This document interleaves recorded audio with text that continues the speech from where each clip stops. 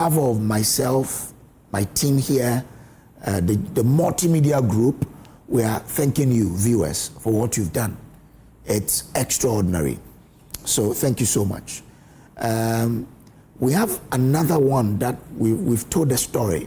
I'm sure my producer will allow us to go into it hard next week, where someone is also suffering from cancer. So probably, you know, whilst people are in need, we would also always would have to come to you. But for today, we came to you to say thank you for what you've done. And Vaquo is from Otopo. So I would want to say that Michina Andama Bajano, Vaquo ni Ebuson Bajano, na Malabase Womobele. But Robert Daly story ni but do Alebo's Quanchikin before money. May of your wall Vaquo man ne Vida. It was hospital more by surgery. Inti Abira May Yele Simple Edama. Yes, Yalabase, Cabarabo Walla Vida Quiku, Mane Ecoquina, or surgery na in Wadroy. Inti Vida Cookie Mammy, a sisters, is the more in Lima Moa, Neo Tupu, Chungwe Moa say, Mijina Bajano, Namala, Ghana Mani Moase, and that Mani Moase, or Mobeye Baba Vida Quiku. Now, Vida is will undergo surgery hopefully next week, and I'm sure whatever is the case, we will go there and bring you the update on Vaquo. Once again, I want to thank the management of Cape Coast Teaching Hospital. The medical director is the one in white there behind me. The chief accountant is the one in blue behind me, and the medical doctors, the team of medical doctors, apart from their lead, one professor, were the ones you saw in the video there. So these guys, the guys in white, they are the medical doctors. The man in the spectacle close to the blue man is the medical doctor of Cape Coast Teaching Hospital, a medical director. And then the man in the blue is the chief accountant. He said that he will ensure that the money is disbursed for the purposes intended. So we are grateful to all of you, Cape Coast Teaching Hospital. When we went, they were doing a board meeting, but they welcomed us in the meeting and asked of our mission. When we told them, they delegated the two big men to ensure that what we have to do is done. So we are grateful to all of you. Thank you so much for what you did for us. We pray that Vaquo will have the surgery done. She will come out of intensive care and regain her life. Once again, Cape Coast Teaching Hospital, we are grateful. And once again, to you, our viewers, we are grateful to you for what you've done. It's marvelous in the sight of the family and in our sight as well. Now, happy birthday to you, Nana Akufo-Addo. You are truly my soulmate, the love of my life, the angel God gave me when the time was up. On this day, I say God bless you and keep you for me. I'll choose you again and again and again in my next life. I love you. And it's coming from Mr. Michael Crow.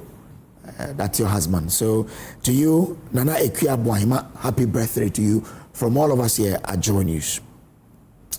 Now, happy birthday again to Mrs. Joyce Enim Ansong. Mrs. Joyce Enim Ansong, you are a trader. Okay, so belated birthday to you, Mrs. Joyce Enim Ansong. You are a trader at Sunyai Main Market and a resident of Asufutu in Sunyai. Asufutu in Sunyai. The message is, may the good Lord bless you and make you great and strong. From your beloved husband, Mr. Enim Ansong, and your children. To you, Mrs. Joyce Enim Ansong, a belated birthday to you. We say, may the good Lord bless your new age and make you greater. Happy birthday, happy fifth birthday to you, Jawel Kingsley Asari. Hey, you bear the same name with our producer. People of beautiful Beginning International School, Ahenema Kokobeng in Kumasi. Watching you grow has been such a great joy. May this new year bring all the joy you desire in life. And may God bless you and live to fulfill your divine purpose. From your grandmother, Victoria Asamoah, your mom, Jacqueline Ochri, and the entire family with love. So Jawel Kingsley, sorry, yesterday was your birthday. It's your 5th birthday. It was your 5th birthday yesterday. So may the good Lord bless you, keep you, and make you fulfill your heart desires. That's it there. So to all of you celebrating your birthday today, a happy birthday to you from here. Now, Direct Aid Ghana, a non-profitable charitable organization, has launched an ambitious campaign to support the needy and less privileged during this period of fasting in the holy month of Ramadan for Muslims. The initiative focuses on providing essential food items to 1,000 underprivileged individuals, ensuring the less fortunate observe their fast with dignity and sufficient nutrition. Officials say the Ramadan drive is to remove the barrier of food insecurity for those who struggle to find a starting point for their daily fast. My colleague Agyeman-Rawlings has more in the following report.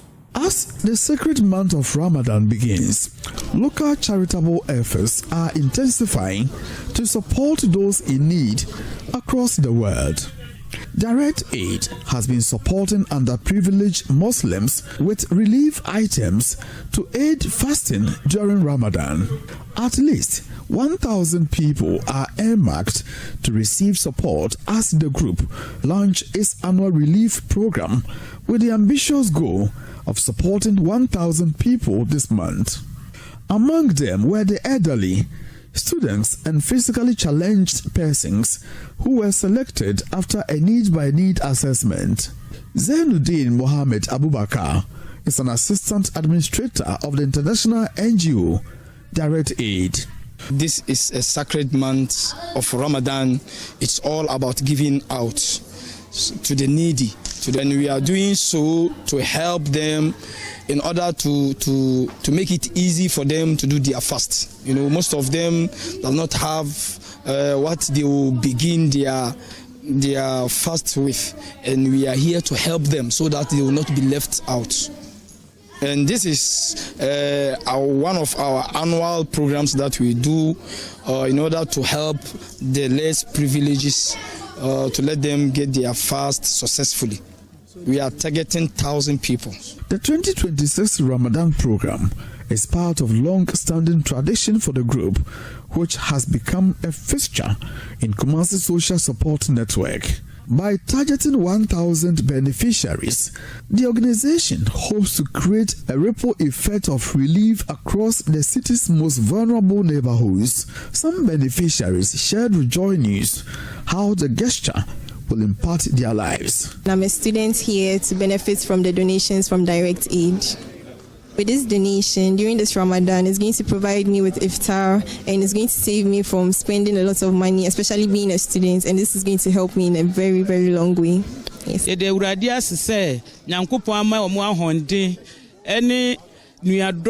Our Mabeche Nemo Yama Yensu Nia Japan, Yadomas, Yankupo and Shira, Yankupo Mumbo Humbo, the Chase, and Fibia, or Mumbai Maya, Yankupo Mom one day, Pa, and Moya and Quatinti, and Yomupebias, Yankupo and Yamomo.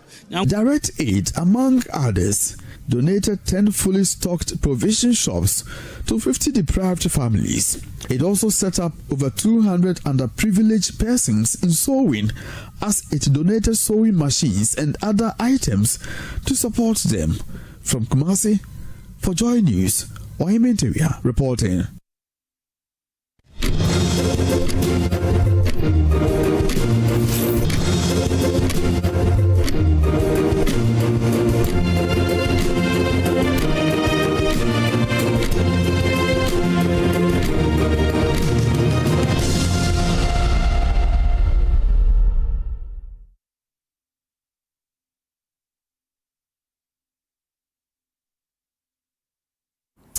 Let's begin the Matters Rising segment with what the papers are reporting today, and start with the Daily Graphic, big story there. And I'm happy about this story. You know what?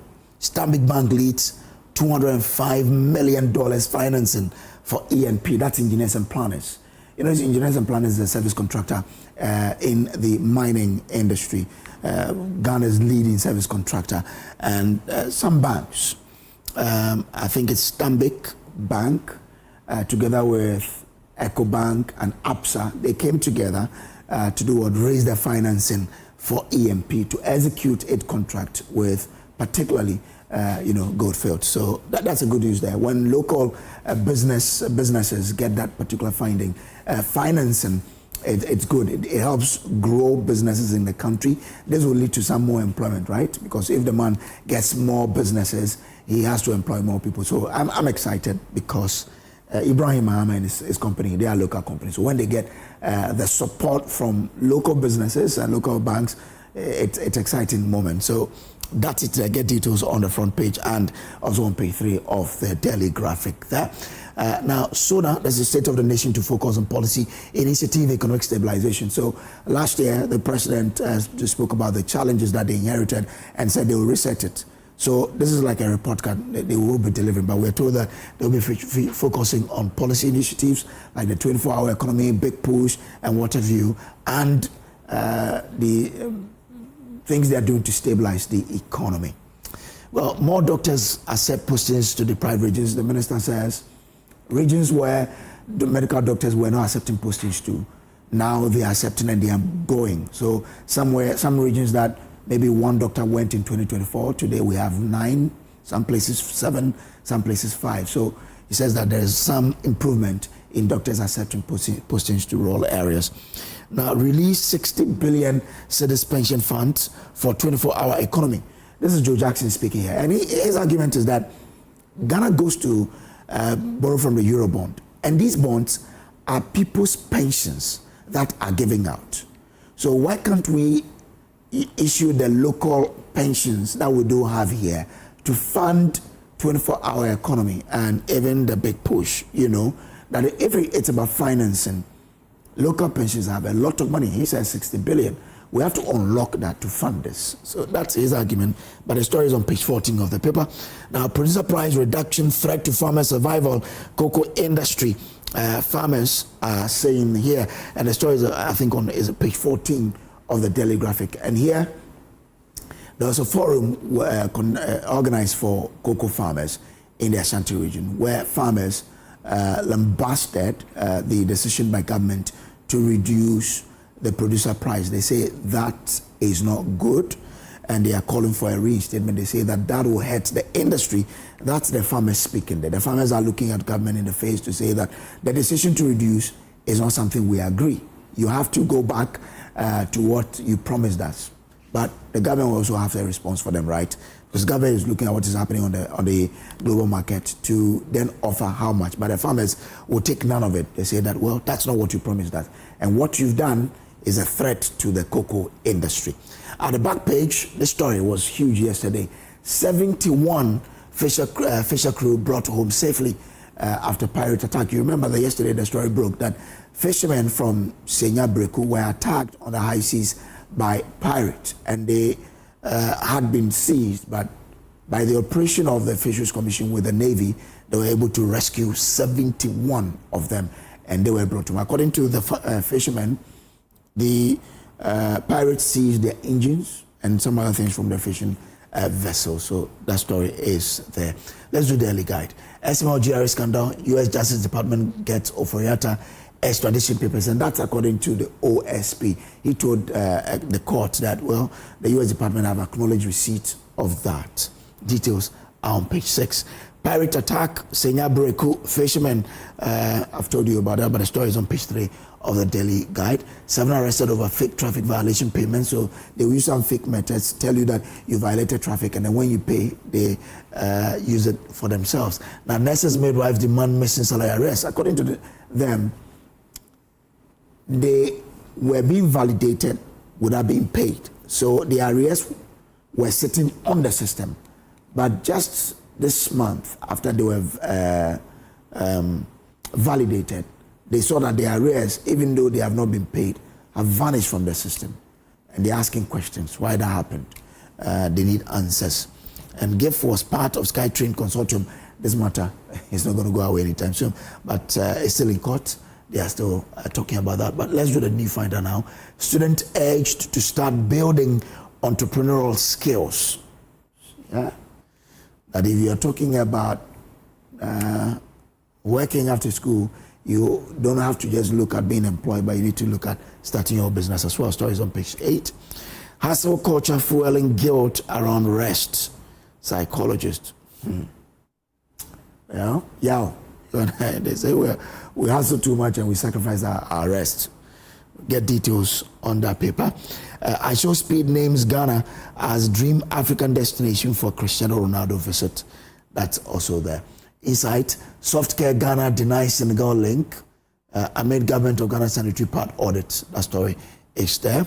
And also, what guard of honor mounted for U.S. AFRICOM commander in Nkrumah's Ghana. There are a lot of stories in the Insight. The Ghanaian publisher, Baumia's victory is my top priority, Ejaku says. And that's on page 3 of the Ghanaian publisher. Get details of that. Says he wants to ensure that Dr. Mahamudu Bawumia, flag bearer of the opposition New Patriotic Party, wins the 2024 elections. And he says this victory for Dr. Mahmoud Bawumia is his top priority. Get details on page 3 that he is seeking to be elected as the party's national chairman. Poor sanitation costs Ghana 6.2 billion cedis annually, according to the study.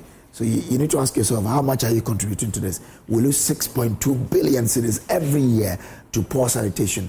How are you contributing to that? You need to ask yourself this question. And this is sad, right? That 6.2 billion that we can use to do something meaningful for this country, we spend that because of poor sanitation. And we spend that on trying to deal with the poor sanitations in this country. Now, Parliament approves Gunrap minority blast government for stealing Baumia's plan. Okay.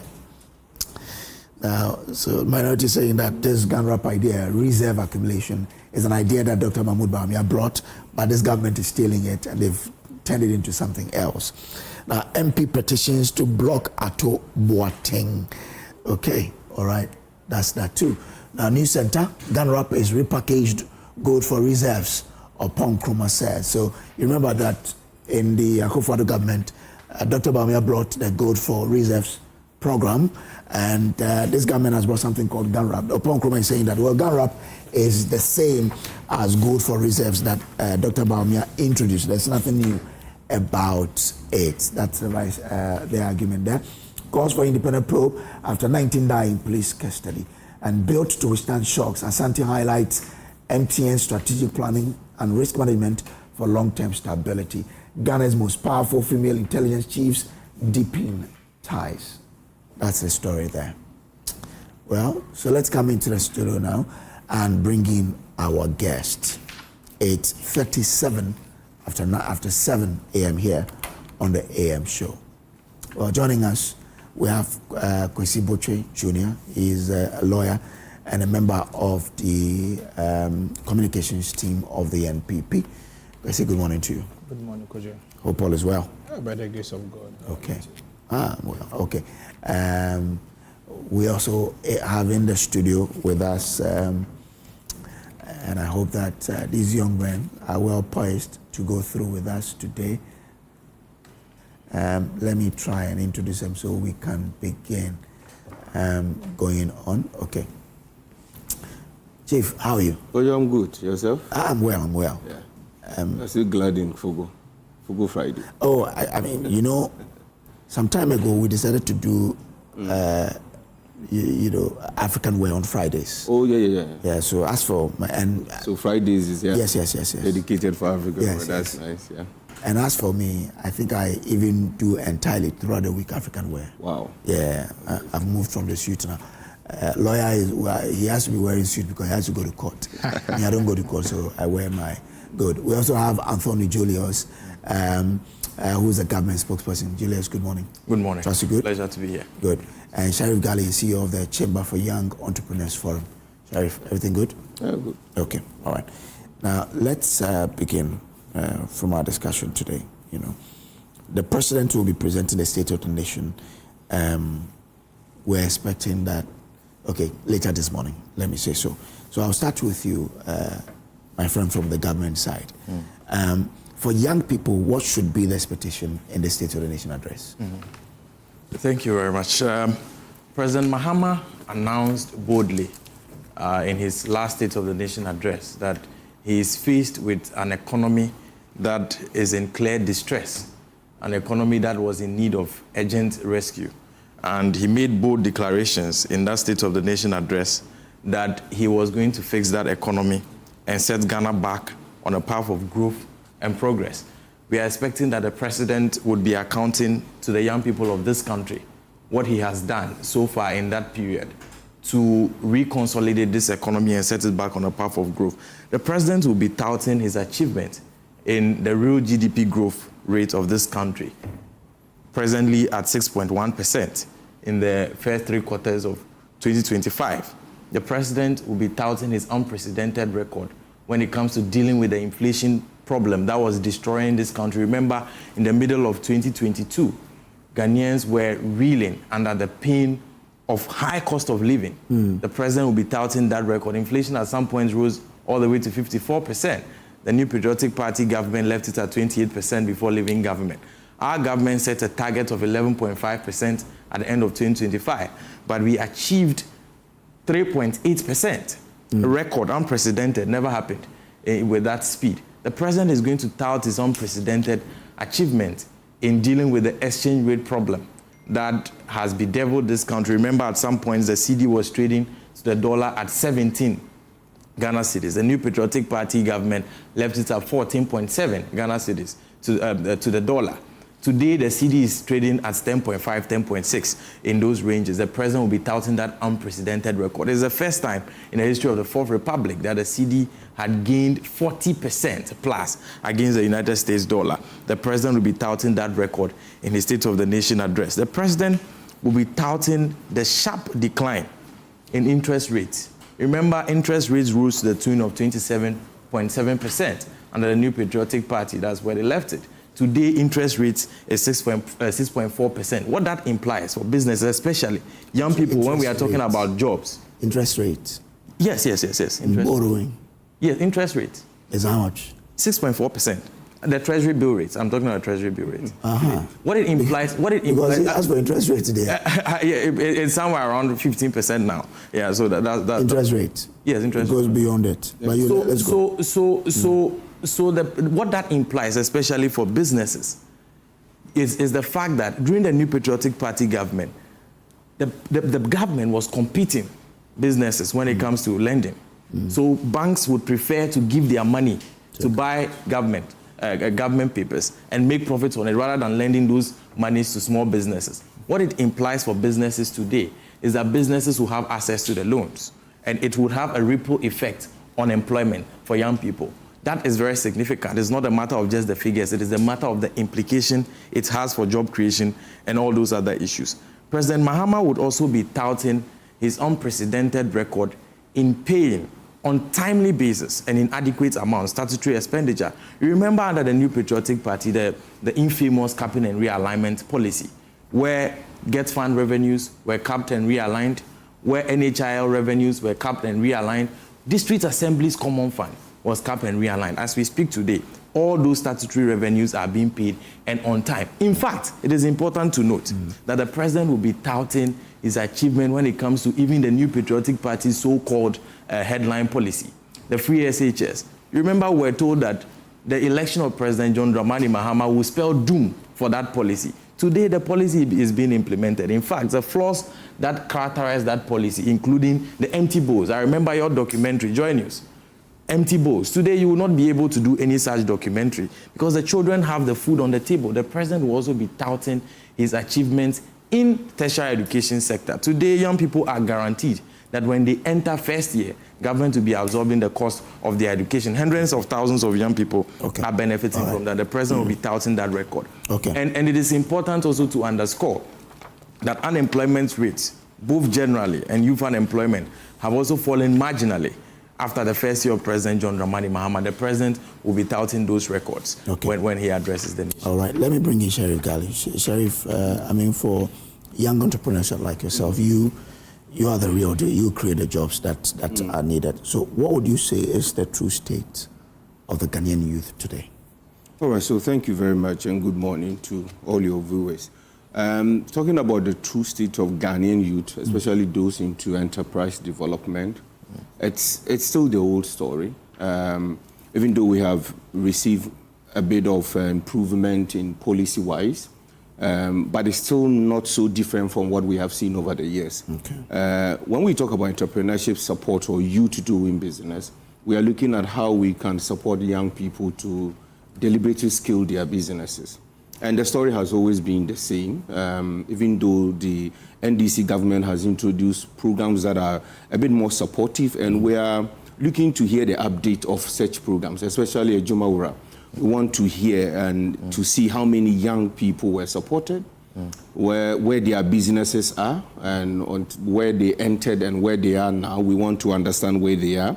And then another program that for me as a leader was very important is a national apprenticeship program that was implemented by the National Youth Authority. We want to see honest update on the numbers that have been captured, impactful figures that we can be able to trace and say that this number of young people have gone through the mill, they have benefited, and they've grown to this level. You see, over the years, State of the Nation address have been characterized with the drama and all of the theatre. And this time around, the president have shown that he is more focused on youth development, especially youth entrepreneurship, given the huge investment put into Agyeman-Rawlings and national apprenticeship.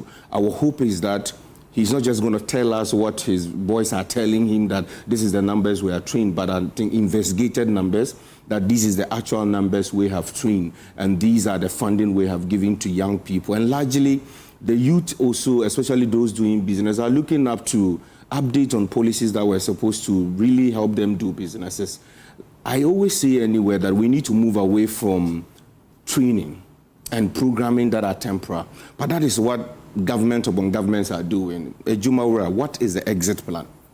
Apart from funding, training and funding the young people, what should be the exit plan? We should be able to coordinate our economic in a structure in a way that when a young person passes through Agyeman-Rawlings, they are able to go through venture capital or be able to be bankable, that commercial banks can also invest in them. So government will need to be deliberate in forming partnership with public-private entities so that youth support can be more leverage, it can be more out there instead of just numbers. We have done 1 million when you can't even trace the 1 million. But I believe in the president, and I know that he's not just going to give us figures today, but speak to fact that you as a journalist can call the CEO of NEIP, Eric J, and ask him, can I get data of these young people that have been trained and that have been funded? That is the only time we can tell Ghanaians that we are really delivering. You can call Osman Ayarga at NYA and ask him of data of program about national apprenticeship. But largely, one thing that has been very, very integral, and I heard my brother talking about youth employment, which for me, I don't want to play the political thing, but it's even though there have been a lot of gains in our marginal economy, but youth unemployment is still very high. And reports, World Bank has shown that it has even increased, but I don't know where we get the information to say that youth unemployment is getting better or youth employment is getting better. We need to really work on that. And the last time I wrote a letter to the president asking that in all the gains that he's been able to achieve within 1 year, which is amazing. And the youth in Ghana, I also speak on their behalf because I'm the president of the Ghana Youth Federation. We are so much happy about the gains we have gotten in the microeconomy. But the fact is that it's not transcendent. It's not showing in getting the young people to be economically engaged. How then do we understand the benefit of all of this? If you are talking about your CD appreciating, if you are talking about inflation rate, if you are talking about monetary policy rate that have been reduced and all of these good things, how does it transcend into the lives of the young people? And somebody will famously say that people watch what is in their pocket before they can tell you what the economy looks like. They don't care about your GDP and your big English you speak on TV. They look at their pocket first. And this is what the young people are looking at. But there's hope. There's hope because one thing I would like to say, I haven't had the time to say it to the president, is that we are grateful for having a youth ministry, a standalone youth ministry. Remember, historically, we have always had youth combined with sports, education. Now we have a youth ministry, which for me is historical. How has that benefited you, the CEO? It has, because it has given the ministry that sole mandate to focus on youth development. I get it, but for 1 year, how has it benefited you? No, it has, because it has fine-tuned our work now. and it has directed funding to youth development. You would have seen a high rise in government funding for youth program through the ministry. That is one thing, because you have a whole ministry, you need to finance them to do their work. And one good thing the ministry has done is to bring every actor in the ecosystem together. Now there's a bit of cohesion, there's a bit of coordination, which those days there were a lot of fragmented initiatives on youth development. Now because of the youth ministry, we work closely together. I don't reinvent the wheel. What other person is doing, I don't do it again. We bring the impact together, and that has been one of the things we've been looking for. So yes, that ministry alone have done a lot, but we are hoping to get more support. One of the things I would like to chip in before maybe we move on is that funding for youth programming has been the biggest challenge. You see, over the years, youth development and activities around youth has been lip service. This one comes and say we're going to get 1 million youth employed, but they can't even tell you how they're going to get the youth employed and engaged. That has been the biggest issue. Now the question is that, can we move away from the numbers and be more deliberate? We can only be more deliberate when government dedicates serious funding for youth development. I don't know if you're aware, but the National Youth Authority and the Youth Employment Authority are supposed to, by law, have contribution from District Assembly Common Fund. For years, the former government time, it was taken out, and I thought that when NDC come to power, they will bring it back. It's still the same thing. So how do you want the youth ecosystem to really develop when it's like lip service promises not fulfilled? They are supposed to have contribution from District Assembly Common Fund to implement youth program. So how do I even hold Malik Basentale on why he's not being able to create a job? How do I hold Usman Ayarga on why he's not being able to implement youth program? Because there is limited funding. And these are the things that we'll be looking at. And I'm hoping that the president this time around in his SONA will say that we are going to advise Parliament when it comes to the DACF distribution formula this time. We are going to bring back the youth quota, both YEA and NY. NY is supposed to have 5%, YEA is supposed to have about 12% from that fund.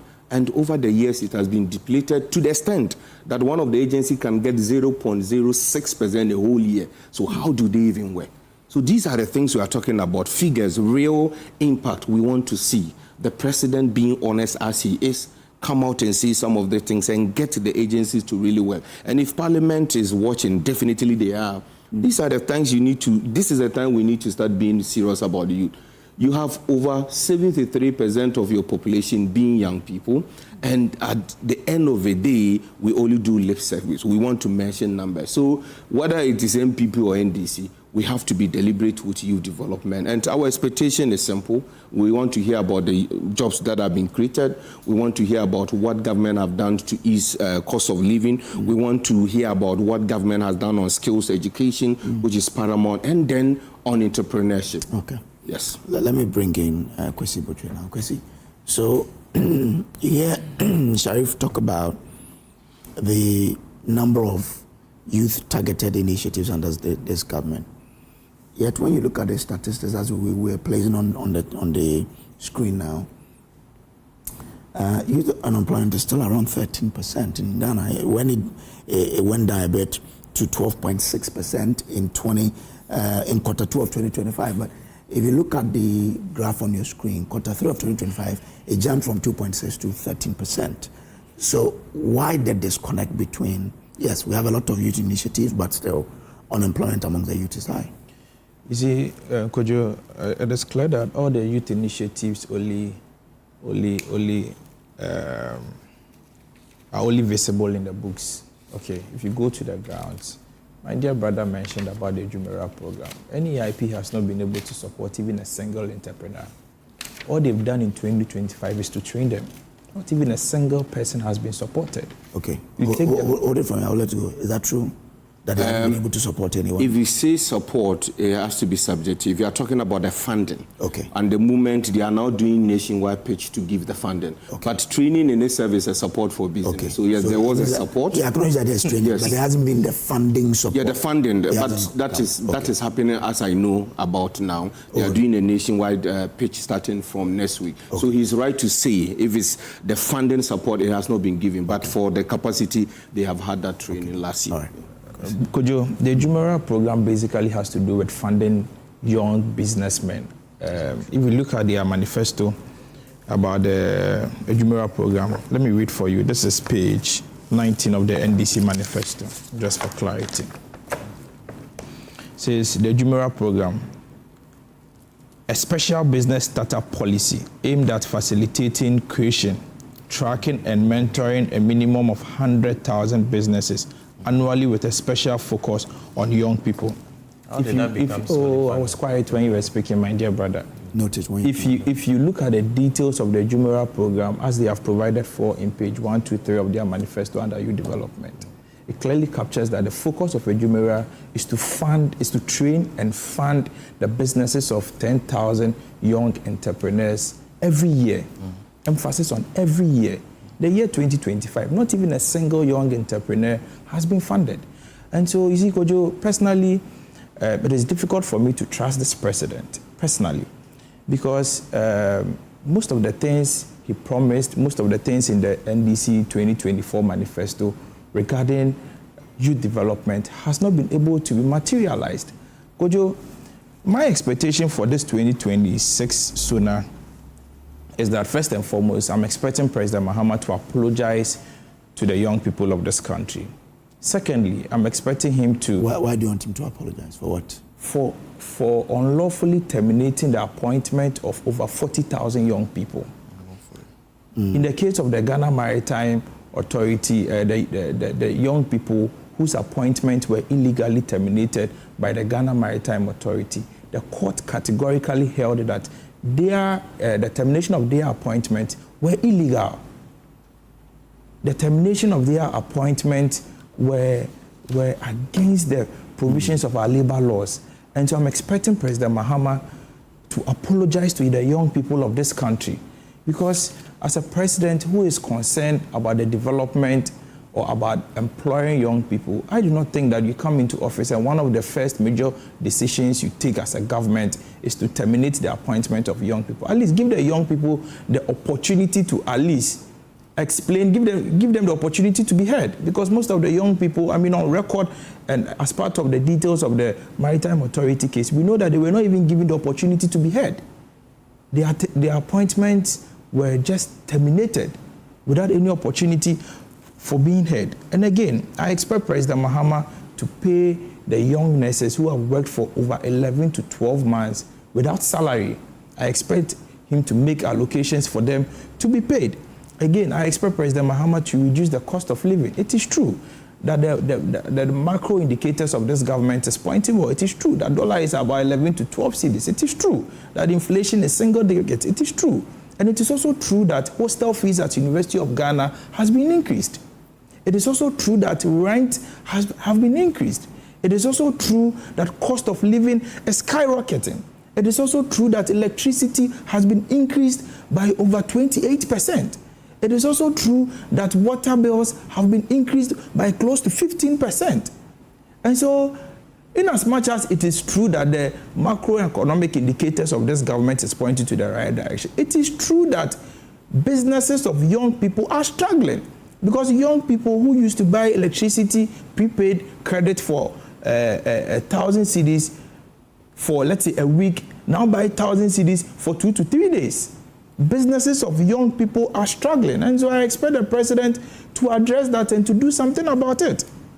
Again, I expect the president, with the greatest of respect, to reverse the decision to reduce cocoa prices to encourage young farmers. Because if you look at their manifesto is generally anchored on encouraging young people to go into agriculture, to go into farming.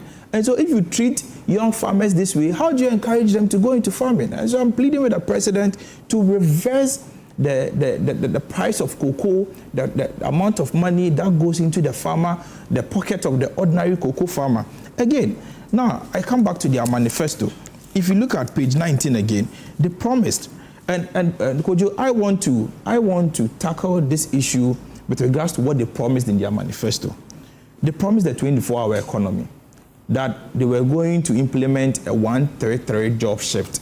And so ordinarily, jobs that a single person could do, when they come to power, 3 people are going to do that very job. Today, we are being told that the 24-Hour Economy Act that has been assented to by the president about a few weeks ago has nothing like 133. Has nothing like 133. And so this is clear deception. The president has deceived the young people who had high hopes and aspirations that they were going to vote for President Mahama to implement a 133 job policy. The president has deceived them. Again, the president promised to train 1 million coders under the 1 million coders program. Today, as we speak, we are being told that they are piloting the program by training 250,000 young coders every year. Even with that, in 2025, they were not able to successfully train them. In any case, 150,000 people, they weren't. You are sure? They weren't. Well, I'm telling you on record, the Ministry of Communication couldn't train the 250,000 people. And so we are still expecting that the 1 million coders will be trained, because if we have 1 million coders and it's creating 1 million jobs, it's good news for the young people. But Kojo, I have always said that I do not expect President Mahama to fail. The MPP will not gain anything from President Mahama failing. Young people in the MPP, young people in this country will not gain anything from President Mahama failing. However, it is important that President Mahama sticks to the promises that he gave to the young people, the numerous promises he gave to the young people. But so far, it is clear, the scorecard is clear that President Mahama hasn't lived to expectation. Like my brother mentioned, the National Apprenticeship Program, we are yet to see the young people who are being supported with money. Kojo Brace, the young people in this country. Apprenticeship, is it about money or is it yes, it's about money. It's about training, funding, and giving them the equipment to work. If you train the people and they do not have the logistics to work, how do they work? Kojo, you get my point. And I sincerely think that the young people in this country, what they need is funding to support their businesses. The trainees are too many. What they need is funding. My dear brother here will attest to the fact that what he needs to push his business is funding. He also says training is vital. He's had enough trainings. My brother, the young people have had enough trainings. What they need is funding. They need the capital. They need the resources. They need the equipment and the logistics to push their businesses. And this is what President Mahama promised them with the National Apprenticeship Program. It's been launched over a year. We are not really seeing the fruit of it. Again, they promised an agriculture for jobs. We are yet to see the agriculture for jobs. We are yet to see it. We are yet to feel it. The young people in this country are yet to see how agriculture is impacting their lives and how even this government is encouraging young people to venture into agriculture. The 24-hour policy document, it was captured in there. So when it becomes law, probably that... I am speaking with regards to the year of President Mahama and my expectation for 2026. So my expectation is that young people must be encouraged to go into farming, but you don't encourage young people to go into farming by cutting the price of cocoa farmers, like I have already indicated. You don't do that. When you do that, you rather demoralize young people from going into farming, because if I'm a young person and the previous government was paying my grandfather, my father, 3,100 cedis for a bag of cocoa, and today, due to certain reasons, the government who promised to pay my grandfather, my father, 6,000 Ghana cedis, 7,000 Ghana cedis, is today saying that I am even unable to pay the 3,100 Ghana cedis that the previous government was paying you, and that I'm going to reduce the money that goes directly into your pocket by about 28%. This is unfair. How do you convince me that this is a model to encourage young people to go into cocoa farming? This can never be a form of encouragement. And so it is my expectation that President Mahama pays more attention to the reality of the grounds. I do not want to believe that our dear Mr. President is not in touch with the reality. I do not want to believe that the young people around Mr. President are failing to tell Mr. President the truth. The youth of this country are suffering. The youth of this country are in difficulties. Cost of living is skyrocketing. The youth of this country are begging for jobs. I have always maintained that the youth of this country, we are not lazy. What we need opportunities. We don't need promises. We don't need excuses. We don't need lip services. What we need is opportunity. The government should create opportunities for the young people. Okay, I'm grateful. Thank you very much. Yes. Yeah. You see, in government, when the New Patriotic Party were in government, they made it clear to Ghanaians that they did not understand the 24-hour economy policy. In fact, if you would check your records, you will see several statements to that effect. And what I see this morning is a clear, continuation of the same tangent, either deliberate misunderstanding or actual misunderstanding of what the policy initiative is about. And in any case, Kwesi read, I think, page 9 of the policy, which is the policy brief, and proceeded to make statements on it. And he has the entire document actually with him. And if you would, page 19, that's fine. And if you would indulge me. I think this is your manifesto, right? Yes, it's our manifesto. It's our manifesto. In the same manifesto, we spoke in detail. The policies, there's a policy brief and a detailed breakdown of the policy.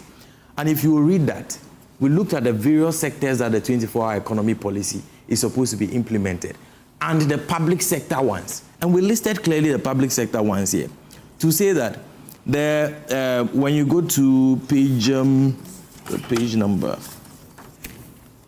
so from page 19, 20, 21, page 22, you would see that the implementation plan of the 24-hour economy policy is well over there. So the 24-hour economy policy is a deliberate policy intervention by the incoming NDC administration to stimulate economic growth by creating the enabling environment for businesses. Emphasis, enabling environment for business, because I'll be speaking to that. And public institutions to operate 24/7 in a 3-shift 8 hours each. Then when you move from that, we've listed public sectors that are targeted, key public sector institutions that are targeted for 24-hour operations. The ports and harbour, customs, passport office, and DVLA. The critical question I will pose today is that if we are to look at these public sector institutions, is there evidence of 24-hour operation in the public sector institutions? The ones which are directly, where government can say operate 24 hours, given the necessary resources. DVLA is operating 24 hours. The port is operating 24 hours. Customs is operating 24 hours. So on the public sector side, that has been achieved. On the private sector side, that is why from the onset we have been clear that the very idea they are giving Ghanaians that government is going to legislate and force everybody to operate 24 hours is not what we are proposing. We are saying that we are going to create the enabling environment that encourages 24-hour, services across the country. The public ones which governments can do, we have done that. When it comes to the private sector, you need to create the enabling environment. What are the enabling environments that encourages businesses to expand their production? One of the key enabling environments is funding. Businesses fund their businesses partly from loans. Under your administration, the businesses have to compete with your government because you were borrowing to the tune that is, the businesses could not compete. Because a treasury bill rate was around 27% under your administration. Which bank would give the money to businesses instead of banks? Under us, it's around 6%. And so banks are now willing to give money to businesses to operate. That is how you stimulate growth. And when you want to stimulate growth in a sector, you need infrastructure development. That is why under our big push, we are currently implementing a fast-paced transportation development in the country to expand road construction. Those are the things that will eventually lead to job creation. And this whole thing they go about people being asked to leave work and all of those things. I do not think that any young person would want to be at the receiving end of the sort of politics that the New Patriotic Party has over the years played, where they think that the only avenue to employing young people is to stack up people aligned to their political ideology at state institutions. You don't create jobs. There's nowhere in the world where you create jobs by piling up people at state institutions to do nothing at all, really. You don't create jobs that way. We saw it in how they implemented NAPCO. They packed hundreds of thousands of young people and asked them to go and join existing workforces, which themselves, if you are supposed to do a real-time analysis of the work that's going there, you cannot really quantify what some people are doing. Then they pack them there, all affiliated to political parties. We do not think that any young person should be weaponized for politics. And that is why we are saying that job creation must be along value chains. You create real values and let people get jobs. You don't pile up people at public sector institutions and create. I can give you numerous examples of what they did when they came into power. When they came into power, before the NDC left power, NCA, for example, had a staff strength of 98. They waited when they were about to leave. Then they packed people aligned to the MPP over there. You don't create jobs that way. When you do that, all you do is to increase government wage bill. And then we have to pay, and the rest of the public have to suffer inflation. You create jobs by creating real value. That is what the 24-hour economy is about. So if you come and you are saying that no institution is operating 24 hours, when the evidence does not bear you out, public institutions are operating 24 hours today. The private sector... How many jobs? How many jobs has that created? I am not able to quantify for you presently how many, what the staff increase at DVI. I don't have that figure to give you. But what is clear is that those institutions are operating 24 hours undisputed. The aspect of the public... I get it, I'll let you go on. But yeah, the aspect, we accept that 24-hour economy is happening as yes, you said, in state institutions. In those ones. Yes. But what the was private sector has to do with what government does to stimulate the needed growth, which is happening when you look at... No, but let me ask my question. Sure. What was the essence of the 24-hour economy? The essence of the 24-hour economy is what I have already stated, that we want to increase domestic productivity with the overarching aim of achieving import substitution. Because if you look at multiple sectors, I have seen you done analysis on even the import of domestic poultry in this country. Several millions of dollars annually. You want to change that as a country by increasing domestic production. That is why you bring a policy like the one they quickly ridiculed, Akufo-Addo, so that you increase your domestic production, you reduce your imports, and when you do that, there will be what you call a work even at the manufacturing. Because when you are producing internally, packaging creates jobs for somebody. Transportation creates jobs for somebody. So you increase domestic productivity and ensure that at the end of the day, you have multiple shifts running. Multiple shifts running is the policy outcome. The outcome of the policy, not the implementation. And so anyone who says that the implementation of the policy is by fiat, all of you go and operate 24 hours, does not understand policy implementation. You implement a policy by taking multiple steps. The outcome, the ultimate outcome, is the 3 shifts running. When it comes to the public sector... Hold on. Isn't it the other way around? It is not the other way around. You can't... For you to increase production... Yes. You increase your labor force, and that's why you wanted to create that enabling environment for people to work in the hours who don't work. So that can lead to increased production. No, you are wrong. You are wrong. Employment is along value chains. For example, when you import poultry into this country, what you do essentially is to give the larger chunk of the job that is associated with poultry to the country that you import from. The one who rears the bird, the ones who kills them, the one who packages them, the one who ships them, all of that. You give all that job to a foreign country. That's understandable. That's understandable. Let me make the point. Let me make the point so you follow. You are saying that it's the other way around. I'm trying to correct that. No, I'm saying that what you guys... Hold on. No. When you were campaigning, all we could hear was one job, 3 shifts, yes, 3 people. The policy outcome. Outcome. And if you read the manifesto, Kwesi can lend his copy to you.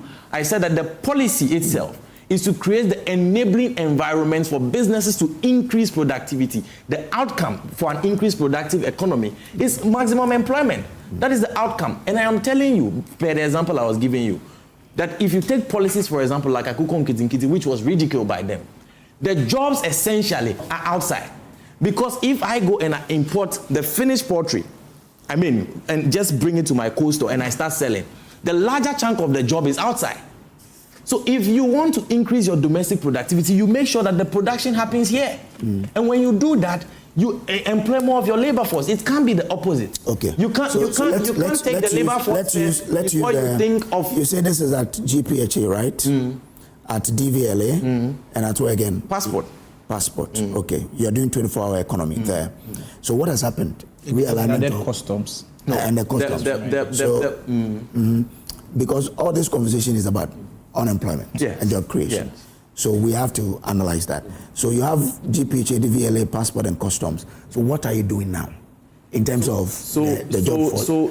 So if you would allow me, you realize that 24-hour economy operation, there is civic sector. These government institutions are rendering services. And rendering services is a matter of timeliness in terms of the delivery. And so you want to reduce the workload that is on you. So you are able to quantify the amount of demand of your services and come to a conclusion that running a 24-hour shift would encourage you to produce more. In fact, Ghana Publishing is also running 24 hours. And because of that, they have increased the work they do in terms of output. Now, when it comes to the other sectors, the productive sector of the economy... I wanted to educate before you will move on. Don't worry. You have the time to move on. Don't worry. Just stay with me. So you're saying that, yes, you want to reduce the burden on you. You've not allowed me to... Oh, no, you will flow. Because we are talking about job creation. Yes. Good. And you're making an analysis. I want to help you. I want to be educated. So you're saying that you are doing all of that to reduce them. So is there no job that has been created? If no job has been created, how would you see the marginal changes that we are seeing in the figures over the period? From the projection you have made. I ask you one simple question. Yes.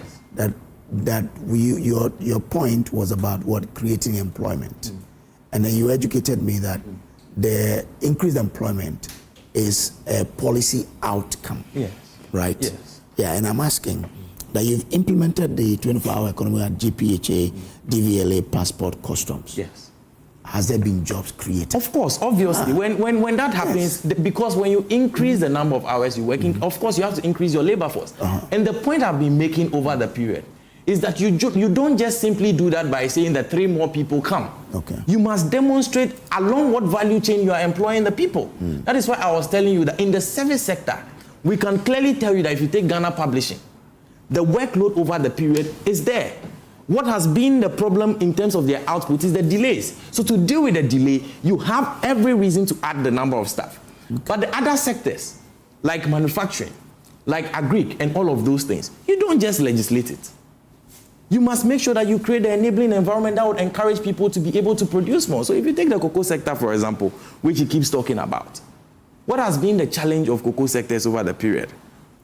They are not fumigating the farms. In fact, there is verifiable record that said that we lost close to 40% of the cultivatable cocoa farms in this country. Meanwhile, within the period we were talking about, they were taking loans, millions of dollars for that same thing, which was not happening. They stopped supplying the fertilizers to the cocoa farmers, causing them to lose yield. In fact, we have the lowest yield during the MPP administration, 2022-2023 crop year. All those things have an implication for output in terms of your agricultural area. You want to expand that. That is why government is presently implementing a policy to rehabilitate the cocoa farms and encourage young people to go into that sector. That is why government is currently implementing a policy to ensure that there is domestic processing of our cocoa beans. You remember that when this whole brouhaha started, President Mahama announced a bold plan to ensure that by year 2030, Ghana is processing all of its cocoa beans. And in this year, especially, we are going to be processing over 400 metric tons of our cocoa domestically.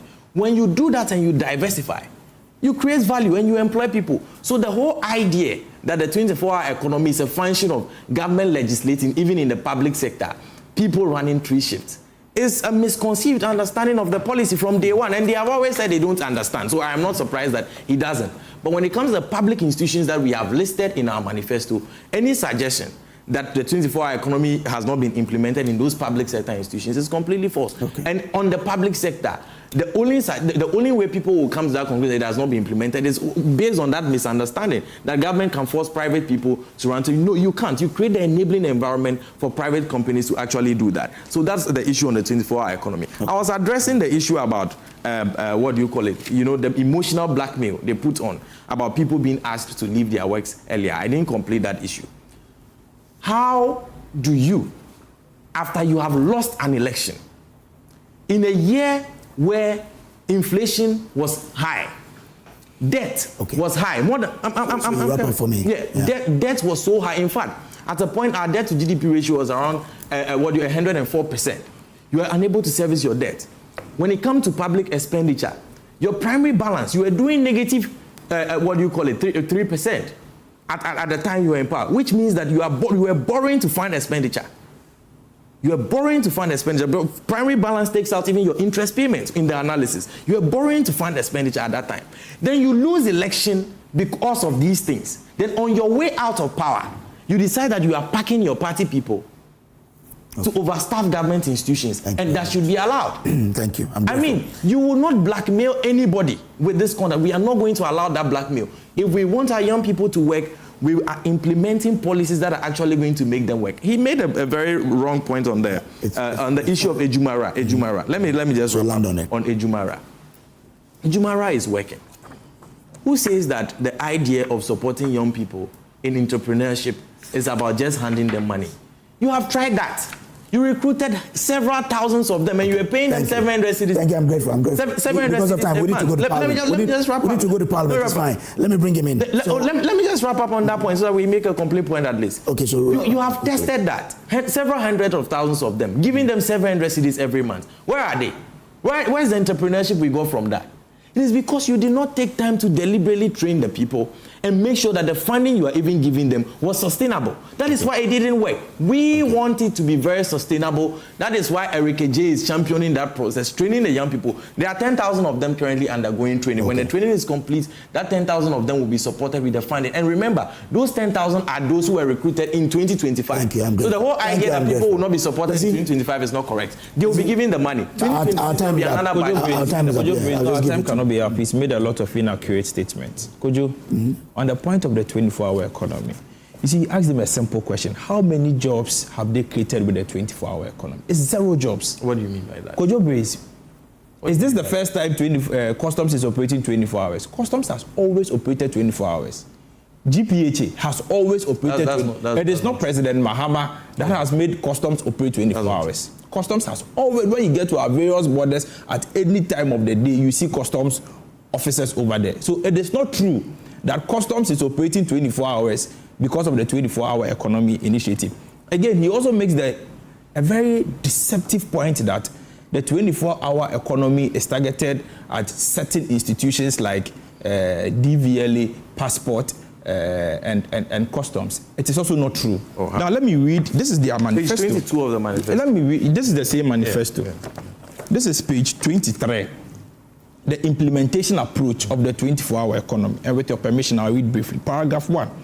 The 24-hour economy will be implemented within the context of other national development initiatives, such as education and training, health services, agriculture, the provision of affordable houses for workers, efficient public transport, and effective justice delivery, among others. Paragraph 2, this is the most important part. It will be homegrown to fit our unique cultural, economic, and social situation.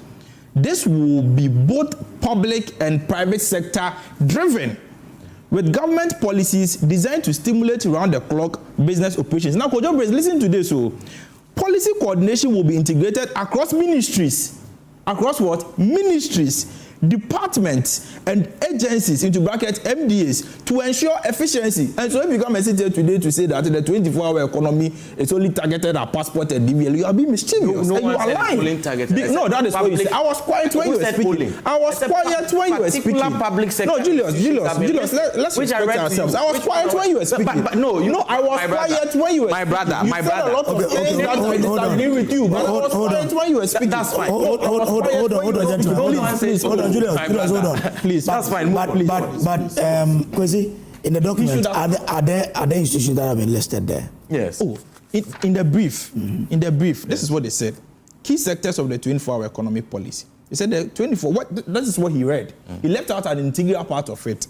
He said the 24-hour economy will focus on selected public institutions with large customer base, such as port and harbors, customs, passport office, DVLA, ETC. What's the meaning of the ETC? Okay. So if the drafters of this manifesto or President Mahama intended to end it at DVLA, he would have put. But are you allowing this? ETC. And in the number of allow me to speak. Allow me to speak. And then you come and say ETC. Julius, are you allowing this? Julius, please allow him. And the implementation. Don't do that on the show. Allow him. Speaking, I was very quiet. I was not entertain this kind of discussion. That's fine. That's fine. Julius, please. Allow him. I don't entertain that on the show. Allow him. You are quiet. Have your time. Sir, you should also come in. So please. You are clutching the straws. Allow him. The viewers will make their own. Sure. Allow him. Etc. We are debating etc. So in the implementation approach, I am speaking to the implementation approach of this manifesto. The implementation approach is clear. That is going to be a coordinated. Let me quote what they said. That is going to be a coordination integrated across ministries. When you say a coordination integrated across ministries, what do you mean? Meaning the ministries are going to be a part and parcel of the 24-hour economy initiative, according to your manifesto. The departments and agencies and other governmental agencies to ensure efficiency. And so my point is that, and my basic understanding with regards to the literal interpretation of what is in their manifesto is that there's going to be a coordination between the 24-hour economy secretariat or authority and the ministries and departments to ensure efficiency and to ensure the 133 initiative. The simple question we are asking you is that, how many jobs have you created with your 24-hour economy? It is 0. Even the 24-hour economy secretariat or authority itself is not even operating 24 hours. But will you believe? You have will you believe zero jobs with the 24-hour economy? Will you believe it is zero? Well, we are being told that they are running 24 because if the staff that were there were operating 5 to 8, and today they are doing another shift. I feel you need some people. My dear brother, it is on record. It is on record. Contrary to what anybody will say, it is on record. I have made my checks. If you go to Ghana Publishing by 10 p.m., their offices are closed. You can let your reporters go there. If it is the in-house production that works 24 hours, that is a different matter. But if you go to the Ghana Publishing office opened to the public at 10 p.m., at 9 p.m., at 8 p.m., their offices are closed. And so, as an ordinary citizen, I do not feel the impact of the 24-hour economy with regards to Ghana Publishing. If you single out Ghana Publishing saying that they work 24 hours. My point is that Kojo Brace, jobs must be created. Sure. Young people must benefit from the jobs. Enough of the rhetorics, enough of the antics, enough of the settings and the deliberate ways to deceive the young people. The young people need jobs. Today you sit here to say that the MPP packed young MPP people into the various institutions. Granted, without admitting that what you are saying is anything to go back. Are the young people not Ghanaians? Okay. Are they not Ghanaians? Thank you. And so as young people, do we have to discriminate against our colleagues who have been employed in various institutions due to political affiliation? We shouldn't do that. The fact that they are working and they are making a meaningful income, we should support that. Okay. All right. Thank you very much. Kojo, I'm sure you've observed how I've been very quiet. Yes. You can see what partisan politics is causing. Very intelligent youth leaders, and we can't find a common ground to ever agree on anything. Granted, all of them, MPP and DC, if they could solve our youth unemployment problem, they could have done it during Rawlings time. They could have done it through Akufo time, Anana Akufo-Addo Atamis. But here they are still shouting on their throat, trying to, I don't know what to sing home what exactly. You see, one politician think that creating jobs is their mandate. It's wrong. Our biggest issue is economic structure. You have an economy that largely relies on gold, cocoa, and oil. These are capital intensive, but they are not absorbing or creating jobs. And you are here arguing what jobs you've created. Look at the figures you show. 2024, it went very high to 13.1. Because of temporal programming, NDC did well. It came to 12.8. But you see, because of temporal programming, what happens? It went back to what? 13. So this should tell you that it's not your duty, and it's not about you speaking English and mentioning words that will change anything. My brother said something, and let me just get all of them to all understand this. It is not, now the youth are becoming discerning, the minority youth who don't want to involve in this political theory. We know what we are doing, and we would show. We have shown MPP. NDC should also set up. All of these things they are doing wouldn't move us or change us. Let me come. He talks about Agyeman-Rawlings not doing whatever it is. Granted, Agyeman-Rawlings is to do training and funding. He is right to say that the training is too much, but it's still needed. Capacity is very important. I lead a lot of young entrepreneurs and young people. Capacity to even manage money is very important than just giving them money. So money is good, but then we need that. Now he talks about Agyeman-Rawlings not being able to, and I find it hilarious. I haven't said it's not good. I haven't said it's not good. No. Well, you said it's not doing. No, I'm not arguing with you. I'm not a politician. No, I just want you to understand. You are quoting me. Yes. Saying okay. Agyeman-Rawlings is not good. When you quote, you said it's right. Okay. Yes. His point is that it's not being implemented, which is right. Yes. Julius, don't be happy because he's right. I have never said Agyeman-Rawlings. Yes. Hold on, allow him. He's right. Someone comes in, I'm only drawing his attention. But I was also drawing your attention to something. He's right. It has not been implemented. Funding was supposed to be given to the young people in 2025. That cohort is not. NDC, you should accept that. You are not doing that, right? Accept that. Let us be honest as young politicians. But you see, the reality is that I don't think that the MPP is qualified to call NDC and to bring them to. When we are in this country, USTART was announced twice in budget and was never implemented. I was part of it. USTART was announced twice by the former finance minister and was never implemented. It was the latter aspect of it. But then I always see that MPP did well with under John Kuma. We did training, we did funding, over 100 and something. tout on those success, not what you haven't been able to do. And for NDC, I think that what we need to understand is that, like lawyer said, we are focusing on youth getting jobs. So we don't care about your English, Julius. We don't care about all the theatres. We don't care about all the stories. The most important thing is that create the jobs for the young people. And I want to say that the biggest problem we have is that we put on ourselves a mandate that we can't even. What we need to do is shift from temporary programming, youth employment programming, to what we call enterprise productivity strategy. How do we do this? By investing in SMEs. See, it is only when SMEs scale. Scaling needs skills, and you were trying to bring Jilo's mind to it. Because when businesses scale, they will need labor to scale. They will need the skill to scale. But if businesses are not scaling, how then do they create employment? And you and I, all of them know that in our economy, 75% of the jobs are created by the informal sector and SMEs. Yeah. But how many of your government are focused on supporting SMEs? How many of them? There are multiple ways of supporting SMEs, including ensuring that they are able to access capital. Can I land? Yes. Very important. It's very important. It is very important. There are several ways to It's right. Including ensuring that they have access to capital. Yes. Which we have done right. in terms of our approach to the macroeconomy. You are right. Yes, it's very important that you are able to point that out. Oh, you are right. Yeah. Yes. Yeah. Your party have done well. The government have done well with monetary policy. Exactly that. Which you feel. You see, it is one thing about announcing policy reduction and making it a reality. We are not here to talk about those things. I'm a technical interest rate. Yes, they have increased. He mentioned. I said it. Yes, 30%. Let me come. He mentioned it here that it's about 15%. Businesses are still borrowing from 22% upward. Yes. This is where your government will have to force banks. We have reduced monetary policy. I'm coming. Reference rate that they are supposed to benchmark their banking. Banks are not doing it. It's not your fault. It's not your government fault. So government has done its job. So allow us to tell you the reality. Yes. Government has done its job. Government is a regulator. Government so what are you talking about? Government has done its job. Allow Sharif. Allow Sharif. Let me end.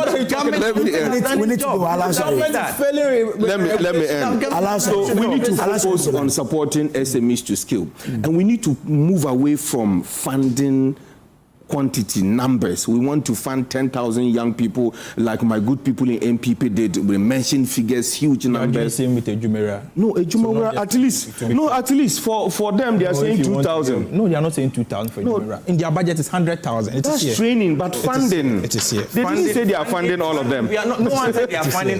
They are training 10,000, but funding 2,000. No one said they are funding all of them. What is your proof that they are funding 2,000? They are funding. Come on. That is what you and I don't even have the proof. That's a policy document. That we can work no, that's a policy document. No, so it's not something it's we can. So we should work with your word of mouth. No, I'm coming. In their manifesto, they were not emphatic. Okay. In their manifesto, they were not emphatic. So we should work with precision, 100,000, not the public and finance 2,000. But does it even make sense to train 100,000 young people? And no one is alive. We are training. It makes more sense. No, it makes more sense. As a business guys, let me learn. It makes more sense. Even if you ask me, I will say they should fund less than that.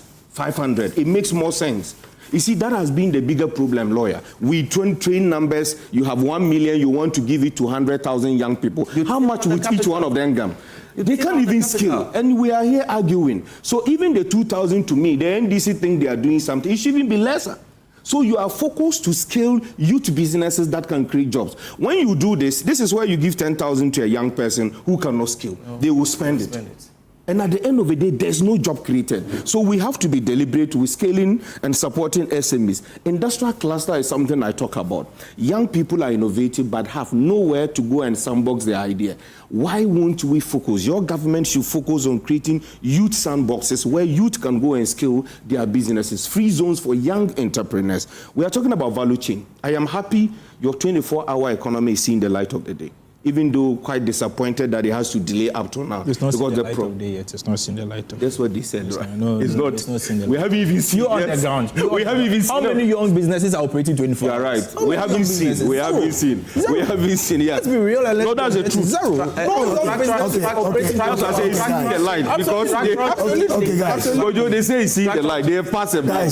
They've passed a bill. So our hope is that 24-hour will not just be a policy document on paper, but we are going to implement it and get the youth some jobs that will be created. The 24-hour economy is a scam. Let's put it that way. It's a scam. It is not if they can implement it well. Okay, all right.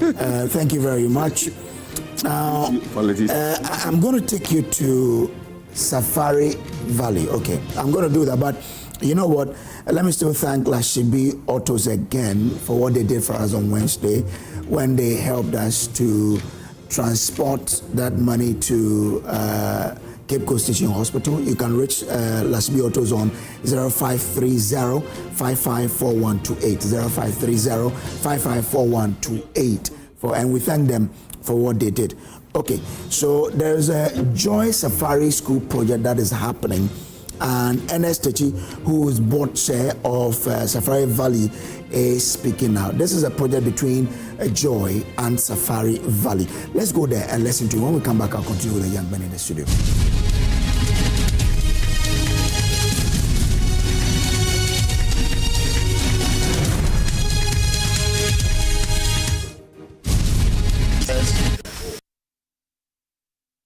Now, when you are done with all this, you can either decide to actually chill out in the parks without moving, where you can snack, listen to music, and enjoy your time with us.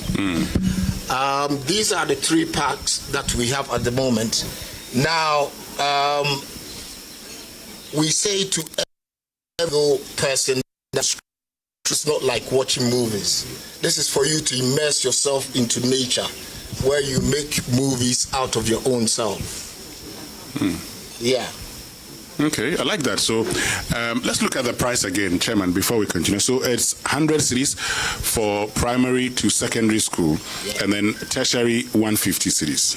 Yes, Wednesday. Okay, so it's for school children or people or students? It's for students, basically for students. I mean, this is to enable as many students as possible to be able to come through. It's in a group. They come in groups. So I'm coming in, it's 100 cedis, but you're coming in groups. You come in groups, yes. In groups. So you get the to 40 million students in the country. Proper, practical, immersive experience in nature. That's exactly to enable their worldview, to help them with biodiversity, and this is smart. So Park 1, Park Theme Park 4 coming anytime soon. Actually at Aqua Safari. Okay. So at the moment have 5 parks.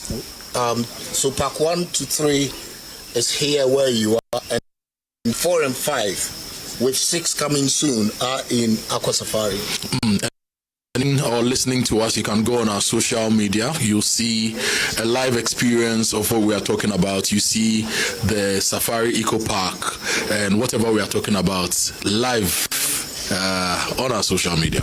So, Kojo, talking about live, we're also live on Joy News and Joy Prime TV. Now let's cross over to Asiedua, who is actually at Park 1. Okay, to show us everything that Chairman has been talking about. Okay, we'll get to Asiedua shortly. Okay, so we can go to Asiedua now at Park 1. So for those who are watching on TV, that's on Joy News and Joy Prime, they can have a feel of what Chairman has been talking. But if you are listening on radio, you can go online. Exactly. Live stream as well.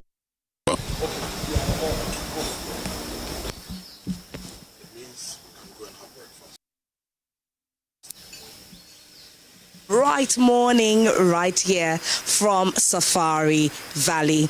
My name is Asiedua Akomia, and we are about to take a very exciting, beautiful tour of this amazing place. We are about to appreciate nature in its grandest, beautiful form. Now, something amazing is happening at Safari Valley, where kids are going to be given the opportunity, children are going to be given the opportunity to come on board and have a beautiful tour of this great place. Okay, so schools, organized schools, are going to be given this opportunity. Now, for basic schools to junior high schools, with just a cool 100 Ghana cedis, you can get the opportunity to come and tour here. If you're in tertiary, do not worry, you are part as well with a cool 150 Ghana cedi. It's a great opportunity for all organized schools to hop on board and come and accept and have this amazing, amazing moment with nature of all forms. Now, there are animals of all sorts here. There's no wild animal, by the way. Animals of all sorts are here, and the ambience, the breeze. It's just a beautiful, experience to have at the Safari Valley.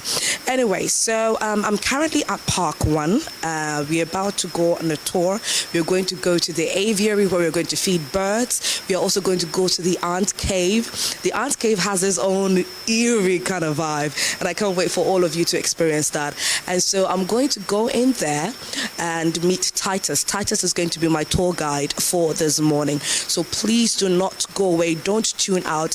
Hop on this ride with me as we take an entire beautiful tour of the Safari Valley. So do come along. Hello. Good morning. Good morning.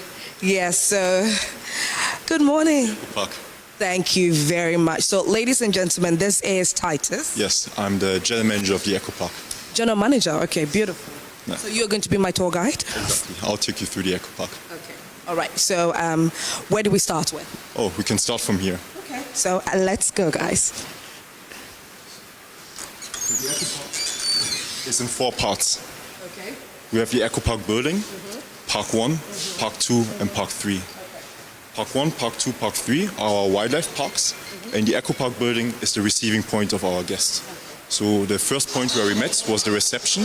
That's where guests select their packages, and then they're being processed. This is the theater. This is one of our highlights. This entire space is the theater? Yes, this entire space is our theater. Okay. It's one of the highlights of the Eco Park. Okay. So video footage about the Safari World. Safari World is a group of companies. It has 3 distinct locations: Ada, Davao, and then also Accra. Here we are located in Davao. Yes. And what is this place? This place is called the Eco Park Gallery. So yeah, this is to showcase the historical, cultural experience. So we have a curated collection of artifacts where Osafo, the gallery attendant. Hi, Osafo. So he will give us a brief description about the gallery. Okay, Osafo, let me quickly come to you. Give us a very brief description of this place. Okay, so basically here is the Eco Park Gallery. So we showcase created collections of artifacts that talks about cultural practices, survival, and also craftsmanship. So as you can see here, we have some African ceremonial war weapons that talk about how our ancestors were able to come up with something that they survive on.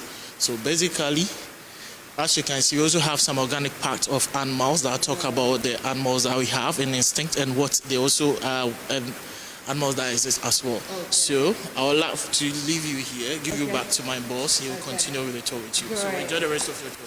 Thank you very much. All right, so coming back to Titus, the general manager of this beautiful place, we are continuing our tour. Thank you very much. Ooh. Okay, Titus, so where are we going now? So this is the Eco Park Arch. This is one of our main photo points. This is basically the gateway into the Eco Park. This is so beautiful. It symbolizes the creativity and strength of the Eco Park. And every guest who passes through here has to take a picture. Oh, yeah. Yes. We are definitely going to take pictures, guys. Yes. And you ought to be here. Okay. All right. So now we're entering into the park. That is Park 1. That is Park 1. Yes. This is where the fun begins.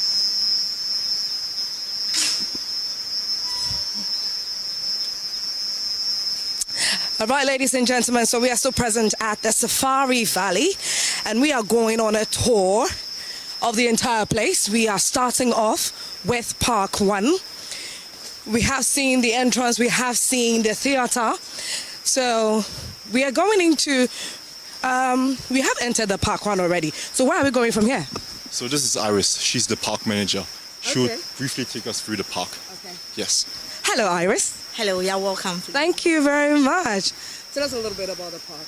All right, so Park 1 is mainly birds. Okay. We have birds dominating, but we have some activities also. So I heard we have the crane diner where you can purchase some snacks. And then we have the sitting area where you can sit and enjoy your snack. Okay. We also have the aviary and also the ant cave activity. And there's feeding spots also right ahead of us. Okay. All right, so we are going to go to the crane diner. I'm going to give myself some, you know what, I think I would love some sobolo. So, hello. Yes, I do. So this is the Crane Diner, guys. And this is on the park. This is on Park 1. Hi, good morning. How? Thank you very much. So I would love me some sobolo. Yes. So we are getting ready to also celebrate Ghana Month. And this is a perfect opportunity for us to appreciate what we have here in Ghana. And so it is only right that I get myself some sobolo. Sobolo is ours, so yes. Oh. Thank you. So I have my sobolo now. Okay. What we want to achieve with the Eco Park is to bring people closer to nature. Okay. And we do this by creating interactive wildlife experiences. Right. And at this point, I want to sit here a little bit. Just a little. Perfect photo spot. Okay, this is a perfect photo spot. So I'm going to sip on my sobolo. It tastes so good. Let's continue the tour.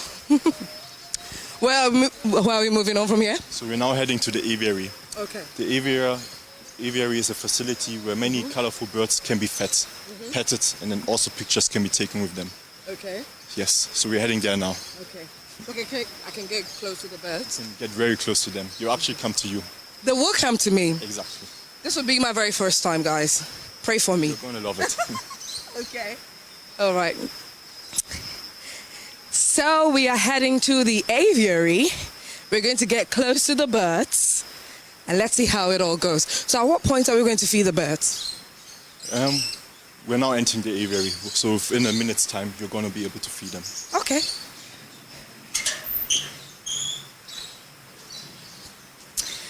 This is a great adventure that everybody needs to be a part of. So Iris will now take us through. Okay. Iris.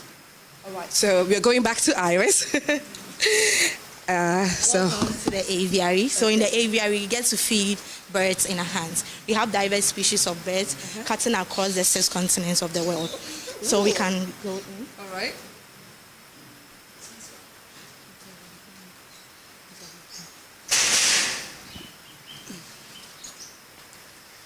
So we are going into the aviary. We are already in the aviary. We are already here in the aviary. Right, and ooh, he was right. The birds will actually come to you.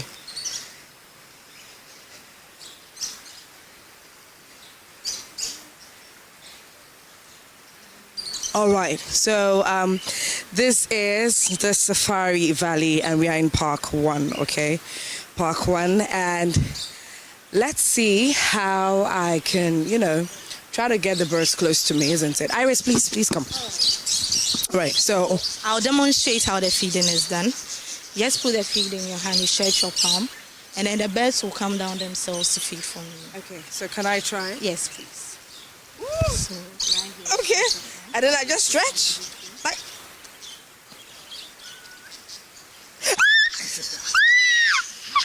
Oh, it tickles! Guys, I'm feeding from my mouth! Oh, it tickles! Ooh! Oh, this is so cute. It's not bad at all.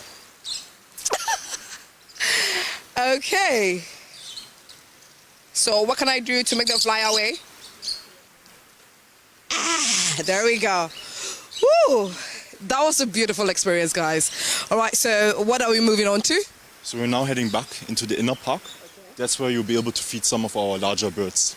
Like the emu. I'm going to feed larger birds. Okay.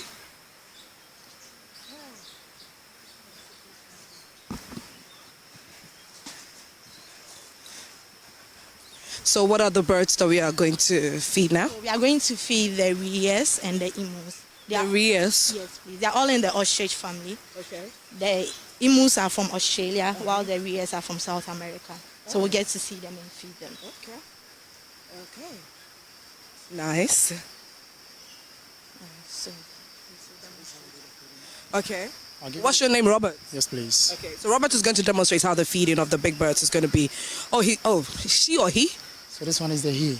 Oh, Yes, and that's the emu from Australia. And these ones over here are called the rheas from South America. Okay. And this is how we do the feed. Now give you the container with the feed. Hold the bottom firmly. Get close to the fence. Like this, and now they will eat from here. Oh. And they won't peck my hand? They won't peck you. They won't peck me? Okay, I want to try. Oh, this one looks scary. The emo looks scary, guys. You know, the face looks so scary, but then you're friendly. Okay, let me switch. Okay, firmly. Okay, okay. Oh.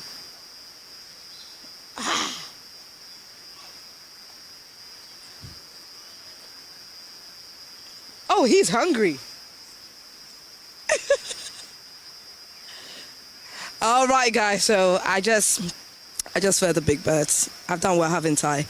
Now let's move on to another spectacular part of Park 1. Titus, where are we going next? We're now heading to the ant cave. Okay. We're now heading to the ant cave. The ant cave. It's going to be an immersive experience. I don't want to talk too much. I just want you to walk through and experience. Why the ant cave? Why that name? What is it? So yes, the reason why we created this ant cave is because our founder, Mr. Afari-Darté, when he first stepped onto this land, he saw a lot of antlers.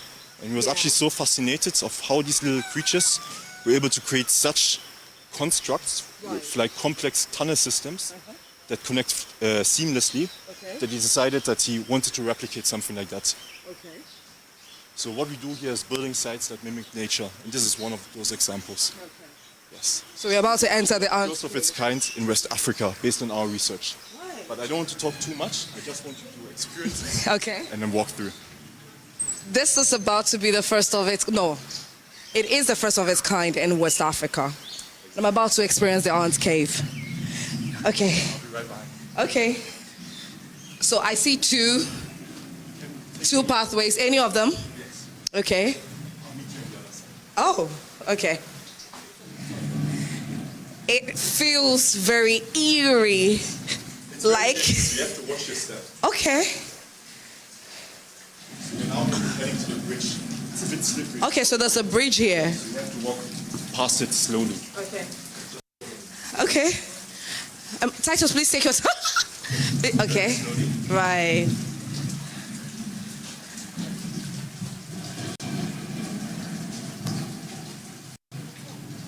Okay. Oh my goodness. So we're going through the ant cave. Such a beautiful experience.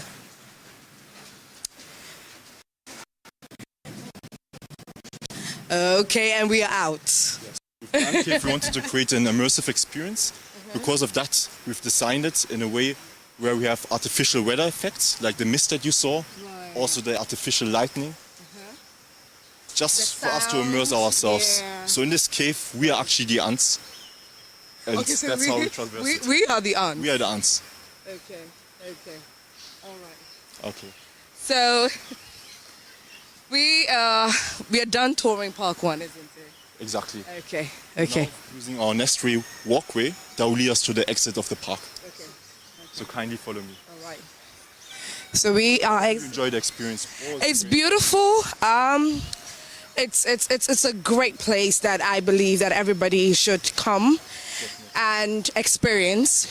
It's really beautiful, and you get to really accept and understand nature. Yes. So, like I did say earlier, we are touring Park 1, and we are done touring Park 1.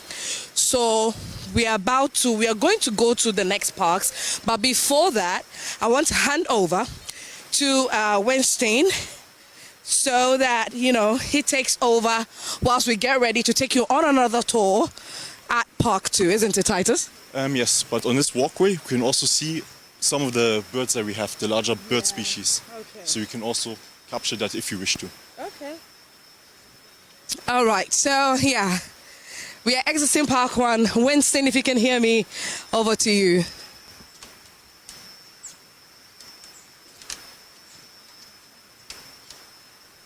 Winston, if you can, over to you.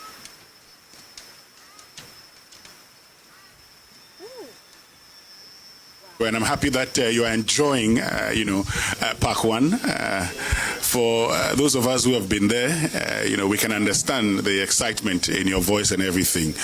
But we still have Chairman Ernest Jetri here, Chairman of the board of Safari World. And so I'm just, following Asiedua's, tour of Park 1. And I think that, Chairman, it would always be nice, since you have the diners and all, for people to take, the tour of a park per day, isn't it? Exactly.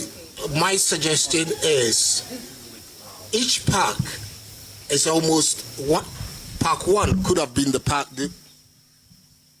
Park 1 could have been the only park we had, and that would more or less have compromised for everything. So really, twice, either you stay with us 2 nights, or the kids come. They come the first time, and then we school them on one park. Okay. Their next visit, we school them on the second park. The third visit, we school them on the third park, so that the knowledge imparting element can also be well established. I mean, you've got the benches there, the snacks there where they can snack. But most importantly, what we want to achieve from this is there's a lot of environmental issues that, from listening to your program, that are being thrown around every single day. The group deems it fit to have a long-term vision in help curbing environmental degradation. So, the kids would live here being environmentally conscious, not accepting filth, for instance, as a norm. Okay. As you can well see, we don't drop litter here. I said it the first time you came. They would learn not to chop down trees. They would learn not to kill animals wantonly, right? So for the initiative we have with multimedia, we are pleading with first the schools, old students, corporate institutions, government agencies to align. You align now or you'll be left behind. Okay. So you are creating environmental stewards, right? Yes. You want the kids to be environmental stewards through and through. Through and through. By having fun and experiencing Safari Eco Park. Wow. Wow. And I like the fact that you're calling on old student associations.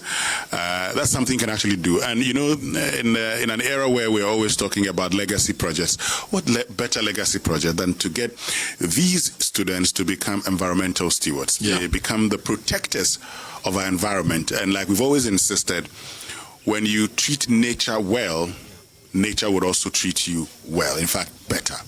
Okay. And also, Winston, what we need to be reminded of is for nations to really develop, investment in children guarantees the future of the country. Sure. If we do not put investment in children, then we would have situations where possibly we are all aware of the moment. Polluting water bodies, galamsey being the buzzword around. Now, these children will grow up being environmentally conscious. They will make sure our water bodies are clean. They will take decisions that are ethical, not decisions that are short-term. So, it has immense benefit to the state. Okay. For that reason, we are asking every single corporate body, government institutions, to be part of it. They need to align or they'll be left out because that's the future. You talk about the fact that they would learn. And for many people, when you tell them they should be here, what they think about most is, they just come in, it's just a bit of fun, they get excited, they entertain, and that's the end of it. But you're talking about learning. Tell us more about why you want to focus on these students coming here, and most importantly, learning. Everything we have done has actually come out of customer feedback. Now, from when we actually started and the comments that we've had from the thousands of people who've come through the door is exactly what we have provided now. Making sure that the information about the animals are easily and readily available, where the kids can take pictures or read themselves. where trees are labeled. I mean, as I brought you the guava this morning, there can always be a fruit-picking experience. Yeah. Today's children have never seen guavas before. On my way out this morning, I could pick these guavas that you gentlemen have enjoyed. Yeah. There's salsa, avocados. I mean, we have up to oranges, mangoes, coconut. I've seen a lot of almonds. Abrofunkati as well, almonds. Last week I was talking to a friend of mine. She's 27 years old. She has an almond tree in her house, and she didn't know what it was. Look at that. So when I went there, I didn't have to take go and I was like, wow, this thing. We used to get beaten for it. Oh, what is it? I said, almond. So I took one, I cracked it. Yep. She ate it. Yes. She loved it. Yes. And there are lots of people who have not had these experiences. Yes. And there are lots of almonds here as well. That is the uniqueness of Safari Valley. In that we have our farms, we have the recreation area, the amusement parks for the kids. So really and truly, I mean, when we have discounted it to 100 cedis for a child to get in, it is our hope that children from up north to down south, east and west, would all have the opportunity to come and see it. Yeah. It is the only contribution we believe we can also, for the long term, do for the mother country, Ghana.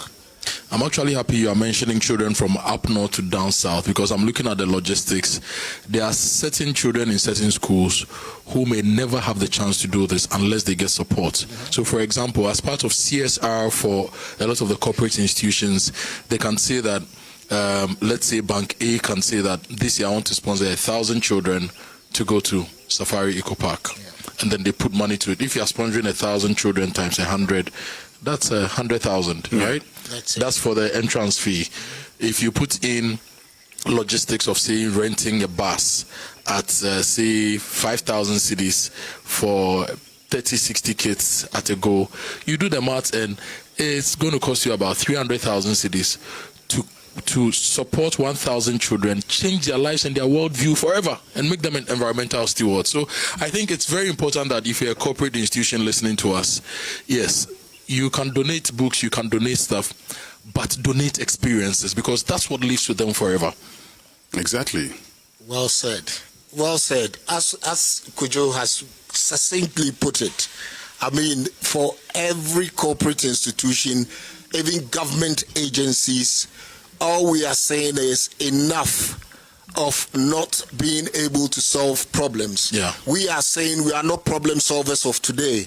We are the problem solvers of tomorrow. So let's get these children and conscientize them.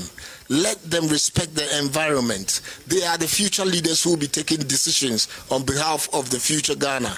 So if we are corrupted with Galamsey, all we are saying is, let's try and change the narrative. Winston, the last time you came here, this canopy walkway wasn't here. And I'm surprised you've been able to build this. And I just tried to measure it with my phone. And so far, from where we sit to what I can see, it's over 300 meters. How long is your canopy walkway? We have if you put the total 3 canopies together, it's close to 600 meters. This must be the longest in Ghana, isn't it? It is the longest in Ghana. I see. Yes. It is the longest, and I'm being told it's the longest in West Africa. Wow, okay. I mean, and all this stemmed from feeding from the thousands of people who've come here, where some of them may be slightly frightened of the animals. So you just elevate them, they feel more safe, right, and still are able to interact with the animals. So everything that has come out is from what the people, the feedback that we've been getting, and that is what has built this beautiful parks that you see today. News headline: Safari Eco Park builds longest canopy walkway in West Africa. Yes, and coming soon, there's going to be the railway tracks that is going to shuttle the guests between the parks. Okay. So again, the amusement element of it. When we were chatting, I think last night, I said I recently watched Neverland, which was Michael Jackson's ranch. And honestly, humbly, when you look at these things, you see that we have either beaten the record or we are really up there. There's a lot that can be said of here, but not a lot of words can describe what we have. It is for that reason we are saying that, please, even the Bible said, look, yes,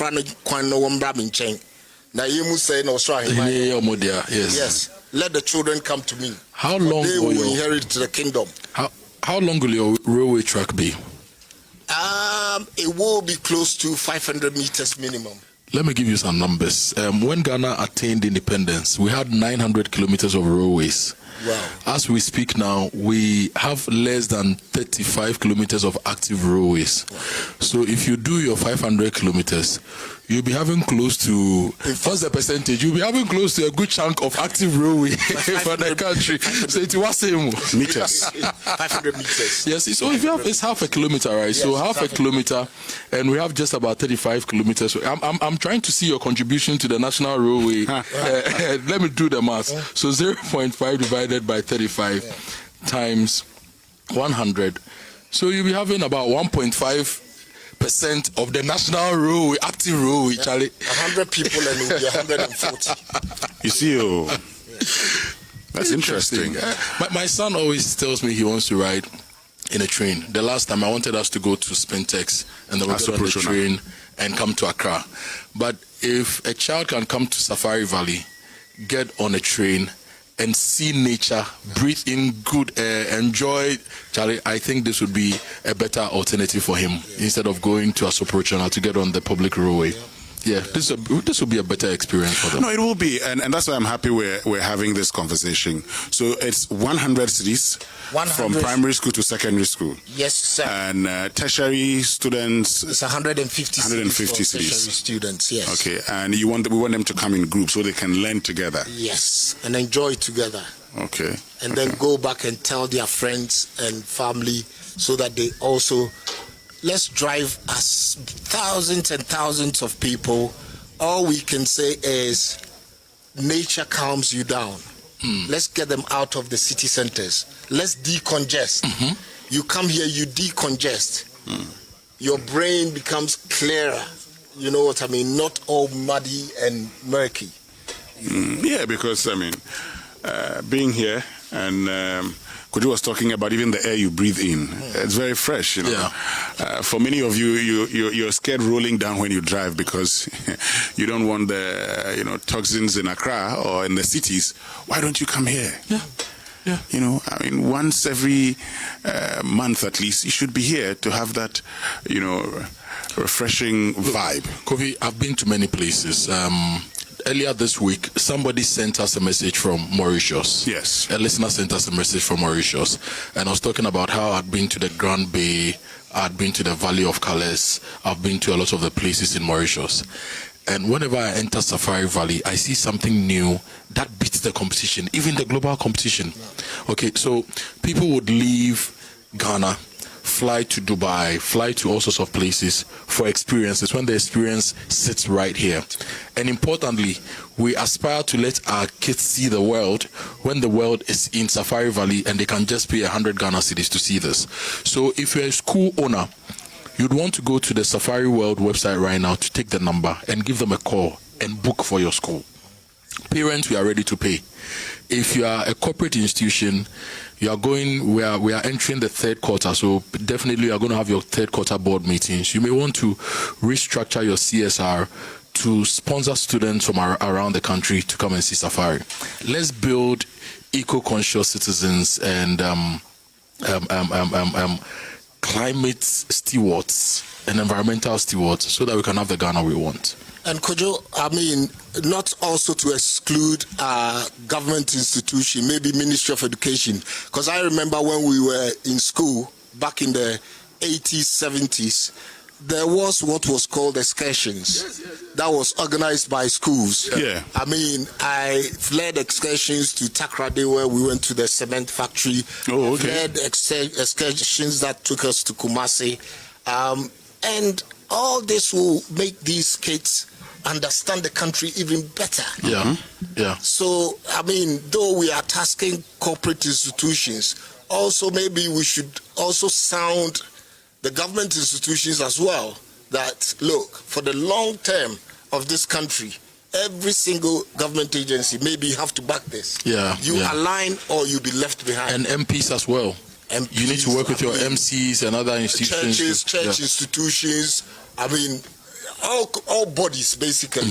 Chiefs in towns. Maybe. I like the bit about churches. So if we bring the Sunday school here, at the same rate. It's the same. There's Sunday school. And if you want to show the children how heaven will look like, show them heaven on earth. Yeah, bring them. This is heaven on earth. Yeah, I like that. So you see, so the pastors and the elders, the deacons, deaconesses, please bring the children here. Okay, let them have a feel. It's only 100 Ghana cedis per child. Yeah. If they are from primary to senior secondary school, and then if they are in tertiary institutions, 150 Ghana cedis. But so if the people want to reach you, for instance, if they want to, start these bookings, Chairman, how do they do that? They can either visit our website or the published numbers that we have displayed. Okay. That's great, because all of us would have to be part of it. The old students especially. It will be important to live a lasting experience with the school children. So I know these days the conversation is about building, infrastructure and all. But how about ensuring that for the rest of their lives, they always will remember your year group and say, this year group when I was in secondary school took me to Safari Eco Park, and that changed my worldview. Yeah. That would bring the next generation leaders who will be confident and also ethical in taking decisions. As we've said, I think it is you align yourself with the project because it is a good project, or you are going to be left behind. Still live here on the Super Morning Show on Joy 99.7 FM, and it's the launch of the Safari Joy School Kids project, where we're indicating to all of you this morning that it will be important to get school children to visit Safari Eco Park. Let them experience nature, but most importantly, become environmental.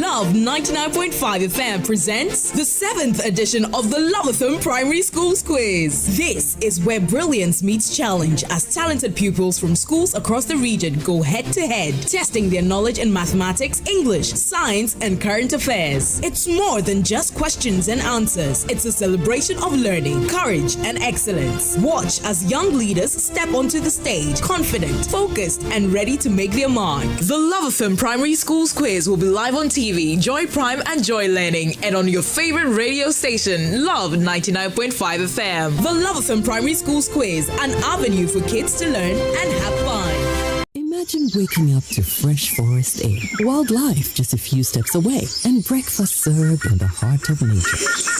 This March, Joy FM is inviting you to escape the city properly. Friday the 20th and Saturday the 21st of March, we're taking you on the Joy FM Safari Experience 2026, a 2-day luxury adventure through Aqua Safari and Safari Valley. Picture this. We head to Aqua Safari, Lakeside Branch, Island Boat Rides, Segway Adventures, and just when you think it can't get better, we head to Safari Valley for pure relaxation and an evening bonfire and fun luxury cabins tucked away into nature. Then we rise early for a sunrise hike along the Kwiapim Ridge. Breathtaking views, golden light, and unforgettable moments. Guided wildlife encounters. This is not just a trip, it's nature, comfort, adventure. Curated the Joy FM way. Joy FM Safari Experience 2026, 20th and 21st of March. Limited spaces, premium experience. Single 5,000 CDs, double 8,000 CDs. Call or WhatsApp Slevin on 053 100 3813 to book your slot. Be Be part of this unforgettable escape, because sometimes the best way to reset is to get lost in nature in style.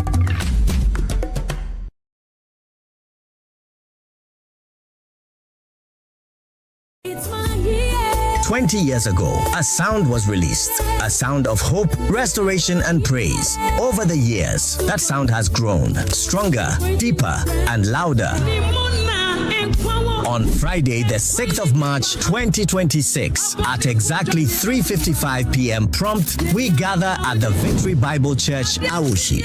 Welcome to Celestial Praise 12.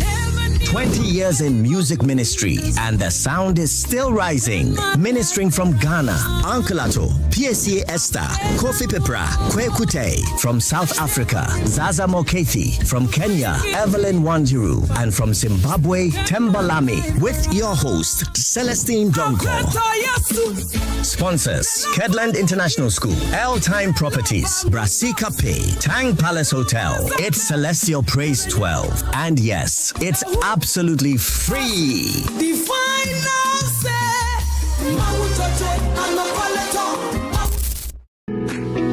Welcome to Bowen Darwin Motors, forward-looking automotive trade and service providers with some of the best automobile deals. We connect global manufacturers with Ghana's growing market honestly and professionally. We have a whole range of vehicles in full fuel and electronic options available. Trust us to give you an amazing driving experience with our durable quality vehicles. In stock are the much talked about Rox 1 with confidence, technology, and presence. The J-Tor Traveler with space, strength, and modern design. The Nissan Rich 6 built to work day after day, and the Nissan Z9, power, durability, and control. Choose Bowen Darwin Motors, choose peace of mind, performance, and lasting trust. Visit our warehouse today in Tema Community 4 near the Kokompe Spare Parts area, or call 0557-833-989 or 0532-033-958. Bowen Darwin Motors, your forward-looking automotive sales and service provider.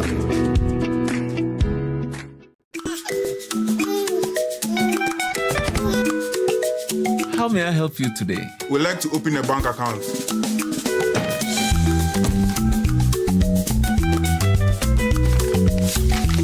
Sign here, sign here, sign here, and here. And now you draw direction to your house. I need your thumbprint. And I'll need your birth certificate too. No, I need the original. A lot has changed since you banked like this. So have we. We've made it easier than ever to open an account online and bank on the go through our mobile app, online banking, and more. EcoBank, a better way to bank your way. Sign here, and here. EcoBank, the Pan-African Bank.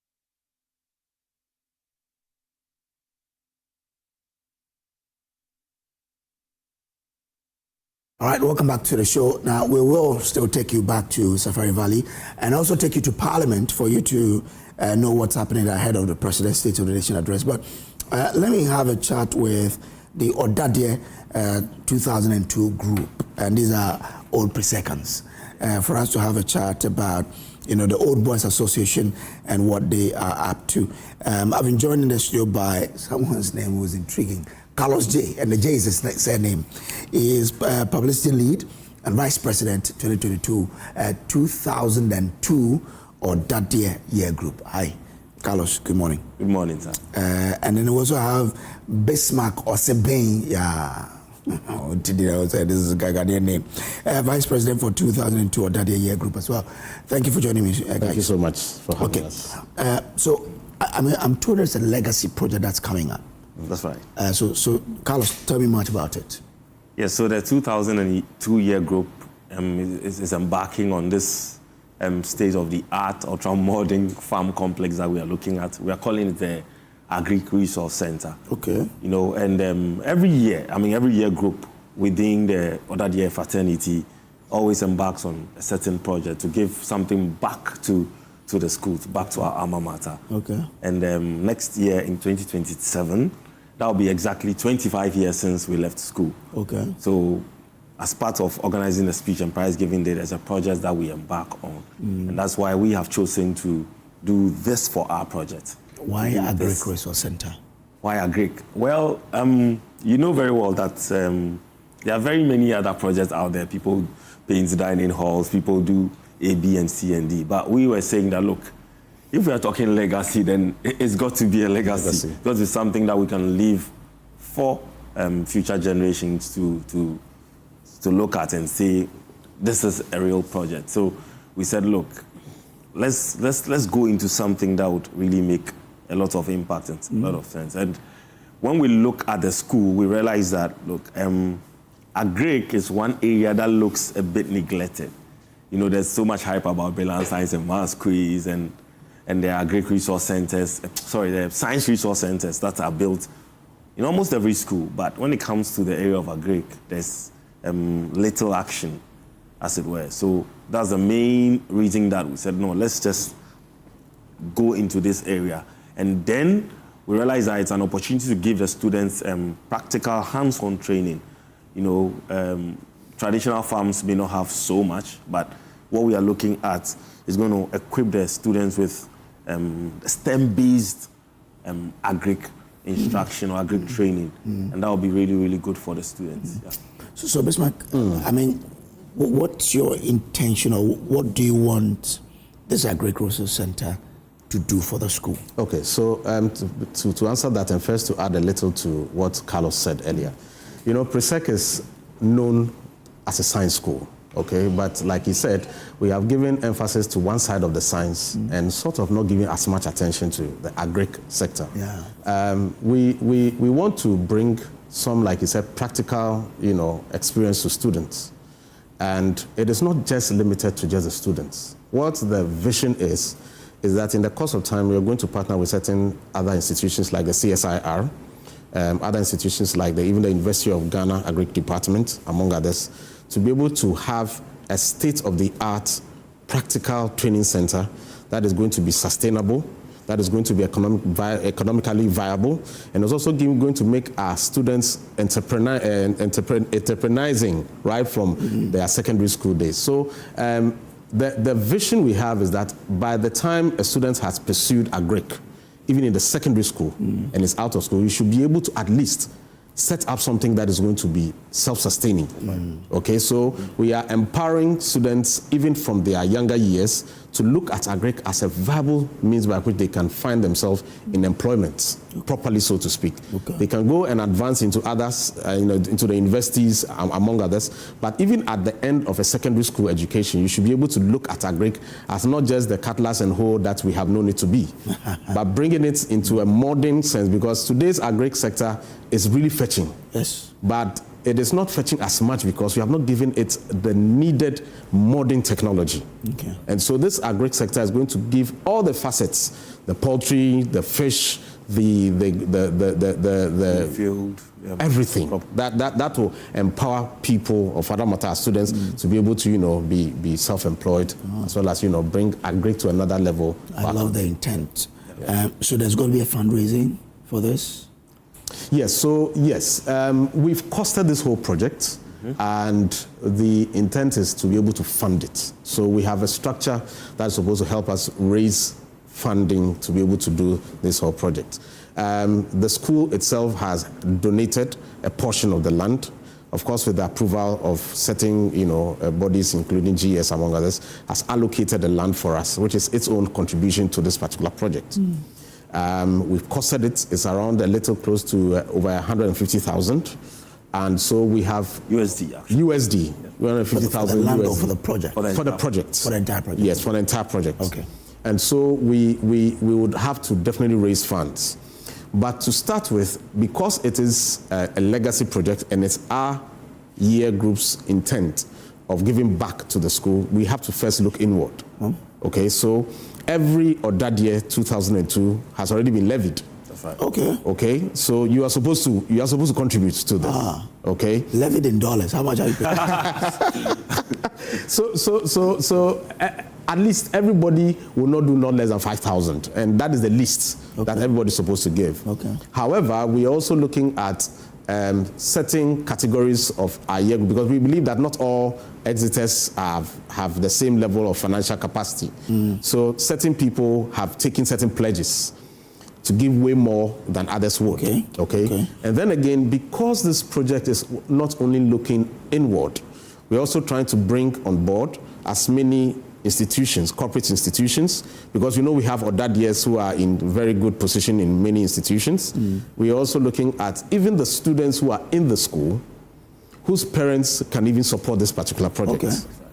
Okay, because one of the things that we didn't touch on is that this agri project is supposed to also fund the school feeding needs. That's right. Of the existing students. Okay, so it's not just for the outside world. Okay. But when we have produced these products, it's supposed to supplement the feeding needs of the school, the nutritional needs of the school. So parents of children who are currently in the school, and those who are desirous that someday their children will go to Presec. Okay, are all invited to contribute to this particular legacy my project. son could probably be there in the next 20 years. You see, it's good you sow that seed now, because we are going to expand this thing year on year. That's the vision we have. That there are milestones that we have set. That at each milestone we are going to do an expansion project. So come the time that your child will be there, NASA and all that will be coming to you. Okay, so if someone is watching us, a parent, or and wants to contribute to this project, what should he or she do? Well, we have an EcoBank account number. Okay. Maybe I can actually... Sure, why not? Yes. Okay, so EcoBank account number 144-100-49-60-906. Take it again. 144-100-496-0906. And the account name is Odad 2002 year group. Okay. So everybody can contribute to it? Yes, anybody at all, anybody. And you duly be acknowledged. If it's corporate Ghana, anybody, any institution that wants to actually, help or invest into this project. And an investment into this project, like you said, is an investment into the, education of these young ones. When do you want to get this done? And by 2027, we intend to hand this over, which is just next year. Okay. So Bismarck said that we're looking, internally. So the whole second half of last year, we're actually embarking on this exercise. That was our very first phase of the project. Okay. We tried to get the funds before we even hit the ground. Okay. So we're doing that all of last year. Okay. But my school is also 50 years, UCC, School of Agri, so we'll use the same strategy to do that. See, so we always pace setting, and I'm happy that you are following our trail. But just to add to this contribution, that will be brief. Number, that we can wrap up. All those who may have missed this number but are interested can call the school administration or whoever, and they would give you leads to be able to contribute to this project. You can walk into the school and just say you want to donate to the project, and definitely once it is received, we'll acknowledge you. Okay. Bismarck Fifi or Sebeng is VIP for 2002 or Dadia Year Group, as well as my friend Carlos J, publicity lead for this project, and also a vice president, 2002 year group. Thank you so much, gentlemen, for coming. Thank you so much. Thank you so much for having us. Today happens to be the birthday of Dennis Miracles Abuaje. He's communications director of the Dr. Baumia. So Miracles, wherever you are, however you're celebrating it, please make sure you tell us where you will be having a party so that we can meet you. But you know what? May the good Lord bless you and keep blessing you and make you the leader you are and expand your territories as well. May He always direct your path. Miracles Abwaji. Dennis Miracles Abwaji, happy birthday to you. And it's from all of us here at Joy News. For now, though, let's cross over to Parliament, where my colleague Kwekwa Sante is engaging some MPs, Bernard Bediako and Akwesi Akwa, ahead of the State of the Nation address by President John Dramani Mahama. That we are processing, of course, putting value on the gold, and President Mahama said by 2036 we should not export any raw gold out there or natural resource. You understand? And that is the way to go. If they disagree, they should tell us what they will do when they come. Would they sell the raw beans? And if it is being sold at the rate we are selling it down, how much would they give the farmer? These are questions we don't need to be labored by it. Tell us what you will do differently. Do you understand? Today, I'm expecting President Mahama to tell us that for 1 year and a little over, there has not been any allegation of corruption in his government. In fact, the issue of corruption is no longer in our policy. Do they talk about corruption? You see, today they are in black. You ask them why. They said cocoa farmer. They have not. This, we never experienced it. In their 8-year rule, can they, even in the first year, there were allegations of corruption, several of them. Let nobody deceive you that nobody has been jailed. The wheels of justice grind slowly. Surely we will get there. A number of them are in court. A number of investigations being done. President Mahama inherited 125 ministers. He came and said, we don't need 125 ministers. He did 60, now 58. Is it commendable or not? The exchange rate, fuel. At least we should look at the level of honesty in our governance system now. Where there is a problem, he is quick to admit that there is a problem and that he will fix it. That is what we need. There is a problem everywhere. At the end of the day, what we expect of the president is to fix it. And he is doing that. The cocoa sector will rise again. Trust me. Thank you very much, Honorable Bernard of Akwetia. Thank you. Let me wrap up with you, Honorable. You've heard some of the things he said. Yes. How do you respond? Before you think about the future, as in getting a plan to process our gold, the cocoa farmer must survive. The cocoa farmer was given a promise. The cocoa farmer worked on his farm, paid laborers according to the rate you gave him. And so, just as it happened in our time when we had to cushion the cocoa farmer, we expected government to cushion the cocoa farmer. So where are they going to find that money from? You found money for the banks when they were collapsing. When the banks were not doing well, you found money for them.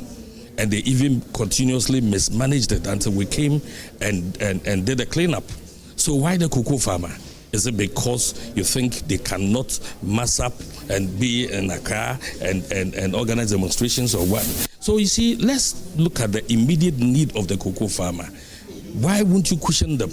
So that you can think about the process. And then, like I said, we have lost confidence in this government because of the kind of things they said when they were in opposition and what they are doing now. It is so easy to think that, look, all that they are saying is propaganda. So the cocoa farmer has lost hope.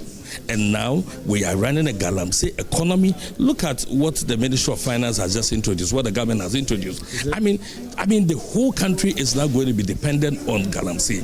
And now we will end up having to find $35 million to clean up just Brim River. Just only Brim River, $35 million. We allow galamsey to go on because we think that that is what is taking care of the economy. You collapse cocoa board and you set up gold board and you think that gold board is employing 4 million or the cocoa sector has about 4 million people, so you are comfortable with cocoa, with gold. Much more than 1 million cocoa farmers. We have to be there to empathize with the cocoa farmer.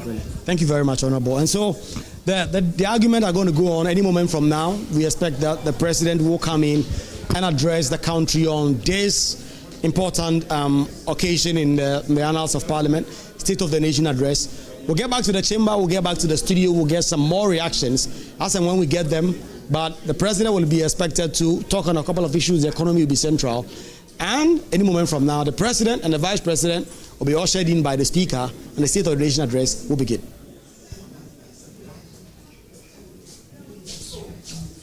I don't think they picked, so let me call.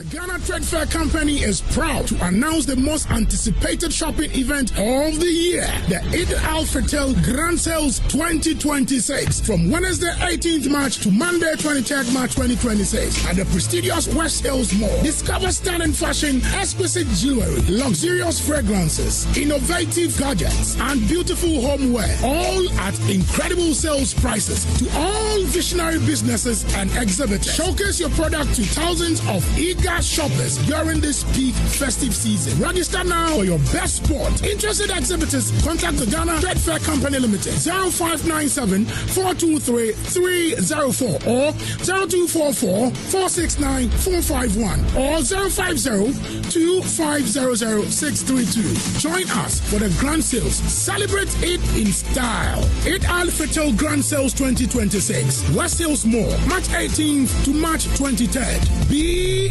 there. Willow Lane, where love blooms. The foundation of a beautiful home is love, and the surprises that syncopate the expected and boring routines. When your love enters your space, and there's room enough to twirl and swirl in the calming and soothing atmosphere big enough to share. Enjoying the vastness of your patience and the aroma from your classy kitchen.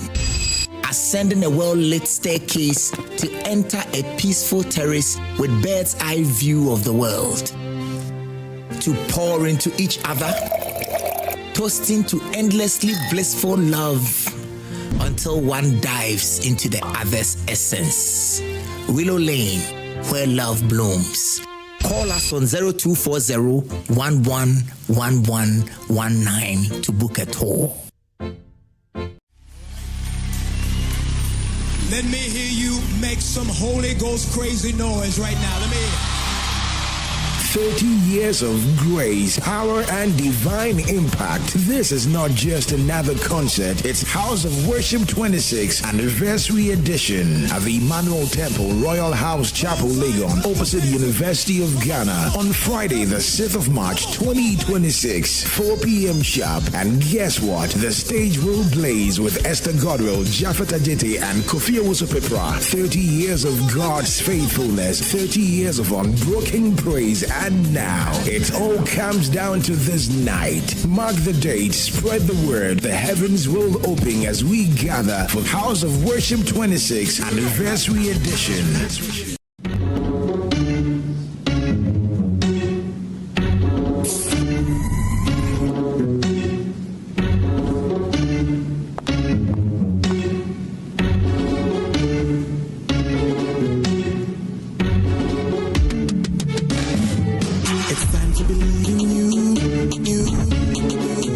Changing, so should you.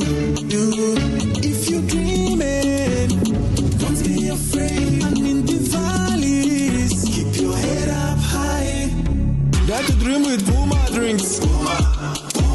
Yeah, believe it, you can achieve. Oh yeah, clap your hands for the whole new vibe. Make we set the. Oh yeah, come alive. Let me hear you.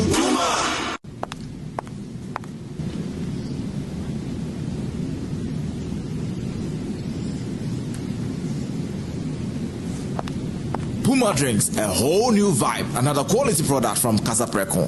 This advert is FDA approved.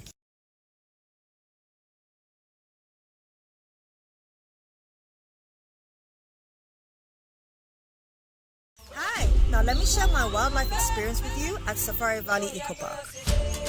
Welcome to Safari Valley Eco Park. Our electric shuttle pulled up, and in no time, our tour began. We were surrounded by wildlife from the moment we entered the eco park. We were greeted by experienced tour guides who took us through orientation and how to better enjoy the experience. Watch these animals roam freely in their natural habitat, undisturbed by our presence. We saw zebras, sable antelope, brown crane, mara, silky chicken, nyalas, Shetland ponies, and so many animals I just couldn't keep up. Our tour guides taught us so much about the wildlife, their behavior, and how to interact with them. I even fed them. We also went fishing on a man-made canal. Then we took a break to have lunch in this serene environment. All this amazing experience for this price for adults? This price for teenagers. It's It's a bargain. As the sun began to set, it was time to go back home, but not before dinner by the campfire. It has been a thrill of a lifetime, and I can't wait till my next visit. Safari Valley Eco Park, bringing you closer to nature.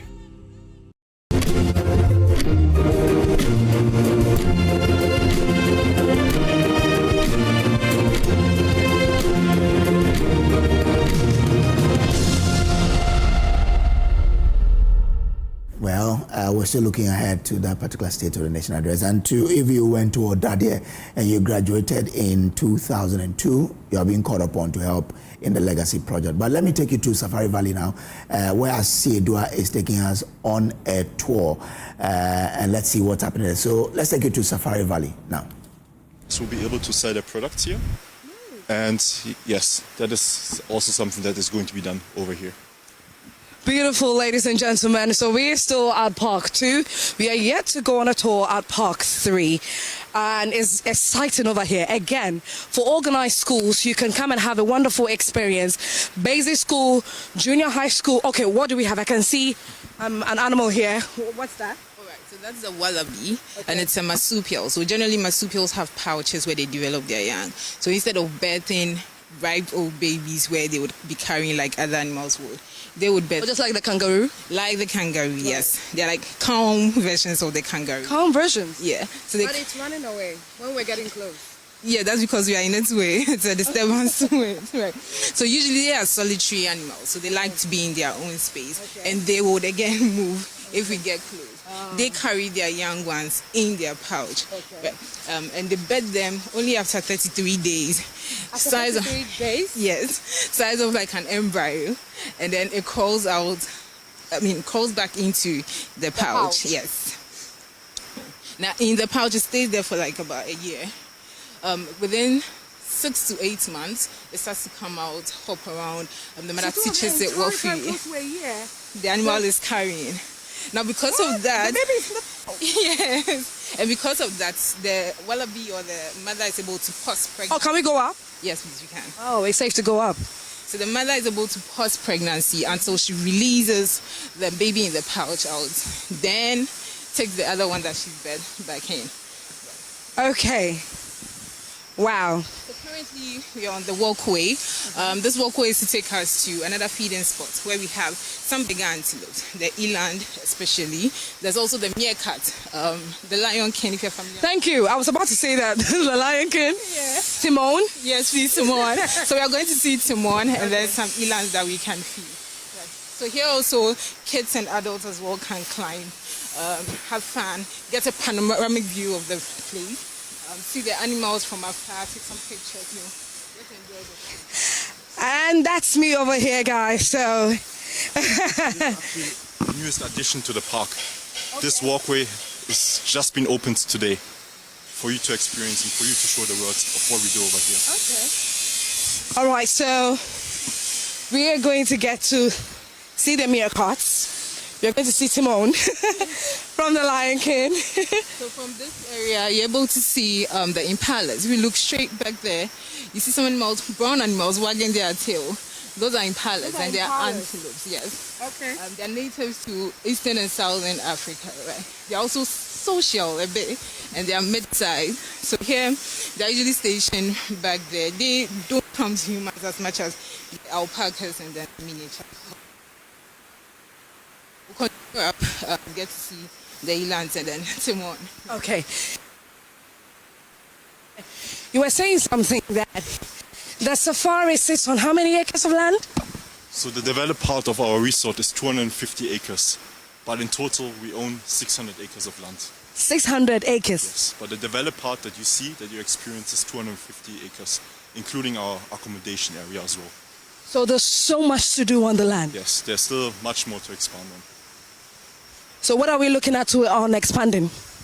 So yes, we're looking at expanding our current facilities. We also have a farmland nearby where we look at increasing the size of that farm to be able to provide us more fresh farm produce. Okay. Beautiful. All right, ladies and gentlemen, we are still present at the Safari Valley. We're currently at Park 2, and Kezia is helping us go on a tour. Oh, I'm literally panting for breath because it's a walk. A very exciting one. As you walk along, you're able to see fun facts and then some information about the animals all through the walkway. So it's not like you're just moving. You get information and get educated. Yes, as you move. Right. We'll soon get there. To the meerkats. Yes, please. So there, like I said, we'll be seeing the eland. We'll be able to do the feeding. Now, elands are generally grazers. They would browse if they have the opportunity to, especially when the trees are short enough for them to reach. Right. So we will do two feeding. We'll give it a supplementary feed, which is an example of what we gave with the alpacas and the miniature horses. And then we'll also give them some forages that they like from this area. Right. The meerkats also, they are omnivores. So they consume not only insects and plants, but then they consume flesh. So here we supplement their diet with some chicken, raw eggs, carrots and potatoes, right? But generally you'd find them hunting a lot for some insects to consume. In the wild also they do same. And so occasionally, for them to still maintain their natural instincts, we throw in some snakes and scorpions so they can hunt, and there's still few like they're in their natural space. Okay. Just like we've replicated here for them.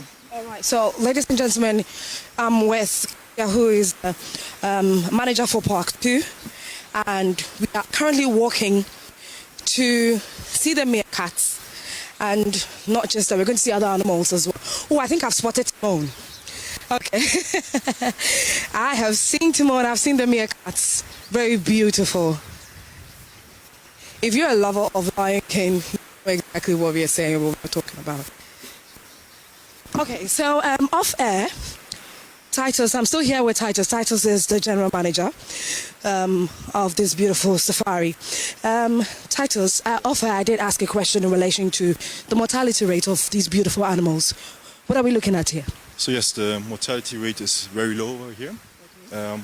We have a wildlife department, a veterinary department, and also a nutrition department. They're all experts in the field, and they do intensive research before we actually bring these animals over here, especially the animals that are not native to Ghana. So they're all experts in the fields that make sure the animals are handled right once they arrive here. Well, I hope you had an up-close shot of Timon over there. They're very beautiful. So this is our sitting area. It is almost done. So what are we looking at now? Eland? This is called an eland. It's the second largest antelope that exists. Second largest antelopes that exist. They're very docile in their nature, so they're very friendly. They act like cattle. They say cattle is, friendly, but I've never gotten close to one. I don't think I will, especially the ones with a horn. And these elands have horns, which is pretty scary, but I'll try and get close. Oh.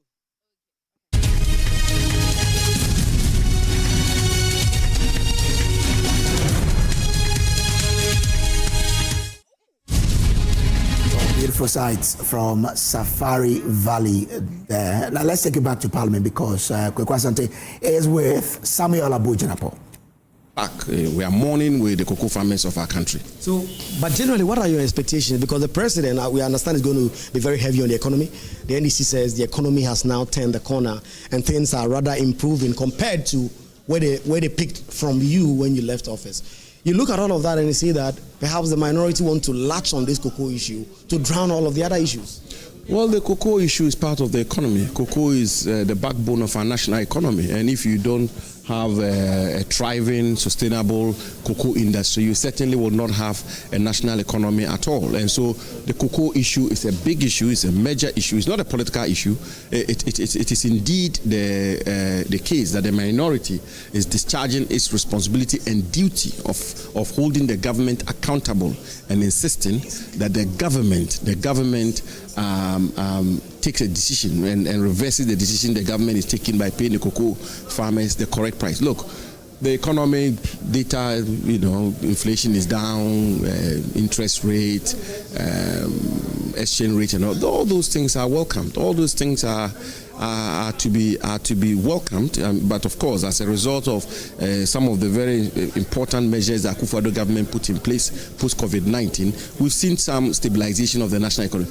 But the fact also remains, and let us be very clear about it, that the two major issues confronting our people, i.e. unemployment and cost of living, every all the indices indicate that we still have a lot of problems when it comes to unemployment and cost of living. You know, the price of electricity today is out of the roof. Ghanaians are complaining about that.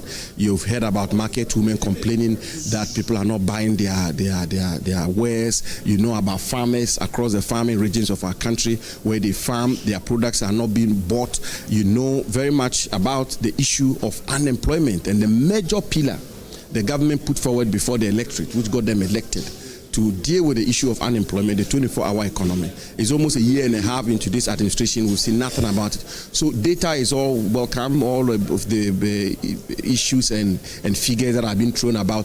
But when you get to the streets and when you get out there, the truth remains that the Ghanaian youth in particular are still going through a lot of difficulty when it comes to unemployment. And we want to see the president speak to the issues, the twin issues of unemployment and cost of living. Brilliant. Honorable Samuel Abujinapo, I'll be looking forward to speaking to you after the address to see if some of the things the president said met your expectation. I'm going to talk to Honorable Kojo Nkrumah briefly, but let me talk to Honorable Addo. The cocoa issue, I mean, you became a big star in the last few weeks. I'm told that's why you're wearing black. The government says you can't give what you don't have. The cocoa prices on the world market has fallen drastically, and that is why we have to give cocoa farmers what they actually do. I think what every Ghanaian should do now is to do the weighted average of the cocoa prices. Cocoa Board is saying they've sold about 85%. The projected production for the season is 650,000 metric tons. So if you sold 85% at an average price above $8,000, that should give you about $4.4 billion. And that means the remaining quantity yet to be sold is way around 100,000 metric tons. So even if you are getting that at $4,000 per ton, as they are claiming now that the price are falling to $4,000, that should also give you about $400 million. When you do the weighted average, it comes to about $7,000. So you are still within the range where the government can give the $3,600 price that they had promised the farmer in October. What we are saying is that Ghanaian farmers and Ivory Coast farmers are given a guaranteed minimum price. So once you announce a guaranteed minimum price, it extends all the way to the end of the season. You cannot come halfway through to cut the price down. It becomes a rip-off. Right now, if Cocoa Board makes any gains at the end of the season, that gain will go to Cocoa Board at the expense of the farmer. So we believe there's a rip-off, and based on that, the government must reinstate the price to $3,625 for the farmer. Thank you very much, Honorable Addo. I'm going to talk to Honorable Kojo Nkrumah and get an understanding of also the kind of issues that have come up. Honorable Kojo Nkrumah, I mean, you're sipping on some coffee. I thought we're in Lent. No, I'm not fasting today. You're not fasting today. Yeah. Okay, so why in black? Why is this cocoa issue such central to the minority? I think for those who do not understand the role cocoa plays in the Ghanaian economy, they will downplay this issue. Cocoa is a major driver of employment and job creation in the economy. The statistics are that about 1 million people are directly involved as cocoa farmers. And these cocoa farmers have farm hands, they have dependents. If every cocoa farmer has about 3 farm hands and dependents, you are talking of about 4 million Ghanaians affected by bad trading decisions and monetary policy decisions that have been made by this administration. That is one. But it's not just the cocoa farmers. If you talk to other farmers, rice farmers, maize farmers, they would also tell you that they are having their own hardships because of, in particular, the monetary policy regime that we are currently running. So rice farmers, if your reporters have been out to the country, will tell you that they have borrowed money, they have produced rice, they've milled rice, but now imported rice is cheaper than locally produced rice. And so they are running into debt. And they are not sure that next year they will be able to farm. I've had the opportunity to visit some of the rice farms, some of the rice mills, and it's a heartbreaking story. The maize farmers are complaining of similar issues on their side. So if you look at agriculture alone, I dare say you are getting to about 5 or 6 million people who are affected by some of the bad policy decisions that this administration has made. Then you come to manufacturing. Today, if you speak to the average Ghanaian manufacturer who produces something in Ghana, he'll tell you that cost of production is gone up. Cost of production is gone up minimum by about 24% because electricity alone is gone up so much. What is happening to all the talks about inflation at just a little above 3%? I have been telling and the you CD guys, at such a very I have strong. been telling you guys over and over again that the methods the government is using are the reasons for which they're able to measure and tell you that result. But it doesn't mean that the lived experience of people reflects that. If you want to control inflation by sterilization, 62 billion Ghana cedis in 2025 sterilized. The refrain in town will be that there's no money in our pocket. And so when the item is produced and even the price is there, the trader at a point will say, let me reduce my price and get rid of it. If you are focusing on heavily intervening in the market so that the dollar will now be pegged at 10, the cost of imported products will come down. And you will measure it and say inflation is at 3.8% year on year. But the average Ghanaian, you, Kweku, your cameraman, your viewers at home, will tell you that it is becoming difficult for them to buy. The average middle class person is now complaining about a hike in electricity tariffs, even beyond the 24% that has been announced. And now the government has started another PR gimmick of announcing a committee. You know, this government does a lot of setting and PR gimmicks. So they've announced a committee. They know exactly what is going on. But that's what is one day EC just come and give They know. But it's part of their PR gimmickry. Yesterday, for example, they came to Parliament to rebrand the Gold for Reserves program. They say they now call it accelerated reserve accumulation. I mean, sometimes it even gets laughable, but it's all because they are just doing a lot of PR. So today, the average middle class person is now telling you that electricity is gone through the roof. So millions of Ghanaians are going through it. And so if we are in black, it's first, yes, about cocoa farmers. It's also about maize farmers. It's about rice farmers. It's about producers. It's about the middle class. And they are the ones that we are solidarizing. We notice that our friends on the other side are wearing white. It's obvious that they are having a very good time, and we encourage them to continue. Thank you very much, Honorable Kojo. I've been looking forward to speaking to you afterwards. Let me speak to Honorable Akwesi-Akwa and Honorable Bernard Baidu. Honorable Akwesi-Akwa, please let's have a conversation around some of these issues that have come up. And you are in white. Please hear. You are in white. Your colleagues are in black. Kojo Pankuma says you are enjoying, and that's why you are in white, and they are solidarizing with the suffering of the Ghanaian people. How do you respond to that? No, good morning to your viewers and your listeners. We are in white because we are celebrating Ghana. We are celebrating the good works of His Excellency John Dramani Mahama.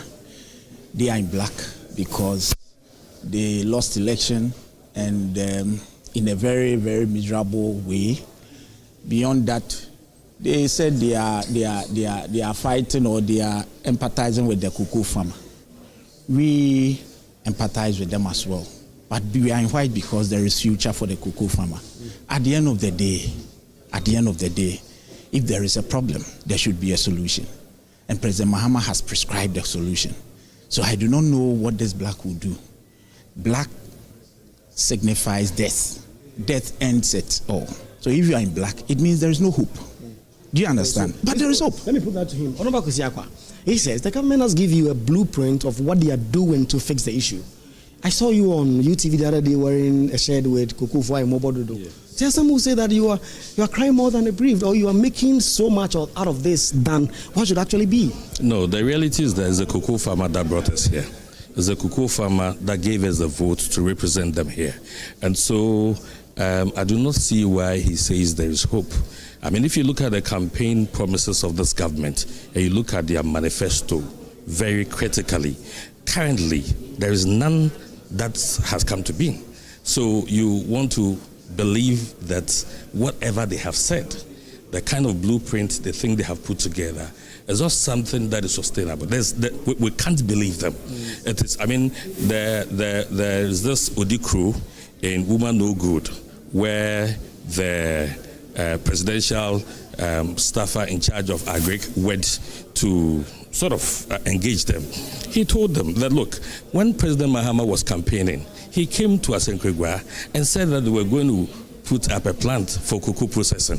1 year, there is no blueprint, there is no plan to do that. So why would you want to believe the kind of blueprint that you are putting together for the whole of Ghana? Even the people of Asekregwa, that you went there during your campaign to promise them a cocoa processing plant, that you don't have any preparation for that. And so this is the time we have to show the cocoa farmer that we empathize. We should give them hope, and that hope critically will come after when we have come to power. Because for these people, for all that they came telling us, the kind of propaganda they used, the kind of manifesto, the promises they made, where's the Women's Bank, where's the 24-hour economy, the Agenda 133, and all the things they promise. Look at the health sector, every sector. Give me just one sector that has introduced a program in the over 1 year that they have been in power.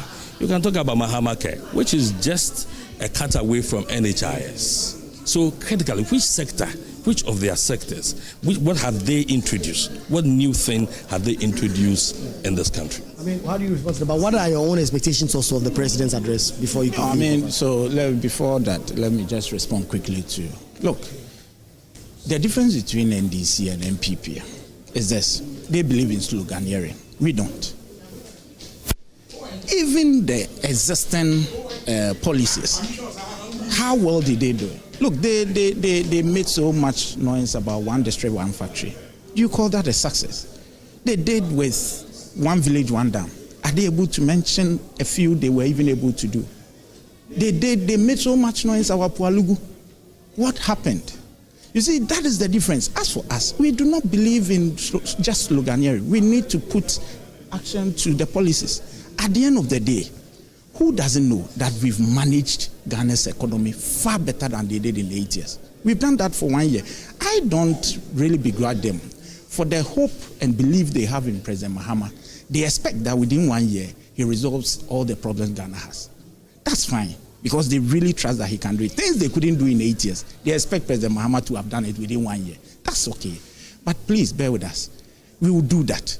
All the problems, if there is any, I can assure you that that is why President Mahama is in again. At the end of the day, who doesn't know for it's been so far better than it was before? Is it not a fact that the exchange rate is a contributing factor to the fuel we buy in this country? Has it been managed better or not? So you can't just talk about the rate out there. And you see, that has an effect on our export as well. And that is why the cocoa sector, look, if today the city was selling at 20, surely the cocoa farmer will get more. So you see, as a country, we need to, if we are honest, we need to also choose our priorities. Because if the dollar appreciates so much against the city, there will be a lot of influence in the system, but it will affect other sectors. So we are balancing it. And that is why President Mahama is not saying that the dollar, he would let the dollar lose guard, but then, or the city lose guard. He is talking about adding some value to the cocoa. Do they agree or not? Put that question to them. Do they agree? If they come to power now, what would be the alternative? How would they resolve the problem for the cocoa farmer, especially as out there the prices keep coming down? What is the alternative? They've not mentioned a single one. All they say is that when they come to power, what will you do differently? President Mahama has told you that we need to put some value on the cocoa beans we sell. Right. At the end of the day, if we are able to do that, that would mean that just like we are doing for gold, but now there is even the jewelry that we are processing. Of course, putting value on the gold. And President Mahama said by 2036, we should not export any raw gold out there or natural resource. You understand? And that is the way to go. If they disagree, they should tell us what they will do when they come. Would they sell the raw beans? And if it is being sold at the rate we are selling it down, how much would they give the farmer? These are questions we don't need to be labored by it. Tell us what you will do differently. Do you understand? Today, I'm expecting President Mahama to tell us that for 1 year and a little over, there has not been any allegation of corruption in his government. In fact, the issue of corruption is no longer in our politics. Do they talk about corruption? You see, today they are in black. You ask them why. They said cocoa farmer. They have not. This, we never experienced it. In their 8-year rule, can they, even in the first year, There were allegations of corruption, several of them. Let nobody deceive you that nobody has been jailed. The wheels of justice grind slowly. Surely we will get there. A number of them are in court. A number of investigations being done. President Mahama inherited 125 ministers. He came and said, we don't need 125 ministers. He did 60, now 58. Is it commendable or not? The exchange rate, fuel. At least we should look at the level of honesty in our governance system now. Where there is a problem, he is quick to admit that there is a problem and that he will fix it. That is what we need. There is a problem everywhere. At the end of the day, what we expect of the president is to fix it. And he is doing that. The cocoa sector will rise again. Trust me. Thank you very much, Honorable Bernard of Akwetia. Thank you. Let me wrap up with you, Honorable. You've heard some of the things he said. Yes. How do you respond? Before you think about the future, as in getting a plan to process our gold, the cocoa farmer must survive. The cocoa farmer was given a promise. The cocoa farmer worked on his farm, paid laborers according to the rate you gave him. And so, just as it happened in our time when we had to cushion the cocoa farmer, we expected government to cushion the cocoa farmer. So where are they going to find that money from? You found money for the banks when they were collapsing. When the banks were not doing well, you found money for them. And they even continuously mismanaged it until we came and did a cleanup. So why the cocoa farmer? Is it because you think they cannot mass up and be in a car and organize demonstrations or what? So you see, let's look at the immediate need of the cocoa farmer. Why won't you cushion them so that you can think about the process? And then, like I said, we have lost confidence in this government because of the kind of things they said when they were in opposition and what they are doing now. It is so easy to think that, look, all that they are saying is propaganda. So the cocoa farmer has lost hope, and now we are running a galamsey economy. Look at what the Ministry of Finance has just introduced, what the government has introduced. I mean, the whole country is now going to be dependent on galamsey. And now we will end up having to find $35 million to clean up just Brim River. Just only Brim River, $35 million. We allow galamsey to go on because we think that that is what is taking care of the economy. You collapse cocoa board and you set up gold board, and you think that gold board is employing 4 million, or the cocoa sector has over 4 million people, so you are comfortable with cocoa, with gold. Much more than 1 million cocoa farmers. We have to be there to empathize with the cocoa farmer. Thank you very much, Honorable. And so the argument are going to go on any moment from now. We expect that the president will come in and address the country on this important occasion in the annals of Parliament, State of the Nation address. We'll get back to the chamber, we'll get back to the studio, we'll get some more reactions as and when we get them. But the president will be expected to talk on a couple of issues. The economy will be central. And any moment from now, the president and the vice president will be ushered in by the speaker, and the State of the Nation address will begin.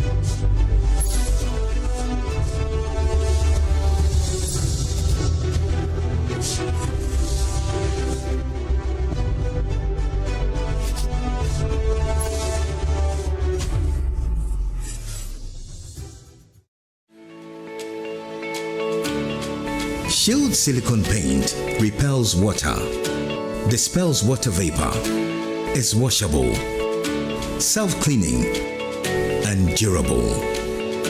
Now, you can appreciate how and why Shield silicone paint is super strong and thus able to do what other paints cannot do. Shield silicone paint from Azar Group since 1921.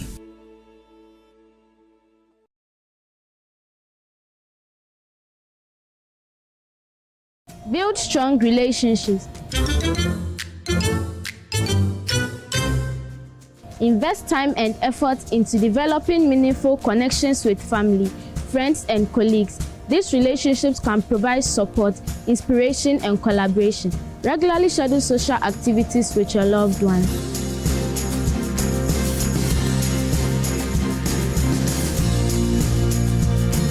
Good Conduct, Great Life is brought to you by Indomie. Tastes great.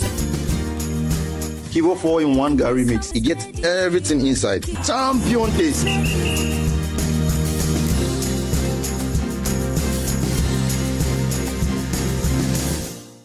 Willow Lane, where love blooms. The foundation of a beautiful home.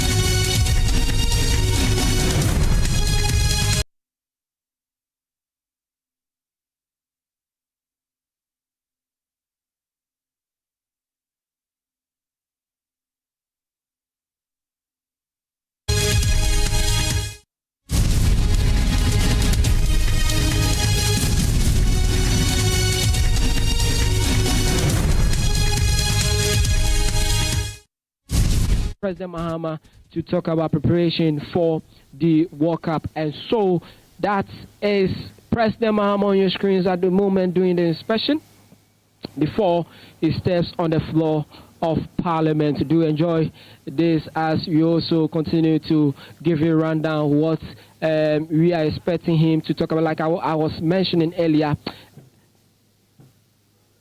we are in a World Cup season, so we expect President Mahama to also touch on what he has for us. Our Black Stars, even though yesterday the minister made mention about the budgetary allocation for the team from the group stage to the knockout phase. So we want to see and hear from President Mahama other packages that he has for the Black Stars and even the Black Queens. You shouldn't forget that this year also our Black Queens will be playing in the WAFCON, and even tomorrow they are playing the Pink Ladies Cup. And so these are all aspects of the economy that President Mahama will be touching on when it comes to the state of the nation. Communications department, you speak about it. We are looking at the, Western housing, the promises that he made to Ghanaians when it comes to affordable housing. He will have to touch on that for us. Salaries of government workers across the country. Condition of service and all those stuff. President Mahama will make mention of it. We witnessed beautiful 2025, and so we want to see what he has for us in the year 2026. How the country is going to be run by him and all appointees and his government. What we expect that he being the driver, how he's going to drive us to the promised land. And so that is what we are expecting at the moment. From economy, inflation, corruption, education, sports, security, on all aspects of our sectors, what he has for us for the remaining years, and from now to 2027, that he will deliver the third state of the nation address before 2028, and then he says goodbye to the Ghanaians. And so we are expecting more. We know that President Mahama's background, like he made mention when he entered, the Zambian Parliament, that he's been a member of Parliament before, so he knows how to control Parliament. And so we are going to see how he's going to do it again, how he's going to control Parliament today for us to get the best out of him. No distractions, no interruptions. He knows how to do it. And so this is what we are also going to look up to, how President Mahama will command that respect of Parliament so that he delivers what we want to hear as Ghanaians. But of course, Randy is also here. He's been with us from the beginning, and so he will want to have a bite about the arrival of President John Dramani Mahama. Thank you, Godfrey. And the moment we've all been waiting for is finally here. The man has arrived. His Excellency John Dramani Mahama has arrived. And of course, you would have it that way, the guard of honor. And indeed, just after that, he will walk straight into the chamber for this whole event to commence. But interesting comments coming from our viewers on Facebook precisely. Tanko Kala Hamza says, so we put out a question, what specific commitments do you want to hear in this year's State of the Nation address? Tanko Kala Hamza says, oral, jobs for the unemployed youth. Then Pascal also says, retool Ghana National Fire Service now. Edem Dignity says, commitment. SONA is about the progress report on commitments made in the year under review. We also have Jabumi Danladi, who says the oral, EC and the OSP. I'm very much concerned about that sector and it's very important. Akamio Alfred says, I expect the president to engage us on issues concerning oral, the posting of teachers, especially on university graduates, and also steps ahead to tackle the areas of constitution which gives power to any government to involve in Galamsey, to run out of the country before and after any election has held, and finally update us on cocoa, gold, and any minerals that help to keep our financial situations running. James Sakum says, number 1, oral, number 2, Galamsey, 3, automatic posting of teachers and nurses, 4, LGBTQ+, 5, cocoa prices, 6, the running of electricity tariffs like Usain Bolt, 7, he says 24-hour economy, 8, Women's Development Bank, 9, unemployment, especially posting of teachers and nurses, 10, rising insecurity in Ghana. Zove Obed says more delivery on Tema Flower Road. Parkway says Galamsey, and nothing else. Jay Arnold says jailing corrupt politicians from the previous administration, and the person put it into brackets, the NPP government. Ivan Liptik says seriousness with oral, but not what we see now. Alex Kobla Amegache says oral, and oral. Fatia Zakari says youth development. Ayum Ruby says nurses being posted. Samuel says the cocoa pricing saga. Jaffa, oral is felt in bone marrows to deter corruption. David Melson Akapsin says oral must be institutionalized and accelerated. Kingsford Apreku says it's already been captured. Sadat says jobs. Public Freeman says jailing of the thieves. Mohammed Abdul Rahman says I want to hear about the Zoom Lion contract. Dominic Dansu says oral. So basically that's those are some of the messages that our viewers have been sending it. Bright Apezuke says the SONA is full of hope and nothing else. Abdul Latif says honorable leader speaks. Agbodaya Bernard says today Ghanaians are grateful to President John Dramani Mahama because of his vision, wisdom, democratic ideals, and outstanding achievements as president. His altruism, patriotism, and long-standing commitment to peace and development continues to inspire Ghanaians. Agbo again says, great Eric Edem Agbana. And he says, watching live from Ablekuma. For Victor Jidula says, one of the most ambitious projects right now is the partnership with the African Development Bank to transform Lake Volta into a multimodal transport hub. This is the central part of the 24-hour economy flagship program aimed at boosting trade, irrigation, and industrial expansion across the region. Thank you, John Dramani Mahama and Honorable James Gunu from Victor Duche Fiake from Ho Central. All right, so that's it with some of the messages that our viewers have been sending in as well. So all is set. Members of Parliament waiting for His Excellency to enter the chamber for this important assignment. But again, you look at what people are really talking about. It focus more on the fight against corruption. Oral is rife on the table. Godfrey. Yes, Randy, it's very important.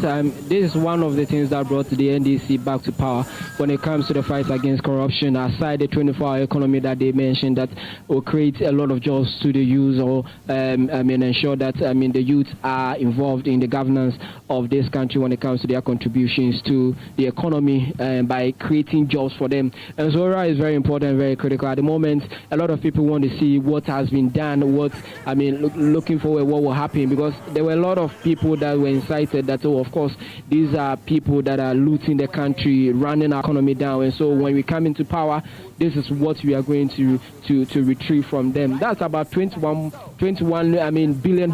That was when the Honorable Foreign Affairs Minister made mention that if all things being equal and they are able to retrieve all loot from the past, administration or executives of the administration, past administration, Ghana is going to get. That is about $21 billion. As it stands now, how much has been retrieved? That is a big question that everybody will be asking. We know that the Attorney General is working. Yesterday there was an update from the OSP about the Ken Ofo-Addo's incident or issue, and so Ghanaians want to hear more. Ghanaians want to see more. If not prosecution, just retrieve this money for us.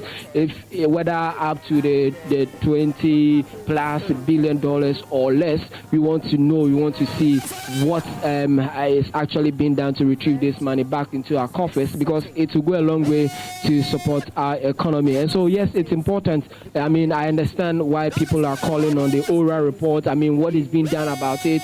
It is very critical, but you shouldn't forget that it is 14 months now, as we speak, and nothing much has been done. Let me put it that way. Even though we say that it will take time when it comes to prosecution and going through all this process, but yes, 14 months is enough to put people before trials and all those stuff and retrieve as much as we can. And so yes, if they are asking about the ORA, it is important. It's a legitimate call from the people of Ghana looking into this matter, because they gave us a lot of assurances about how they're going to deal with past corrupt officials. State capture, state lands, how they are retrieving all these things, state properties, how they're going to ensure that they recover all these things back to the country. And so, Randy, if they are calling on expectations on the ORA, they are right. It's a genuine concern that they are raising. Personally, we are all looking forward to that, because we want to see a lot of the prosecutions that they made mention. When NDC was in opposition, we shouldn't forget, like I said, ORA was very, very dominant in the campaign time for the NDC. The campaign messages that Operation Recover All Loot. We are bringing all looted state properties back to the states, and so we want to see more in that regard.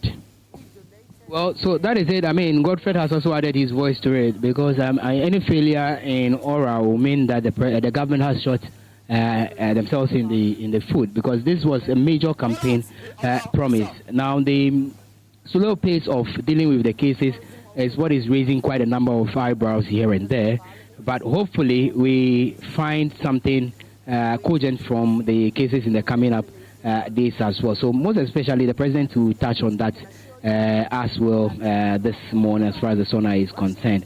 Yes, so but away from the issues about corruption, oral here and there, Galamsey is still staring at us in the face. The quest to clamp down on Galamsey, look at what government has put in place, the various intervention policies here and there. Does it look good? Are we on track?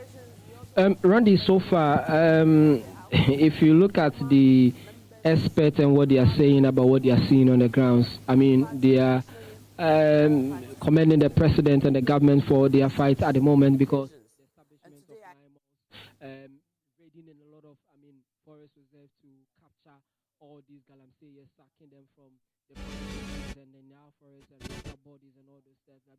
They've been giving them good.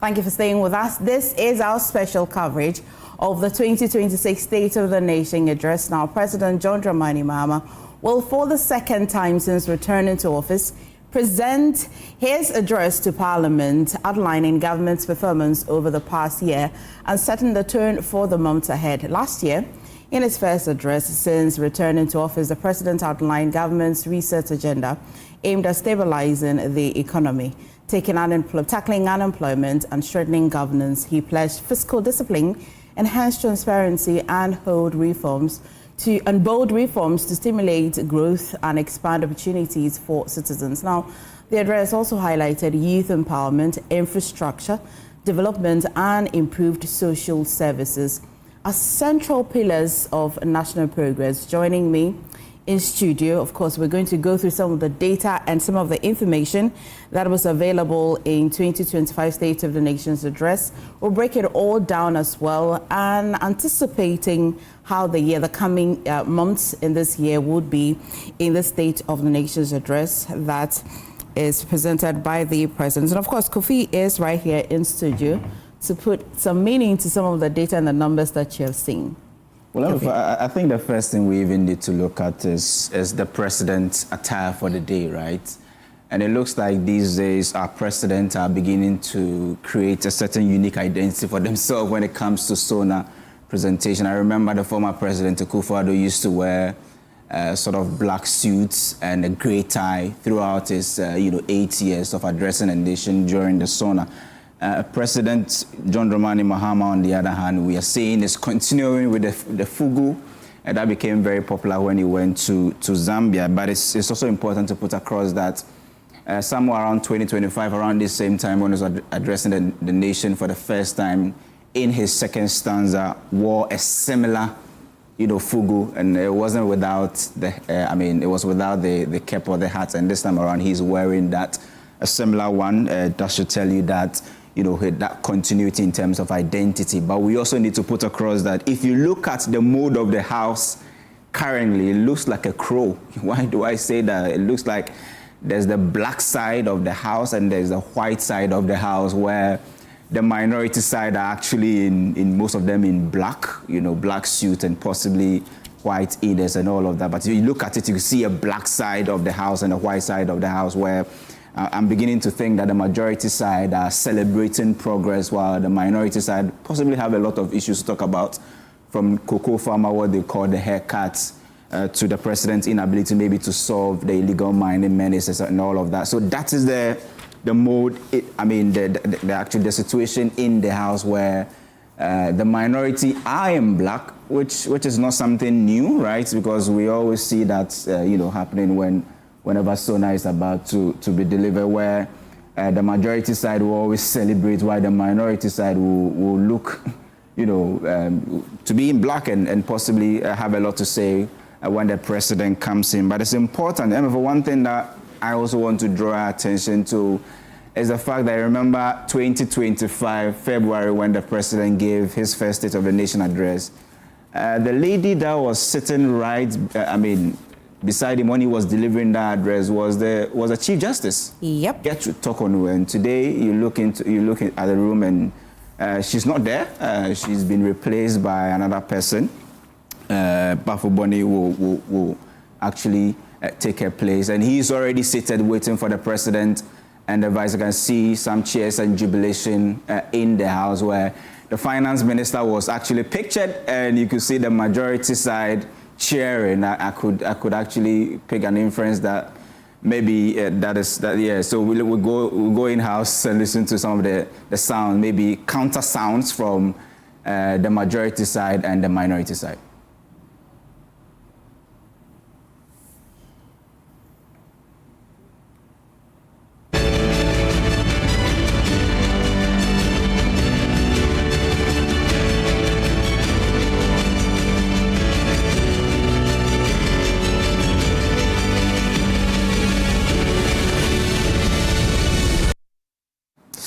Yeah, so I also saw the First Lady, and she was sitting by the Chief of Staff. And I remember when, unfortunately, we lost the 8 gallant men, she was seen being consoled by the Chief of Staff most of the occasion. And today she's sitting by him again, and the President will be in the chamber very soon. The Chief Justice, Bafo Boni, is already seated, waiting for the President, Speaker of Parliament, and the Vice President to join.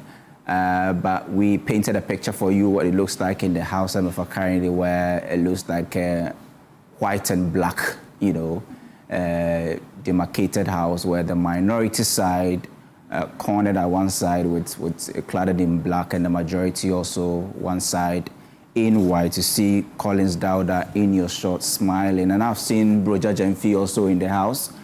There are talks around whether the president will speak about when he's going to appoint a new defense minister. I think that will be one thing he will address today.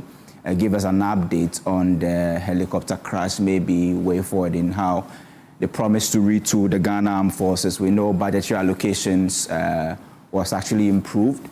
A significant component of Ghana's, budgetary allocation for 2026 went to the Armed Forces retooling, and it will be interesting to see what the president will say about that. But today's and in your shot there is the former president, the gentle Jack, John Agyeman-Rawlings, in your shot there, cladded in blue with his, white tucked in his pockets, and he's having a conversation there with some members who have also joined him. A number of, dignitaries will come in today, and he's known to be, one of the former president who is usually at very present. Very present at SONA's national events. And you see in your shot also the man, whose work will be spoken about a lot today, because Aura will be big, and you saw the Attorney General, Dr. Dominic Anyene, in your shot there, because Aura will be big today.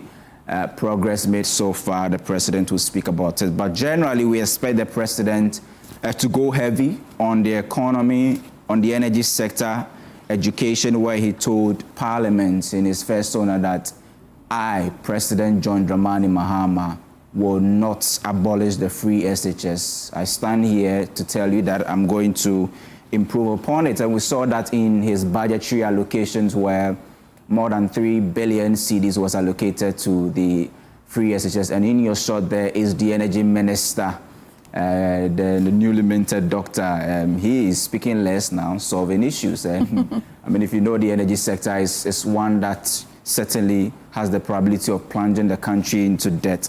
And I remember when the president took over, it was one of the ministries. If you look at it, he and his brother, you can see his brother on the other hand, smiling and laughing. His brother is in black, while he himself, the energy minister, John Jinapor, is in white, with the president in the lobby there, heading to the chamber with some dignitaries. He will be in the chamber very soon with the Speaker of Parliament. I can see the president in a similar smock he wore, delivering the 2025 State of the Nation address. We will expect him to also speak heavy on the health sector. Environment will be very key, and MFR health sector, because we all know what is happening to doctors who are possibly refusing posting to some rural areas. GMA has spoken about it, and they say that, well, doctors are committed, but if you are posting people to rural areas, you need to make sure that you give them what they need to be able to actually go and serve. Environment will be key, because this will house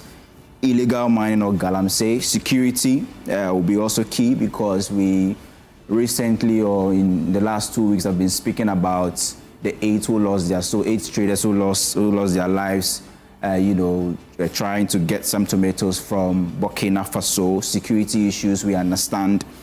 There is that jihadist attack, not just on the borders of Ghana, between Ghana and Burkina Faso, but also in Ivory Coast. A similar instance is happening, where the US has even updated their travel alerts, increasing the level, telling US citizens to be wary when traveling to Ivory Coast. A similar situation also happening there. So the president, we expect to speak on security issues. In your shots are the leaders of the 2 caucus and the speaker himself, the vice president also following suit with aide-de-camp, a female. I'm very glad.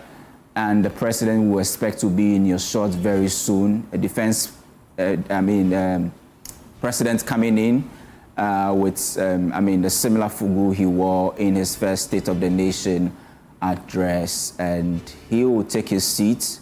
The national anthem will be sung very soon. The speaker will do some house matters before the president begins to mount the podium to actually speak to the nation.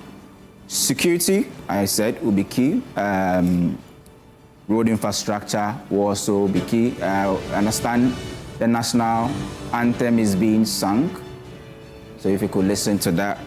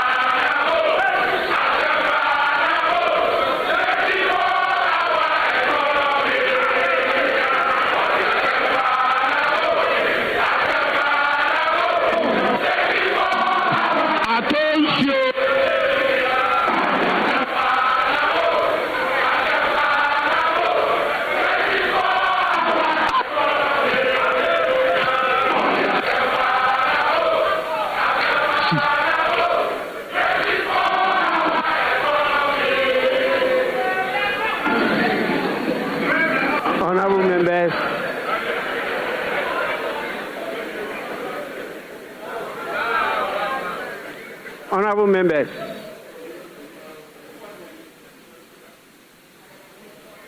this is the Chamber of Parliament.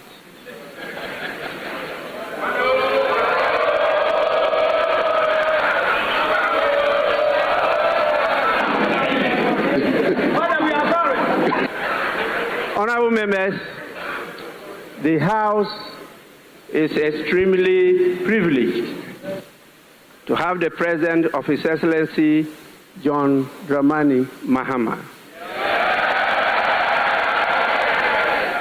President of the Republic and Commander-in-Chief of the Ghana Armed Forces in this August September. His Excellency the President is here in accordance with Article 67 of the Constitution of the Republic to deliver a message on the state of the nation to this honorable House. On behalf of leadership and honorable members, it is my privilege and singular honor to welcome His Excellency the President of the Republic to this august House.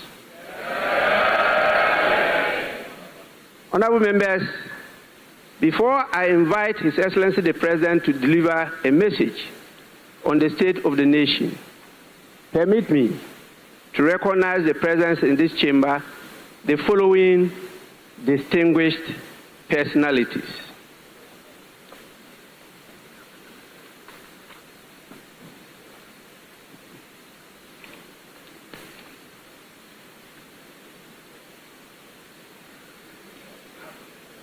Honorable members,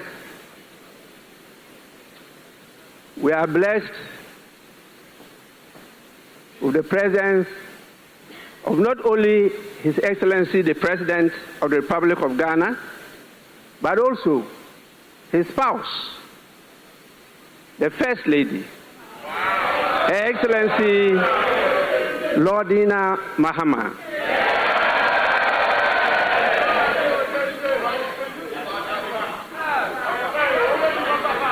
We also have the presence of the Vice President, the First Lady in Ghana to be a Vice President. Her Excellency Professor Jane Nana Opoku Agyeman.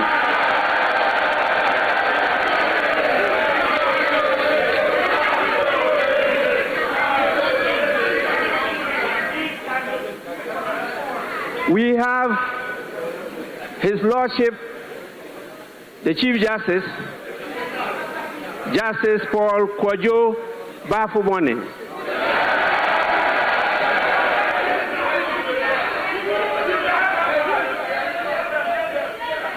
Honorable members, he did not come alone. He came with his spouse, who, as you all know, is the Director General of the Prison Service.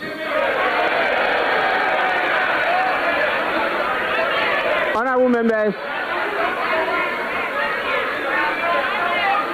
honorable members,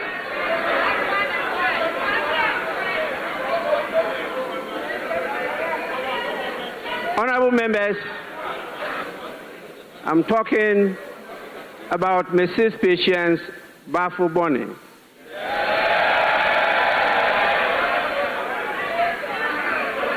Surely we have the presence of your lordships, justices of the Superior Court with us here. We also have the chairman of the Council of State and the former Speaker of Parliament, Right Honorable Edward Do Ajaho.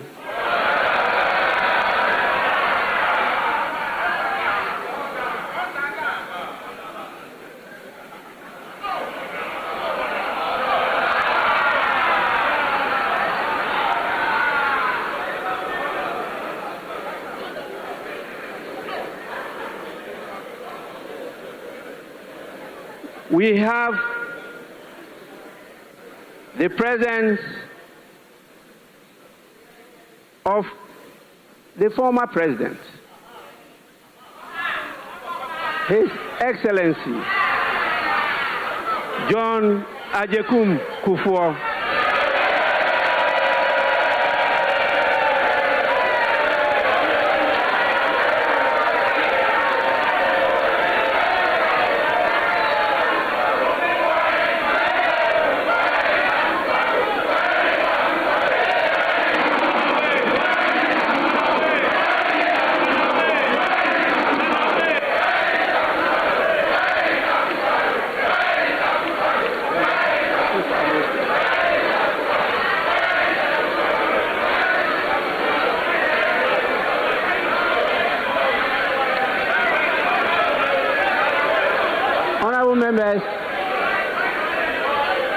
Honorable members,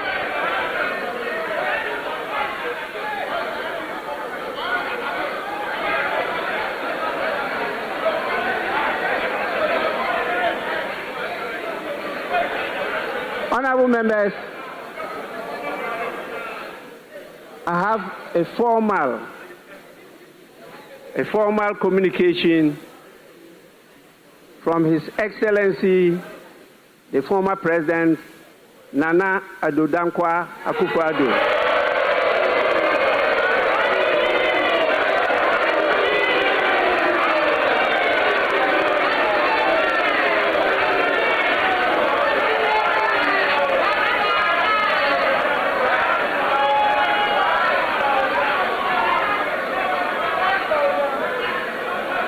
He expresses his gratitude to the invitation for him to be here.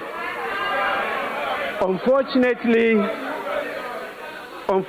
for good reason, he is not able to attend this occasion. Oh, it's a lie! It's a lie! Honorable members, he, however, extends his best wishes to you and to His Excellency the President on this occasion.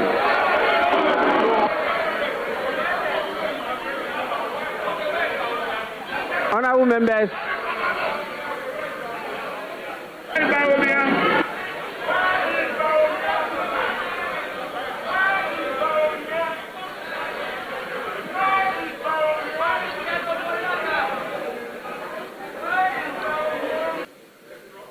the presence of the former Speaker of Parliament, Right Honorable Sechi Hughes.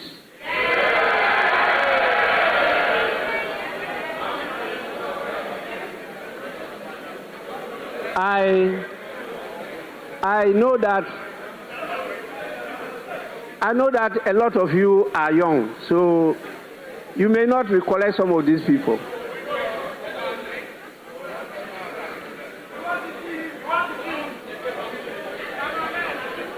Honorable members, we also have a number of the members of the Council of State who are here today. We have also the presence of the Chief of Staff, Honorable Julius Debra.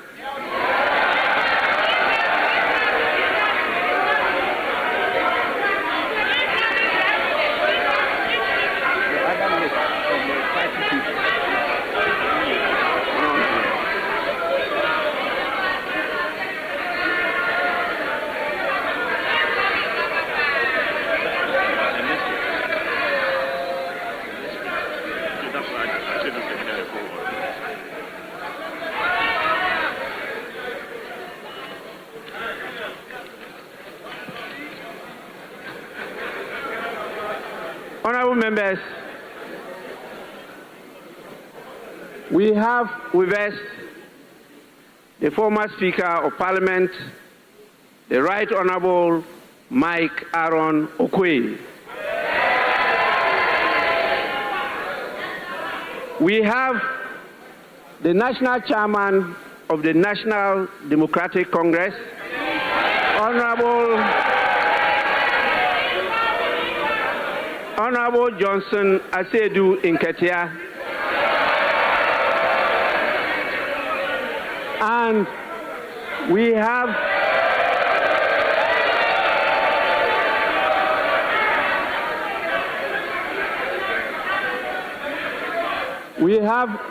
the acting national chairman of the New Patriotic Party, Mr. Dankwa Smith Bute. Honorable members, we have the General Secretary of the National Democratic Congress, Mr. Fifi Fievi Kwete. And we have the General Secretary of the New Patriotic Party, Mr. Justin Frimpong Kodia. For sure, we have, as usual,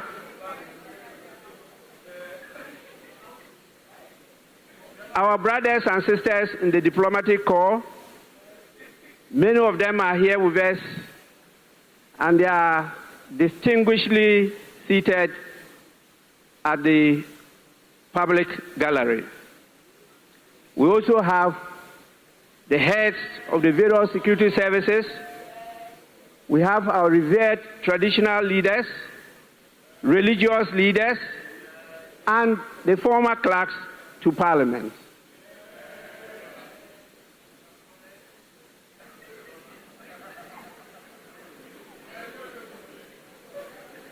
Honorable members, on your behalf, I warmly welcome all of them to the House.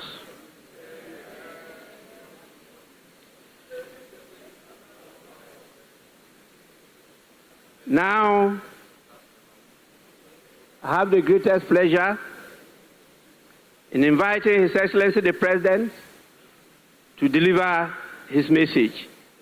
Your Excellency, you may do so now.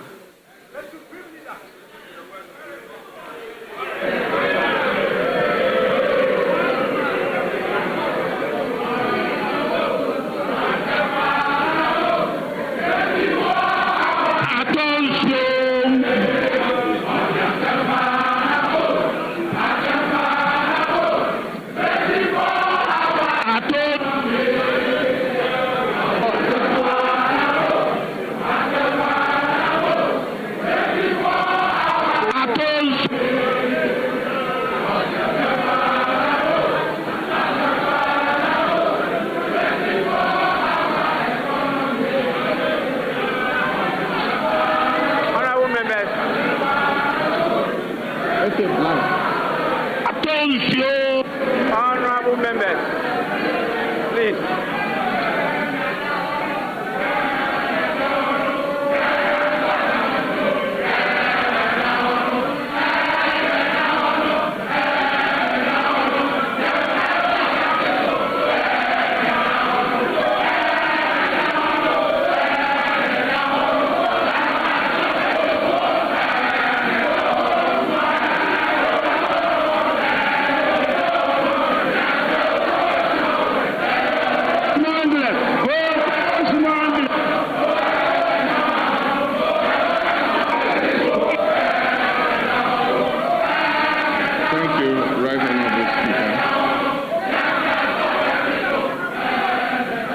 Thank you, Right Honorable Speaker.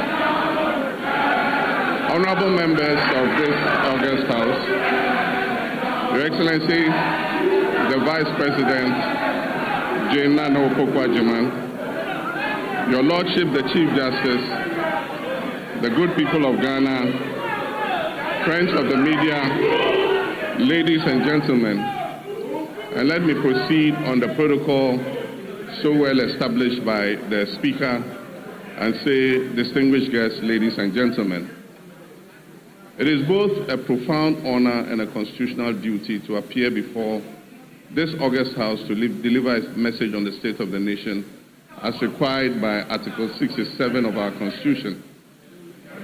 I do this with the perspective and through decades of public service, including my time in this very chamber as a Member of Parliament representing Bole Bamboy, and my previous term of office as President of the Republic from 2012 to 2017. My journey in public service, like that of our nation, has not followed a straight path.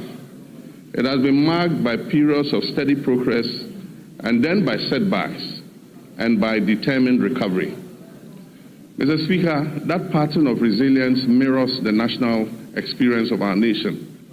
And today I stand before you to speak to another such defining moment, a moment in which our nation is on the rebound of national renewal and of restored hope.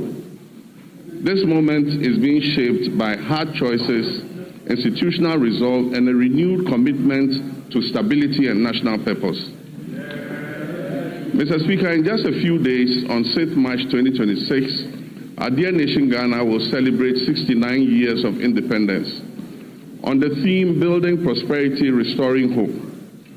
This theme is not merely ceremonial, it is the blueprint that guides our administration's vision and actions. It reflects where we have been, it acknowledges the difficulties we have endured, and confidently declares the direction in which we are headed. At the heart of this vision are two complementary and mutually reinforcing agendas. One, the Resetting Ghana agenda, and two, the Accra Reset. The Resetting Ghana agenda is our national commitment to restore economic stability, rebuild public trust in our democracy, strengthen our institutions, and deliver tangible improvements in the lives of ordinary Ghanaians. It is about turning the page on years of mismanagement and confronting our challenges with honesty, and charting a new course anchored in fiscal discipline, transparency, and sustainable development. The Accra Reset, on the other hand, is our continental commitment. It recognizes that Ghana's prosperity cannot be separated from Africa's progress. It calls for a fundamental shift in how African nations relate to one another and to the world. From dependence to self-reliance, from fragmentation to integration, and from reactive postures to strategic leadership. Mr. Speaker, these two agendas are deeply interlinked because we cannot build lasting prosperity at home without contributing to stability and growth across our continent. Equally, we cannot lead effectively on the continental stage if our own house is not in order. Together, these frameworks demonstrate our determination to restore hope, not merely as a promise, but as a lived reality of Ghanaians and Africans alike. As we build on the foundation laid in 2025, the first year of my return to the presidency, we do so with clarity of purpose, unity of action, and confidence in our ability to deliver a future worthy of our people's sacrifice and their aspirations. Mr. Speaker, this moment of national renewal unfolds against the backdrop of a world in profound flux. The global order we once knew is being rapidly reshaped, and the so-called rule-based international system endures only as long as it protects the advantages of those who designed it. Once emerging nations like ours begin to operate within those same rules to rebalance power, the very architects of that order prove willing to relax their commitments. Ghana, like many nations, has learned this hard truth. We cannot respond to this new reality with fragmentation, hesitation, or continued dependence. History has long taught us that resilience and prosperity will not be handed to us They must be built deliberately through cooperation, self-belief, and strategic alignment. This era ahead demands that Africa must move from a posture of dependence to one of collective self-reliance. Mr. Speaker, it is in this spirit that Ghana has sought to play a convening and catalytic role on the continent. In the middle of last year, our capital, Accra, hosted African heads of state, policymakers, and development partners for a landmark health sovereignty summit. Together, we charted a new roadmap for healthcare financing and collaboration among African nations. And that message was clear. Africa must take ownership of its health security, pool its resources, deepen collaboration, and design financing solutions that reflect our realities rather than external prescriptions. Strong economies require healthy populations, and health sovereignty is inseparable from economic sovereignty. The same logic applies to trade, industry, and economic growth. Africa's future lies in dismantling our artificial borders, removing bottlenecks that stifle commerce, and fully activating a common market that allows our goods, services, and capital and ideas to move freely across the continent. No single African country, no matter how well endowed, can thrive alone in this new global environment. Rather, when we work together, our combined markets, our youthful populations, our natural resources, and our creativity will constitute one of the greatest economic opportunities of this century. Africa must summon the courage to shape its own destiny, building genuine sovereignty across Africa.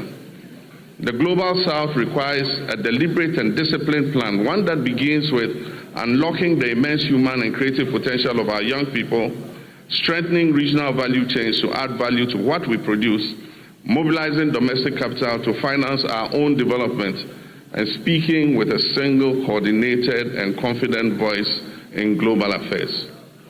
Mr. Speaker, this is how Africa can move from promise to power, from participation to leadership, and from dependence to self-reliance. The path forward is clear. Africa must rise with confidence, unity, and purpose. And Ghana stands ready not only to rebuild at home, but also to work hand in hand with our African brothers and sisters to shape a future that is defined by shared strength, dignity, and prosperity. Mr. Speaker, we have resolved here in Ghana to operate with our eyes open, to protect our sovereignty, and to design policies that place our people first. We'll continue to engage with the world, but on terms that reflect our interests. We will uphold global norms, but we will not outsource our judgment. And we will build resilience at home so that shifts in external power do not translate into hardship for our citizens. Mr. Speaker, when I last came before this House, I spoke candidly about the depth of the challenges we had inherited across all facets of our nation. Mr. Speaker, nowhere was this national malaise more evident than in the economic sector. We inherited an economy in severe crisis, burdened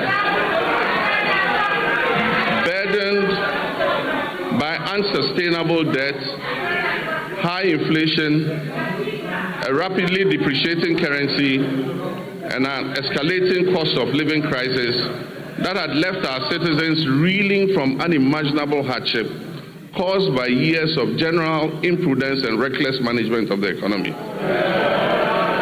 Mr. Speaker, I was clear from the outset that recovery would not come easily. But I was also clear that I'll stop at nothing to turn this situation around and bring relief to Ghanaians.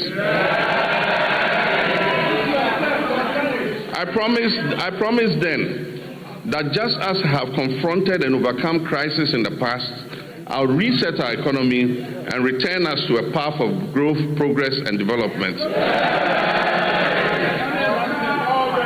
Mr. Speaker, I told this August House then, when I appeared before you last year, that we would have to take tough, prudent, and necessary decisions to restore stability and credibility. Today, Mr. Speaker, I can say to you with confidence, Ghana is back.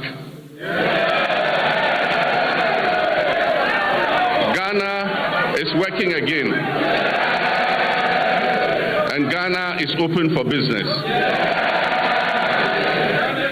The fundamentals are improving, and the path to sustained acceleration is very clear to everyone.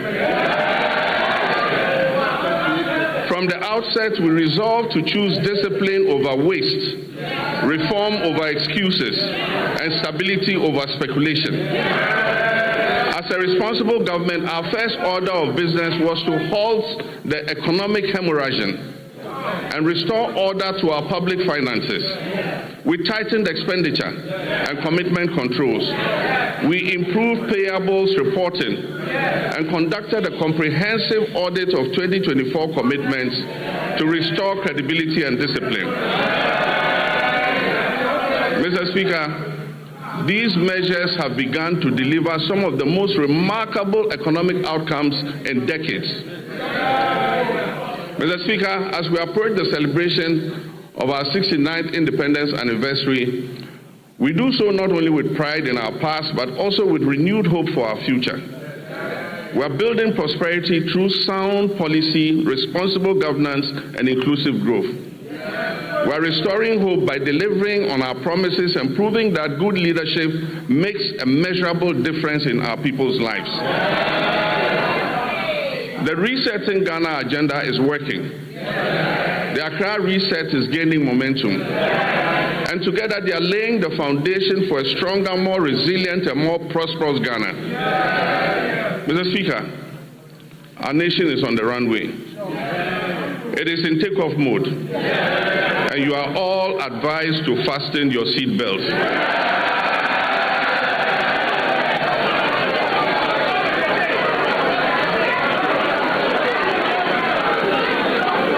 Mr. Speaker,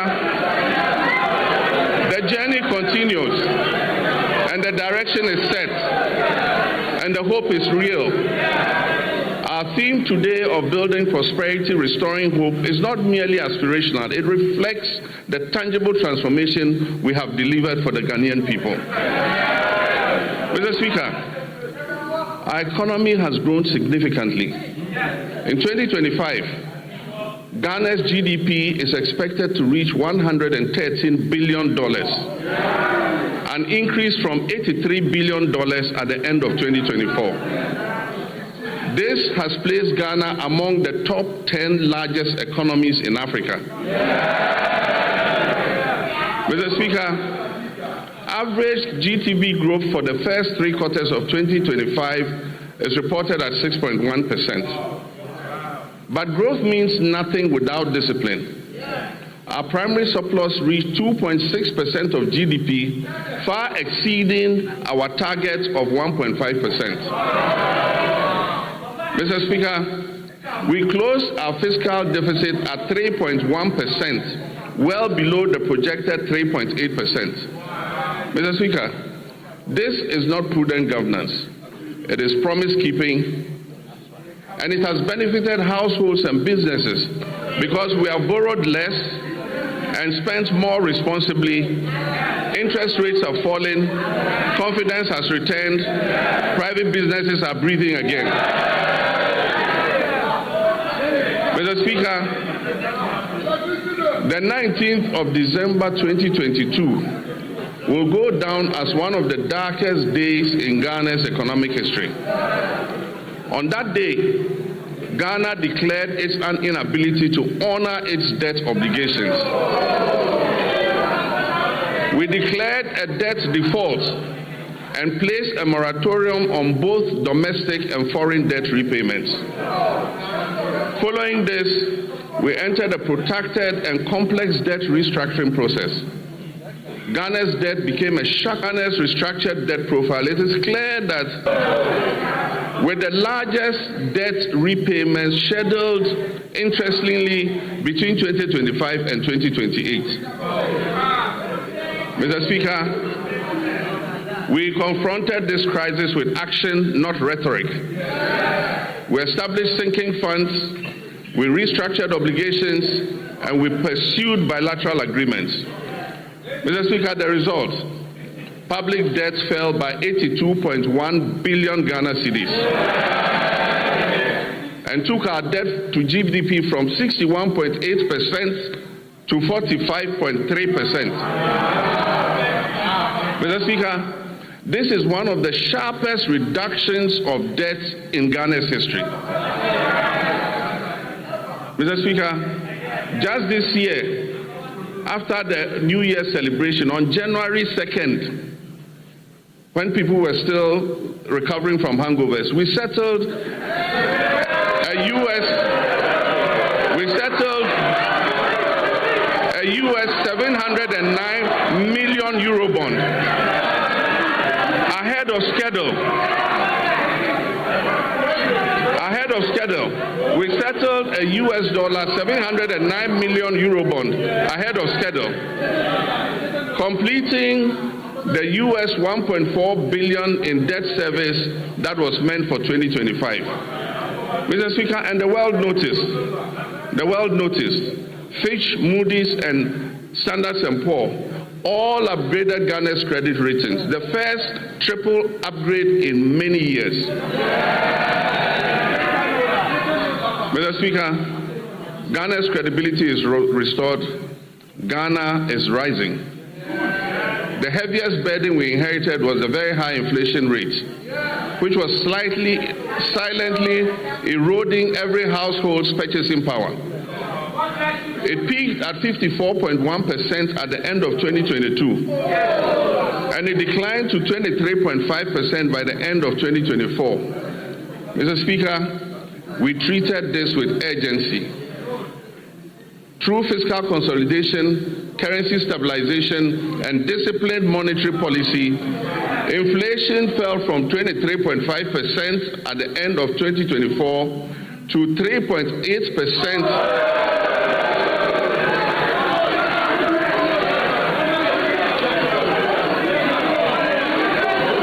Mr. Speaker, inflation fell from 23.5% at the end of 2024 to 3.8% over 13 consecutive months by January 2026. Mr. Speaker, and very interesting,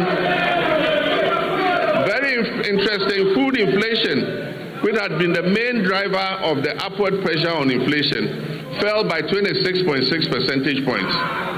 Inflation for locally produced goods fell by 22.6 percentage points. Mr. Speaker, these are not just statistics. These translate into the reality of a parent being able to put food on the table for their children. It translates into the reality of businesses thriving and creating opportunities for Ghana's young people. Mr. Speaker, petrol prices dropped from 15.2 Ghana cedis to 10.7 cedis per liter. And only recently, it dipped below the 10 cedi mark to 9.97. Diesel fell from 15.4 to 11.3. And this brought relief to our nation's 3.7 million car owners and the tens of millions of Ghanaians who depend on transport daily. Mr. Speaker, to the interesting part, exchange rate volatility has long been at the heart of hardship in Ghanaian households. We made currency stability a priority, and Mr. Speaker, we have delivered. Mr. Speaker,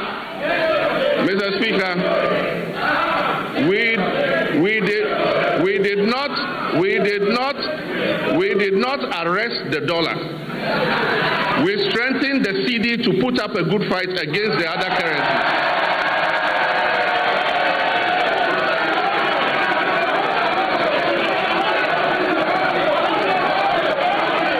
Mr. Speaker, we did not arrest the dollar. We strengthened the cedi to put up a good fight against the other currencies.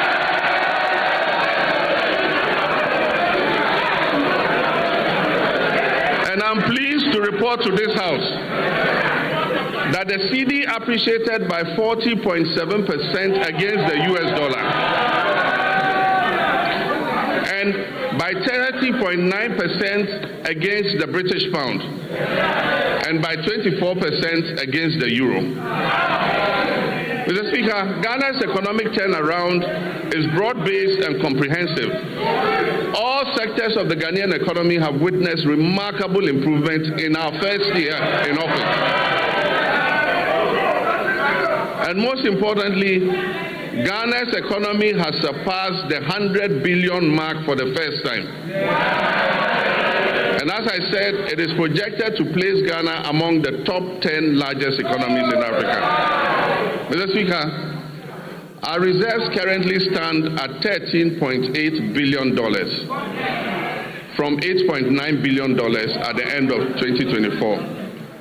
This covers 5.7 months of import. A key driver of this development has been the establishment of the Ghana Gold Board. By formalizing gold exports, we have reduced smuggling, we have increased recorded exports in the artisanal and small-scale mining sector from 63.6 tons to 103 tons.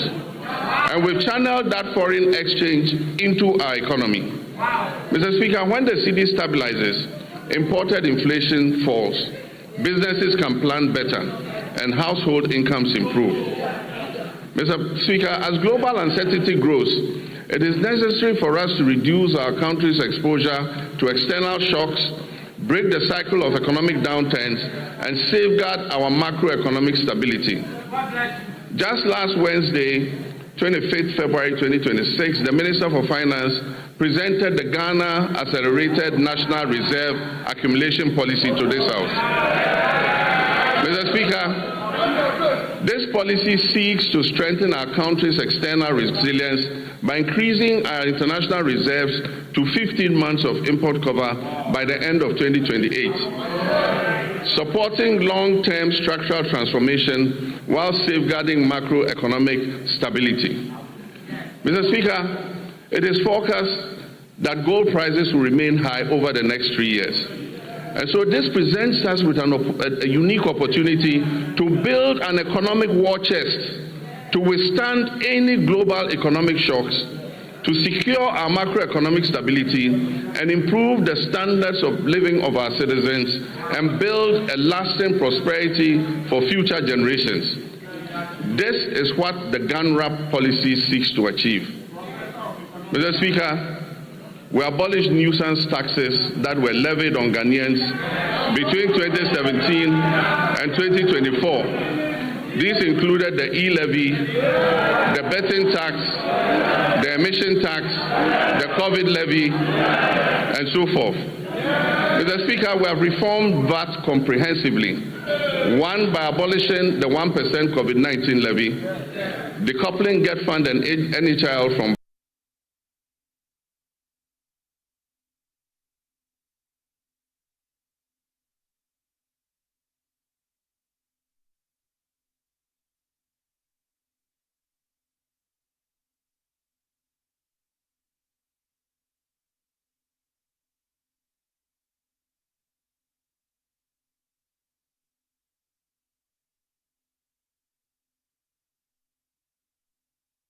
interest rates have fallen from above 30% to currently between 18 and 20%, freeing up credits for businesses and households. And according to the Ghana Statistical Services, over 1 million Ghanaians have found employment between Q1 and Q3 of 2025. Mr. Speaker, and 950,000 Ghanaians dimensional poverty over the same period. Mr. Speaker, I'm pleased to report that multi-dimensional poverty over the same period. Mr. Speaker, I'm pleased to report that our external position has strengthened significantly. By December 2025, our current account reached 1.5 billion or 1.8% of GDP in 2024. These achievements have been driven by robust gold, cocoa and non-traditional exports, and increase remittance inflows. This improvement demonstrates that our economy is gaining strength and resilience again on the global stage.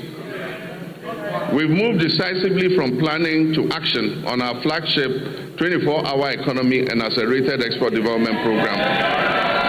This was officially launched in 2025, and this transformative initiative is designed, 1, to unlock round-the-clock economic activity, 2, deepen our value chains across key sectors, 3, boost productivity and support export growth, and 4, create quality jobs in agriculture, manufacturing, logistics, and services.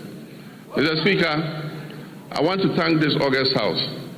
On 6 February 2026, this House passed the 24-Hour Economy Authority Bill.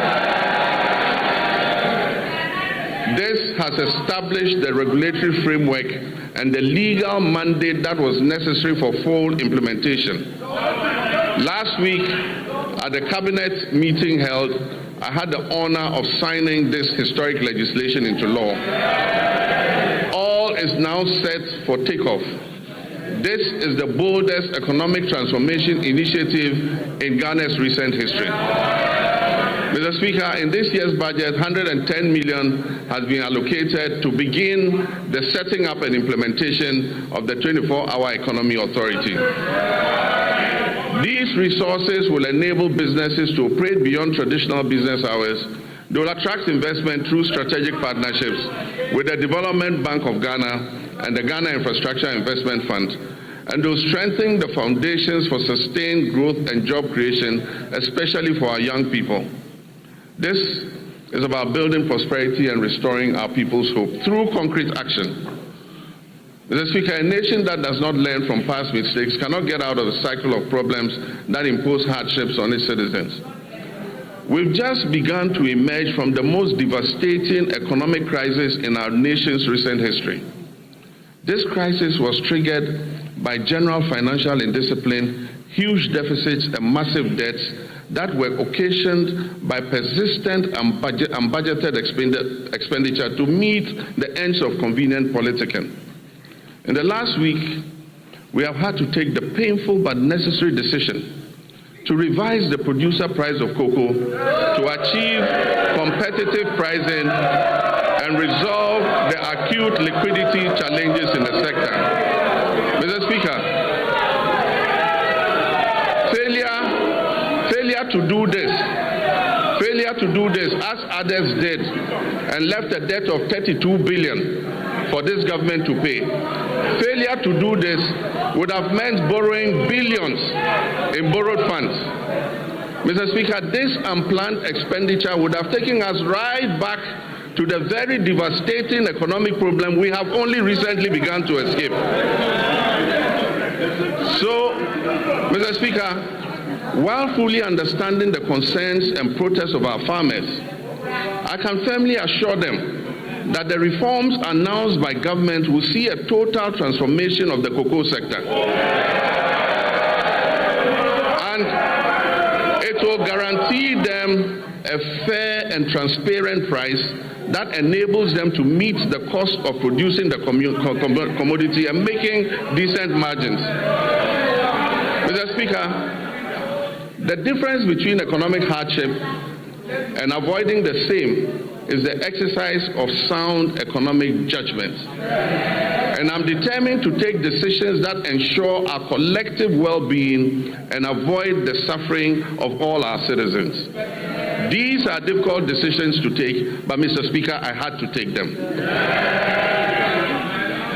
Mr. Speaker, we are bringing legislation to this House to tighten our procurement processes by banning sole source contracts, except in exceptional circumstances. We will also bring legislation to this House to make it mandatory to seek Parliament's prior approval before any government asset or property is leased out or sold. This includes lands and state enterprises. Mr. Speaker, last Tuesday I caused the Minister of Finance to lay before this House the value for money office bill, This is a landmark measure, a fulfillment of yet another campaign promise to the good people of Ghana. And this is designed to decisively end waste, inflated contracts, abandoned projects, and chronic cost overruns that have for far too long drained the public purse. All these measures are intended to improve public trust and accountability. Mr. Speaker, in January 2025, we inherited an energy sector on the brink of collapse that had been precipitated by a severe financial crisis. The sector was burdened with a staggering debt of 80 billion Ghana cedis, strengthening the operational viability of key power producers. The 500 million World Bank partial risk guarantee, a critical risk mitigation instrument that was established in 2015 during my first term to safeguard the nearly 8 billion of private sector investment that was put into the offshore Cape Trade Points field, had been fully drawn down and exhausted due to prolonged non-payment for gas consumed. Mr. Speaker, at the distribution level, the Electricity Company of Ghana was plagued by high commercial and technical losses, collecting only 62% of the energy it purchased from generators and declaring less than 50% of its collection into the cash waterfall mechanism.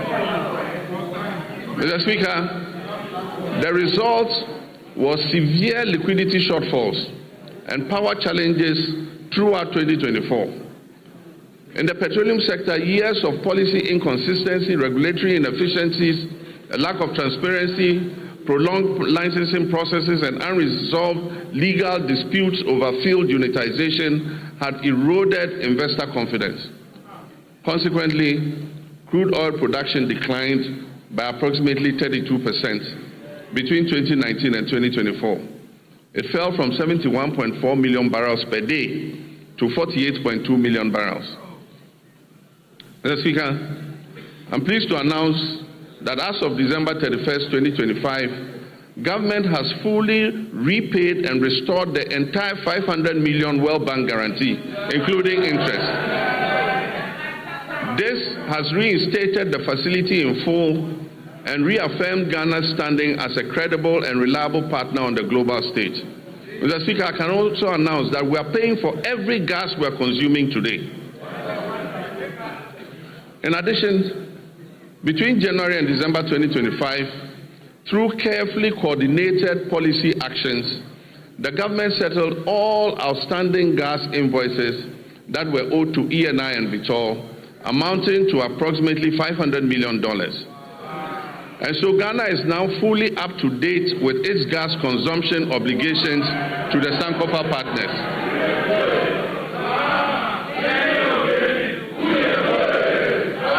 And I'm pleased to announce that the 2026 budget has made adequate provision to ensure timely payments for all liquid natural gas that we consume going forward.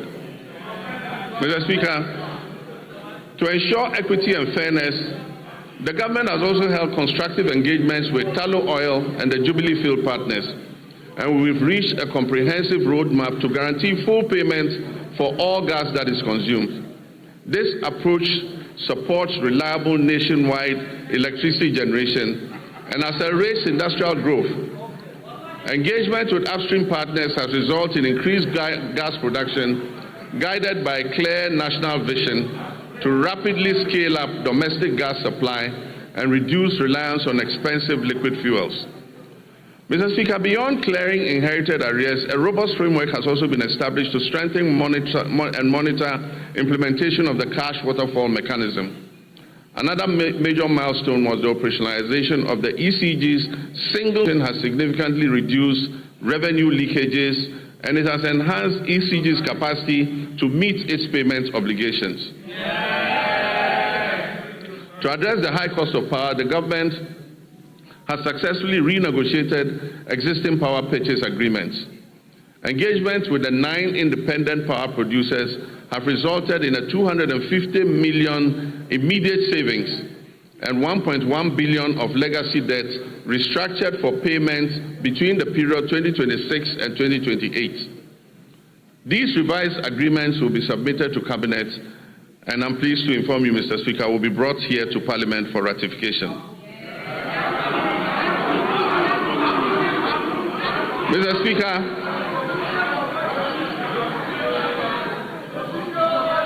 under the Rural Electrification Program, 200 out of the 400 targeted communities have been connected to the national grid, with a further 100 at various stages of completion.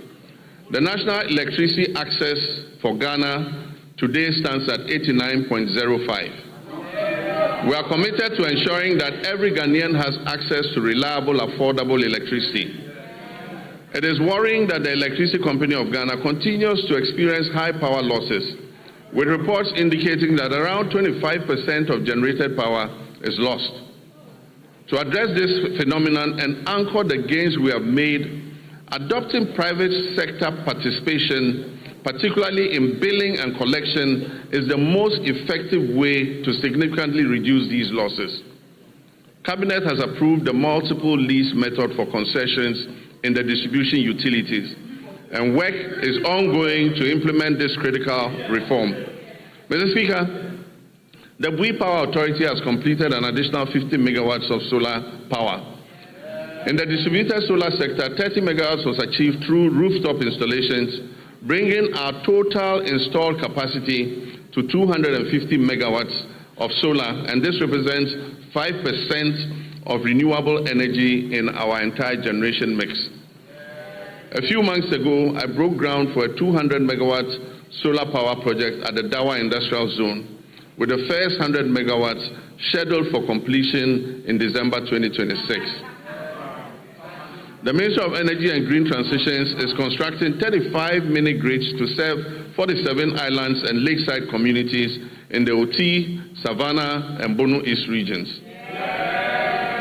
The Ministry will also supply 12,000 new smart net meters from the end of the first quarter of this year, 2026. And under the off-grid solar home system for public institutions, delivery of materials for the first phase of 350 systems has commenced. It means that public institutions are going to be fitted with solar to reduce their power consumption. Mr.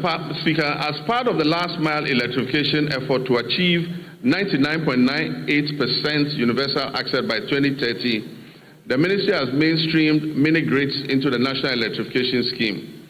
Consequently, a feasibility study for the Afram Plains North District was completed for 100 communities to receive solar power, bringing the total number of islands and lakeside communities in the Afram Plains North and South to 150 that are ready for mini-grid solar electrification. I'm pleased to announce that the African Development Bank has committed to providing $100 million to fund the construction of renewable energy-based mini-grids for these communities. Mr. Speaker, we've signed a memorandum of understanding with the Jubilee and Tenfield partners to commit another $2 billion to additional investment in the Jubilee field. This will include drilling up to 20 new wells, the first wells being drilled in more than 9 years. Mr. Speaker, there's a second memorandum of intent with the OCTP partners, that's ENI and Vitol, to commit $1.5 billion of additional investment in the OCTP field in the Cape Tree Points Block 4 contract area, among others. This agreement will significantly increase Ghana's oil and gas production, thereby enhancing energy security, domestic demand, and infrastructure development. Mr. Speaker, we are on course to revitalize the Ghana Cylinder Manufacturing Company through a strategic partnership with the National Petroleum Authority, Ghana Gas, and the Ghana Commercial Bank. This will boost production, ensure a steady supply of safe LPG cylinders, and strengthen local manufacturing. Mr. Speaker, I'm also pleased to announce to you that Tema Oil Refinery is back.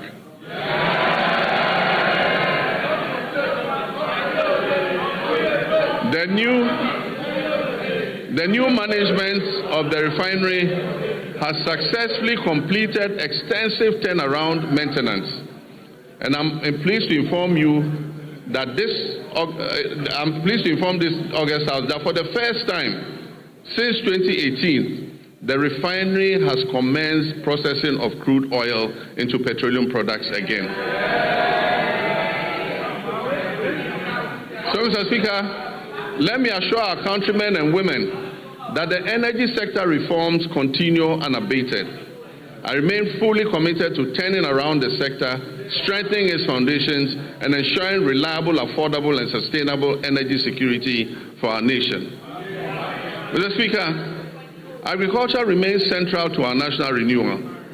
Since January 2025, this administration has embarked on a decisive reset of Ghana's agricultural sector under our Agriculture for Economic Transformation agenda, with the Feed Ghana program serving as the flagship vehicle for implementation.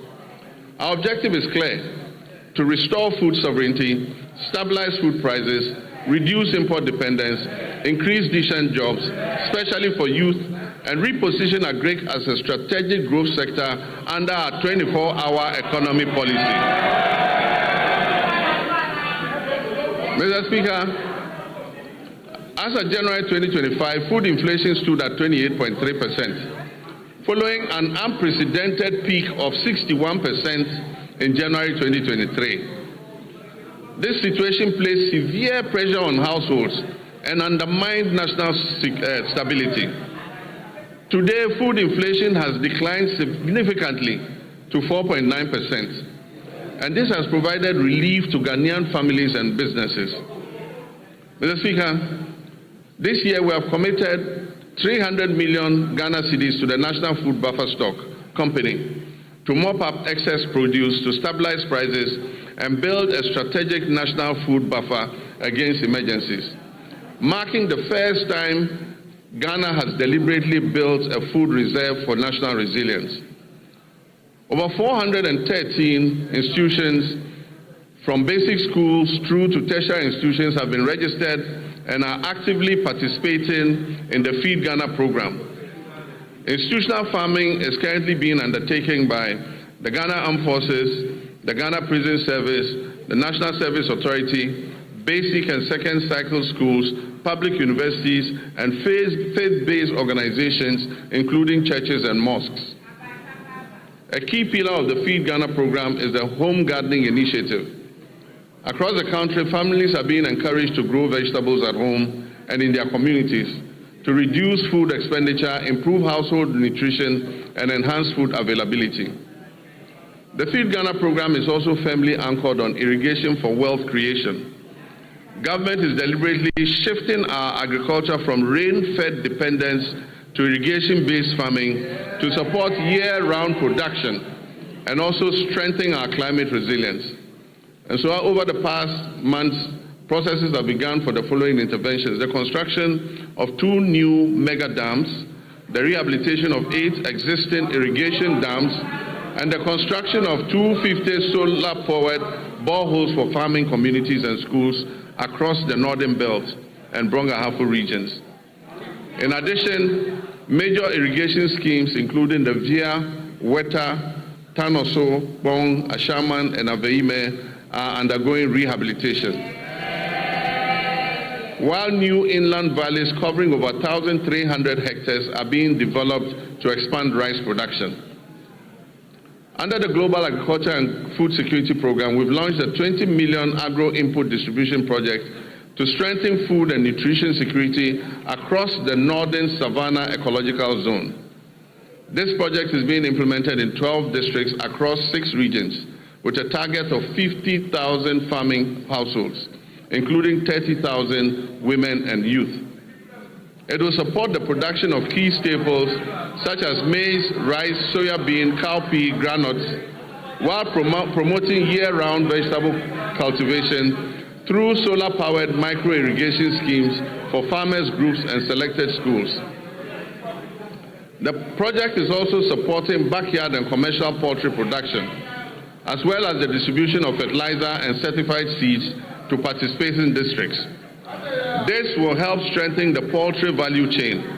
We're working to fulfill the promise of establishing farmer service centers across the country to modernize agriculture. Procurement processes are underway for a total of 660 tractors, 400 combine harvesters, and other agricultural equipment and implements. The first 11 farmer service centers will begin construction this year and will provide affordable access to land preparation, harvesting, storage, input supply, extension services, and equipment leasing, especially for smallholder farmers. Mr. Speaker, in the next 2 weeks, I'm going to cut short for the first farmer service center in the Afram Plains. Mr. Speaker, agricultural extension remains the backbone of productivity, and to address the current gap between farmers and extension officers, 540 motorbikes have been procured to improve extension coverage.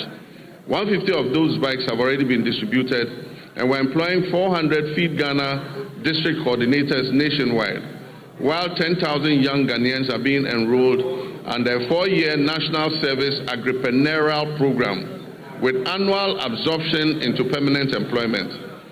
So far, 3,000 youth have been posted by the National Service Authority under the Agripreneur program. This intervention is strengthening frontline service delivery and creating employment opportunities for young people.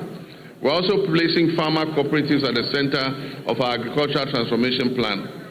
As of October 2025, 70,000 community commodity-focused farmers cooperatives had been established nationwide. And they are serving as platforms to access inputs, mechanization services, climate advisories, aggregation, and fair market negotiation. Government is actively linking farmers to agro-industrial investments to stabilize prices, create jobs, and accelerate Ghana's journey towards food security. A major highlight of this effort is the 154 million Ghana-Italy irrigated commercial farming project to establish a 10,000 hectare irrigation model farm to produce rice, maize, soya, and tomatoes. All produce from this project will be sold locally. This intervention is strategic and designed to fast-track progress towards food security, ensure a reliable supply of raw materials for agro-processing, and reduce Ghana's dependence on food imports. Mr. Speaker, other key initiatives under the value addition and agro-industrial drive include rice processing facilities in the Upper East and Upper West regions, poultry feed production facilities in Ashanti, cashew and onion processing facilities in Bono East. In addition, a 40-ton per day soya processing plant is being established in northern Ghana to support soya bean farmers and reduce their feed costs.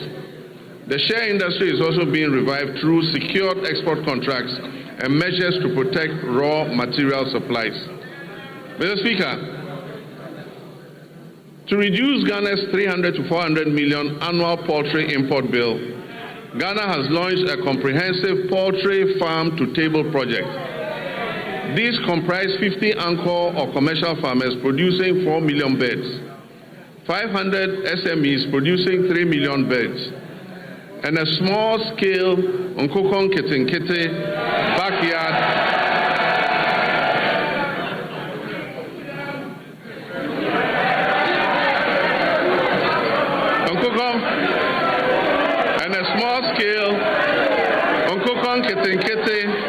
backyard poultry program that is targeting 3 million birds nationwide, with emphasis on women and young children.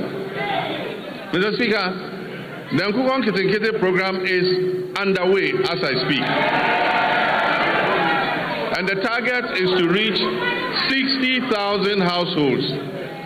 Even before I launched the Nkokon Kitinkiti program, 720 birds had been distributed during the pilot phase to 13,000 farmers in 12 districts. I recently opened a poultry processing factory in Bichim to support expected production growth in the poultry sector. Mr. Speaker, education is important, and it remains pivotal to our national transformation agenda. In this regard, the year 2025 was both eventful and momentous for Ghana's education sector. I'm pleased to report that all the flagship initiatives and commitments that were contained in our Reset Agenda Manifesto have been faithfully honored during the year under review. The No Fee Stress initiative was successfully launched in Koforidua, and as I speak has benefited over 152,000 young people, first-year students in public tertiary universities. The number of beneficiaries this year is projected to reach 220,000 first-year students. In collaboration with the Student Loan Trust Fund, I have good news for law students. Law students in Ghana will also be now able to access the student loan scheme to pursue their legal education. Mr. Speaker, the free tertiary education policy for persons with disability has also been launched and is now fully benefiting all eligible persons with disabilities enrolled in our tertiary institutions nationwide. Mr. Speaker, the 2025 academic year saw a stable, uninterrupted supply of quality food to all our schools under the free senior high school program. Mr. Speaker, to further deepen coordination, accountability, and effectiveness in the education sector, this Honorable House passed several important pieces of legislation. These include: 1. The Kwame Nkrumah University of Science and Technology Bill 2025, the Ghana Scholarships Authority Bill 2025, the Change of University Names Bill 2025, the University for Development Studies Bill 2025, and the Ghana Education Trust Fund Bill 2025. To enhance private sector participation in the tertiary education sector, new legislation will be introduced in this House to ease regulatory bottlenecks and remove the requirement to charter, making it optional. Mr. Speaker, basic education remains the critical entry point into our education system. It is at this level that children acquire foundational literacy, numeracy, critical thinking, and problem-solving skills, upon which all future learning depends. Government understands the importance of the basic sector and is therefore undertaking a major policy shift to rebalance our education investments in favor of basic education. As part of this shift, the standards-based curriculum for kindergarten to primary 6 is currently under review to incorporate robotics, coding, and the responsible integration of generative artificial intelligence. Additionally, as part of the ongoing curriculum review, artificial intelligence education will be introduced at an age appropriate and developmentally sensitive, with a strong emphasis on ethical use, digital responsibility, critical thinking, and human values. Mr. Speaker, in response to the persisting challenge of schools under trees, this government has programmed a bold and decisive intervention for the 2026 financial year. This includes the construction of 200 kindergarten blocks, 200 new primary school blocks, 200 new junior high schools nationwide. And I'm further pleased to inform this House, adequate allocation has been done in the 2026 budget. I'm further pleased to inform this House that the government has fully cleared all outstanding capitation grant arrears owed to the public basic schools, as well as clearing all outstanding arrears of BEC exam registration subsidies due to the West African Exams Council. For previous years, the legacy debts to West African Examinations Council have all been cleared. Mr. Speaker, education for learners with special needs is not only a moral right, but also a sound, pragmatic investment. And it promotes equity and strengthens social cohesion. In recognition of this, the amended Get Fund Act has established a dedicated, sustainable funding framework to implement free education for learners with special needs, beginning in the 2026 academic year. Government has also increased the daily feeding grants for students in public special schools from 8 cedis per day to 15 cedis per day. This significant increment reflects our resolve to address the unique nutritional and health needs of learners with disability. In addition, Mr. Speaker, we'll construct a modern state-of-the-art special needs school in Ho in the Volta region. and will rehabilitate and upgrade the existing special needs schools in Okropong, Ekwapim, in fulfillment of our pledge also to provide free sanitary pads to schoolgirls as part of efforts to improve menstrual hygiene and reduce absenteeism among female learners. A total of 12.2 million packets of sanitary pads were distributed to girls in public schools across the country in 2025. Mr. Speaker, we allocated in this year's budget 292.4 million Ghana cedis to sustain the free sanitary pad initiative. This commitment aims to remove gender-specific barriers to education and ensure that no girl's education is interrupted due to challenges related to her menstrual hygiene. Mr. Speaker, as part of efforts to decongest senior high schools and increase access and ensure parity in educational opportunities, government is going to convert and upgrade 30 Category C secondary schools to Category B, and convert and upgrade 10 Category B schools to Category A. In addition, facilities in Category A schools are going to be upgraded and expanded to be able to take in more children. Technical and vocational education and training remain a critical pillar of our strategy to address youth unemployment and accelerate skills development. Government will construct 6 brand new regional TVET centers of excellence across the country to equip our young people with practical, industry-relevant skills aligned with the demands of the evolving job market. We're also undertaking a review of the national curriculum to align with the OECD Future of Education and Skills Framework. This will make TVET education more adaptive and resilient. Mr. Speaker, to expand access to higher education and support balanced regional growth and meet the rising demand for quality tertiary education, we've entered international partnerships to establish 2 new public universities, one in Kentapo in the Bono East region, another in Jasikai in the Oti region. I'm happy to announce also that a grant has been sourced from China to establish a new public university in Damango in the Savannah region. Mr. Speaker, technical universities play a critical role in closing the skills gap and reducing youth unemployment by delivering high-quality, industry-aligned and practice-oriented training within a broader policy framework that stimulates labor demand. In this regard, government is going to establish 3 new technical universities to strengthen skills development, enhance innovation, and support national industrialization efforts. Mr. Speaker, the Teachers Housing Initiative is a joint effort involving district assemblies, Common Fund, Get Fund, NAT, and JESOPs. And the aim is to build 50,000 housing units for teachers. This initiative is called the Teacher Dabre, Baby a Teacher Better. This partnership demonstrates our collective dedication to enhancing teachers' living conditions and boosting the retention of teachers, especially in rural and remote areas, and ensuring that teachers can live, work, and retire with dignity and security.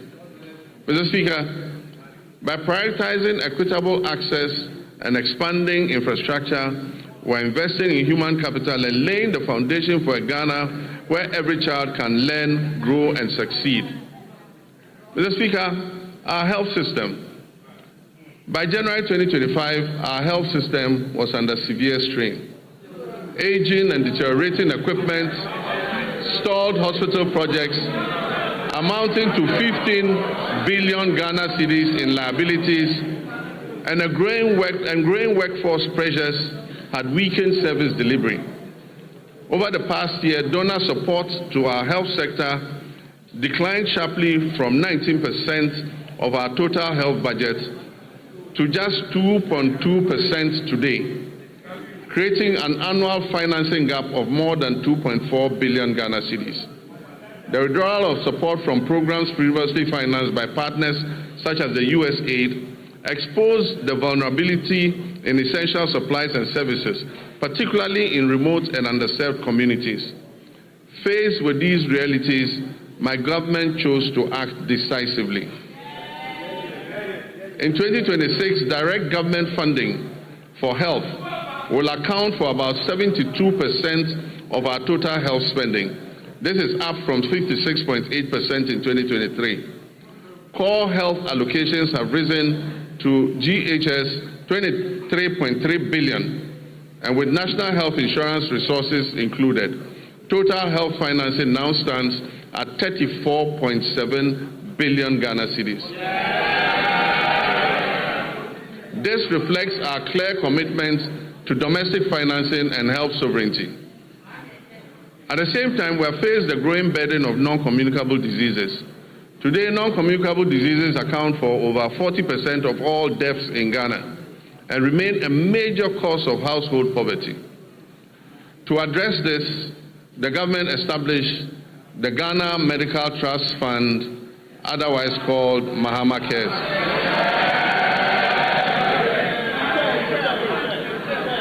Mr. Speaker, this is the first nationwide financing mechanism dedicated to chronic and non-communicable diseases. Mr. Speaker, the National Health Insurance Levy has been uncapped. Claims payments are now timely, with facilities no longer waiting more than 6 months as happened in the past for payment to be made.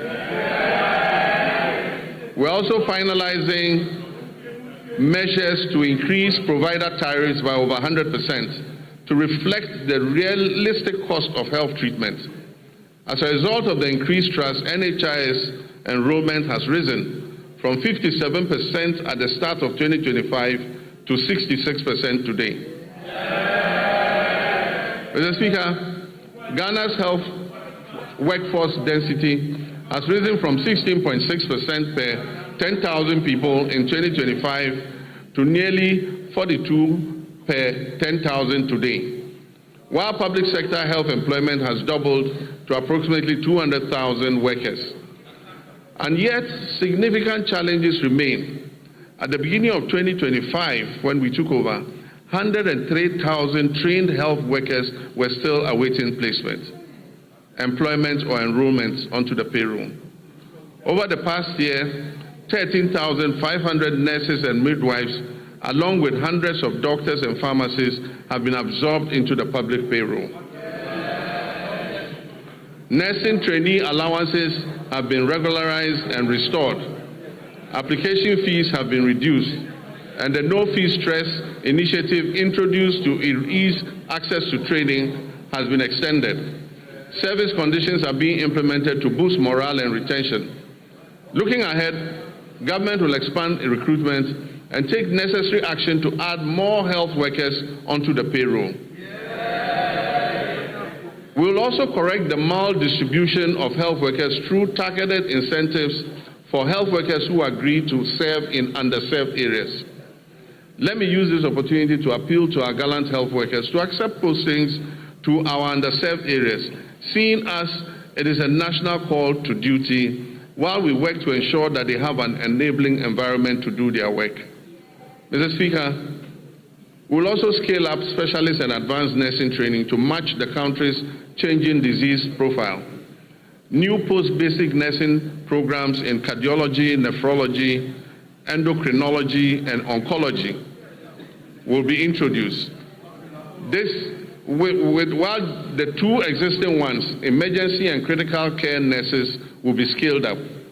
At least 30 nursing training institutions will transition to competency-based degree curriculums, supported by new scholarship opportunities for PhD-level training for nurses and allied health professionals. Mr. Speaker, on health infrastructure, my government remains firm in its commitment not to abandon unfinished projects. We'll continue to retool facilities, strengthen emergency and disease surveillance systems, and ensure that health infrastructure is properly aligned with staffing, equipment, and financing.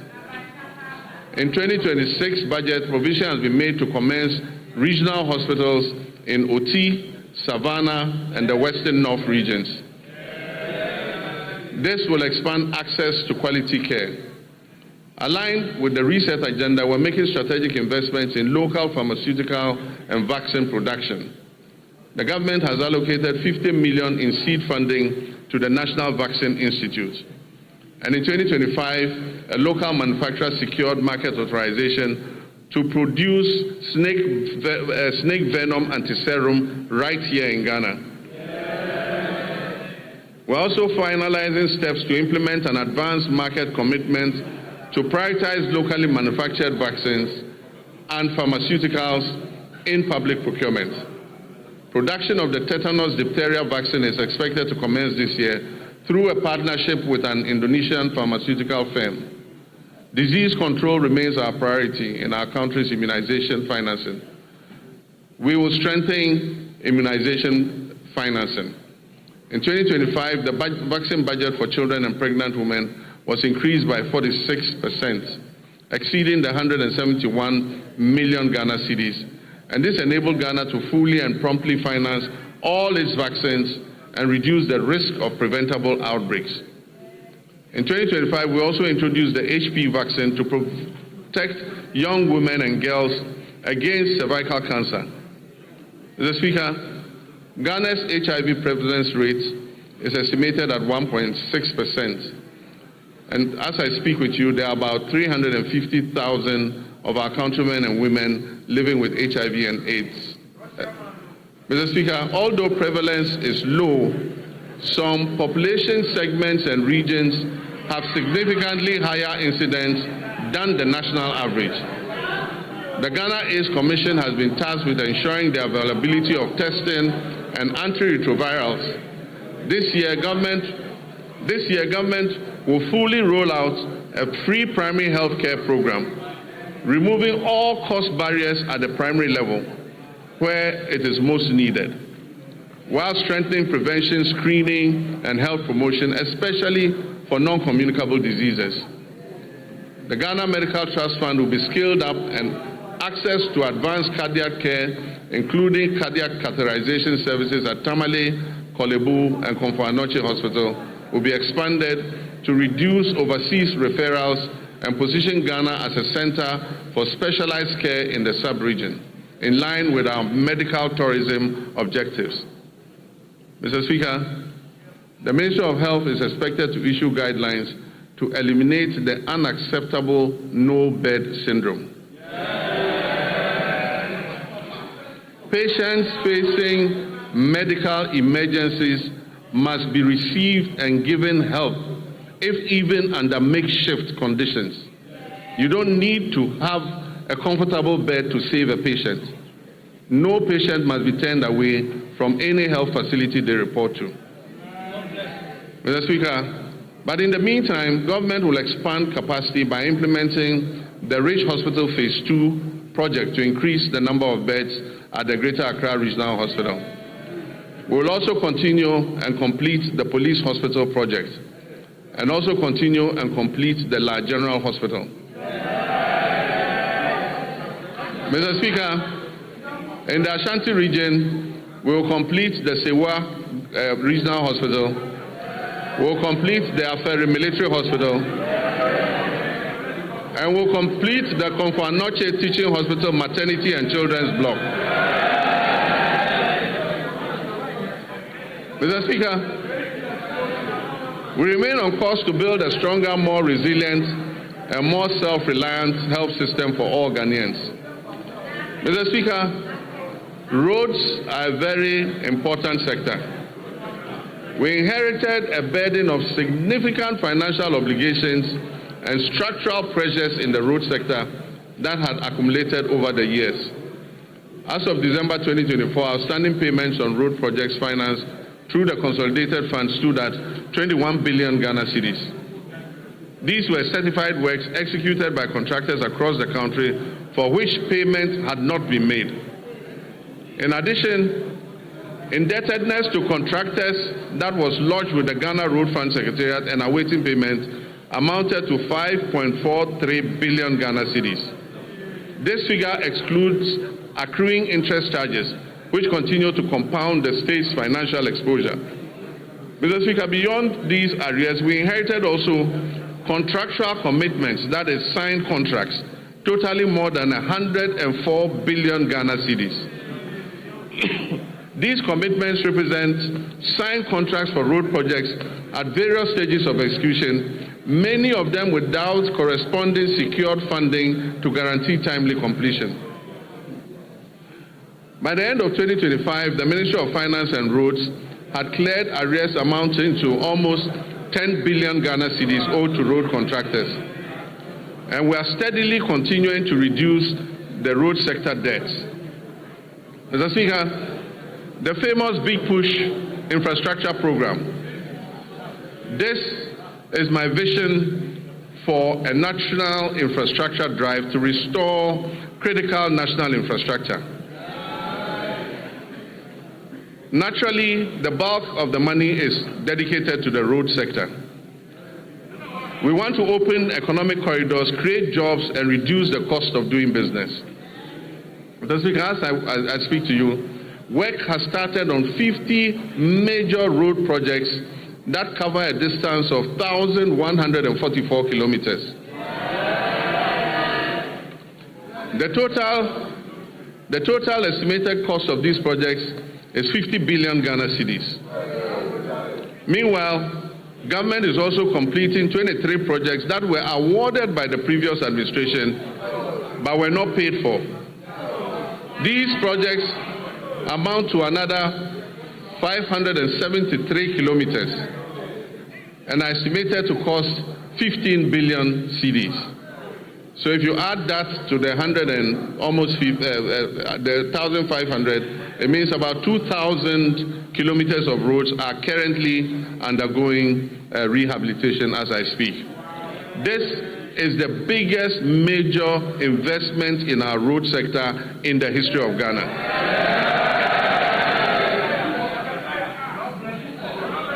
Across all 16 regions, 73 projects are advancing with significant visible progress expected by the end of the year.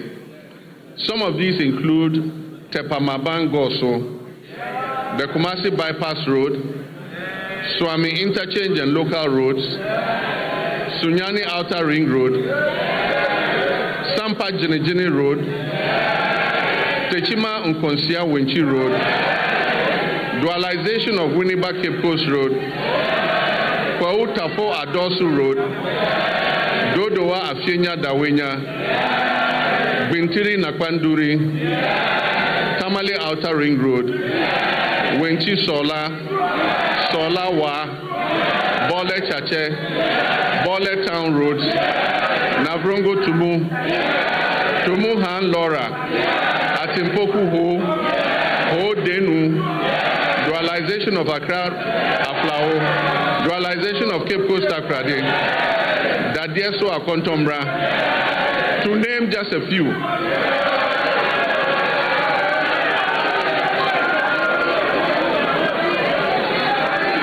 Mr. Speaker, other feeder roads are Akosombo Jakiti Kudupe, Kudikope, Yeniam Junction Sedom, Apegusom Pakadan, Todome to Palime Gemini Road. Indeed, there are many others too numerous to mention. And as I said at the launch of the Big Push program, the whole of Ghana is going to become a construction site. And Mr. Speaker, Ghanaians can already testify that serious road works are underway across the country. Mr. Speaker, the Accra-Kumasi Expressway will be a 198.7 kilometer, 6-lane high-speed motorway. This expressway is designed to connect Ghana's two largest cities, Accra and Kumasi, and to reduce the traveling time between Accra and Kumasi to approximately 2.5 hours. Mr. Speaker, this new alignment will have 8 interchanges and will be Ghana's first true expressway. And so government has established the Accra-Kumasi Expressway Limited, which is a subsidiary of the Ghana Infrastructure Investment Fund, as the concessionaire that will be mandated to design, to finance, construct, operate, and maintain the expressway. with the Ministry of Roads and Highways as the contracting authority. The project delivery is structured as a long-term concession of up to 50 years. Mr. Speaker, this expressway will be Ghana's first purpose-built expressway with limited access points, so goats and sheep cannot cross at any point. Mr. Speaker, it's designed for higher speed limits and modern safety infrastructure to reduce travel time and improve road safety. Preparatory activities including feasibility studies, the detailed designs and cost assessments are currently underway.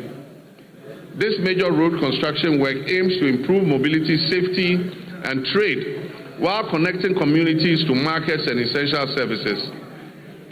Mr. Speaker, the Eastern Corridor. We aim to complete all unfinished segments of the Eastern Corridor Road by the end of 2027. Mr. Speaker, we'll continue and complete the 27.7 Accra-Tema Motorway and Extension Project. And this includes reconstructing the Accra-Tema Motorway into a 4-lane expressway with 3-lane service roads in both directions, and interchanges at Agyeman, where you have the Agyeman underbridge. It will now be an interchange. There will be another interchange at Community 18 and Teshi Link. Mr. Speaker, it also involves remodeling the Tetekwashi interchange. Construction works are ongoing and progress is at 32%. Mr. Speaker, other important projects include the Kumasi Inner Ring Road, the Volivo Bridge over the Southern Volta River, the Dambai Bridge over the River Oti, and the Adoso Bridge over the River Afram at Eche Amanfrom. Mr. Speaker, the Ministry of Roads has received cabinet approval to reintroduce road tolls on our roads and our bridges. Mr. Speaker, this time using advanced technology to improve efficiency, transparency, and avoid leakages in revenue generation. Preparatory work is underway to ensure the reintroduction of tolling operations this year. Mr. Speaker, there is no doubt that an effective and efficient transport system is integral to any economic development plan. So to improve public transport services in the country, government is supporting Intercity SCC Coaches Limited, Metro Mass Transit Limited, and the private road transport operators to renew their fleets. Currently, a total of 300 buses have been procured to improve road transport. The initial batch of 100 buses is scheduled to arrive in the country by the end of the first quarter of this year. Mr. Speaker, in fulfillment of my pledge to re-establish a national airline, a 10-member task force established to oversee this initiative has submitted a business model and operational framework to guide the selection of a strategic partner for the new national airline. And this new national airline will take off soon, inshallah. Mr. Speaker, passenger traffic handled by the Ghana Airports Company increased to 3.625 million passengers in 2025. This was an increase from 3.4 million in 2024. In response to the rising passenger traffic and congestion at the Accra International Airport's new Terminal 3, we are remodeling Terminal 2 into a dual-purpose facility to serve both domestic and international flights. So when the remodeling of Terminal 2 is finished, all the domestic flights and some of the international flights will be moved to Terminal 2 so that we ease the congestion on Terminal 3. This will improve operational efficiency and enhance the overall passenger experience. Mr. Speaker, Accra's Terminal 3 remains amongst the best in Africa. A new concourse will link Terminal 2 and Terminal 3 so that passengers arriving in Terminal 2 and having to move to Terminal 3 won't have to come out and walk. They'll go through the concourse. Mr. Speaker, Terminal 3 is going to be supported by a new 7-story floor car park. It will also have an airport hotel, and retail amenities to service their passengers. Mr. Speaker, runway expansion and overlay is currently being undertaken to strengthen the Accra International Airport's runway. Mr. Speaker, we will also begin work on new regional airports in Sunyani, in Bolgatanga, and Wa. In Sunyani, the current location of the airport is not appropriate to extend the runway, and so we have to move and build a new airport at a different location. Bolgatanga, the site has been acquired and work will commence. Wa also, we have to move the airport from where it is because it almost intersects the road and the airport slopes upwards, making it inappropriate for air travel. Mr. Speaker, we are also renaming, we are also reverting the airport in Accra, the international airport in Accra, to its original name, the Accra International Airport. Even though NLC Decree 129 was passed, no effort or nothing was done to effect the clause in the decree that said that the airport should be renamed after Kotoka. So in all international records in ICAO and IATA, that airport in Accra, the international airport, remains named Accra International Airport. Mr. Speaker,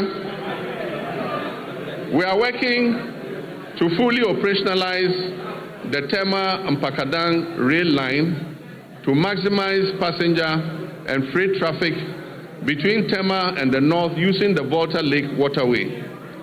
The Western and Eastern railway lines will continue to be modernized in partnership with the private sector. These projects are aimed to support the efficient transport of container and bulk cargo to and from our ports, as well as to facilitate the efficient haulage of minerals from mines in Usuta, Awaso, and Yinehing to the Takrady port, while also providing passenger transport along the respective rail corridors. Mr. Speaker, as part of the 24-hour economy initiative, a new 24-hour operation has started at Tema Port, allowing access to port services around the clock. This development enables importers to clear their goods at any time, significantly easing congestion at the terminals like the transit terminals, the reefer terminal, and the Golden Jubilee terminal. The initiative brings together customs, banking, and other relevant agencies to enhance efficiency, low transaction costs, and boost Ghana's competitiveness as a major trade hub. Cabinet has reviewed the designs and feasibility study for the Keita Port and directed the Ghana Ports and Harbours Authority to present an action plan and a roadmap for the realization of the project at the earliest possible time.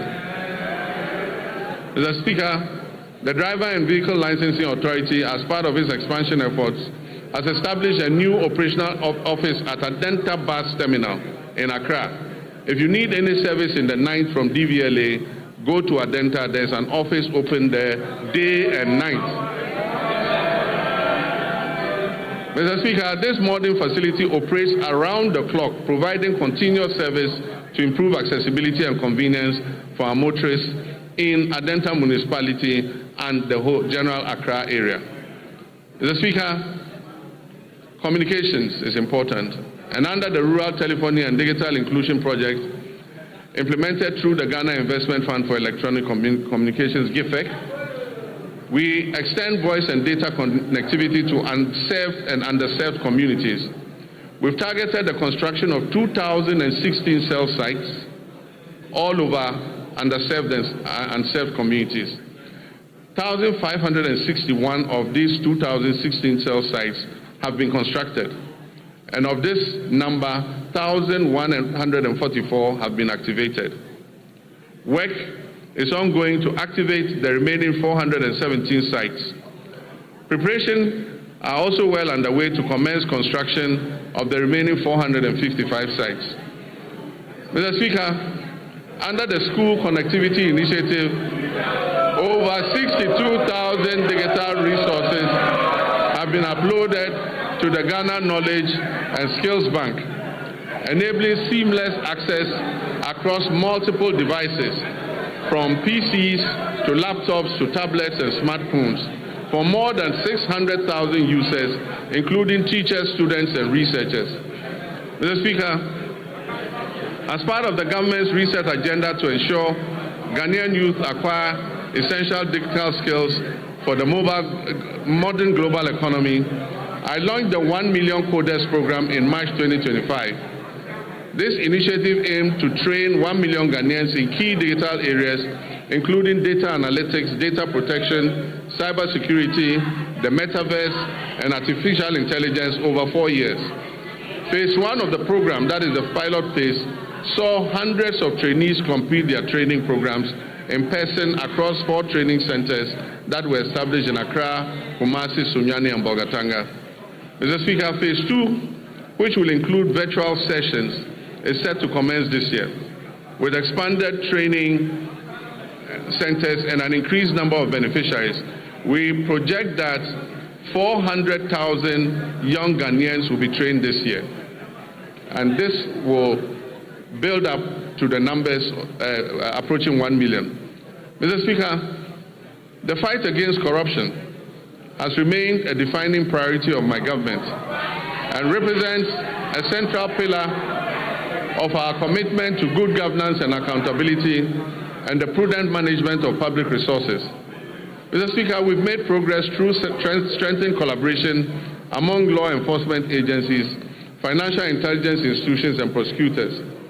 These efforts have led to initiation of criminal proceedings and asset forfeiture proceedings against some individuals and entities implicated in financial crimes against the state. But yes, I agree with the sentiments of Ghanaians that we must press harder on this accelerator. As of December 2025, IOCO has recovered more than 600 million Ghana cedis. The office has investigated 462 cases, with 15 currently under prosecution. It has dismantled transnational carjacking syndicates and has recovered 29 luxury vehicles that were stolen. Mr. Speaker, the government remains resolute that corruption will not be tolerated, regardless of status or political affiliation. The Attorney General's office will continue to use both criminal prosecution and non-conviction-based assets recovery mechanisms to ensure that stolen public resources are returned for national development. Mr. Speaker, I understand that a large majority of Ghanaians are impatient to see those who abuse their public trust in office held to account. Mr. Speaker, there were periods when, under military regimes and unconstitutional governments, extrajudicial means could be used to exact retribution against persons perceived as corrupt or who had abused the mandate given to them by the people. Mr. Speaker, this may have appeared as swift justice, but many regrettable excesses were recorded. In 1992, we overwhelmingly adopted the 1992 Constitution to accept governance by the rule of law. On 7 January, when I swore the oath of office before the people of Ghana, I swore to uphold the 1992 Constitution. I may be as impatient as everyone else to see justice done, but painstaking investigations must be conducted, dockets must be prepared, charges must be filed, and the accused must have their day in court, including appealing, even on the smallest point of law, to higher courts. This process is necessary to protect us all against abuse.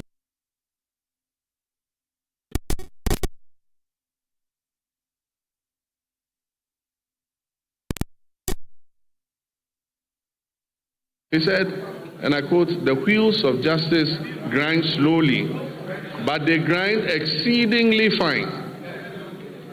Mr. Speaker, let me reassert my determination to uphold the accountability of public office holders to the people of Ghana. We have laid the Public Officers Code of Conduct Bill before Parliament.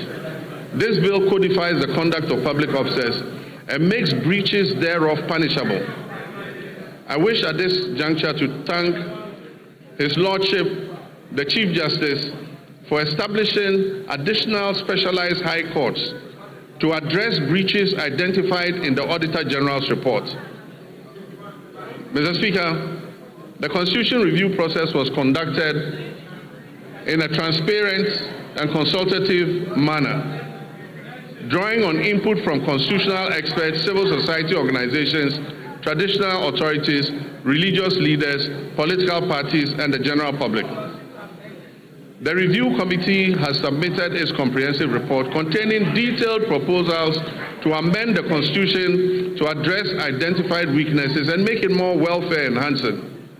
Mr. Speaker, the Attorney General's Office is working closely with relevant stakeholders to translate the recommendations into implementable legal and constitutional proposals, which will be presented to this August House in accordance with constitutional procedures.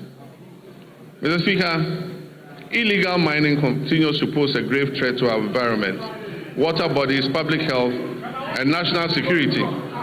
Mr. Speaker, prosecution of persons engaged in illegal mining has been intensified, with a renewed focus on dismantling organized criminal networks behind galamsey operations, rather than targeting only the little fish, low-level offenders. Mr. Speaker, in all these galamsey operations, there are big fish who never get caught. Mr. Speaker, in total, over 114 case dockets involving hundreds of accused persons are pending in various courts across the country, particularly in towns and villages that are prone to illegal mining. Specialized prosecutorial teams have been deployed to fast-track illegal mining cases, ensure the effective presentation of evidence, and pursue the confiscation and forfeiture of equipment and proceeds used in or derived from illegal mining. Mr. Speaker, when it comes to gender and social protection, my government will continue to ensure gender equality and equity, promote the welfare and protection of children's rights, and empower the vulnerable, the aged, and persons with disability for sustainable national development. Work is well advanced on the Women's Development Bank, for which a total of 401 million Ghana cedis has been allocated in the 2026 budget. The coming months will see a full rollout of this monumental policy to empower Ghanaian women and women-owned businesses economically and financially. Mr. Speaker, the Ministry of Gender and Social Protection has successfully honored all legacy leave payment cycles for 2025 and before, reaching 1.5 million people. It has also ensured the full implementation of the Ghana School Feeding Program in over 12,000 public schools across all 261 districts of this country. Mr. Speaker, the number of beneficiary peoples under the school feeding program has increased from 3,801,491 for the 2023-2024 academic year to 4,231,059 for the 2024-25 academic year. This program is providing gainful employment to 34,000 caterers and cooks nationwide. Mr. Speaker, in the security sector, Ghana faces evolving security threats. Our troops, services, and agencies have, however, remained firmly committed to strengthening national peace and security, which underpin our democracy, development, and social cohesion. This commitment encompasses internal security operations, international peace support missions, strategic investment in restructuring and retooling and improvement in troops' welfare, recruitment, and capacity development. Mr. Speaker, two recent incidents are evidence of the increasing dangers we face as a nation. The killing of 8 of our compatriots who had gone to a neighboring country to purchase tomatoes, and just yesterday an attack on Ghanaian fishermen in our waters by pirates reinforced the need for us to retool and adequately equip our security services. Mr. Speaker, I wish to commend the Ghana Armed Forces for conducting a successful medical evacuation of our injured compatriots from Burkina Faso. I also commend the Ghana Navy and the Ghana Air Force, the National Security Council Secretariat, the Chief of Staff's Operations Team, the MP for Ewutu Senya, the Chief Fisherman and people of Senya Breku for the combined effort that successfully rescued all the stranded 71 fishermen who had been attacked by pirates. I've asked the National Security Coordinator to assist the affected fishermen and replace the stolen outboard motors and fishing gear. Mr. Speaker, the Armed Forces continues to play a key role in containing illegal small-scale mining through the deployment of river guards and support for the National Anti-Illegal Mining Operations Secretariat and assistance to special courts for swift prosecution of offenders. Mr. Speaker, during the year, the Ghana Armed Forces had 2,119 troops with requisite equipment deployed in various peacekeeping missions, reinforcing Ghana's reputation as a dependable and professional contributor to international peacekeeping operations. While Ghana continues to maintain an enviable reputation in international peacekeeping, we must note that many of these peacekeeping theaters where we have operated are winding down due to reduced budgets for UN peace support operations. And so as our troops return home, we must create opportunities for them to train, to remain active and stay engaged. Mr. Speaker, beyond peacekeeping operations, Ghana continues to demonstrate its strong commitment to international solidarity, humanitarian assistance, and South-South cooperation. In December 2025, the Ministry of Foreign Affairs, in conjunction with the Ministry of Defense, deployed 54 personnel from our 14 Engineers Brigade to Jamaica to support that country with national reconstruction efforts following the devastation that was caused by Hurricane Melissa, which claimed over 40 lives. In recognition of the scale of the recovery efforts and the good work our soldiers were doing in reconstructing the houses in Jamaica, government approved a request from the government of Jamaica asking us to extend the mandate of our soldiers there for another 90 days, which we approved. Mr. Speaker, to further improve operational readiness, the government will continue to invest in vital defense infrastructure and retooling. The construction of a forward operating base at Ezen-Libo, situated along the Western Maritime Corridor, is ongoing. This facility aims to boost maritime surveillance and better protect offshore oil and gas installations. The Northern Border Security Project, initiated to counter terrorism and transnational crime, is advancing decisively. This project constitutes the first line of defense against any infiltration and extremist threats coming from the Sahel, and it would significantly strengthen the surveillance of our northern border. Plans are well advanced to establish 2 new military barracks in Ejumako in the central region and in Dambai in the Oti region to address emerging security concerns and strengthen the presence of the state in these areas. To further support retooling efforts, agreements have been signed to procure and deliver 4 brand new Eurocopter helicopters and 1 jet for the Ghana Air Force, aimed at replacing the aging fleet and modernizing our air capabilities. The Ghana Armed Forces is carrying out a thorough overhaul of previously grounded aircraft, which involves replacing essential components and bringing them back into service. This aims to quickly restore their operational readiness and maximize our fleet availability. Mr. Speaker, I'm pleased to announce that I have further commissioned 50 new vehicles for the Ghana Armed Forces to enhance mobility and boost troop morale. It forms part of a broader program to retool the military and improve logistics across the services.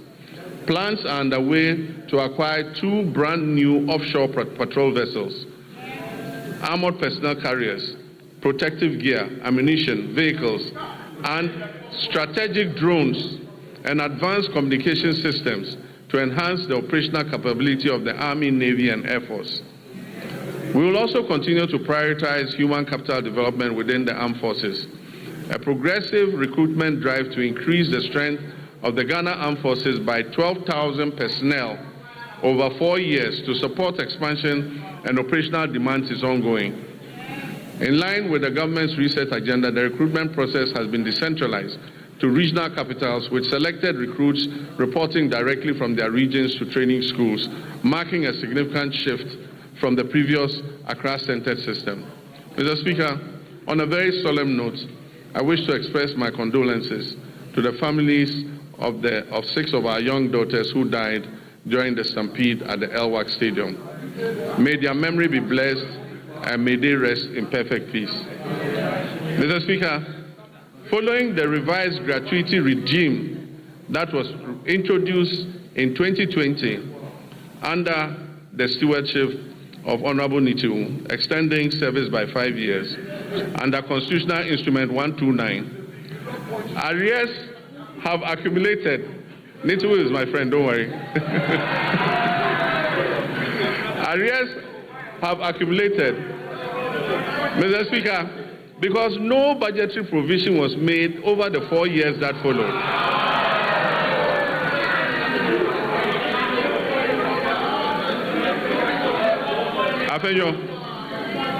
When we all leave politics, I and Nitu are going to the same place in the north. You go to Winneba.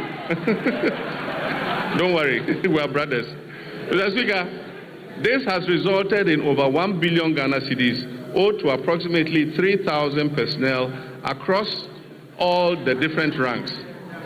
As part of our commitment to fairness and the resolution of long-standing legacy issues, the government will soon commence payment of gratuity arrears under CI 129. Honorable Nitu, we're solving the problem, so you won't worry about it again.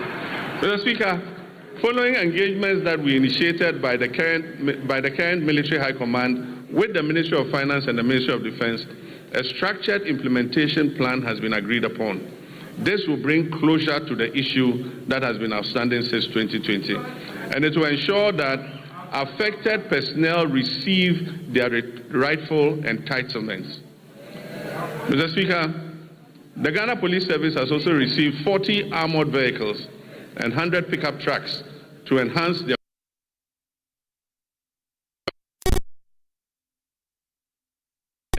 and Narcotics Control Commission will also be retooled to enhance their efficiency. Mr. Speaker, let me take this moment to commend the IGP and his men for the recent major successes they are chalking in bringing dangerous criminals to justice. The trust of the Ghanaian people in their police service is rising again, and I urge you to keep up the standard.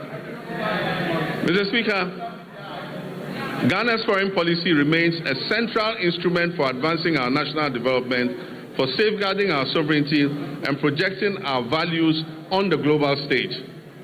At a time when the global environment is characterized by profound geopolitical shifts, economic uncertainty, climate-related challenges, and evolving security concerns within our sub-region, government has taken deliberate steps to ensure that Ghana's engagement with the world is purposeful, strategic, and responsive to the needs of our people. In this regard, the Ministry of Foreign Affairs has stepped up efforts to align Ghana's external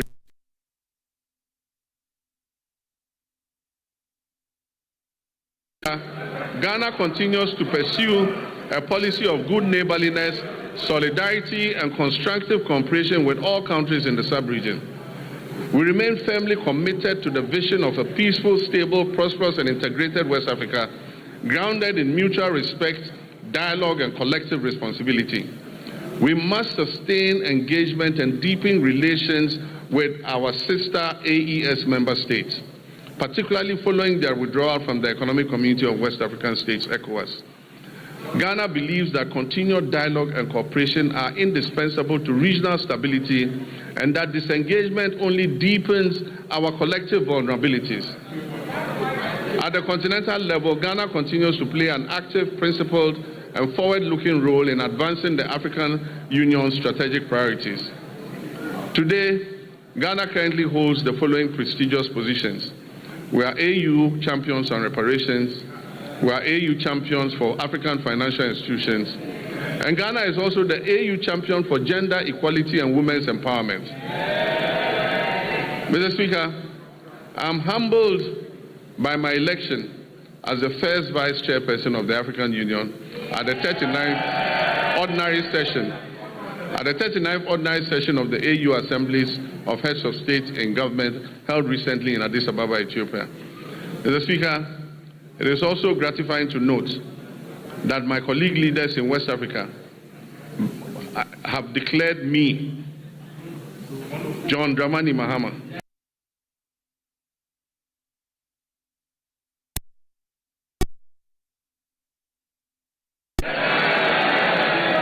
and Commander-in-Chief of the Ghana office.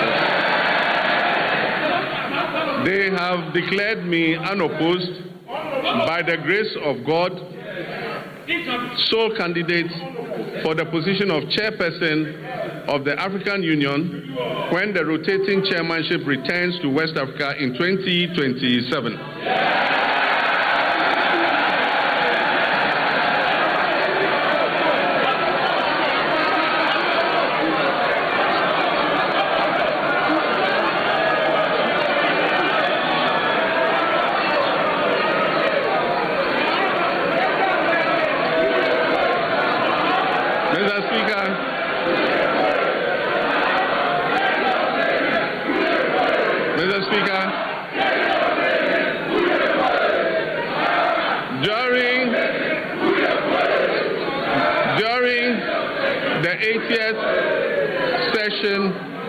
Of the United Nations General Assembly, I raised Ghana's voice to call for a comprehensive reset of the United Nations to better reflect the current realities and particularly the role of Africa in global governance and fairness in international financial systems.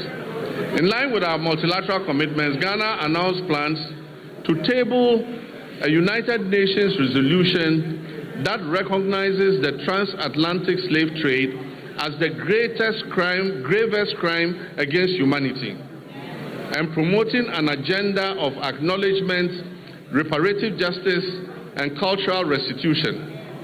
Mr. Speaker, I'll formally present this resolution, which has been endorsed and adopted by the African Union unanimously, to the UN in March of this year for consideration by the UN General Assembly. Mr. Speaker, passports have never been easier to acquire than under this regime. Mr. Speaker, the Ministry of Foreign Affairs has established 7 new passport application centers in Upper East, Oti, Ahafo regions, Bono East, Northeast, my own region, Savannah, and the Western North region. Mr. Speaker, with this expansion, all 16 regional capitals now host passport application centers, marking a major milestone in the decentralization of passport services. Mr. Speaker, to address systemic delays, the Ministry implemented a 24-hour passport production operation at the head office. This enabled the clearance of an inherited backlog of over 40,000 passport applications. As a result of these reforms, Ghana's passport administration now operates with 0 backlog, guaranteeing passport delivery within 15 working days. If you like, try it. Apply for a new passport. Within 15 days, you will receive your passport.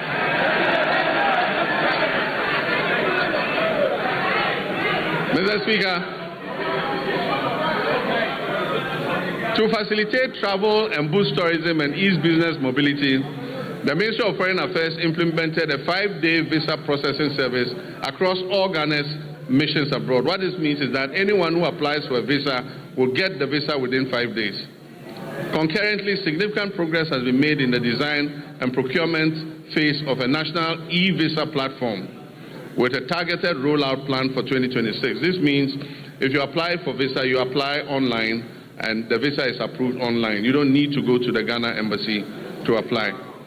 Ghana has also secured new visa waiver agreements with 11 countries to facilitate people-to-people exchange. It means for those 11 countries, Ghanaians don't need passports to go there.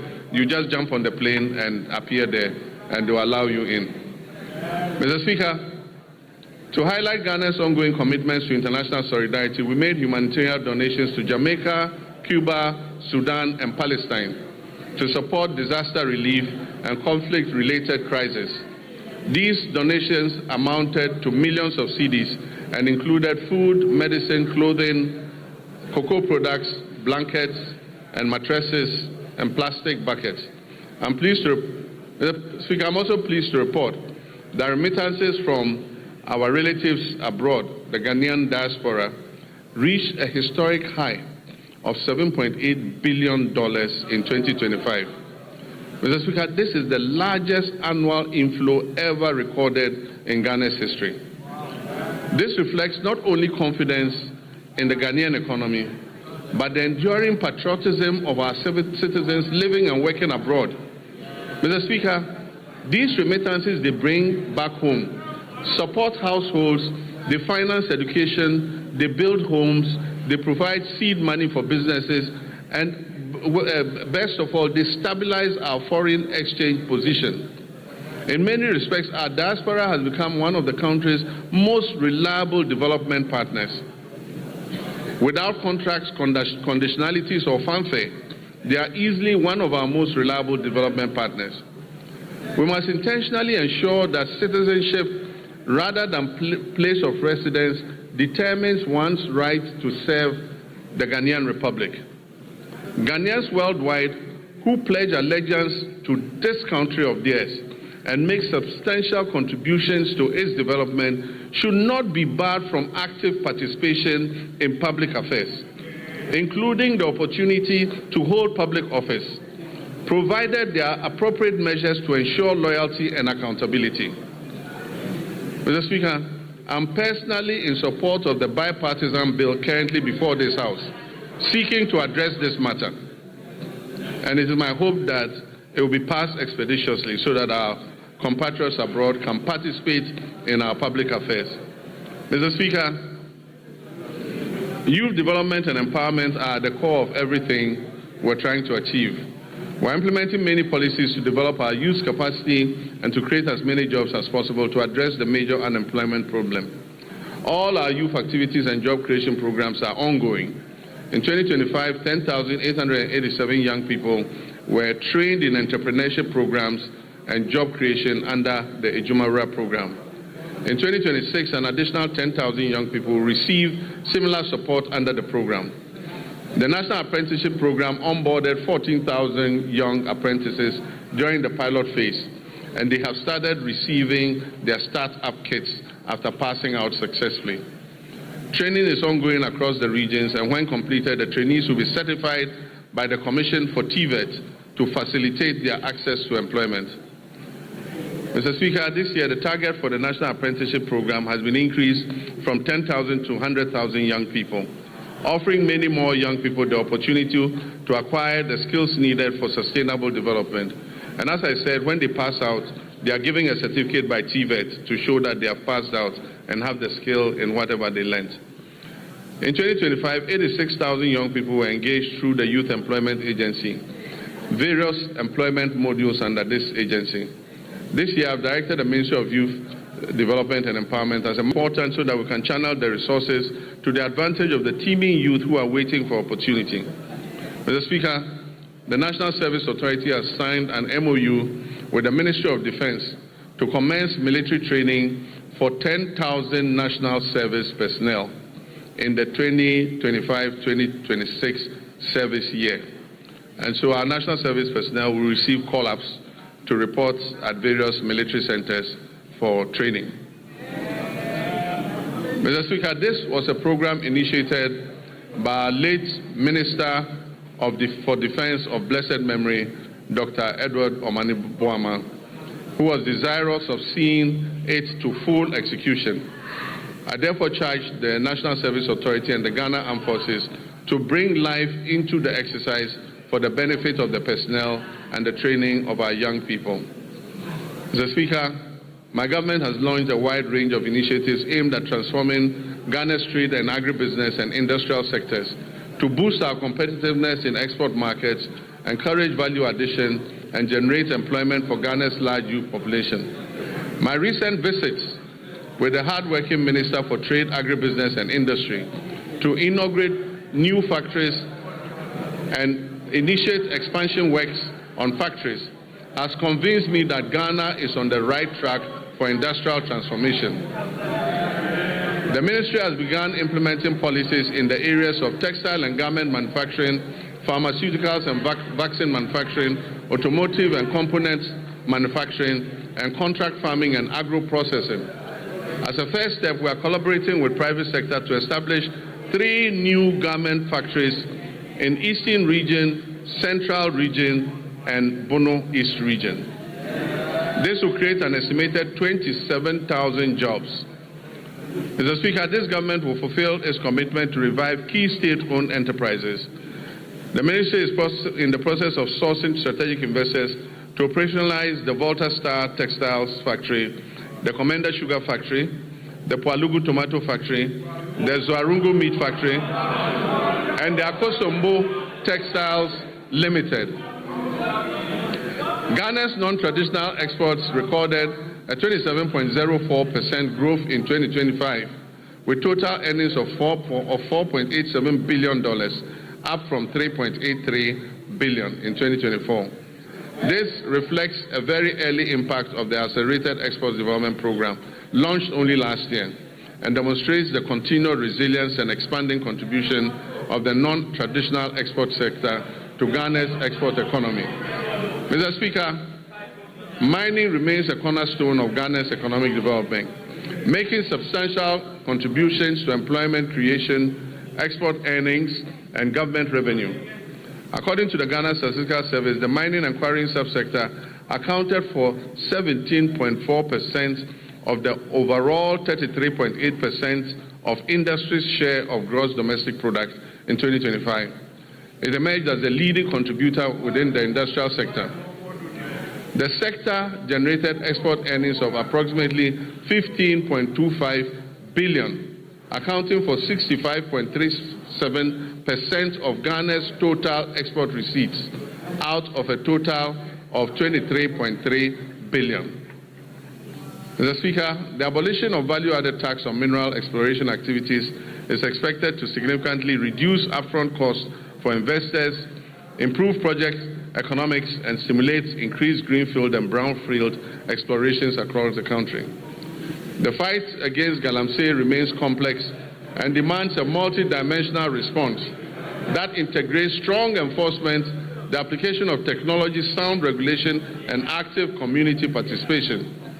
The Ministry of Lands and Natural Resources, in collaboration with the Ministry of Transport and Ghana Revenue Authority and the Ministry of Finance, has registered 1,808 pieces of earth-moving equipment at the ports, of which 1,033 have been fitted with trackers and are being tracked.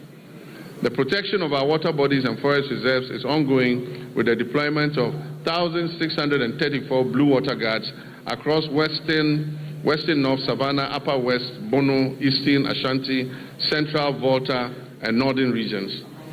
This nationwide deployment aims to strengthen surveillance, improve rapid response, and enhance on-the-ground enforcement against illegal mining activities that threaten critical water bodies, forest ecosystems, and livelihoods.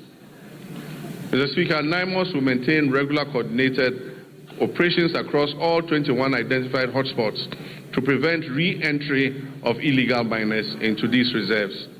While temporary deployments yielded positive results, they proved insufficient for sustained enforcement. Mr. Speaker, in the works housing and water subsector, these are vital pillars of Ghana's national development, shaping sustainable livelihoods through reliable water supply and affordable housing that enhance citizens' well-being. Sea defense works are ongoing. We've successfully completed works at Commander, Ningo Pram, and Elmina. Together, these 3 projects have protected approximately 15 kilometers of our coastline and safeguarded lives and livelihoods and property. In March 2025, I visited Solakope, Agaveji, and Amutinu in the Ketu South municipality, where tidal waves had displaced thousands of residents. We made a firm commitment to address the devastation. Mr. Speaker, true to that promise, the contractor for the phase 2 of the Blekusu coastal protection works was awarded the contract, and in August last year, I officially cut short to commence the project. I'm pleased to inform this House that the project is currently 25% complete, and calm has already been restored along the coastline. Notwithstanding these actions, flooding remains a major infrastructural challenge in the country and a top priority for this government. A task force on flooding is in place and coordinating the national mitigation efforts against flooding. Ghana continues to grapple with housing deficits currently estimated at over 1.8 million units. Some significant strides have been made in the housing sector. In line with government's earlier commitments to complete all ongoing housing initiatives, we have successfully concluded the joint venture arrangements which we inherited for the completion of the Saglemi housing project. The Attorney General is reviewing all related documentation to finalize and commence the project. When these projects are finished, it will increase the number of housing stock available. The TDC in Ghana is also steadily advancing work on 800 housing units under the Akron Affordable Housing Project at Tema Community 26. To position TDC Ghana as a key player in Ghana's housing industry, I performed a sword cutting ceremony last year for what they call the Oxygen City Housing Project in Whole of All Places.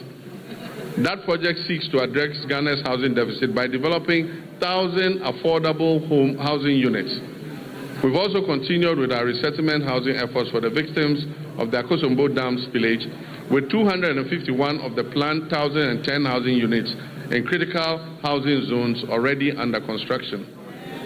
Collectively, these initiatives demonstrate government's continued resolve to expand access to affordable housing, strengthen urban planning, and provide relief to affected communities. Mr. Speaker, renewable water resources are estimated at about 54 billion cubic meters, with over 70% derived from the Volta River, which is shared among 6 riparian nations. We're implementing key interventions to expand and improve water services nationwide. So the following urban water supply projects are at various stages of completion. The Keta Water Works, the Winchi Water Supply Project, Sekendita Krade Water Supply Project. And I'm happy to announce that Anyako has good, clean drinking water today, and the Community Water and Sanitation Agency will commission the project next week. It will also serve the island community of Seva.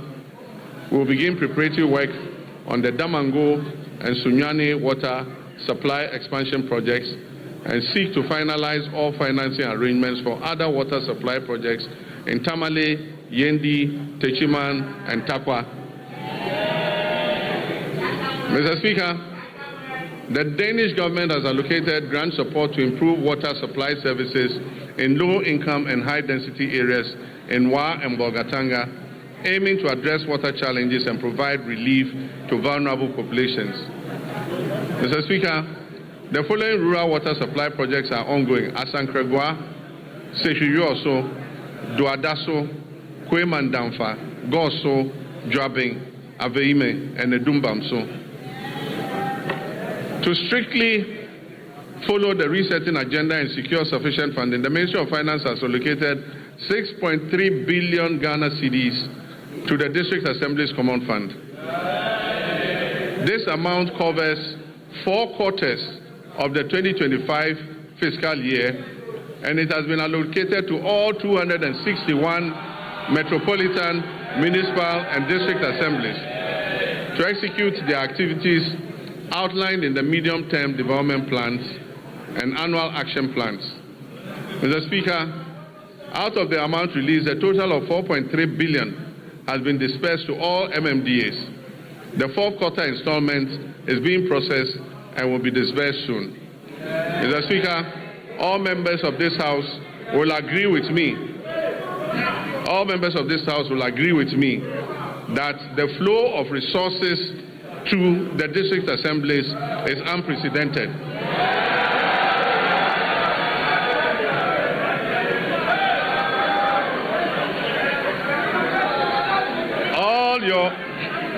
All your assemblies are receiving more money than they've ever received in several years.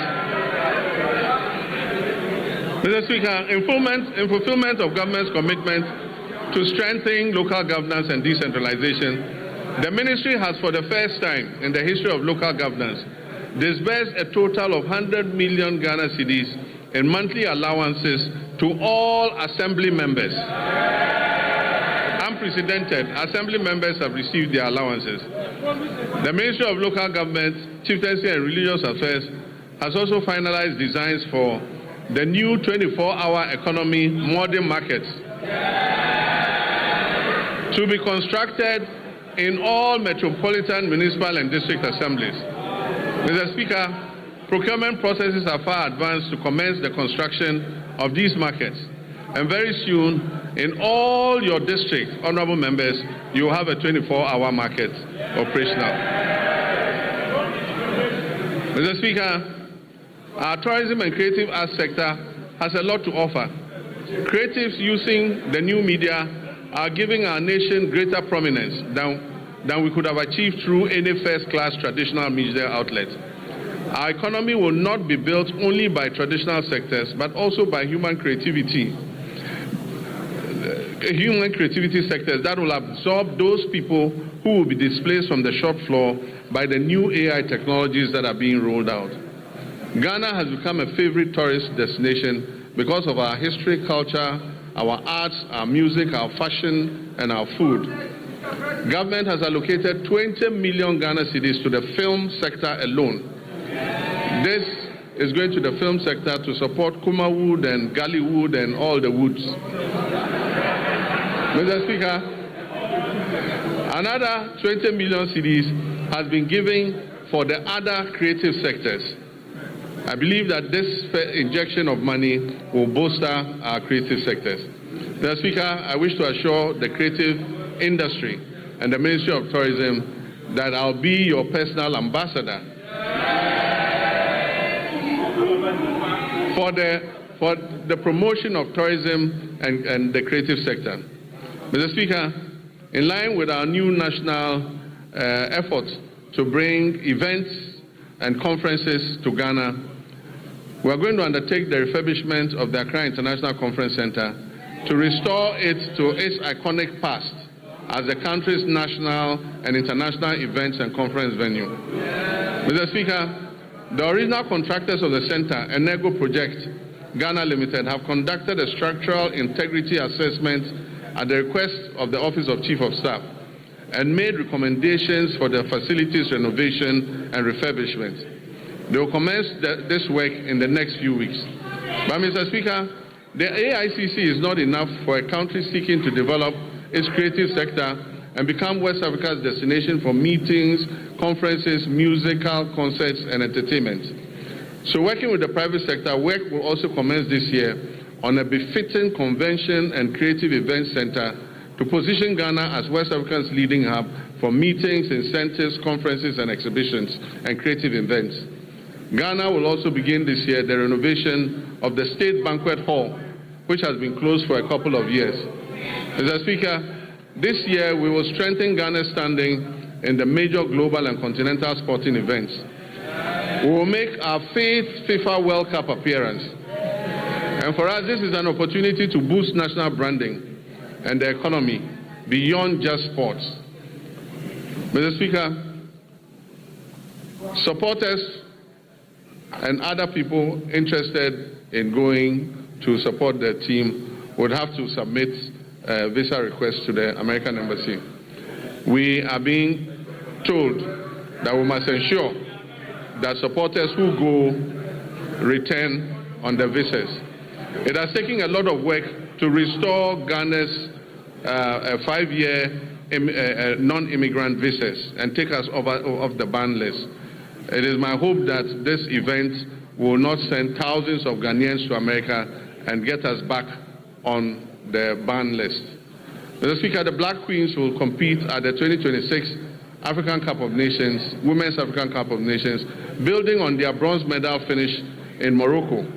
At the youth level, Ghana will participate in the 2026 Youth Olympic Games in Dakar with a multidisciplinary team aimed at strengthening long-term elite pathways. We'll also compete at the Commonwealth Games 2026 in Glasgow, reinforcing Ghana's presence across the Commonwealth sporting landscape. Mr. Speaker, as a member of the Ghana Journalists Association, I've been deeply concerned about the abuses suffered by journalists at the hands of some of our errant security personnel. I've asked the leadership of the security agencies to take firm action and to reorient their men and women on the need to be accommodating to journalists who are only doing their job of keeping citizens informed. I've also been concerned about the state of our state-owned media, most of which have suffered from historical underfunding and grappling with deteriorating infrastructure and facilities. I recently toured these media houses to learn about their challenges at first hand, and we're currently putting together a revitalization plan to leverage their valuable assets and re-inject life into their operations. The reintroduction of the Media Development Fund is also being reconsidered to support the Ghanaian media. Mr. Speaker, as I conclude, during my recent trip to Zambia, we saw what a united Ghana can achieve on the global stage. A simple mislabeling of our culture could have reduced us to a punchline. Instead, we moved with speed and confidence. We corrected the record. We turned what was supposed to be ridicule into reach.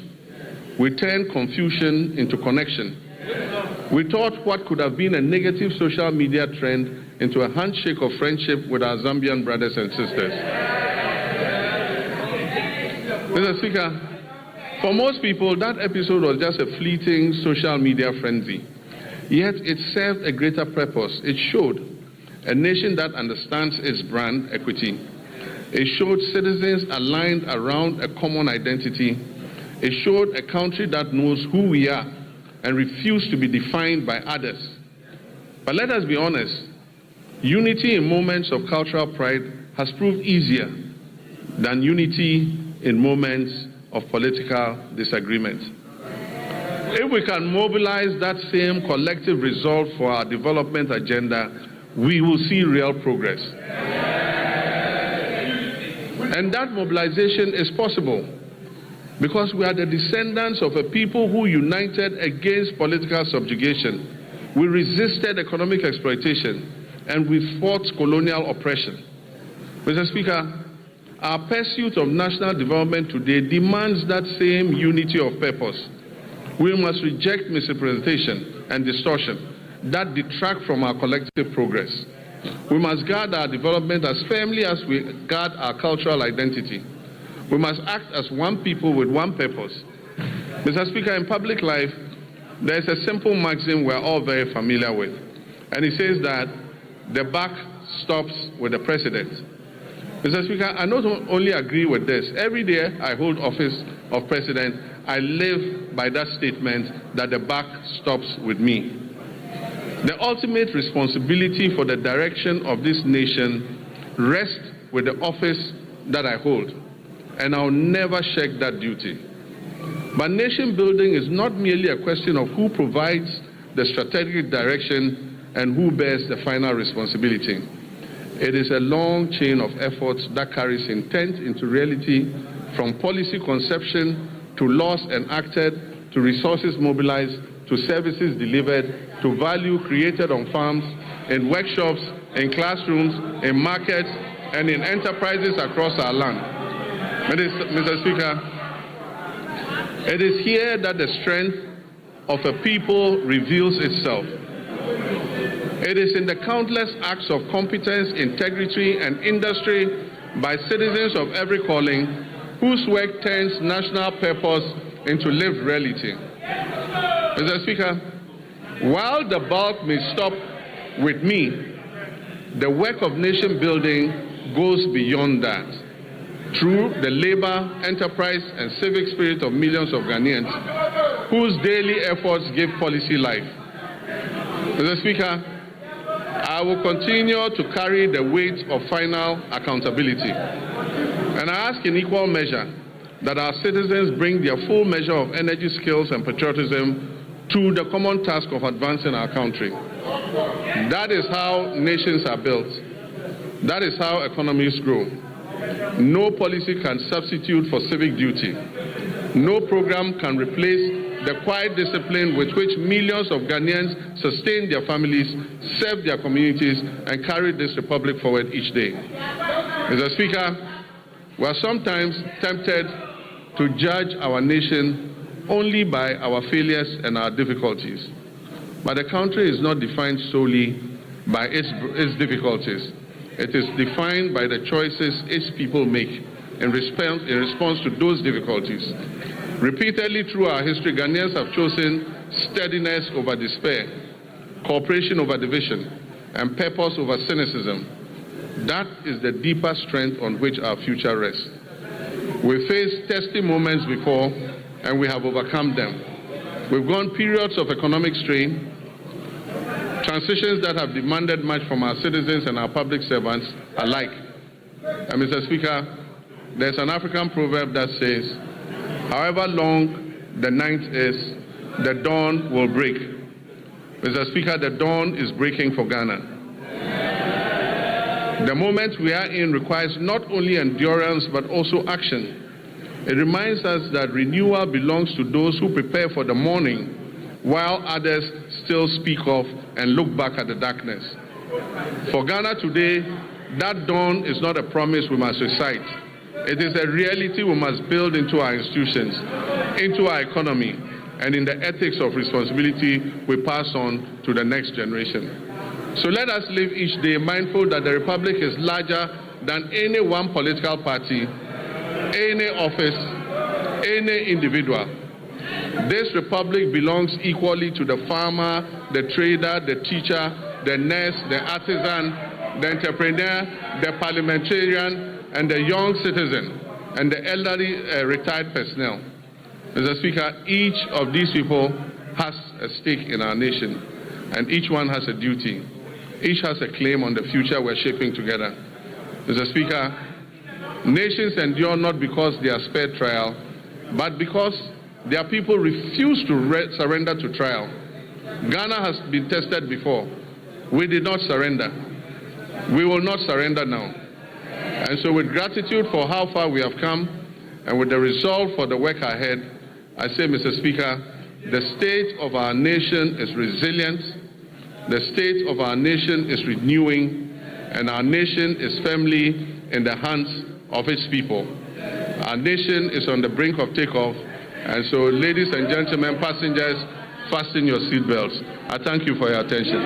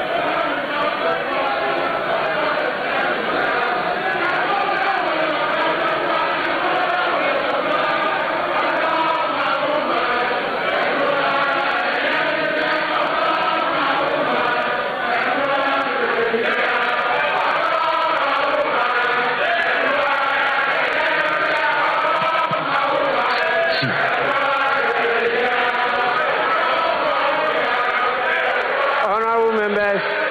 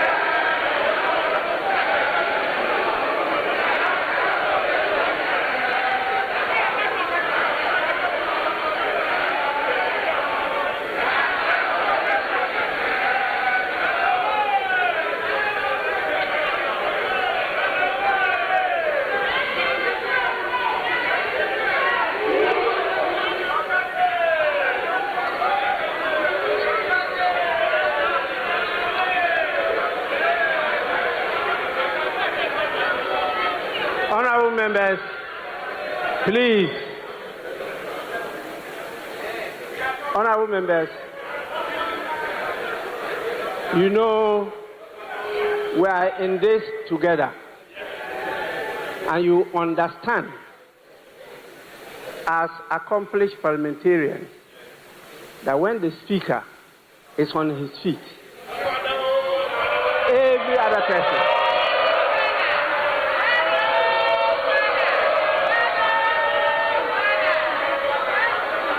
please, you don't only resume your seat, but you also keep silent.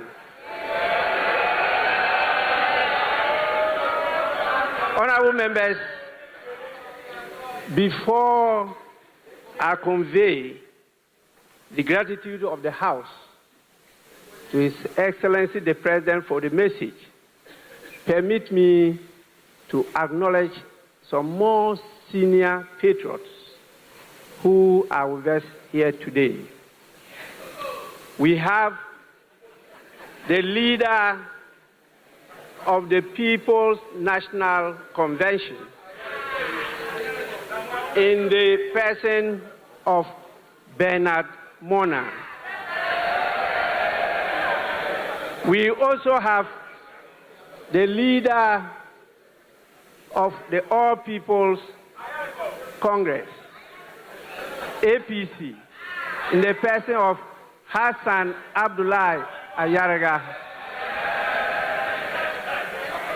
And we have my senior brother, the former flag bearer of the Convention People's Party, Ivor Robina Greenstreet, also with us here. Please, you are all warmly welcome. Honorable members,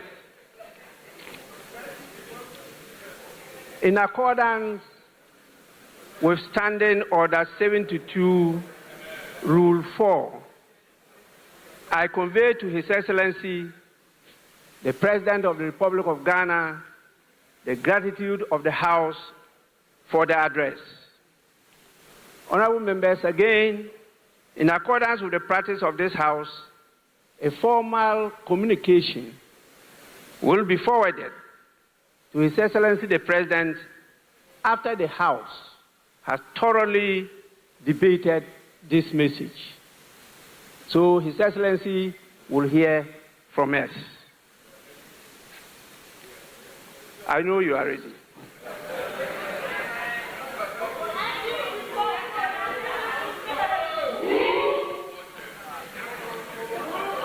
Honorable members, we, by our rules, are to sit for 5 hours per sitting.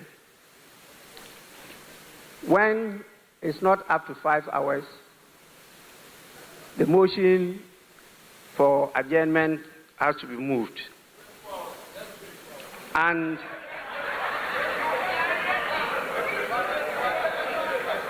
here we are. We have spent a lot of time, but not yet 5 hours.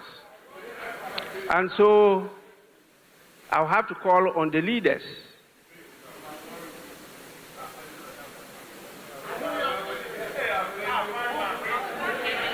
starting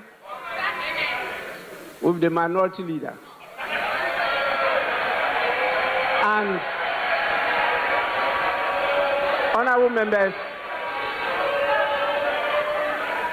members, in consultation with the leaders, I'm giving each of them 5 minutes.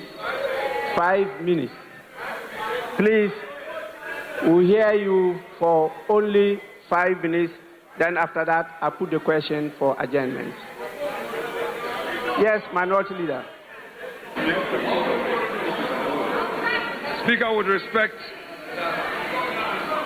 let me thank you for the opportunity and thank Mr. President for living up to this constitutional obligation. But Mr. Speaker, what the President failed to tell the people of Ghana is that 1 year in government, he's still acting with slogans, no action. Mr. Speaker, electricity tariffs have skyrocketed and Ghanaians cannot afford electricity. We have thousands of Ghanaian youths who are, Mr. Speaker, can they be quiet and listen? Because if they misconduct themselves, we'll do the same thing to their leader. Keep quiet. They can't take away my time. If you don't keep quiet and listen to me, your leader cannot speak. If you don't know, I'm telling you. Mr. Speaker, thousands of Ghanaian youths were dismissed through a letter by the Chief of Staff. It's part of the state of the nation. Mr. Speaker, as we speak, there is a scandal looming. Security services recruitment, TribeNet, we know who brought that company to the ministry. Kama has a way. And we, the minority, will pursue the person and make sure there's full disclosure. Mr. Speaker, the cocoa farmers, they have reduced producer price and Erikopoku cannot be found. They don't care about cocoa farmers and they are here telling us inflation, macroeconomics is a bedi. Macroeconomics is a bedi. Mr. Speaker, Galamsey continues, Ghanaians continue to suffer under this Galamsey hardship. And we expect concrete action to be taken on Galamsey. Mr. Speaker, to conclude, our elders say, give credit where credit is due. Mr. President is telling us today that some gains have been made. Those gains through this gold for reserve. Mr. Speaker, the gold for reserve policy, what they have failed to tell Ghanaians is that the Bawumia that they attack, Mr. Speaker, the Bawumia that they attack, the Bawumia that you attack is the brainchild this policy, Mr. Speaker, I would want to urge the government, give to Bawumia what belongs to Bawumia.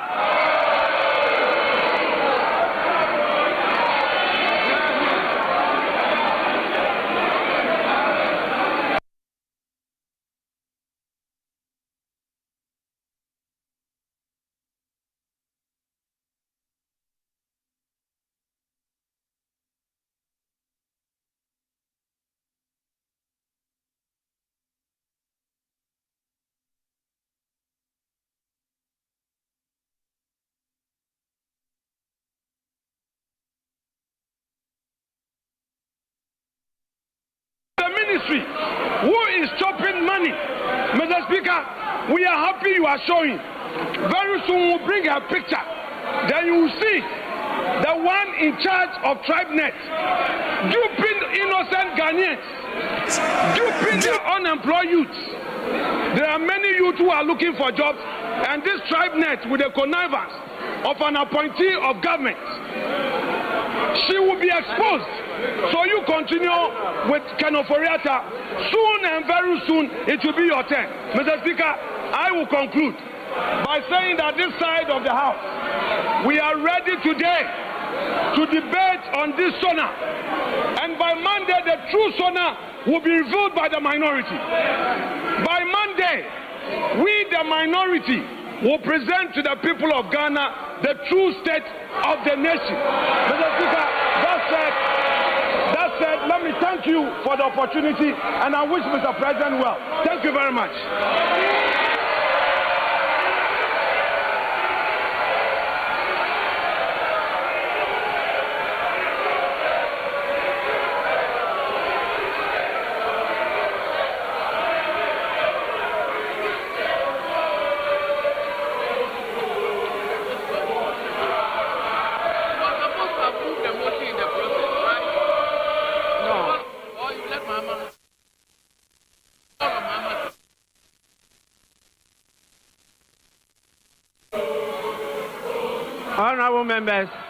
Honorable members, please. Honorable members.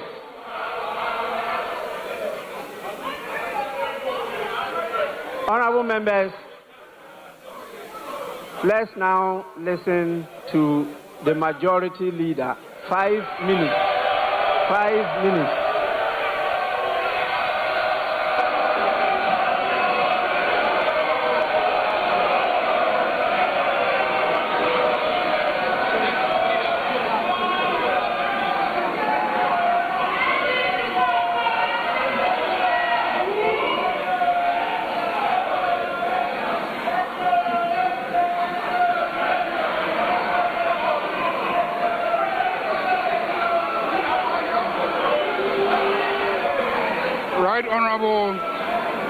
Right Honorable Speaker,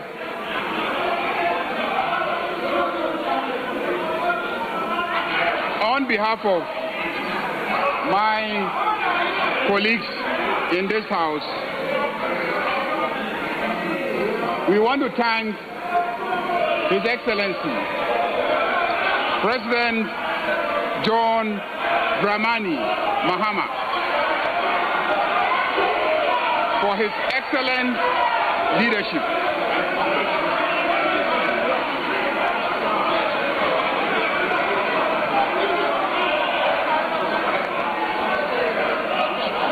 Honorable members, please.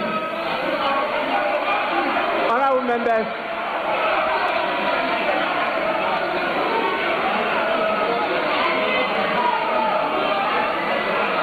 Honorable members, please.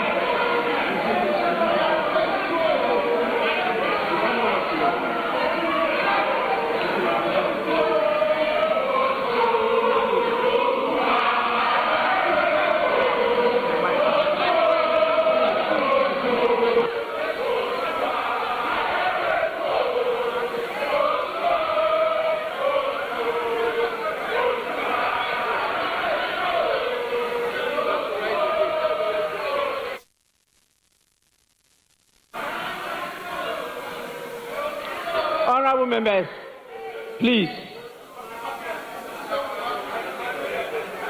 We are not at a rally ground. Please.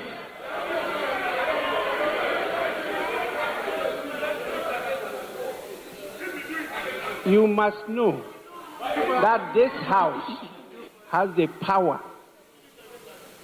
to terminate,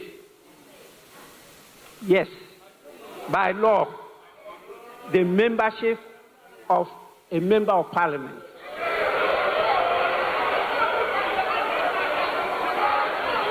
Please.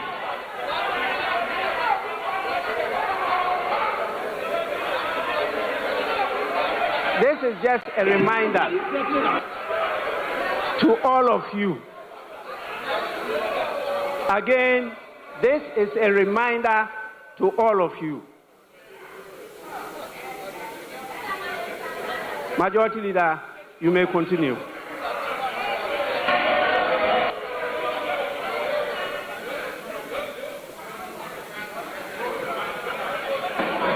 I want to thank His Excellency, the President John Dramani Mahama, for his leadership.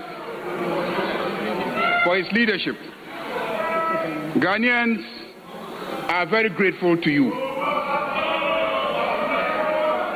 Mr. Speaker, it is obvious that the Ghana you inherited and the Ghana you speak of today is like day and night.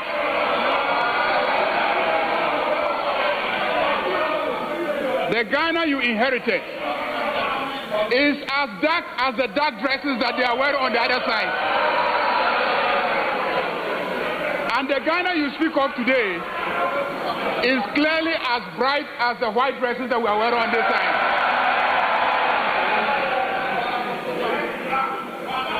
Mr. Speaker, clearly everything that you have said here is true. Mr. Speaker, Honorable Afenyo-Makin will attest to that. He will attest to the fact that the big push is pushing through Winneba steadily.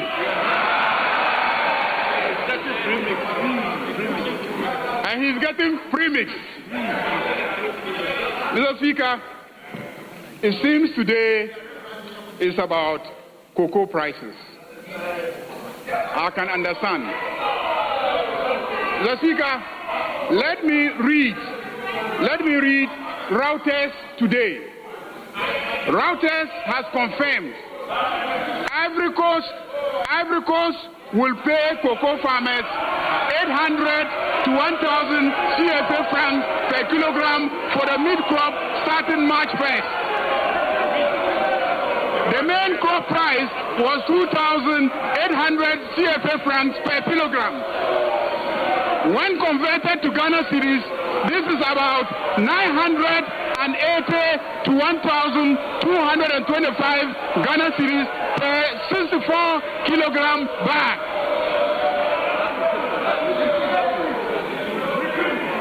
Mr. Speaker, Ivory Coast will pay cocoa farmers 800 to 1,000 CFA francs per kilogram from the mid-crop starting March 1st. The main crop price was 2,800 CFA francs per kilogram. When converted to Ghana cedis, this is about 980 to 1,225 per 64 kilogram bag. In Ghana, farmers are paid 2,587 per 64 kilogram bag, which is more than twice the price in Ivory Coast. This is confirmed this morning by Reuters.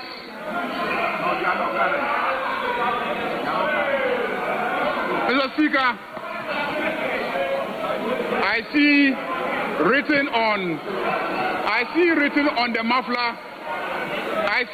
on the muffler of my friends in black that MPP Yaye Mobo Dodo. MPP Yaye Mobo Dodo. Mobo Dodo MPP Yaye Mobo Dodo MPP. Mr. Speaker, this is the month of Ramadan, and Your Excellency, all Muslims in Ghana will pray for Allah's blessings on you. For your sterling leadership that has been recognized by the entire West Africa. That is why they unanimously elected you unopposed to lead in Africa. Ghanaians are proud of you. This Ramadan, many of our people could afford sugar and rice because the prices have come down. Mr. Speaker, Honorable Majority Leader, let me conclude. Your 5 minutes. Let me conclude by seconding the motion. The motion moved. Honorable, my friend, Honorable Majority Leader, you will now move the motion for adjournment. Mr. Speaker, I move that this House adjourns until Tuesday in the forenoon. I so move. Honorable Minority Leader.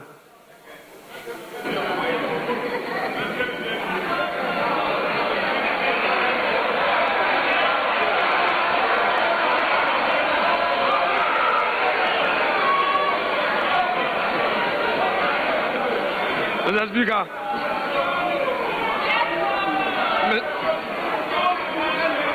Mr. Speaker, much as we are willing to work, the majority is unwilling to work. So, Mr. Speaker, I will reluctantly second the motion to grant the pleasure of the majority leader who wants to go and rest. Thank you so much, Mr. Speaker. Honorable members, the motion has been moved and seconded. And the question is, as many as are in favor of adjournment, say aye. As many as are against, say no. Honorable members, clearly the ayes have it. The House is accordingly adjourned till Tuesday, 3rd March 2026 at 2 p.m. The House is adjourned.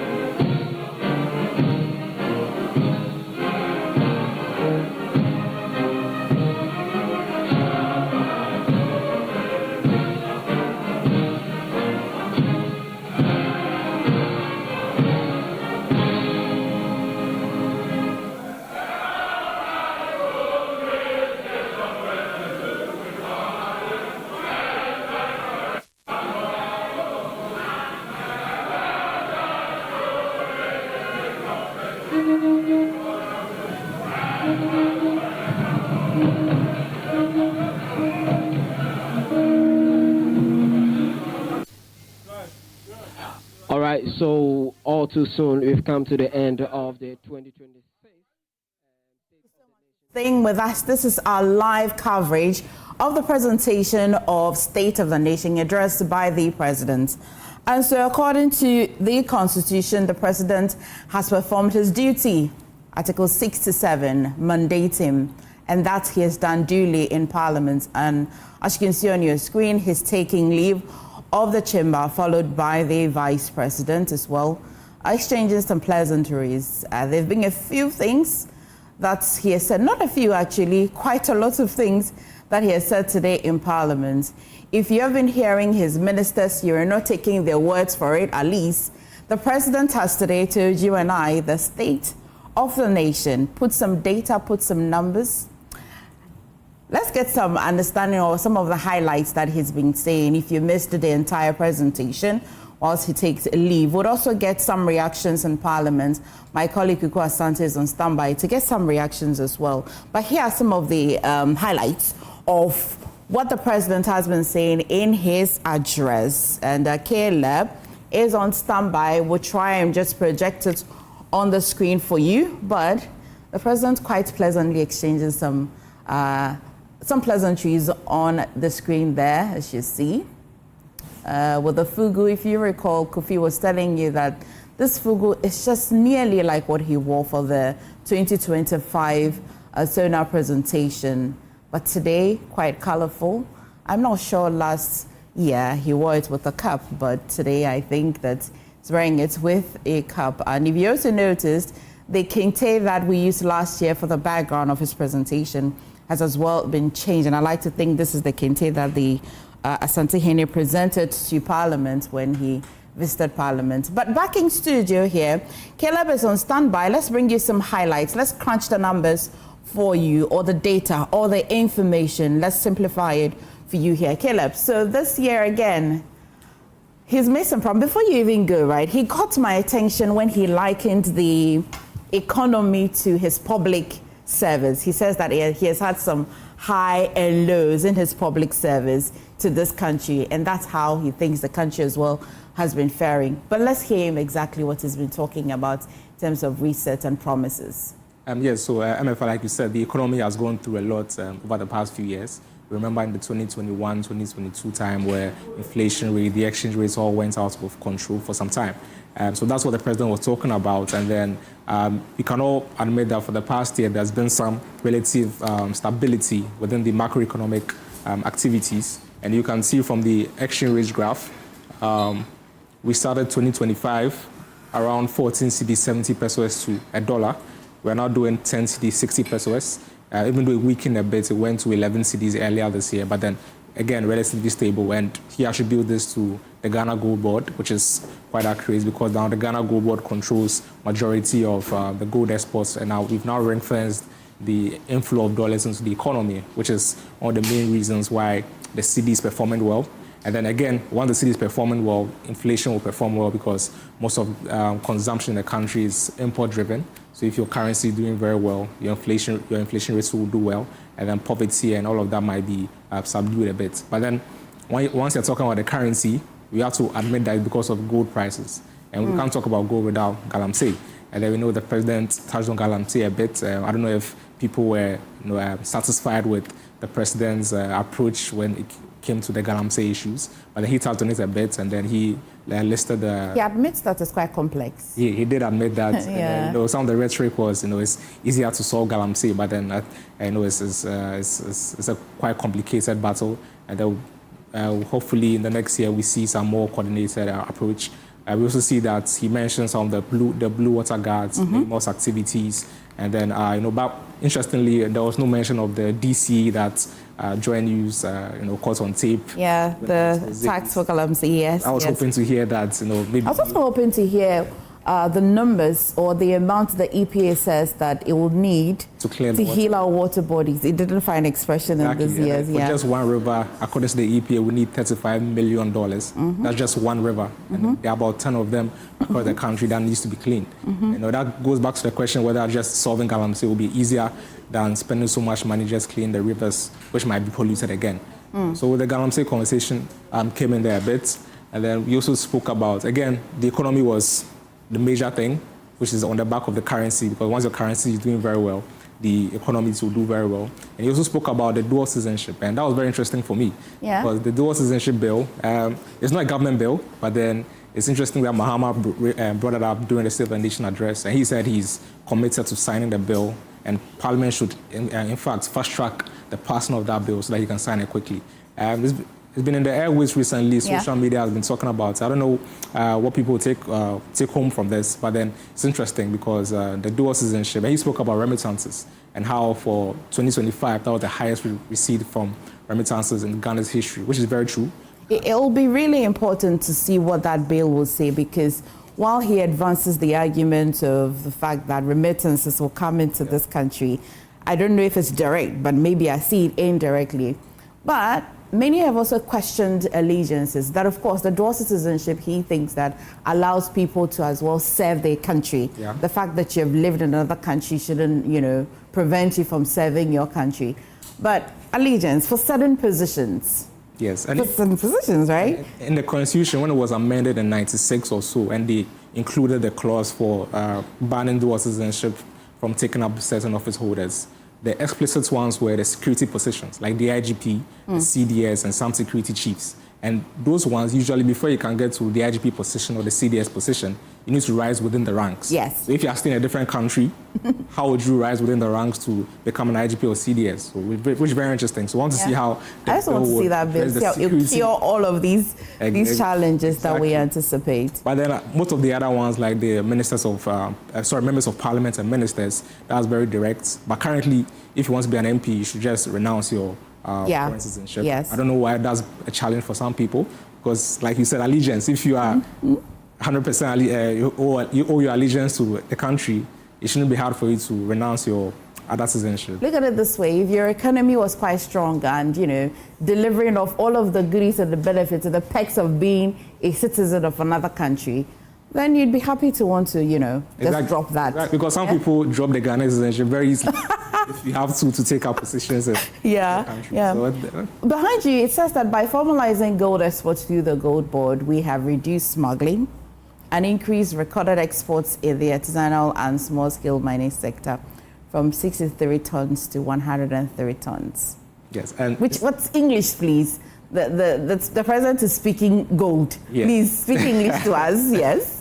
So this is mainly about the Ghana Gold Board, because according to the Gold Board, they've plugged out all the loopholes or channels that small-scale miners use to smuggle gold out of the country. So currently, all the gold that's mined within Ghana, according to Gold Board, they have their hands all over it.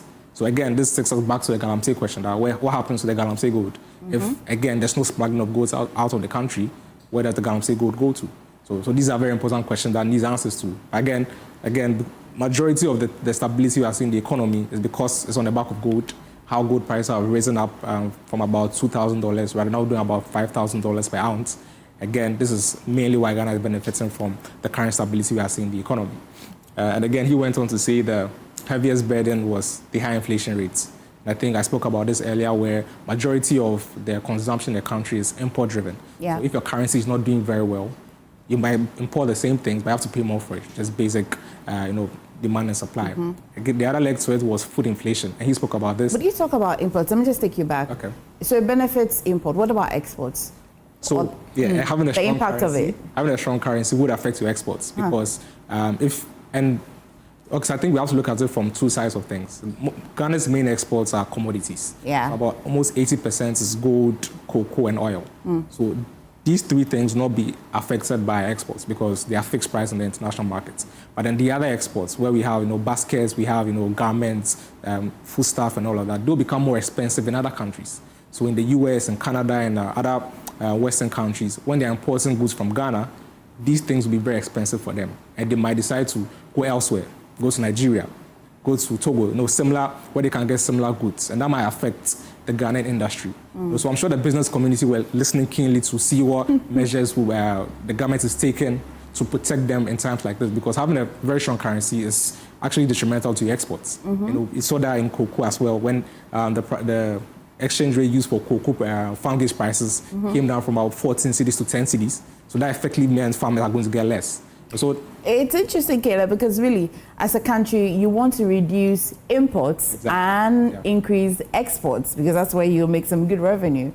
But the irony is, well, as you're benefiting from here, you have to struggle down south as well. There's always a trade-off. Yes. If you want people to be happy with their imports, the exports are going to suffer. Okay. But again, we have to hear from industry to see what concrete steps are being taken, the 24-hour economy and all of that, because that's how we're going to move the country forward in terms of, industrial revolution and all of that. Okay. What next is the president's been saying? Okay. So debt to GDP. So our debt has also reduced. About $100 billion of our debts has reduced. 100 billion cedis, sorry. This again, mainly because of the currency.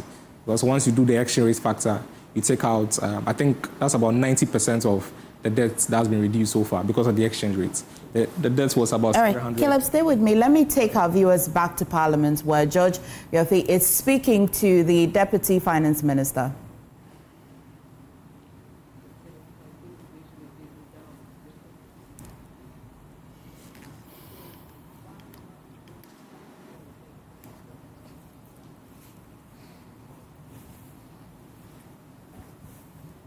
Well, we shall take you back to Parliament, fix that problem, and get to hear what the Deputy Finance Minister has to say. My colleague George is in Parliament and engaging him. Let me take you back there if we've rectified it.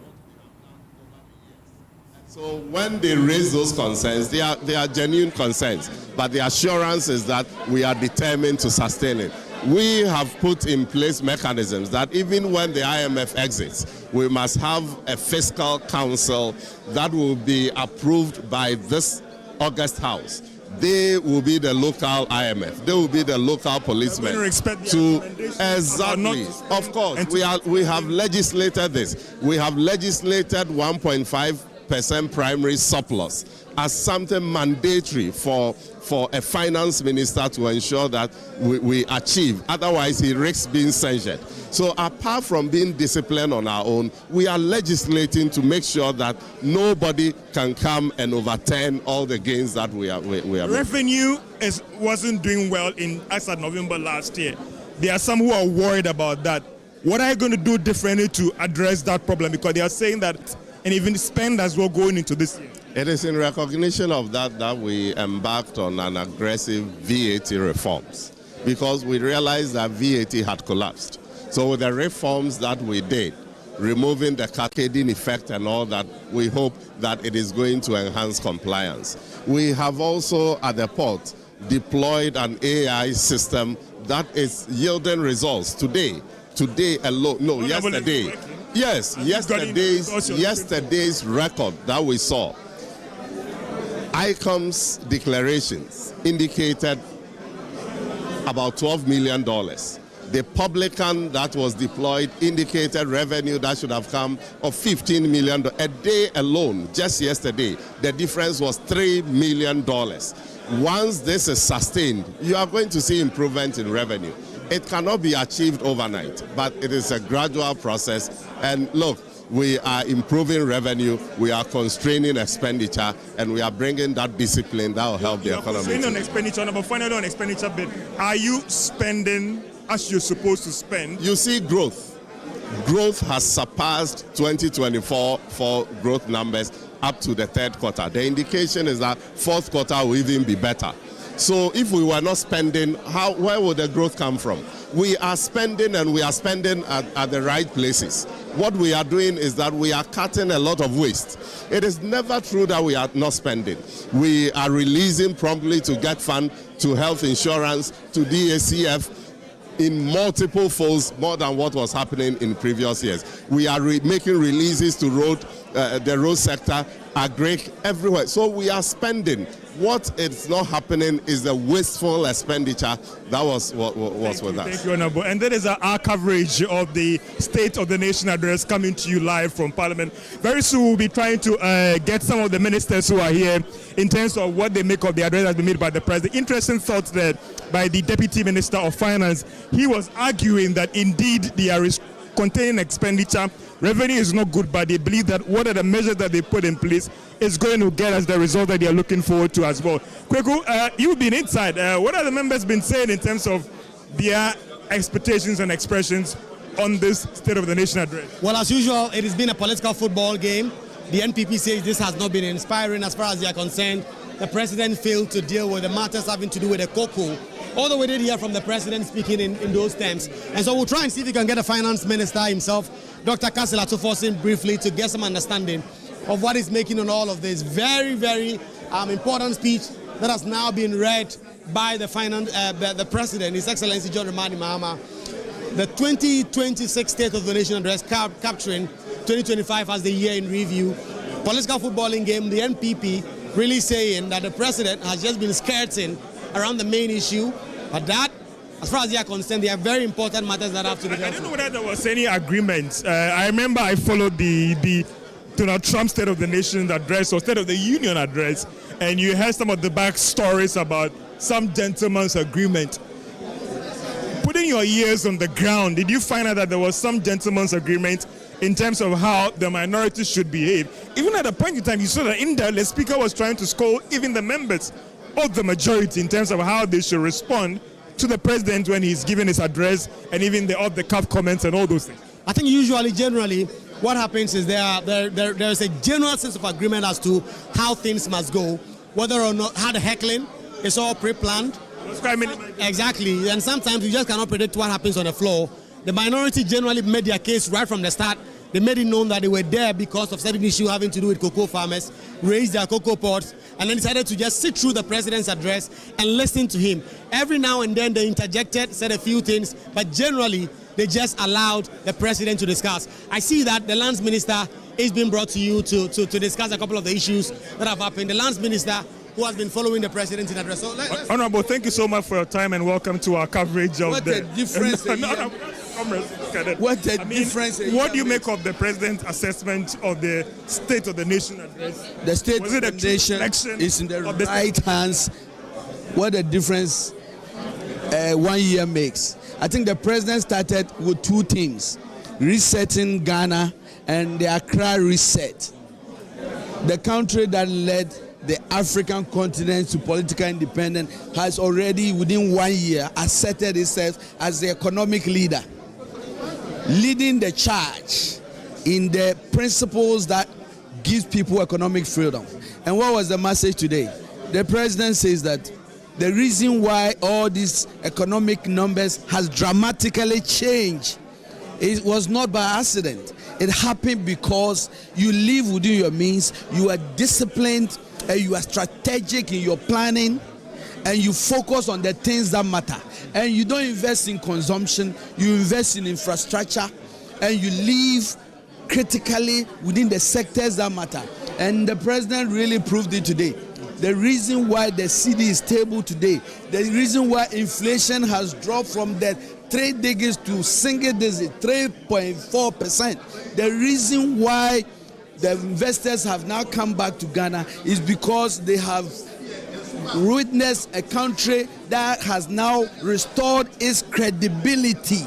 Economically, the minority says that the ground was laid. Well, if you talk about inflation, inflation was coming down. If you talk about the cedi, there were measures being put in place to let things calm down. So the minority is saying that's what the minority is saying. Don't take our the foundation was laid for you to. Don't take our word for it.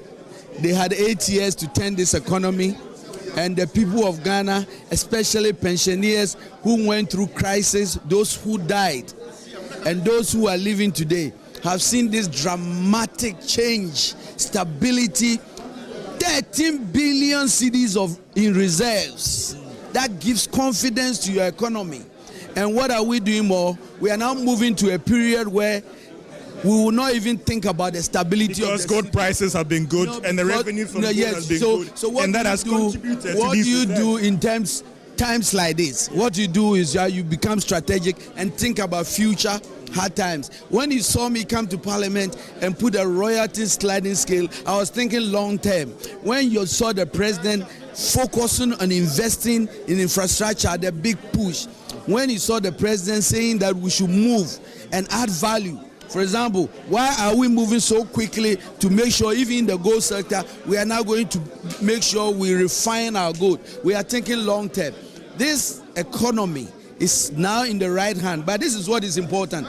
Ghana has now asserted itself that we have found the panacea of economic stability, and the whole of Africa are now watching President Mahama's leadership. I want to talk about the state of the nation. Let's talk about the state of the mining sector, the state of Galamsey. Yes. The argument is that enough is still not being done to decisively deal with that challenge. What do you say about that?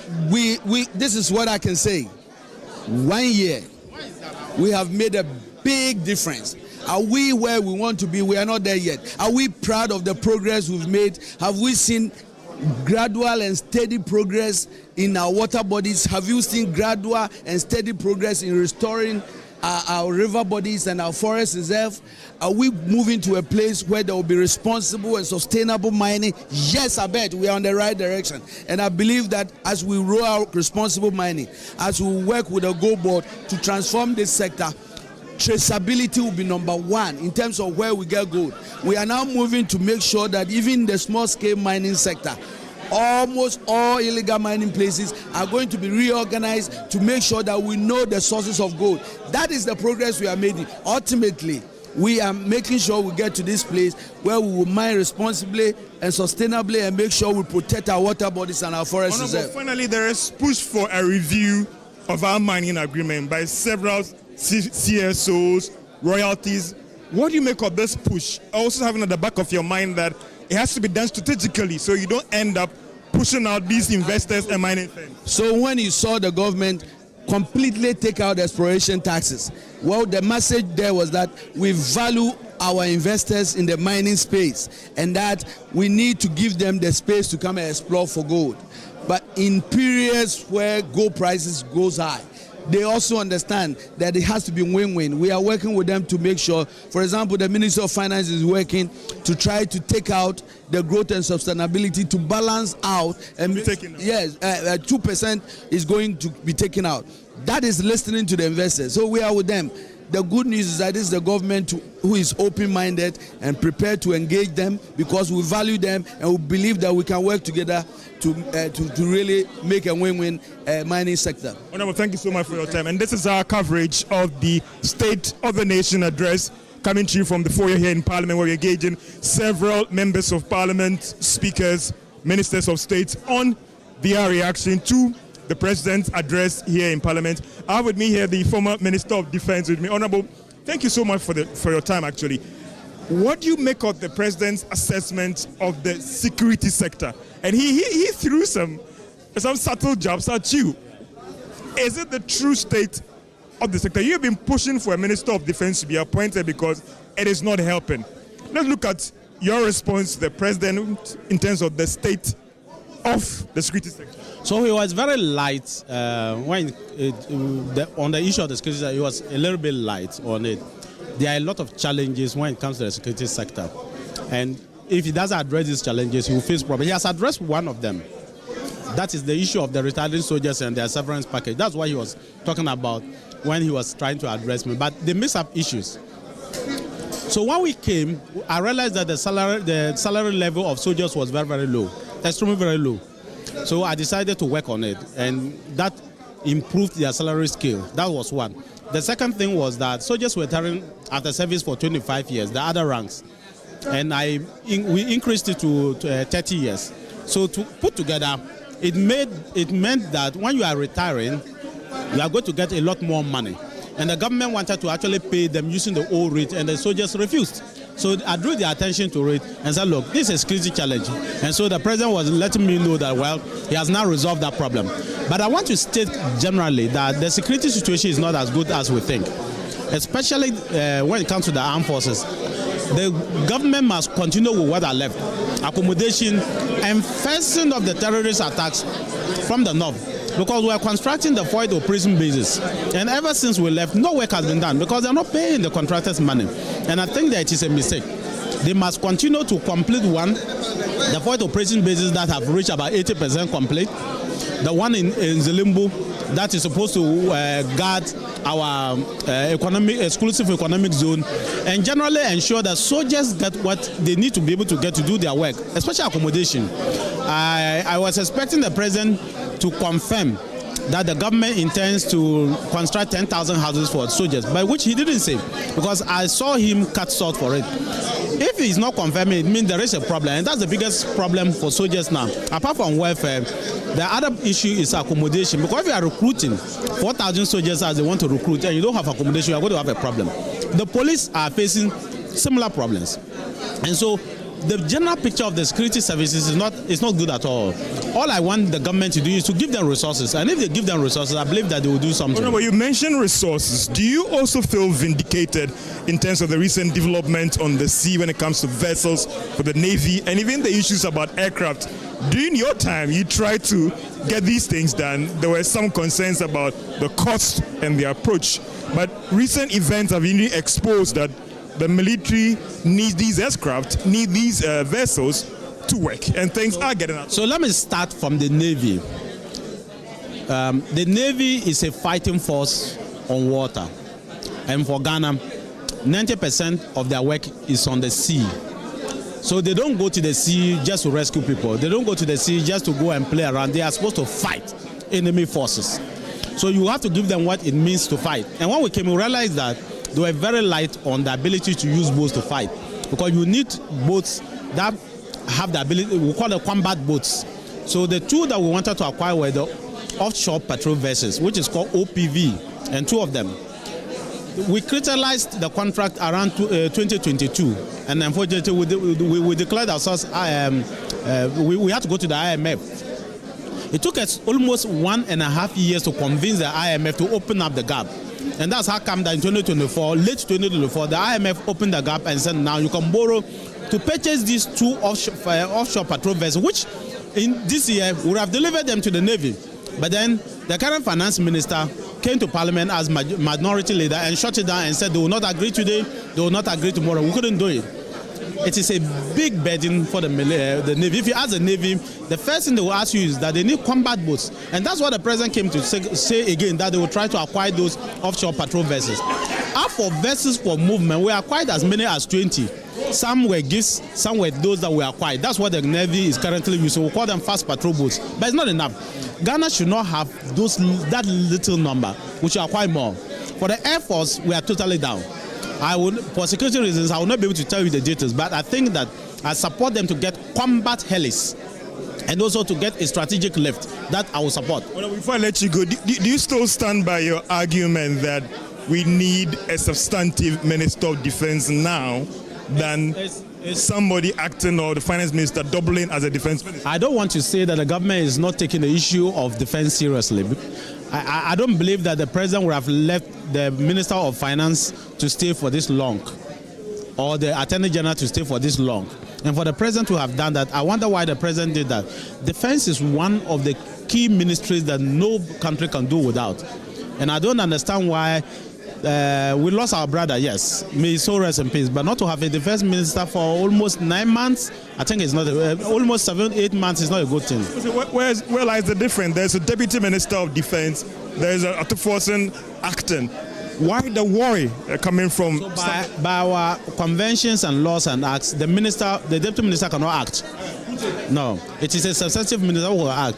I think it's simply too busy to do the work that we are supposed to be done.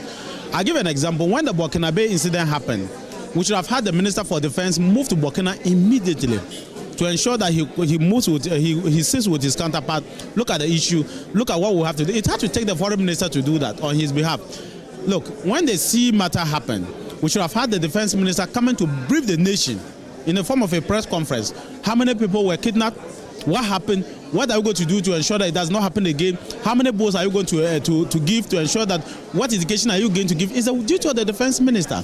Clearly, we are not having that. It is because we don't have a substantive minister. I thought he's busily preparing his budget. He's struggling here to make sure the economy looks well. Why are you going to burden him with the idea of holding defense as well? I think that is wrong. All I'm saying is that let's prioritize our defense. The only country we have is Ghana. And the first duty of a state is to make its citizens safe, to keep you alive. And if you do not prioritize security, then unfortunately, you will not get anything right.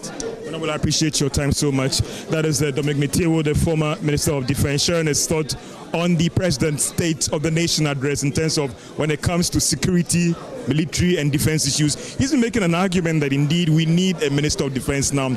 Also share this thought about issues about accommodation and actually resourcing the military to do their work. This is our coverage of the State of the Nation address coming to you live from Parliament. Before you're here, where we are engaging several of the ministers of state and even members of Parliament in terms of their expectation or what the President said and what did they make of it. This is our coverage, bringing to you live updates on the issues. If you heard the former Minister of Defense, he shared his thought about the bit about the security services. They need to be well resourced to do their work because the current situation is not good in terms of the equipment as well. This is our coverage of the State of the Nation address coming to you live from Parliament. And we'll say over to you guys in the studio. We'll come back to you again.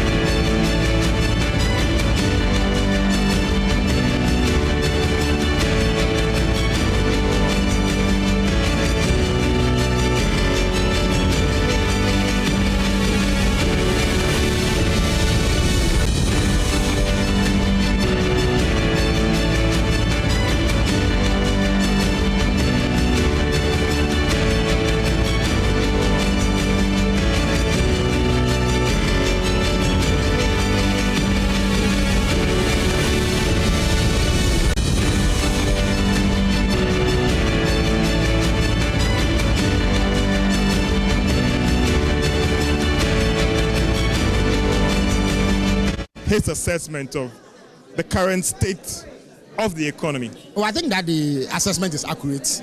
There can be little to no dispute about the sacrosanct of the facts that he put out. You follow the economy closely. I mean, is your daily, what do you call it? It's the source of your daily bread, actually. And you do know that the Ghanaian economy was in pretty bad shape as of the end of 2024. Our debt was in terrible shape. The currency had depreciated. Inflation was very high, the cost of living was quite unbearable, and other indicators were in complete disarray. But since we came into office, through deliberate efforts to ensure that fiscal discipline, fiscal consolidation, and the general adherence to time-tested principles of economic management, we turned the situation around. And today, everybody can attest that the key indicators are in the right shape. Inflation is low, 3.8%, which is the lowest in about 27 years, if I'm not mistaken. Our debt has reduced by 82 billion Ghana cedis. The size of the economy has expanded, and today we are ranked among the first 10 or the top 10 economies in Africa, with our economy exceeding about $100 billion in size. The exchange rate today is what, 10.6 cedis to a dollar. That's the interbank rate today. When we came to office, it was hovering around 15 cedis. Fuel prices have come down. The prices of thousands of items on the market have come down, and we all bear witness to this. And so there can be little dispute about what the president put out. It is an accurate. The minority is saying that the foundation was laid. We were on that recovery path. That is what the minority was saying, and the credit is not being given to them as if everything was bad, and some magic wand was done. What do you say? Masabi, everything was bad. Why? Is an inflation rate of 23% good? It was sliding down. No, but it was 23%. It wasn't single digit, it was 23%. In any event, who took it to 54%? They did monumental damage to the Ghanaian economy, and then reluctantly went to the IMF in an ambulance when they were limping. And somehow the IMF ensured that they adhere to some basic fundamental principles governing economic recovery. In any event, you know that they missed some of the key targets, benchmarks that the IMF said. You know that they missed their target on the primary balance. They missed their target on the deficit and other such indicators. So the economy we inherited was not good. Why? What was the dollar rate? It was around 15 cedis to a dollar. That was not good. It was not 10 cedis as we have it today.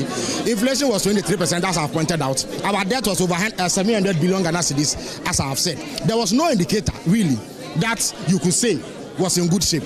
But we have come in and adhered to the principles of fiscal discipline, which they lacked. That is the fundamental problem that they faced. We have improved upon the situation, and it has led to a situation where those improvements have translated into the lives of the people of Ghana. You drive a car. When you go to the pump today, you know that you buy fuel at a cheaper cost than you used to do under the MPP. It is not a disputable fact. And that is only because we've been able to stabilize the exchange rate, which is a key factor in determining fuel price. And this has translated into gains across the broad spectrum of the economy. What is, when it comes to the president, his commitment to fiscal discipline going forward? Because some will say that there might be instances where the finance minister will say, Mr. President, we can't do this. The buck stops to the president about that personal commitment to fiscal discipline and sustaining this gain. You work closely with the president. What is the president's posture and commitment to this? The president is very committed to ensuring fiscal discipline. Indeed, when he visited Singapore sometime last year, in a meeting with the president of Singapore, he made it clear that the perennial problem of election year fiscal overruns will be a thing of the past, and that he is not going to break the Ghanaian. That's a promise. Absolutely, the government has to win power. No, but you see, you do not need to break the national purse in order to win power. What you need to do is maintain fiscal discipline, because there will be tomorrow. Our national life does not end with elections or begin with elections. You understand me? So he has committed to ensuring that we stay the course. In fact, much has been said about the commitment controls that are being implemented by the finance minister.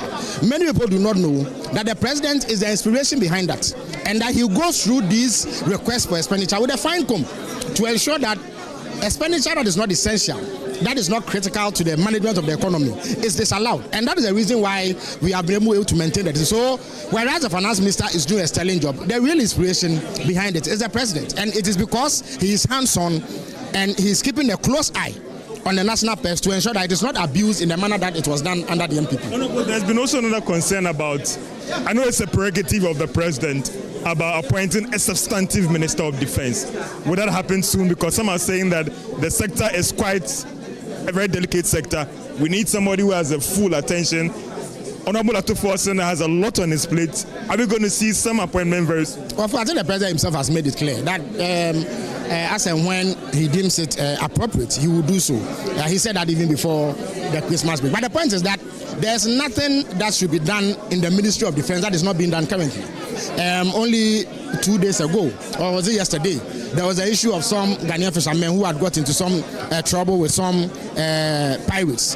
The military responded swiftly and brought the situation under control. And as I speak, all the 71 or so of them have been brought to safety. Some of our compatriots were unfortunately caught in the crosshairs of some terrorist activity in Burkina Faso.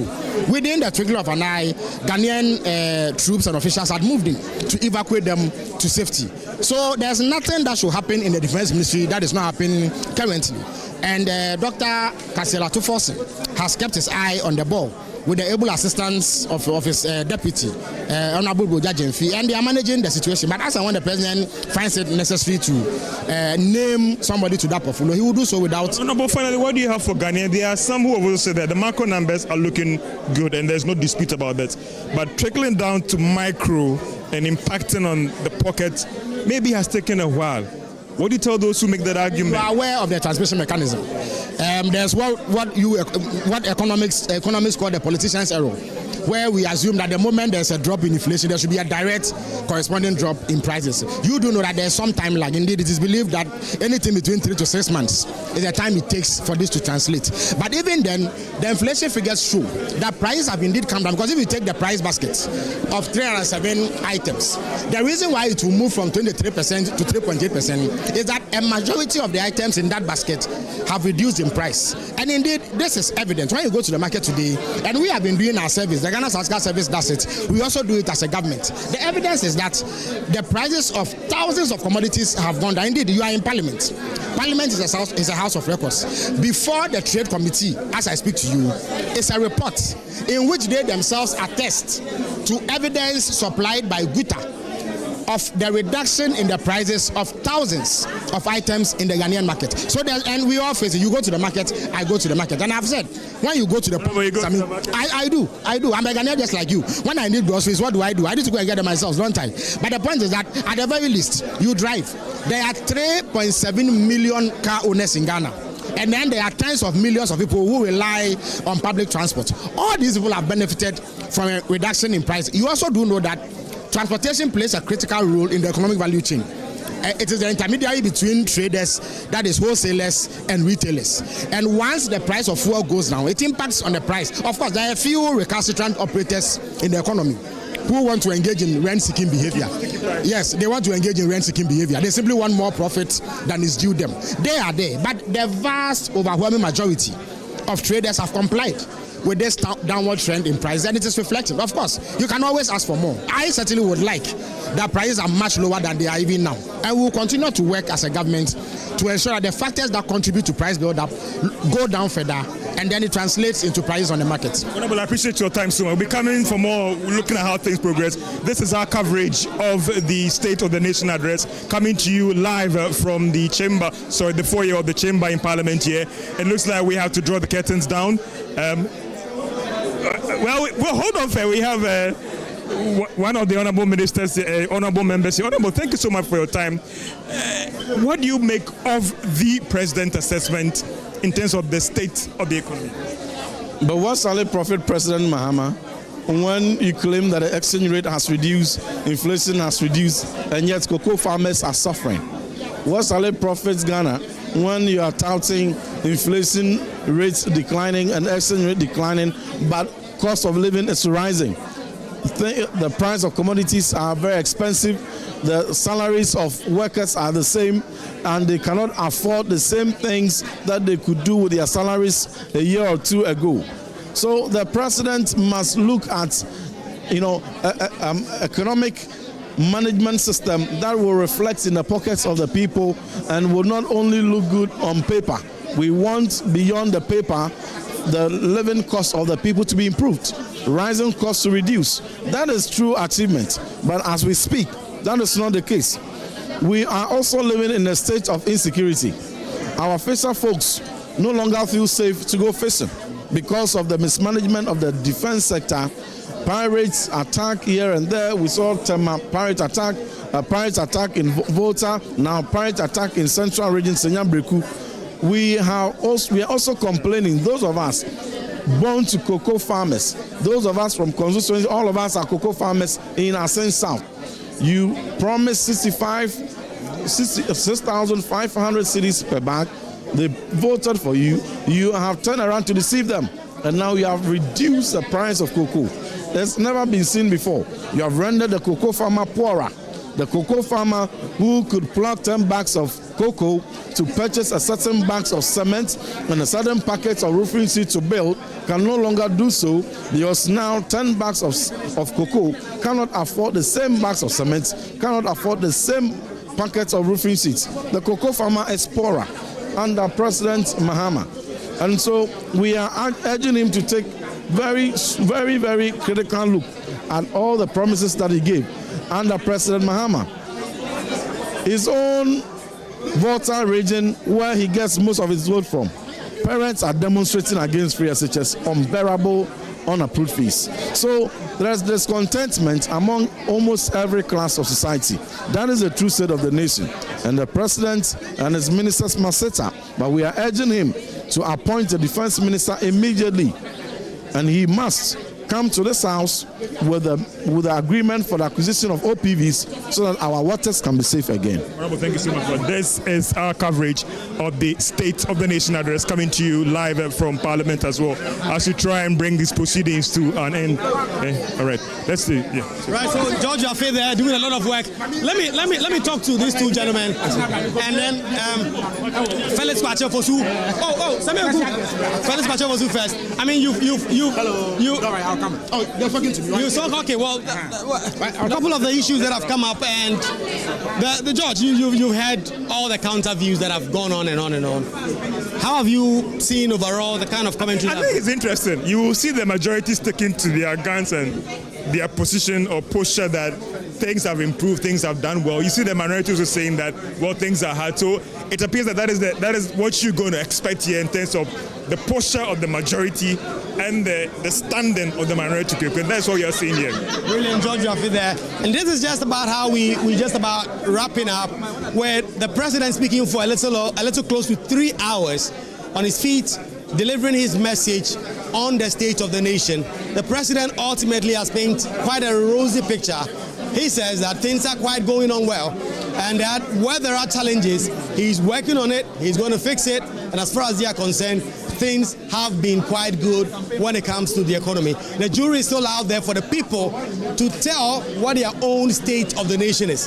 How does it reflect in their own lives, in their pockets? The jury is still out there with our colleagues spread all over the country, getting the views of the people as to how it is. My name is Vaquo. I've been doing this with George Rafe. We've been coming to you from Parliament, where this very, very important and seminal event in the Constitution has just concluded. The President speaking for 2.5 hours, almost 3 hours, delivering the State of the Nation address.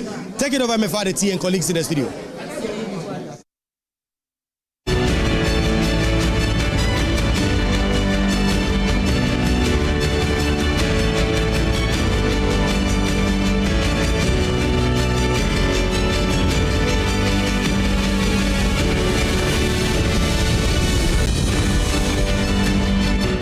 My colleagues there, Kweku Asante and George Waifi from the Parliament House, giving us updates of the post-State of the Nation's address by the President. But Kweku asking an important question: what is the true state of the nation for you? What's the state in your pocket, on your plate, on your dining table, in your tariffs? But let's still bring you some highlights, and a little later, my colleague Faustina Safo will take over and engage experts in various sectors that the President presented the State of the Nation's address on, to seek their view as well, to help you understand properly and situate that address that he delivered earlier according to his mandate of the Constitution. And Caleb is still with me. Caleb, so we're giving them highlights, just summing it up for our viewers who've been watching us. But tell me, so I see behind you again, employment? Yes, so one of the major things the politicians and the campaigns always focus on is employment and unemployment, and reducing the unemployment numbers. And then the president, according to the president, over 1 million Ghanaians have been employed within the first 3 quarters of 2025. So between January to about September 2025, October 2025, 1 million Ghanaians were employed. I trust you and your team to fact check this for me. Yes, so because I'm challenged by what the GSS actually also released some months ago. Yes, that's 1.3 million. Yeah, so we've done some very early checks, and then it doesn't seem to pan out. According, you're so generous with your words. It doesn't seem to pan out. It doesn't seem to pan out. Sometimes it takes time to go through the numbers very well for 100% accuracy. But then this is directly from the GSS reports for the first 3 quarters of 2025. Okay. According to the GSS, employment increased by over 330,000 Ghanaians. So this is far below the 1 million Ghanaians that the president quoted. And then if you do some different mathematics where you look at the employment figures per quarter, because this 330,000 is the difference between the first quarter of 2025 and the third quarter of 2025. But then if you look at the numbers quarter by quarter, you see that about 600,000 people were employed in the first 3 quarters of 2025. So the 1 million figure is inaccurate according to the numbers from the Statistical Service. Most of the times we look at formal employment, which is easier to count, but then sometimes there could be informal employment, which the markets and all of that where GSS cannot fully count. But then from the Ghana Statistical Service, in the first 3 quarters of 2025, about 330,000 Ghanaians were employed. If you do it quarter on quarter, that's about 660 or 670,000 Ghanaians being employed in the first 3 quarters of 2025. So again, the 1 million Ghanaians being employed in the first 3 quarters does not seem to pan out. Something to look into. Exactly. And over the weekend, the team will be doing the numbers, and on Monday we'll come out with a fact check report. Okay. Okay. Talking about employment, of course, they've always situated employment under the 24-hour economy. I see that you'd go to the graphs and the numbers, but something caught my attention. He says that we're going to have 24-hour markets in each region. Yes. I don't know how it will take the form and shape that market will take, but so far we know that when it was launched, we had about $300 million, a seed fund, yes. And then the budget as well allocated another extra 100, making it 400. Am I correct with the numbers? Yes, largely correct. Yeah. but majority of the allocation actually goes to the secretariat. So, you know, there's a new secretariat being set up, an office, basically the 24-hour economy secretariat. So they are running, and, you know, the efficiency of the office is where majority of the allocation is going to go. Now, if you look at the actual expenditure that the state is going to incur, according to the policy document, that's over 4 billion cedis, so $4 billion. And that takes into account the tax exemption that you're going to give these companies. Sometimes, you know, the import exemptions you give them, the tax holidays and all of that. If you quantify it, it's over $4 billion. But again, so this is not directly coming from the states, but this is what the state is going to let go of. But then in the State of the Nation address, we didn't really hear the concrete steps for the operationalization of the 24-hour economy. Well, they say that the legal framework gives it a bit of ground and firming, right? That was, I think, about last week, where the bill was actually passed now, and then the secretariat is now up and running. But again, no businesses were looking to hear some concrete steps, because if you look through the policy document that was released somewhere last year, these were proposals. These were not agreed with the government. This was a proposal by the secretariat at the time, led by Gusitano. Was it when they put it in 8 blocks? Exactly. So that was a proposal. That was not the firm policy direction. So businesses are still wondering to see what exactly they're going to benefit from, because that's not come out yet. No, earlier we heard that the National Cathedral could be turned into a cultural center, and then later the government said they've not accepted that policy because it wasn't their proposal. That's why the media ran with it, but then the government said they've not accepted that yet. Okay. So most of the things in the document that was released last year were proposals. So up to now, most businesses don't really have concrete policy direction that they are going to work with. The time of use tariffs, we still don't have the concrete or the actual tariff that businesses are now going to pay if you operate 24 hours. We don't know whether they'll be benefiting from tax exemptions, import duties exemptions. We don't know which form to come in, whether it's capital goods and all of that. Interesting though, Kayla, because we're doing well with the city, which means that we're able to import at a lower price. So if importation is this good and get some good ground here in Ghana, I wonder where the demand level will be for the 24-hour economy. And it's good to talk about the importation, because even the businesses so complain about our ports. You import a good for your company, but then it takes about 2 or 3 weeks for you to clear. But he says the port is running 24 hours now. But businesses are still complaining that they can't clear their goods on time. So sometimes we have to understand exactly why the ports cannot clear goods faster.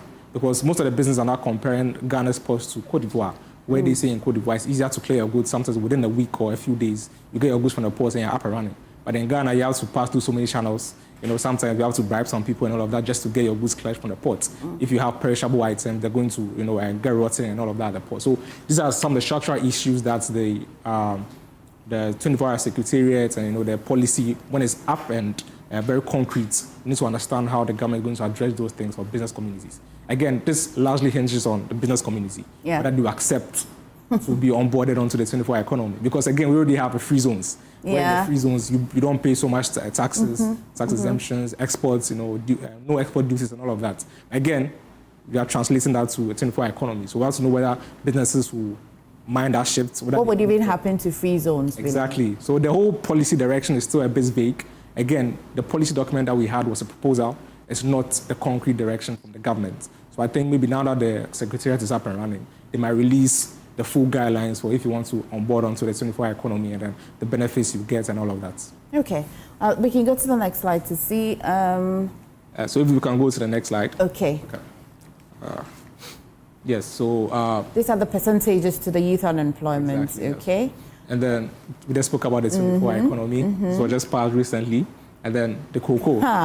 Cocoa was such a big elephant in the room. This one, not just imagine, the minority showed up and showed out with it. Cocoa pot. If you've not seen cocoa before, at least you have an idea how it looks, because the minority really were not having it. The president was quite honest. He said that really revising the cocoa producer price was very, very difficult, which you just have behind you. But he had to take that decision. Yes, and before the government actually announced the reduction in cocoa prices, I was here with Mami AC. And we're talking about the most pragmatic approach would be to reduce the price, because it's not going to be sustainable for the government. Yes. If the government decided to keep the price where it was, we have to be paying subsidies. And already where we are not meeting our revenue targets, it's going to be very hard for the government to move money around.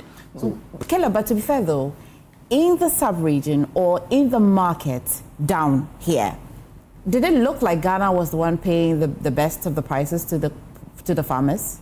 Yes. So, yeah. It was. Yeah, to be fair to the government. To be fair, it was. So the amount you see today looks very small, but if you wanted to open the conversation up, then it will look like, if I was in another country, I won't be getting this amount. I hear Cote d'Ivoire is actually reducing, and it will start in March, 1st March, I think. Yes, they will be reducing there soon. Again, the price, so Ghana and Cote d'Ivoire, we set a farm-based price where the buyers have to pay this particular amount. But then other countries like Cameroon or Nigeria, they don't set farm-based prices. Okay. When the buyer comes, you negotiate and you pay directly with the farmer or whoever you're buying the cocoa from. So that's why the other countries seem to be benefiting. Because when prices went as high as $10,000 or $12,000, the farmers were directly receiving the $10,000. But in Ghana, we had a farm-based price, and the government had to account for cocoa boards, costs, and all of that. So the farmers were not directly benefiting. But then when the prices went down, because we still have a farm-based price, the farmers were still benefiting from the high prices. But the other countries where there's no farm-based price, it's a free market, the farmers were receiving the lower prices. So in that situation, when the prices came down, Ghanaian farmers were benefiting for some time. So buyer decided, okay, I'm not going to buy from Ghanaian markets again, I'm going to the other markets, and then they had to reduce the farm-based price. But really, the minority advances the argument that we hear cocoa board has always been in debt. Yeah. Now the debt is a little big, I think 32.8 or 9 billion. And then they say that, well, we're here that you have challenges, but the cocoa farmer shouldn't suffer for it. And that's the different sides of the argument, because when we're trying to get farmers to buy onto the cocoa board model, we told farmers that when prices come down, we'll protect you. Yeah. When prices go up, allow us to give you, not the full price. Let us keep some for the rainy days when prices do come down. But unfortunately, cocoa board had not been doing that very well, because there's supposed to be a cocoa stabilization fund. Whenever cocoa prices go above, I think, $3,000 per ton, you keep some excess in a fund, so that when the prices do come down, and do come down eventually, you take money from that fund, you just cushion farmers. But it seemed like that fund was not really operational. Yeah. Because if it was, that's when the government would... He used to cushion the farmers. Exactly, because the price of cocoa fell mid-season. So usually what happens is that once you have the fund, for the rest of the season, you'll be taken from the fund, and then at the end of the season, that's when you can decide to reduce prices. Cocoa board is the regulator, I admit.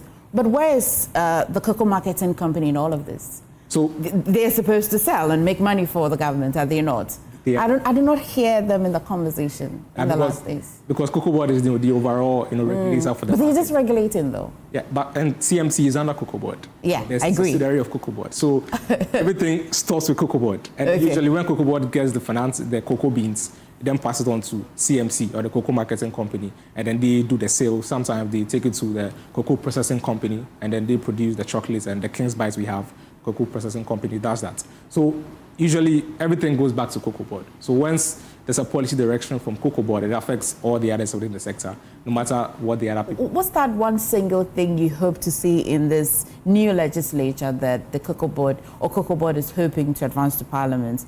Overall, you have studied the sector quite well. What's that one thing that if they miss out in this bill, we'll be back here having the same conversation? So I'll use Ecuador as an example. Okay. So in 2016, Ghana was producing almost 1 million tons of cocoa. Ecuador was doing 370,000 tons. Currently, Ecuador is doing 500,000 tons. Ghana is doing 600,000 tons. So the gap has closed. And then very much. The projections are next year, Ecuador is going to surpass Ghana and then become the second largest producer of cocoa.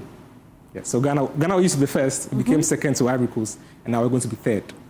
Ecuador is going to overtake Ghana. Now the problem is that now Ecuador took advantage of the high prices. When prices were high, because like I explained earlier, farmers in Ecuador benefit from the actual price of cocoa. There's no farm gate price, there's no regulator or middleman that takes or that sets prices and takes some of the profits for themselves. So once the farmers were receiving the high price of cocoa or the high dollars, when the cocoa prices were very high, they decided to reinvest in their farms, to get more machines on the farms, more improved seedlings, and then now they are producing at a much higher pace. If you compare their production per hectare to that of Ghana's own, they're almost catching up with Ghana, and then they will surpass us very soon. So this new policy direction or this new bill that's being worked on, we need to understand how, one thing, the farmer benefits tremendously, because once farmers are happy, they'll keep planting. Okay. And again, we need to understand how improved machinery, improved seedlings are going to be brought onto the markets. And then thirdly, the galamsey situation. You cannot take galamsey out of it. Because once farmers are contemplating, not even, some say they will not do it, but once people are contemplating selling their farms to galamsey operators, or galamsey operators are forcefully taking over farms, again, we're not going to get enough cocoa beans. Well, three policy measures. Caleb, stay with me because we have Associate Professor of Finance at Andrews University in the United States, Professor William Kwesi Prepper, joining us via Zoom. Prof, thank you so much for joining us. Thank you. Well, I'm certain that you followed the address delivered by the President this afternoon, from morning all through this afternoon. But the conversation starts and rests at our public debt, because most of the decisions that we take will fall within that. It says that we have reduced it, or we fell by 82.1 billion. Let's start the bigger conversation from there. What's your view? Good afternoon to you, and good afternoon to your viewers. So if you ask me on the debt, I think that some factors has really worked for us in that angle. The first one I'm going to talk about is when the government intentionally worked on the exchange rate. So most of the debt that we were owing in foreign currencies, because the cedi strengthened, those debt repayment became very cheaper. So that is one major factor. And the second factor is that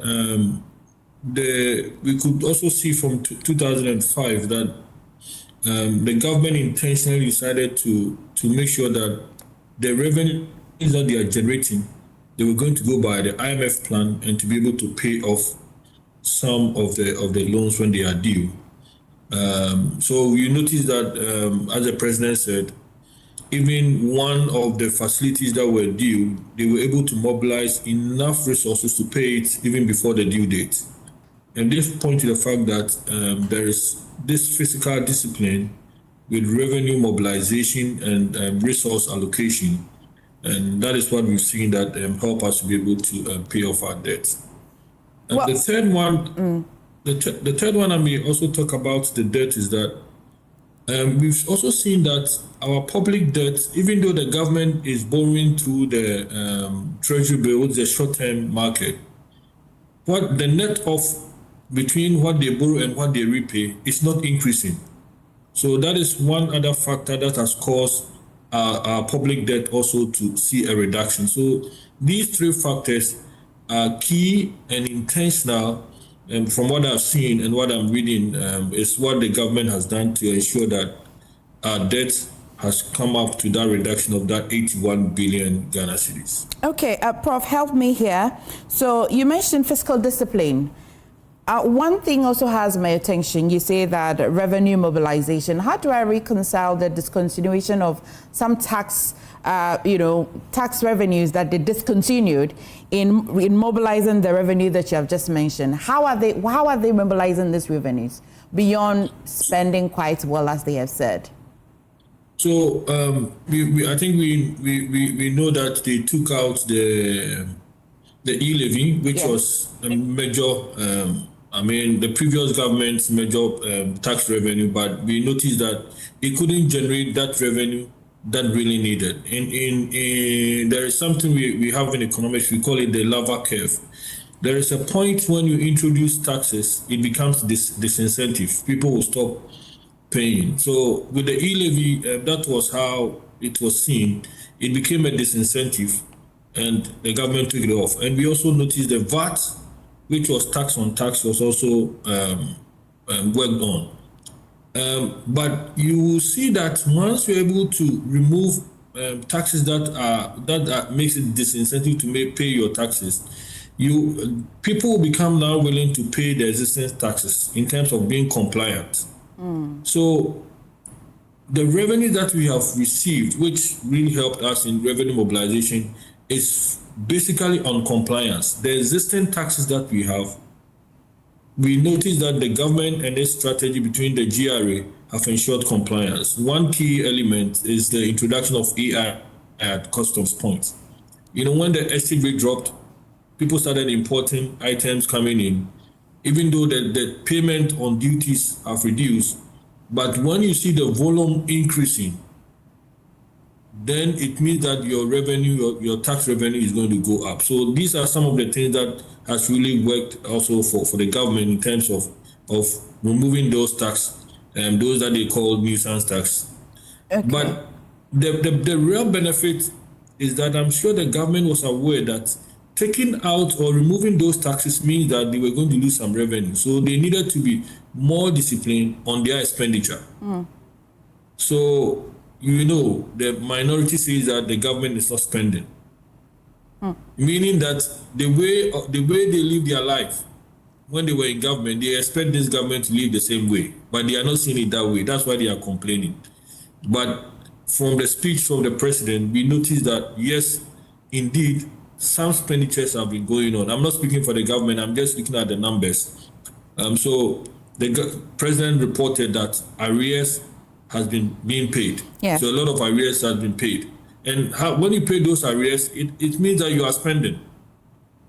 So it's a key factor of expenditure. However, it is intentional and disciplined expenditure. The government is putting money at where it thinks that it is going to have an impact on the economy. So I'm going to explain two main things. In terms of output, you will see that when we say output on quantitative numbers, a lot of money has been spent, but they have been spent at the right places. Okay. And they have been able to bring some form of stability. One of the key areas the president talked about is on the energy level. We know the doomsday problem, where the government now says that he has paid all arrears to energy, some of the energy major two partners, and planning to pay the rest. It brings that kind of confidence, and that's why we've seen the energy being stabilized. So if you ask me, these are some of the disciplined financial measures I've seen the government come out with. Though I have my other reservations. I can't wait to get to the reservations, because then I'll take it from you what you expected to hear in today's State of the Nation's address that you didn't see, or if you did, fell short of a few things. So the president was very clear with when he was able to mention a little bit about unemployment, employment, and refer to the 1 million Ghana statistical figure. Yeah. However, we are sitting on a time bomb on unemployment in Ghana. So in both economics and finance, the three major things a country seeks to solve, if you ensure economic stability, like we have seen, if you ensure monetary stability, like we have seen, and it does not trickle now to creating employment, it means that you have solved two problems, but your main problem, what you are put in government to do, is to make sure that your citizens are able to work. And this is where I think that I was not able to hear much on the employment, though the government said they were going to, I think he pointed to some of the existing youth employment programs and those things. But we want to see permanent jobs, not the short-term jobs, the national service jobs he talked about and the rest. We want to see how we translate these gains into full-time jobs. That should be the crux and the key of the whole thing. When Ghanaians are able to get work to do, then we can say that yes, things are working well. Well, maybe the president says that we should get ready, we are now going to fly. So probably he's pointing to the point of, if I want to see that we are flying, then it means that a lot of the youth we have there are now getting employment. At least it's good. We have 1 million. But remember, the 1 million is just less than 1% of the entire youth population who have graduated from the university and they don't have any work to do. So the focus should be on that side. That is what I wanted to hear, the more on employment strategies. But it beats me though, Prof, that most governments, one of the things that they struggle with is employment. If it's not employment, it will be underemployment. What is it? Is it the module they use to want to cure that problem that it's not potent enough? Or it's just we don't know how to create jobs for young people? What's really the challenge? So the governments normally come with policies. So your policy must be a policy that will trickle down to even individuals who have the initiative to create their own employment, not relying on formal employment. So that kind of mindset and that kind of policy is what probably we want to see from government if they say we are taking off. Is their policy going to ensure that yes, indeed, when I finish school, I'm not going to rely on seeking government of other formal employment, but can I be able to be in a position to be my own entrepreneur? Yeah. And there is a policy set for me to be able to do that. This is what I want to see. I'm going to say something which I think, as we see that in interest rate is dropping, central bank must also be cautious to see that new loans are given to startups. So central bank must come out with another strategy and say, we want to give all the banks some room to be able to venture into areas that are a little bit more riskier for the youth to be able to take the loans. And then they create a fund and say, yes, if any bank is able to give loans to startups of people within 5,000 Ghana cedis, 10,000 Ghana cedi limit, and they are not able to pay, the government will be able to cover up. So these programs are all something that I want to see the central bank and the government coming up with that policy. Then it will give the confidence that when I graduate from the university or maybe from high school or from whatever level, and I want to start a new venture, I want to start something, I can walk to the bank once now we have identification, and with my small program, I go and meet the bank and say, yes, this is what I want to do. And the bank will not say, you are not too risky, your project you want to do is not it's not bankable, so they are not going to give. Then they can tap into the government program to create that kind of employment and give that kind of money to help the youth to be able to focus on.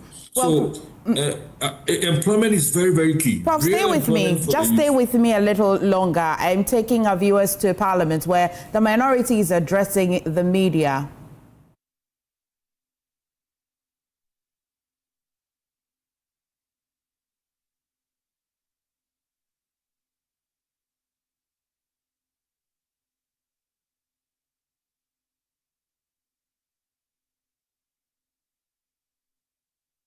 Well, we'll take you back to Parliament when we're able to get some connections back there to hear the minority leader, Alexander Penyomakin, address the country, especially post the president's address in Parliament. I still have Prof with me, but Prof, stay with me. And when I come to you, one of the questions I will be asking you and seeking some answers to is that, yes, they are quite happy about the inflation. People are quite happy about the inflation, but at what point will it get to that it will be a problem, realistically? I'll come to you for that. But in the meantime, let's engage Dr. Victor Doke. He is a security analyst.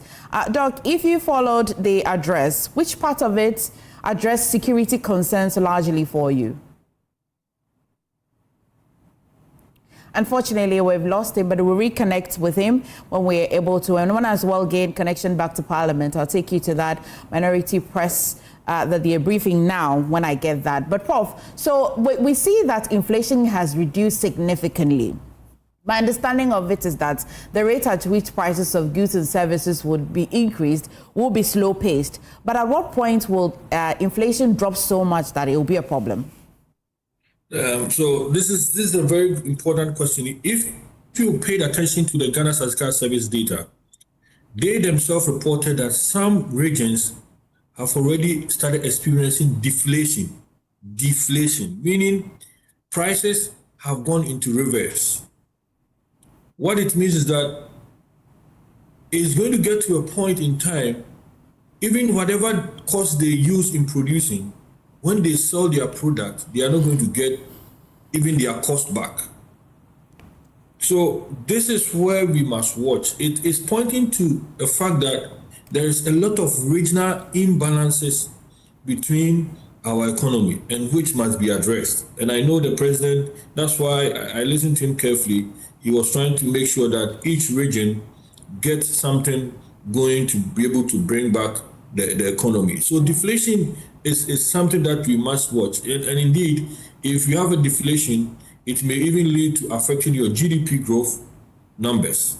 And this is where it's going to be very, very critical. In the US, where I am, they try to make sure inflation is always around 2% because you need a little bit of inflation within. In Ghana, we have set our inflation target between 8 plus or minus 2%. And our current inflation rate is 3.5%, meaning based on our own targets, we have started seeing a problem. We have slowed down more than you are supposed to slow down. So if it's like driving, you have to drive within a speed limit. So our speed limit in our inflation is 8 plus minus 2%. So we've gone below that threshold and getting to 3% threshold. Even though it is good, but its inherent effect is that we have slowed down too much. Okay. So the effect is that if you don't take care, it's going to happen and have an impact on our investment. I'm going to give you some scenarios. So now it's not even very, there's no incentive too much to invest in treasury bills, too much to do those kind of short-term securities, because the returns you are going to get on it is less than 6%, 8%, less than the target that we have set for ourselves. So people who have invested, hoping that they will get some form of returns to live on it, will now ask themselves, the government has caused inflation to go down, interest rates to go too down, so they will start complaining. So they may have to find an alternative to invest their money. And this is where I'll come back to the employment. Then if the other alternative is to invest in real sector jobs, creating jobs, so that if I know I'm going to give it to government and treasury bill and get around 6%, I have a straight cost to be able to get a higher return if I can start a new business where I can get about 15% returns. So this is the effect. So the dangers are still there for us going so low at that 3-point-something% in inflation. But the main one, the real effect will come in with the regions that have started reporting deflation. Okay. Deflation, which is something the government must watch. Prof, in 2022, investors pulled out, the cedi crashed, Eurobond market closed to us. And they say that our external shocks were quite weak. Currently, we're doing an import cover of 5.7. The government is seeking to want to take it to a little 15, above, 15, yes, a little 15, above. 15 months. 15 months. And then we're wondering, at what cost? What's the feasibility? What are we going to be losing now to be able to have this import cover of 15 months? So, well, I gave an interview and I said, yes, this is ambitious and it's not impossible, but it comes with a cost. So the opportunity cost of you having your money to invest in real sector, however, you want to tie your money down and use it for a later date. So this cost is really, really going to affect us in that decision. So the first one, monies that could have been used to propel development, to support expansion and creation, we are going to use that one to buy gold or whatever the government wants to do, and we are going to tie it down for 15 years. So you ask yourself, when we keep that money down for the next 15 months, as they are planning, will we get the returns that will be greater than if we have used the money today? So the opportunity cost analysis must be done. This government policy may have an impact of about 0.1 to 2% on our GDP if the government goes on that plan. So this cost, I'm sure the policy may have probably done their analysis and say, yes, we want to secure the future, but ask yourself, could it be a position to use the money now in some real sector to be able to generate that? So government wants to try to find a balance. And 15 months is their target. To me, it's too ambitious. But they're seeking to use gold. They're seeking to use gold. Is that not good enough? So ask yourself, the gold they want to use, government is going to give money to gold board to buy the gold and sell. And when the money comes, when the repayment comes, they keep that money at the central bank. So everything is about your money. It's the money, it's the same commodity money. So ask yourself, that money you are giving to gold board to buy the gold today, is there something that you could have used to do now? And that is why we are foregoing that opportunity. So government, if they think that, yes, they have created the real sector jobs, they think everything is okay, they want to secure us for the future, so they want to tie our money down for 15 months. That is the 15 months is more than 1 year of import cover. is this something that we need to focus on? So that's why I say it's so ambitious. Well, what would the ideal situation look like for you? How many months? So ideal situation should have been roughly your 10 months, between 12 months and 10 months. That additional 3 months you are adding on is something that you could have put in the economy to create real sector jobs. Okay. And let's be clear. For all the pandemics that we have seen affecting economies, about inflation have been coming down. These have not affected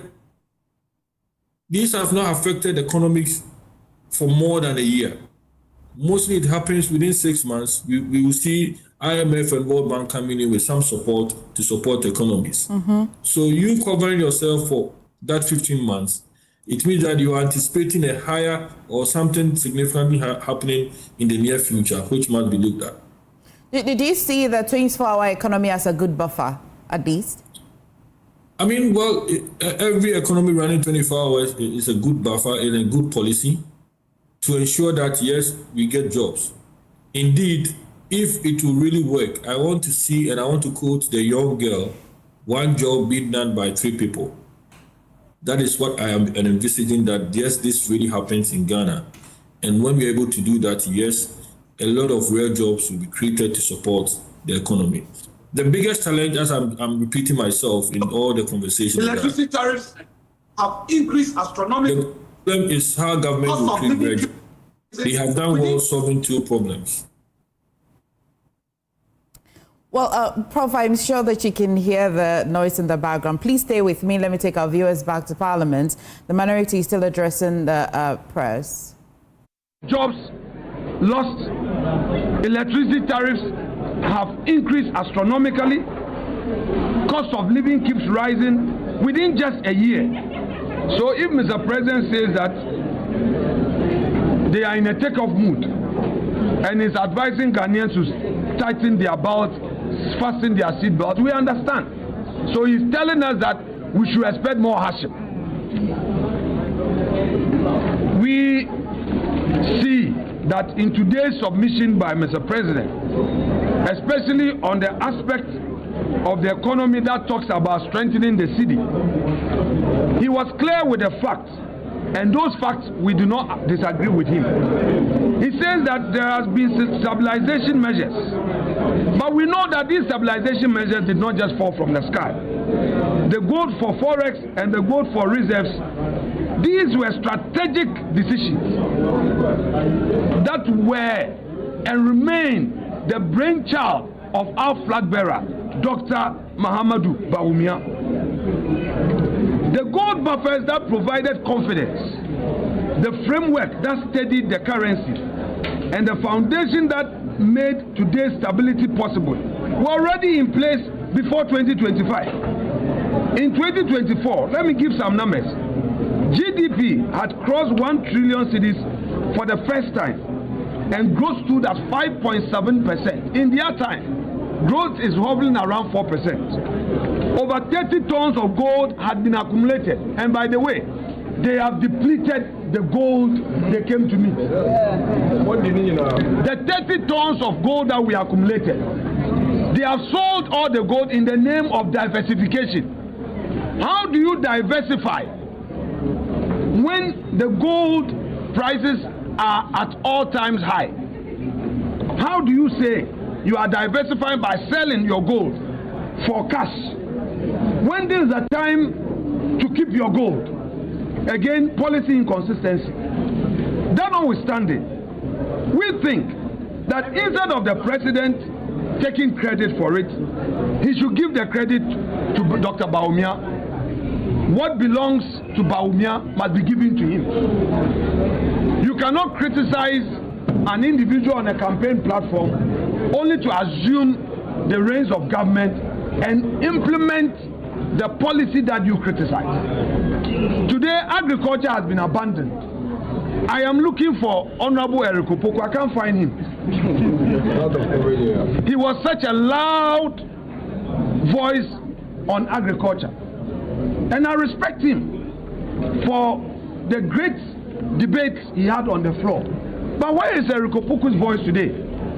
His ministry has been rendered a good-for-nothing ministry. Look into the budget. Nothing was given to the ministry. Government has done nothing to promote agriculture. Production has not increased.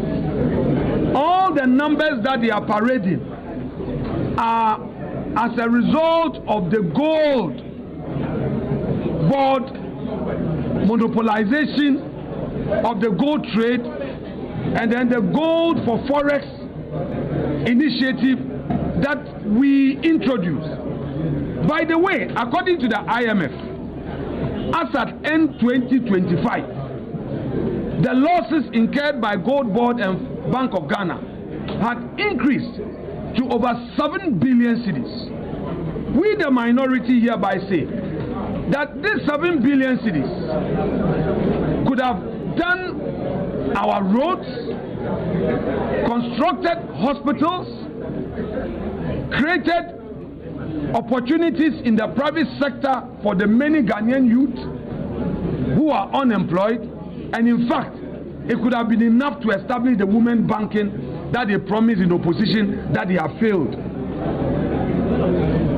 On Monday, we are going to bring to the attention of the country our comprehensive submission on the true state of the economy, on the true state of the nation. But for now, we conclude by saying that this government is only fixated on PR gimmicks and is only interested in political rhetoric rather than real action and creating opportunity for all Ghanaians. Thank you very much indeed. And to the cocoa farmers, we stand with Ghanaian cocoa farmers. I repeat, we stand with Ghanaian cocoa farmers. We, the minority, we stand with Ghanaian cocoa farmers. Thank you very much.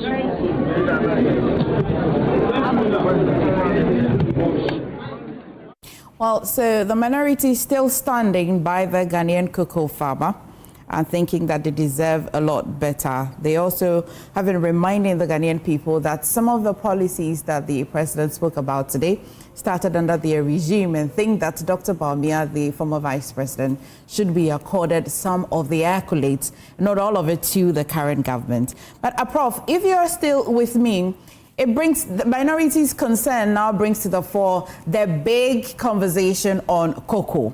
The president was quite honest, brutally honest in his presentation, and says that cutting the producer price was quite a difficult decision, but he had to, especially because of the debt that Cocoa Board has incurred.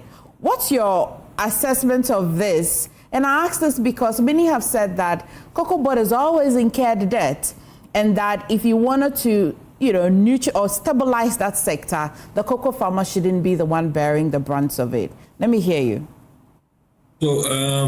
So I'm sure the government is, what the strategy they put together is for business purposes. They are trying to turn Cocoa Board being only for a social enterprise, but into a real business activity.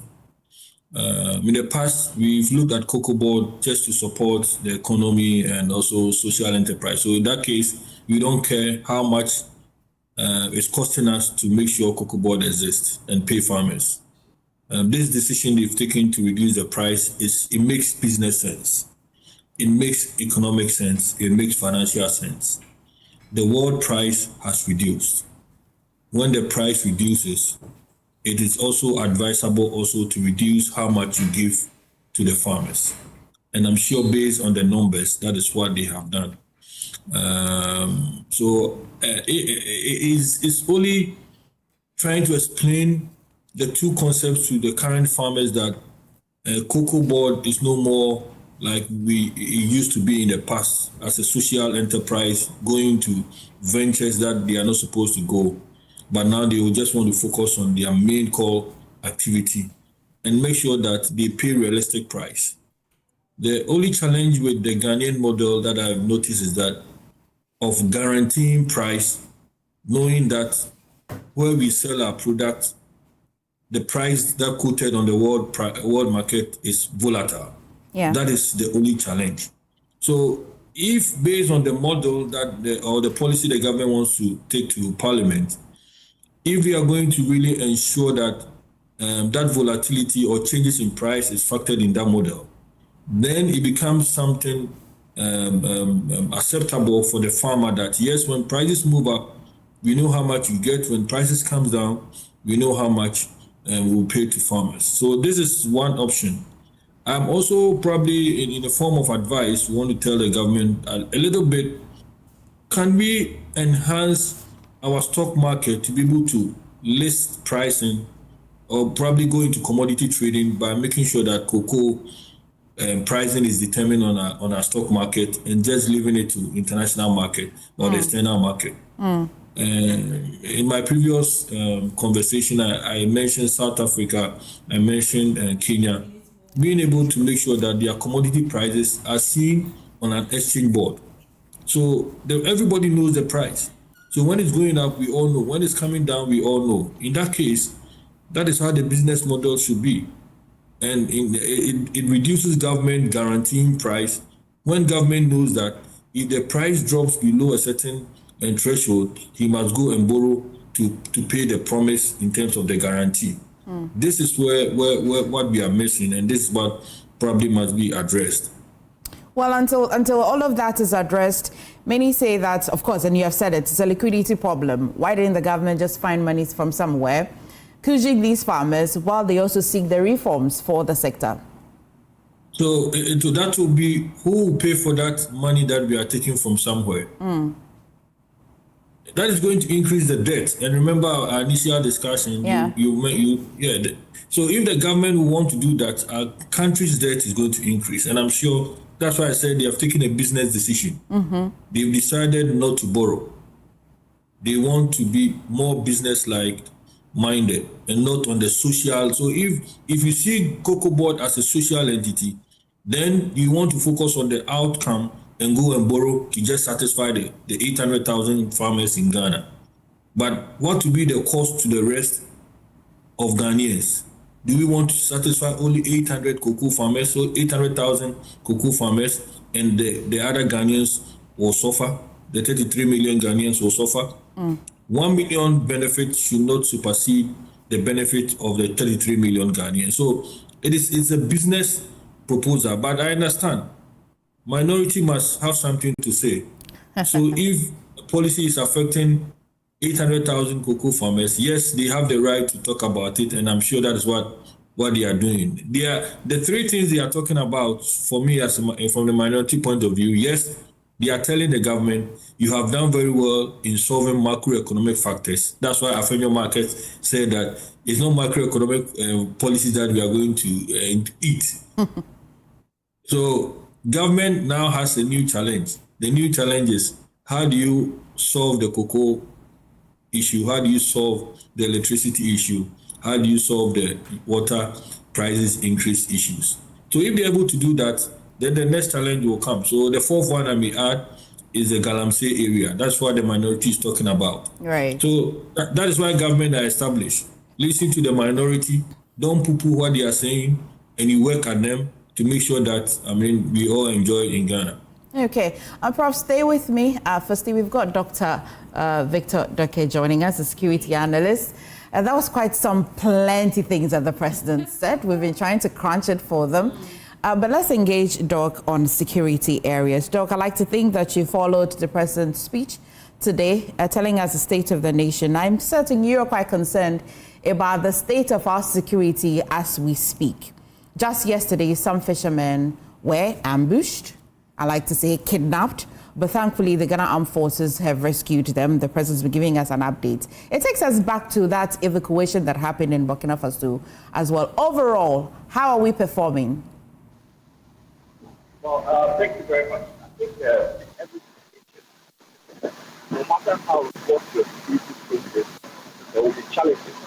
But those challenges should not mean that the external threat that you know of that existed will take you by surprise. Now, what we are dealing with is threats from that region. First, that you reposition yourself so that would hear you. Unfortunately, the line is not clear at all. We'll try and reconnect again with you to see if it will be better. We apologize for that bad sound. Firstly, yeah. It was today. a lot. It's been a long day for you, and Yeah. I admire the strength with which you've carried it on. We are so grateful. I've got shoulders to lean on. You Venice know, in the back there. And for those of you who cannot see what's happening behind the scenes, she has a very chilled bottle of malt Don't do here. that. Don't do that.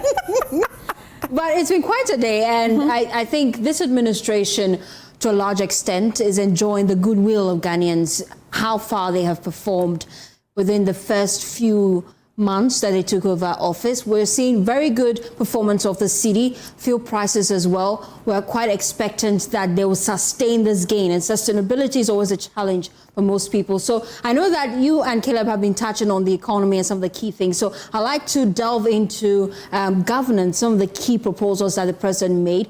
One thing that struck me today, MFR, was that government said they want to introduce a legislation that would make it mandatory for Parliament to approve any sale or lease of any state property. And for me, that is quite key, because if you recall the previous administration, when Rock City Hotel, owned by Brian A. Champon, tried to acquire some state properties, especially Labadi Beach Hotel, that administration came under a lot of backlash. There was concerns about state capture. And so we're looking at how this administration plans to roll this out, when they'll be doing this. He didn't give us any timelines. And so there's another proposal that this administration is making that we'll be looking forward to the implementation. And of course, we'll be holding the feet of this administration to fire should they fail to do that. Another key thing, MFR, I'm sure you've been facing the same challenge where you buy prepaid meter and you wonder if there is somebody elsewhere. Yesterday, I was telling them that sharing it with I have you. palpitations and I thought I was getting ill. It's only to know that. You just know that. It's alarming. I was quite excited to hear that government plans to deal with that as well.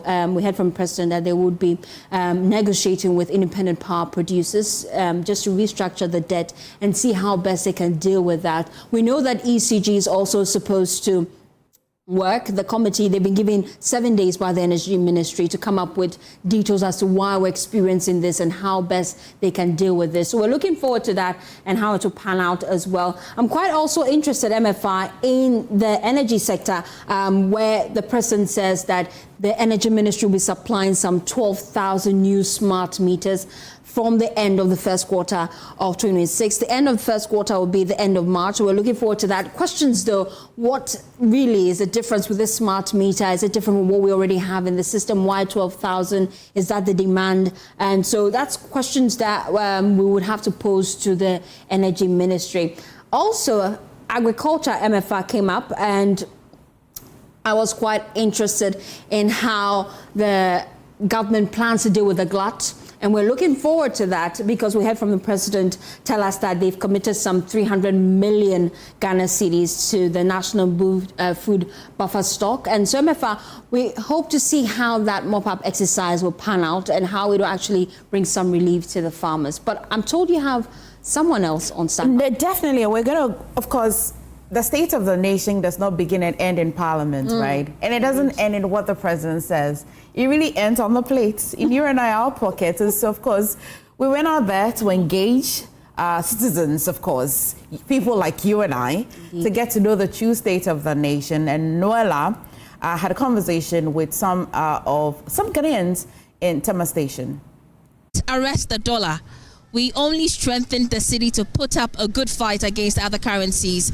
I'm sure for MFR, that quote rings a bell, but for the many of you that perhaps this quote does not, well, it was one of the many pronouncements the President, John Dramani Mahama, made at his State of the Nation's address delivered at Ghana's Parliament House. And like I mentioned earlier, he made so many pronouncements.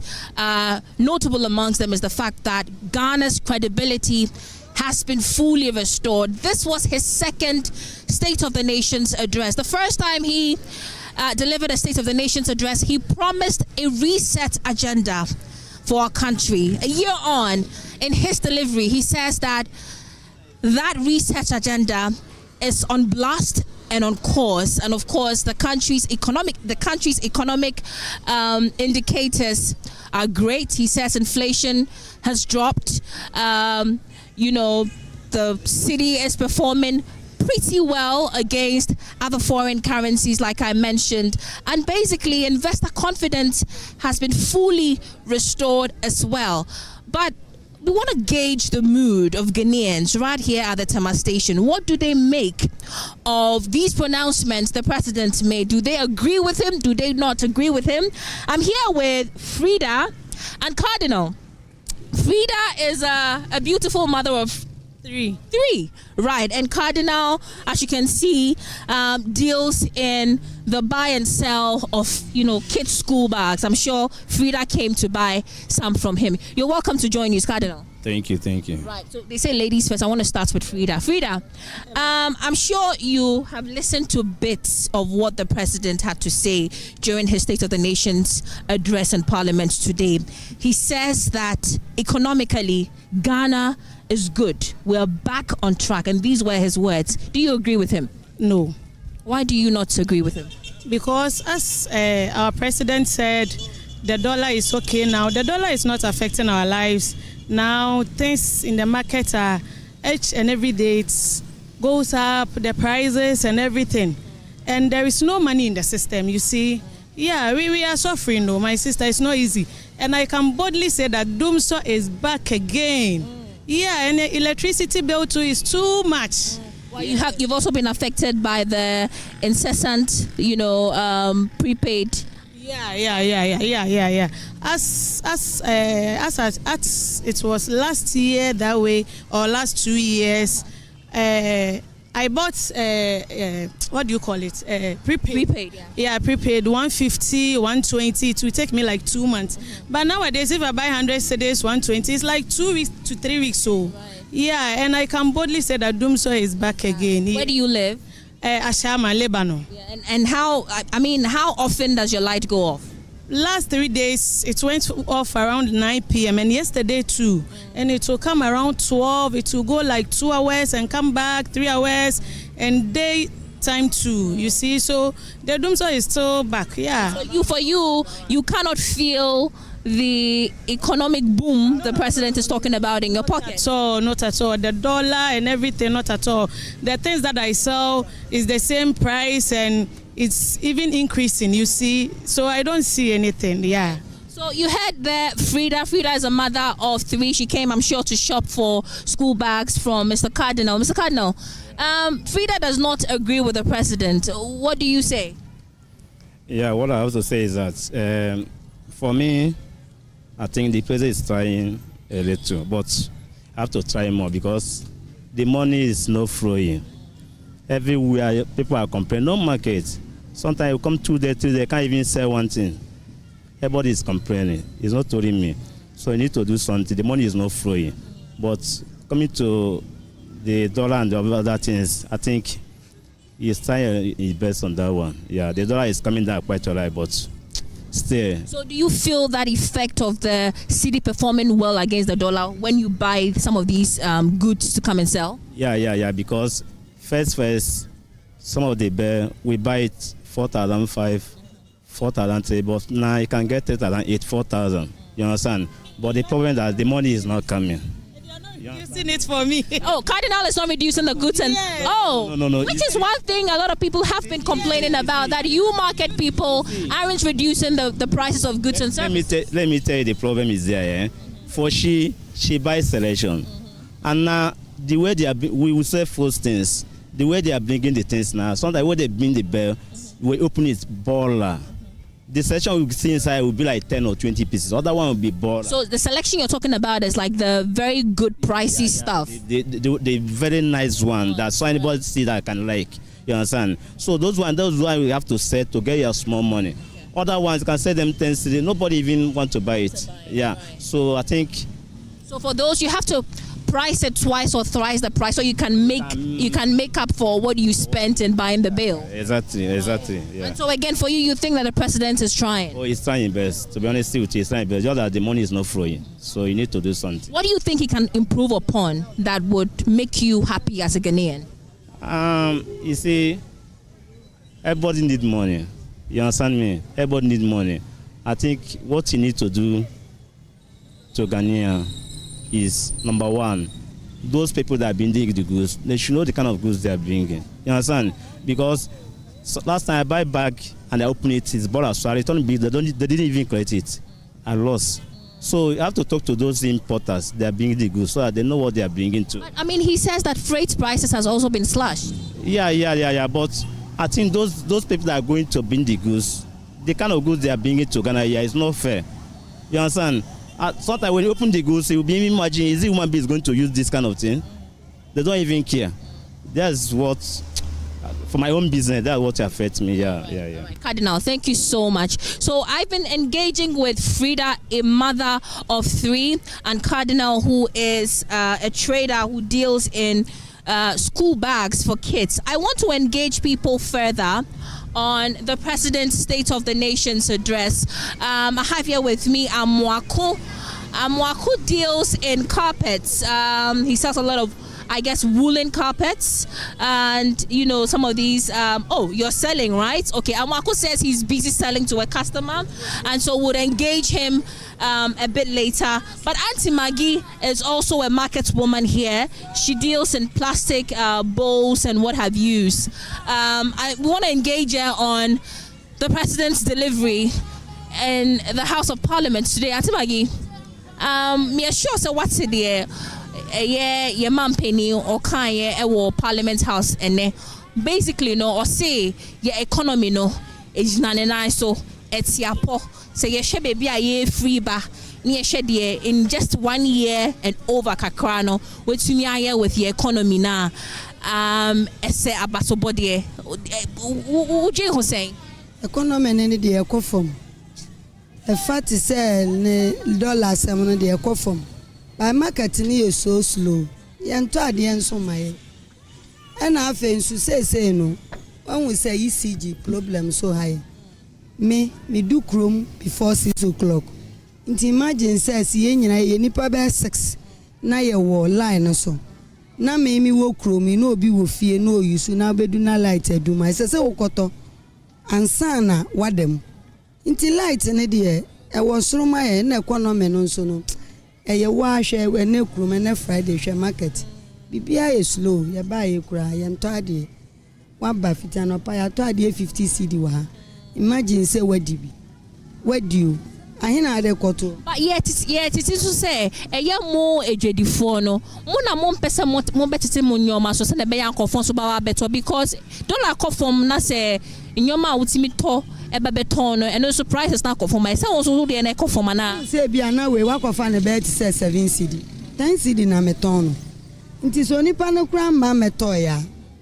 May still me da so te me nyoma and your man de akofom no nipa ne ma metoya untime mono aje wa ba beto ansa na won so ho aye wode ana say akwa we 7 cedi wo shop e confirm de be see a ton 10 cedi 3 cedi na menya into ma metoye your man akofom ba ye nto ade ti yanso ye un feel sa economy no se etiapo no un feel wo boto me feel ze ma ba na ma to ade 50 cedi ni ma di mo 30 cedi sa ayena me de to and ayena me de san foka kofi if an say imagine say 50 cedi na me ton na medino am coming the maton na medino say me di 40 cedi sa me de di bia san ko fanyoma nti na ekofom nti ne say economy ne ye good man say enyoma na ye ton e movie and say bia makoto we 7 cedi sa at least credit me ti ton be 30 and I say yeah me peswa 30 no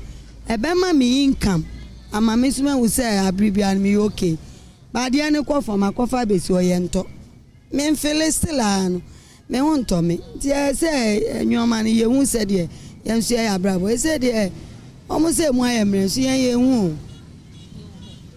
Well, you heard from Auntie Maggie there. Would you want to talk to me as well? Okay, you're shying away from the camera. But you heard from Auntie Maggie. Auntie Maggie is a market woman. Like I said, she deals in plastic bowls and what have you.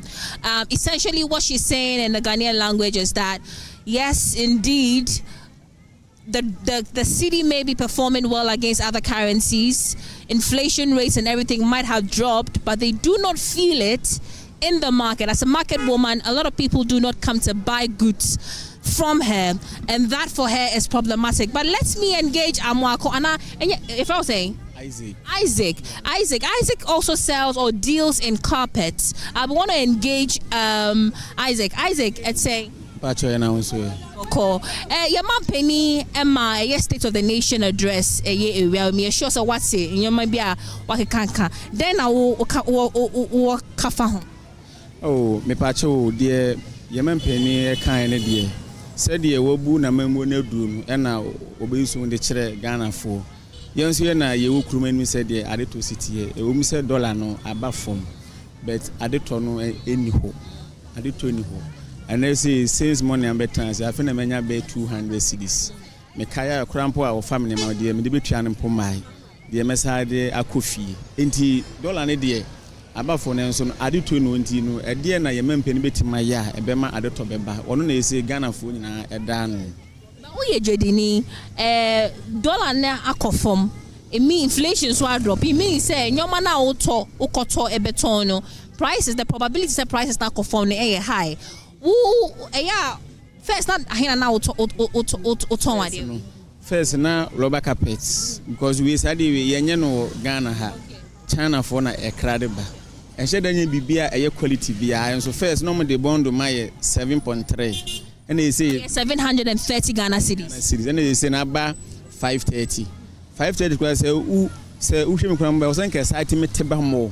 But this one say emle anche chire wo enom de ade ebu yesa and this all find they say 730 obi ba no ma they say 20 cedi o so otimi etwama no na so nya kakra wo so bet see omote so e free 730 about 530 no so what say wo de so first now na was 730 na ye say twa na kan say 27 ne 30 cedi but they say no obi no ma me 20 cedi kra mitimi twam also what prices so but still unya nkofo so bet atofo ne mass so enti no akwa de say na ubinya wochena unya but me de eno kwa de me nka me ye okay but adeba ko esan so ha me pa ne say ye mpanumfo no he say ye wo kromi sikeno bet yale so ebitima atake anytime because efinye wo krom hwe anwen ne gukwa hu say ye ya na first ye 21 anopa bia na ye nyina ye pra ye kwa no nya me ho ifita na abaye pamoye ye ba anopa untimi kra emegina se o ba be pra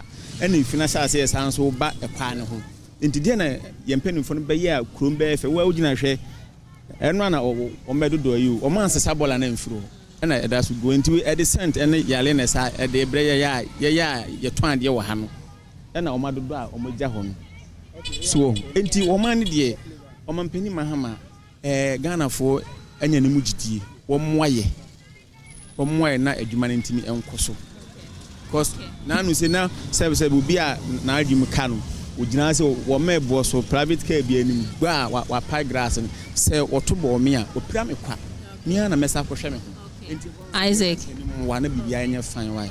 Okay, Isaac Medasipa. Well, you heard from Isaac. He is also a trader. He deals in carpets, rubber carpets, and I guess woolen carpets of a sort, green grass and all of that, right? And essentially, he's also complaining about the same thing, same as what Auntie Maggie said earlier, says that yes, indeed, the economy may be performing well. The dollar rates may have dropped. The city may be performing great as against other currencies, but on the market when it comes to goods and services it does not reflect. A lot of people do not come to the market to buy from them, even though him for instance has slashed his prices. He also raised some sanitation concerns, but basically these are some of the reactions of Ghanaians right here from the Tama station in the nation's capital, Accra, Ghana. They say that they do not feel that economic boom our president spoke about in Parliament today in your pockets. We'll still be gauging more reactions right here on the streets of Accra, and of course I'll report back to you MFR. Well, thank you so much, Noella. You're a champion with that. So we're just wrapping up, but let me just take first the final words from Professor Pepra before we wrap. I know that you have a lot to talk about from that address today. I'm sure you'll be finishing up on Prime a little later. Yes. We should look forward to some of the highlights. But Prof, thank you so much for staying with us all through. We're wrapping up the coverage nearly, but let me take your final words. So, listening to the president, as I've mentioned, 3 more indicators needed for every economy to work. Your macro stability, your currency situation, and then employment situation. Out of these 3, I could say that in 2025, the government have been able to address 2 out of the 3, which is something very significant. The real employment is what must be focused. If the government says it's time for us to take off, we really want to see a takeoff that creates real employment and not short-term employment. Well, Prof, thank you so much. Professor William Kwesi-Pepra is an associate professor of finance at Andrews University in the United States. And of course, my co-host this evening has been Faustina Safo. But all this while, you have been sitting by the numbers. We're ready to take you beyond the numbers. And guess who is here? Winston and Michelle in the studio on standby to take you all beyond the numbers. It's good to have you as well. And interesting enough, the last gentleman Noella was speaking with says he's not making so. Is he aware that where he's standing, his shop is illegal? So basically, his business positioned wrongly, and that's definitely. So also doing for. As a carpet there, oh, you're so sinister. Anyway, we'll hand over to you guys. Amazing. It's time for Beyond the Numbers. Certainly, we're delving deeper into the state of the nation, breaking down key development the president had mentioned and some market analysis from the stock market and also some business update as well. Stay tuned right after this break.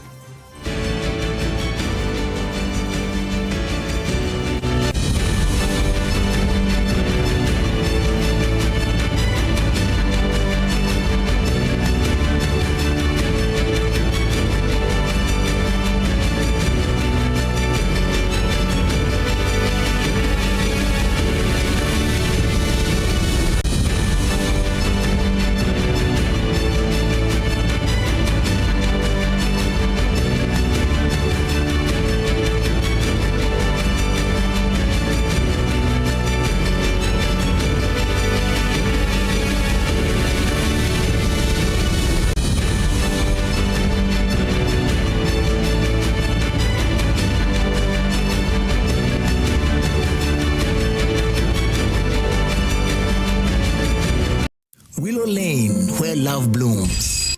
The foundation of a beautiful home is love, and the surprises that syncopate the expected and boring routines.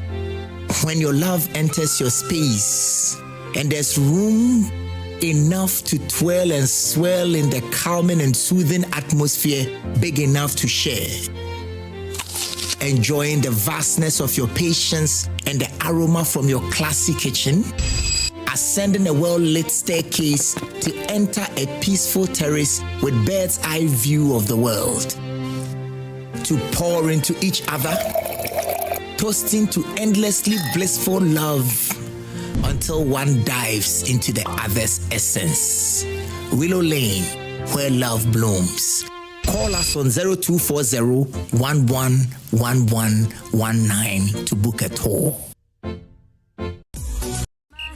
Kudos. Remember what I told you. Whenever you face a challenge, never chicken pout. Just eat the chicken. No.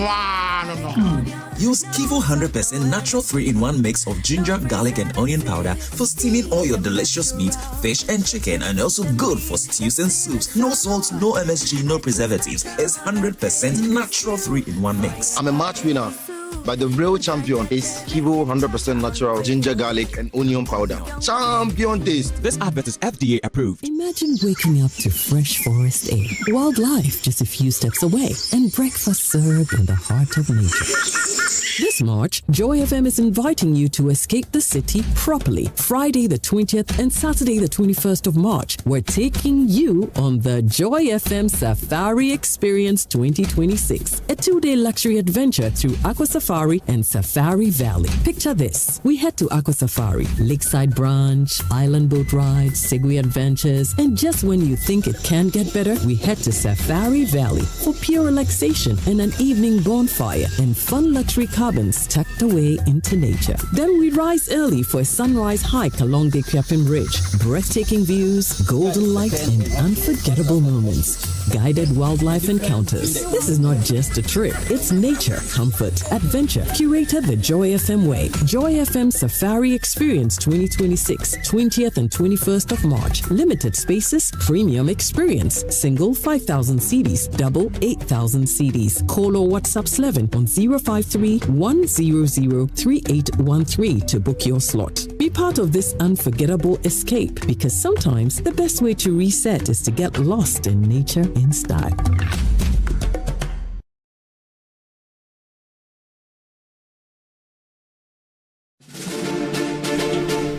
Love 99.5 FM presents the 7th edition of the Love FM Primary Schools Quiz. This is where brilliance meets challenge as talented pupils from schools across the region go head-to-head, testing their knowledge in mathematics, English, science, and current affairs. It's more than just questions and answers. It's a celebration of learning, courage, and excellence. Watch as young leaders step onto the stage, confident, focused, and ready to make their mark. The Love FM Primary Schools Quiz will be live on TV, Joy Prime and Joy Learning, and on your favorite radio station, Love 99.5 FM. The Love FM Primary Schools Quiz, an avenue for kids to learn and have fun.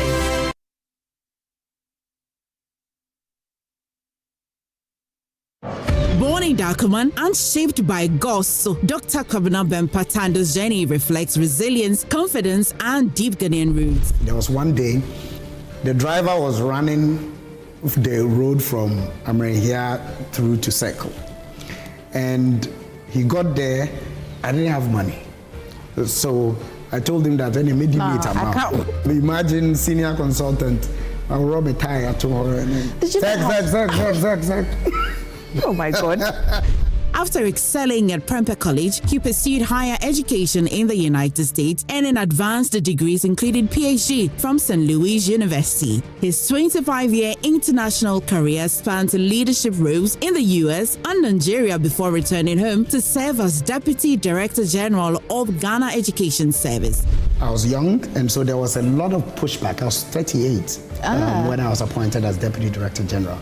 So there was a lot of pushback, especially from those that had been in the service for a long time. This Friday at 9 p.m., don't miss the story of the man who irons his socks, loves Banku, and serves with passion.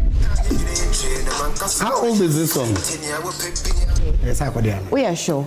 Oh, I'll be the bomb today.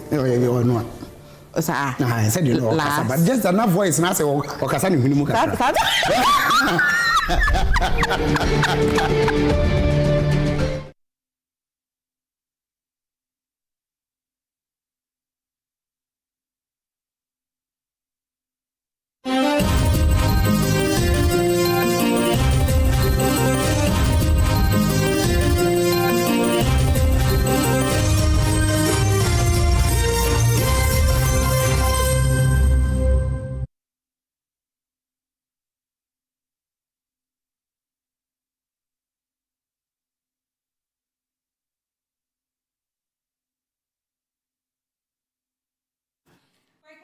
Live from our studios here in Kokomlemle, Accra. This is Joy News and you're welcome back. And of course, this is Ghana's leading business analysis program, Beyond the Numbers. This is the only show dedicated market development show that brings you updates on deals and key headlines shaping your business today.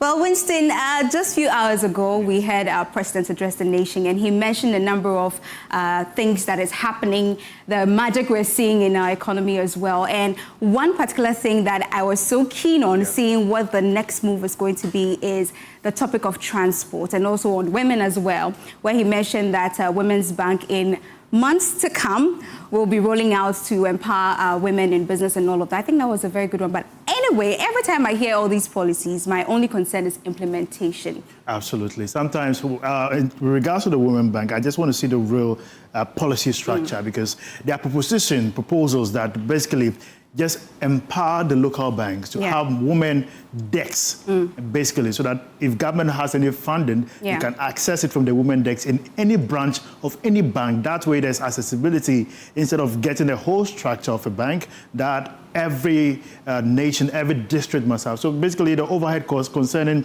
how it's go by. But let's see how the government intends to roll it out here in Ghana in the coming month. So let's begin with what is happening in the key business community. Now, President Mahama announced during a national address that remittances from Ghanaians abroad hit $7.8 billion in 2025, the highest ever recorded, providing a major boost to the country's foreign exchange reserves. Well, away from that, recent data from the Ghana Statistical Service show that inflation in Ghana's building sector continued its downward trend at the start of 2026, easing to 3.9% in January from 4.4% in December 2025. Also, fuel prices are expected to rise marginally in the first price window of March 2026, according to the Chamber of Petroleum Consumers. Petrol is projected to increase by 3.59%, diesel by 1.52%, while LPG may decline by 1.57%. Well, away from that, according to the January 2026 Monetary Policy report by the Bank of Ghana, the government of Ghana's total expenditure for 2025 stood at 194 Ghana cedis 94.36 billion Ghana cedis, I beg your pardon, falling 24% short of the projected 250.31 Ghana cedis. The underspending was largely attributed to lower interest payments supported by easing domestic interest rates and a strengthening cedi. Now, away from that, Ghana's external debt recorded a sharp decline of 86.7 billion Ghana cedis, falling from 416.8 billion Ghana cedis in December 2024 to 330.2 billion Ghana cedis in November 2025, largely driven by the appreciation of the Ghana cedi. Meanwhile, domestic debt rose marginally to 314.5 billion Ghana cedis. Well, also, Ghana targets 127 tons of gold annually from the artisanal and small-scale mining sector under sweeping new reforms. Finance Minister Dr. Akufo-Addo told Parliament that the Ghana Gold Board will purchase at least 2.45 tons of ASM gold each week as part of efforts to formalize inflows estimated to exceed $20 billion annually. Now, away from gold, let's go to cocoa. Ghana's licensed cocoa buyers owe banks up to $750 million, raising fresh liquidity concerns within the financial sector. The debt burden comes as lenders continue to recover from the country's recent economic crisis. Meanwhile, weak global demand has led to falling prices and surplus supply in Ghana and neighboring Ivory Coast. Again, Finance Minister Dr. Akufo-Addo has defended the Ghana Accelerated National Reserve Accumulation Policy, describing past reserve building strategies as costly. He disclosed that Ghana owes $1.5 billion to Eurobond holders in 2026. The government now aims to adopt a more cost-effective reserve accumulation strategy. Now, from the gold, let's get to the oil sector. UK-based Tullow Oil has signed an agreement to acquire the FPSO Prof. John Evans Mills for $205 million through its subsidiary, Tullow Ghana Limited, with completion expected by the first quarter of 2027, subject to regulatory approvals. Well, you want to stay with us because we've got more for you on the show. Market Watch is up next. Please stay.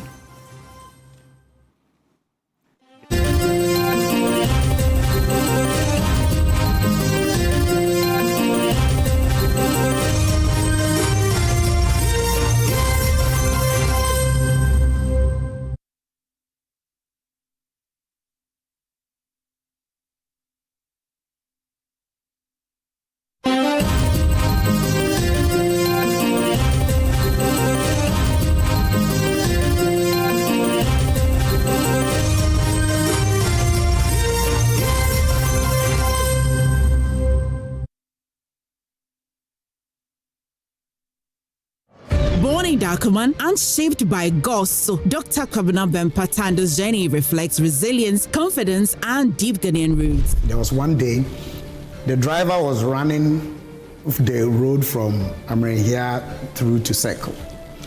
And he got there, I didn't have money. So I told him that then immediately imagine senior consultant, I'll rob a tie to her and then Zach. Oh my God. After excelling at Prempeh College, he pursued higher education in the United States and in advanced degrees including PhD from St. Louis University. His 25-year international career spans leadership roles in the US and Nigeria before returning home to serve as Deputy Director General of Ghana Education Service. I was young, and so there was a lot of pushback. I was 38 when I was appointed as Deputy Director General. So there was a lot of pushback, especially from those that had been in the service for a long time. This Friday at 9 p.m., don't miss the story of the man who irons his socks, loves Banku, and serves with passion. How old is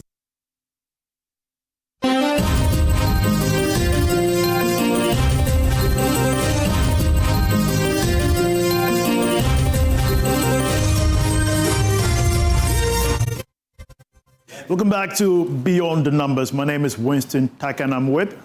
I am Michelle Ojukwu. Amazing. Let's go straight to the market where we are assessing how key performers have been in terms of stock exchange and who are selling the most, who are the laggards, how much was lost and how much was traded in this week under review. It's been a very interesting last few weeks in terms of performances on the Ghana Stock Exchange. To help us with this analysis, we have Grace Monayu, Data Bank Research Analyst, to give us more insight on what is happening on the market. Grace, it's good to have you with us this evening. How was the week? It's been pretty well. Hoping it ends great on the market. I mean, we've closed market, but still compiling this. We are hoping to see the final results. Amazing. When it comes to the economic mood, basically, we understand anytime the president speaks, he allows or sends some signals into the market. How did the market anticipate the state of the nation, and how would you foresee in the coming weeks, basically next week, to open the market? How will investors behave going forward? Right. Currently, we don't expect the market to continue to, trade in the southwest. There's been increased interest on the stock market since the beginning of this year. We expect that to persist into next year. First half of the year, after dividends are paid, after all the results are out, we expect also that investors have received some clarity. There's assurance in the market that currently the market is performing well, that there's currently stability on their grounds, inflation is down, policy rates are currently at desired levels and even expected to get lower. So investors are sure that the market is pure, the market is ready, the market is conducive for any investments you put in. So we expect that the announcement, the reading or the address will continue to fuel investor demand on the markets, both fixed income and then the equity market as we currently see. Well, Grace, so the Ghana Stock Exchange has introduced strict rules to curb price engineering, among other things. What do you think are the risks that are promoting this decision? Right, Michelle, I don't think it will be fair on the market to some stocks if you can just move the share price at any volume at all or with any volume you trade. So there's kind of limitations. These rules have been in existence for a while. These are just reiteration that a certain number of volumes cannot move a certain share price, except it's within a certain price currently trading. So I think it's fair on the market to maintain fairness and stability in the general market, so we avoid anything to do with price manipulation on the market, so that investors are sure that, okay, whatever you receive on the market is a fair value and you are not cheated in any way. So it's a step in the right direction, if you ask me. Great. Interesting enough, Car Bank just this week released their financials. Some other financial stocks on the exchange also did the same. What is your assessment of their performance, and basically what should you expect in the coming month? Right. We don't have all the numbers, like you rightly said. Some have released. There's the likes of Car Bank, the likes of First Atlantic Bank. The numbers are quite well, especially Republic Bank Ghana. The numbers came in strongly, and I think it was sort of an expectation from the general markets, knowing well that we are currently stepping out of the impact of the debt exchange program. Most banks or most financial counters are recovering strongly with their NPLs loan books growing so strongly. So we quite expected some decent numbers to flow in, which the market is currently seeing. We're expecting the rest to release somewhere next month, which starting off from next week. So we know what exactly the financial sector is looking like after the whole DDP program last, which is the impact of the markets last year. We expect the numbers coming in to remain strongly as the leaders have already shown to us in terms of the companies that have released so far. Well, Grace, still on the issue of the new rules set by the Ghana Stock Exchange, do you think that companies will now require setting approval before they initiate any buybacks? Right. I think currently what is trading is fair, and I think the markets will sort of absorb whatever is happening. I mean, it's fair. It's a market. You don't make certain rules knowing well that it will harm the market. Whatever the rules are, I believe it's for the best interest of the general market, and companies will be able to abide. Nothing to hurt the markets in general, but it is something that will promote trading on the markets fairly, if you ask me. Now, which stocks basically perform well this week, and what should we expect in the coming week, especially both the laggards and those who are leading, basically? Right, this week has been very pretty, like a strong activity on the market. We've seen the likes of Access Bank rise all the way to 35 cedis as of close of yesterday's trade, and that is record high. We've seen also the likes of Cowbank dropping with what I believe will be some profit-taking activities, but we expect that to bounce back and trade in terms of price gains somewhere next week. We've seen the likes of GCB. We've also seen the likes of Republic Bank Ghana trade in the positive territory this week. We've seen SIC coming strongly, Clydestone also making headway into the positive trajectory. Next week, though, we expect most active counters to end in the positive trajectory. Most of our top pick for the week will be GCB Bank, Societe Generale, and some of the insurance counters. I mean, two of them listed on the exchange, which is Enterprise Group Limited and SIC. We expect that MTN's financials will come in today. That was the announcement, and I believe today the market has not really paid much attention in terms of price movements on the share price of MTN Ghana. We believe it's just a move of a wait-and-see approach to the numbers that we are expecting to come in. And once that is done, investors are able to dilute or digest the numbers they present. That should pave way that should influence investor engagement on the market in general. So next week, we expect GCB Bank, Societe Generale, SIC, Enterprise Group Limited, and then maybe MTN Ghana to make headways in terms of price stability. Thank you very much, Grace. So we'll certainly be checking up on what is opening the market, especially in terms of performance and where we should put our money in the coming week. Thank you so much, Grace, for being with us. Wait, but Winston, before we go, I want to ask Grace a very personal question. Okay. Yeah, so looking at all the listings and how well the market is doing, if I'm a new investor and I want to start my investments, where would you advise I start with? Like, which listing would you say that it's a good start for me as a new investor?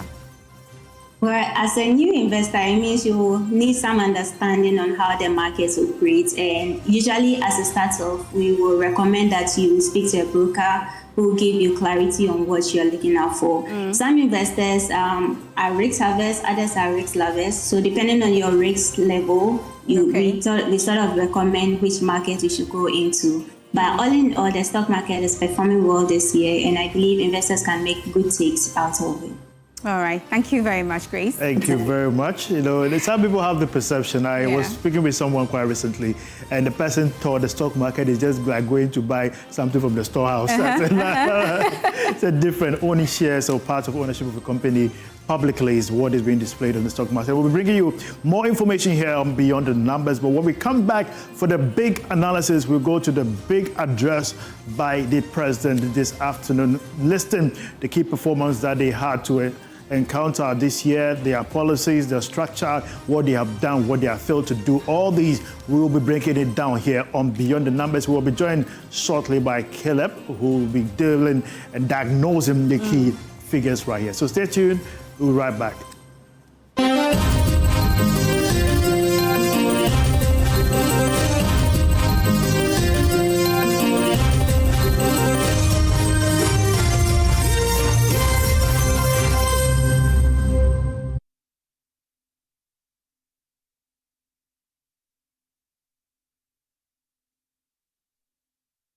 Born in Dakuman and shaped by Govt, Dr. Kwabena Bempatando's journey reflects resilience, confidence, and deep Ghanaian roots. There was one day, the driver was running the road from here through to Circle. And he got there, I didn't have money. So I told him that when he made him meet amount. Imagine senior consultant, I'll rob a tire to her and then Zach. Oh my God. After excelling at Prempeh College, he pursued higher education in the United States and in advanced degrees including PhD from St. Louis University. His 25-year international career spanned leadership roles in the US and Nigeria before returning home to serve as Deputy Director General of Ghana Education Service. I was young, and so there was a lot of pushback. I was 38 when I was appointed as Deputy Director General. So there was a lot of pushback, especially from those that had been in the service for a long time. This Friday at 9 p.m., don't miss the story of the man who irons his socks, loves Banku, and serves with passion. How old is this song? We are sure. Oh, I'll be the bomb today. I said, you know, but just enough voice, and I say,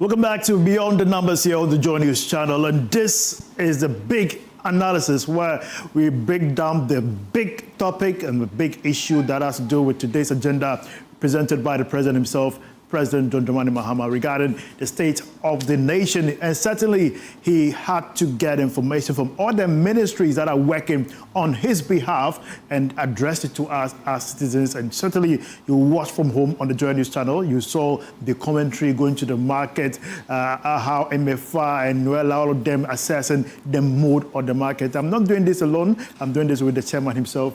Caleb Zublen. Oh, it's a pleasure, my brother. Great. So we'll go to the numbers, but we'll be joined also by data scientist Alfred Apia, who will be joining us on Zoom to give us more clarity, because we've been following, we did a pre-analysis beginning of the year, what we should expect this year, and the president has highlighted some key development. But we want to start with some of the things he said, basically, and before we delve deeper to the numbers and speak to Alfred as well. So, Caleb, you were monitoring, I was also monitoring. And first of all, on economy, the president said something very interesting. Can you take us through? And so he said, as he promised, he confronted the crisis that we faced. And then, according to his assessment, the government had delivered on that. And then they've set us on course of what the NDC calls their reset agenda.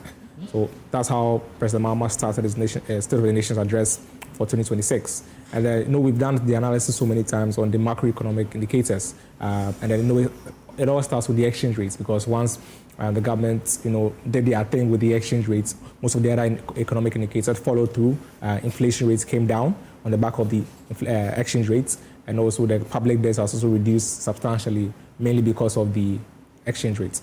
And we'll get into what caused the exchange rate to come now. We've done this so many times. It's mainly about gold prices and how the governments have been able to take advantage of gold prices and all of that.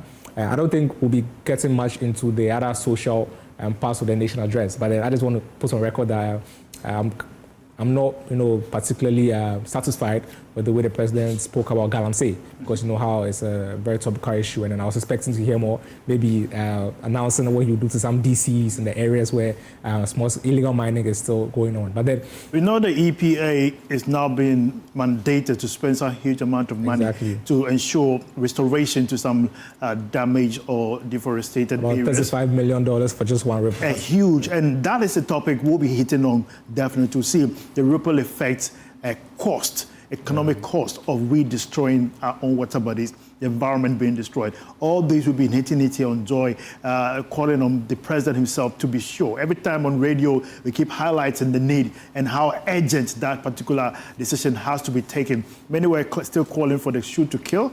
However, there's the need to ensure that any policy direction, with the NIMOs still on the floor, every week, the Rastos keep sending updates on the social media handle, championing the areas, people being led, key DCEs in most municipalities using government facilities to mastermind all these. Some of the development, even the president himself reiterated that the kingpins are still there. After 1 year, the kingpins are still kingpins.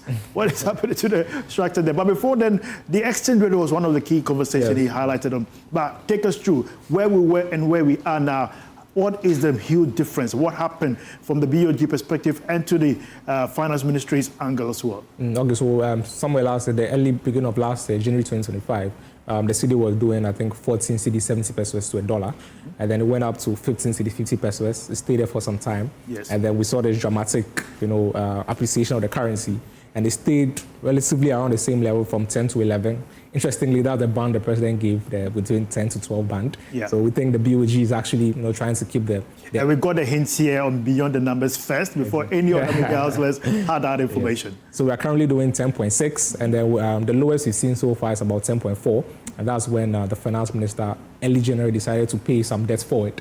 We know some Euro bonds were due later in June this year. The finance minister decided to pay it early on because of the appreciation of the currency to 10 cedis 40 pesos. We're currently doing 10 cedis 60 pesos. Now, majority of the macroeconomic indicators that follow happens on the back of the exchange rates. And we've done this before. But then I think focusing the State of Nation address on the real economy, how this is going to impact the growth of the economy, the growth of the private sector. I think that's the most important part, in my opinion. And I don't really think the president hit the nail on the head on that part, because understanding from businesses or giving an indication to businesses of what they should expect, because you've dealt with the macro indicators. We understand the city has been very stable. You dealt with inflation rates and all of that, but then wanting to understand the policy direction moving forward, so how that's going to impact the businesses moving forward. And most importantly, the unemployment situation. And the president also made some remarks about 1 million people being employed last year.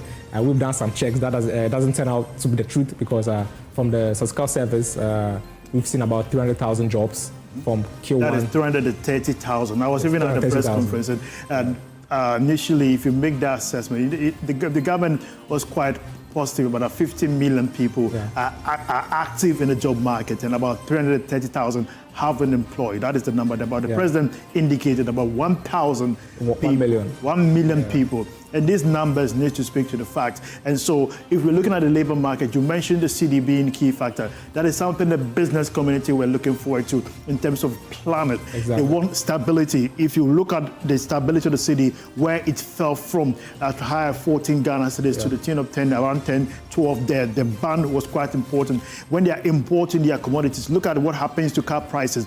When the city was dancing to the dollar's tune, vehicle prices were high. If you go to every automobile store, they tell you that because of the city dollar. And even you go to the market, Mokola market woman who sells tomatoes every day, you go there, she'll tell you that the price has increased because of the dollar. You wonder whether she goes to the import, when basically most of the manufacturing is done locally. But these are the market movers, things that triggers the market pricing. So anytime this happens, people are actually expecting a ripple down, because if that is the same foundation for your price increment, then that same foundation is being dwindled down. We just expect a ripple effect, basically, but it hasn't happened that way because people say they priced to old mark prior, they marked to old prices, and when the fact is then they have to recoup what they've lost.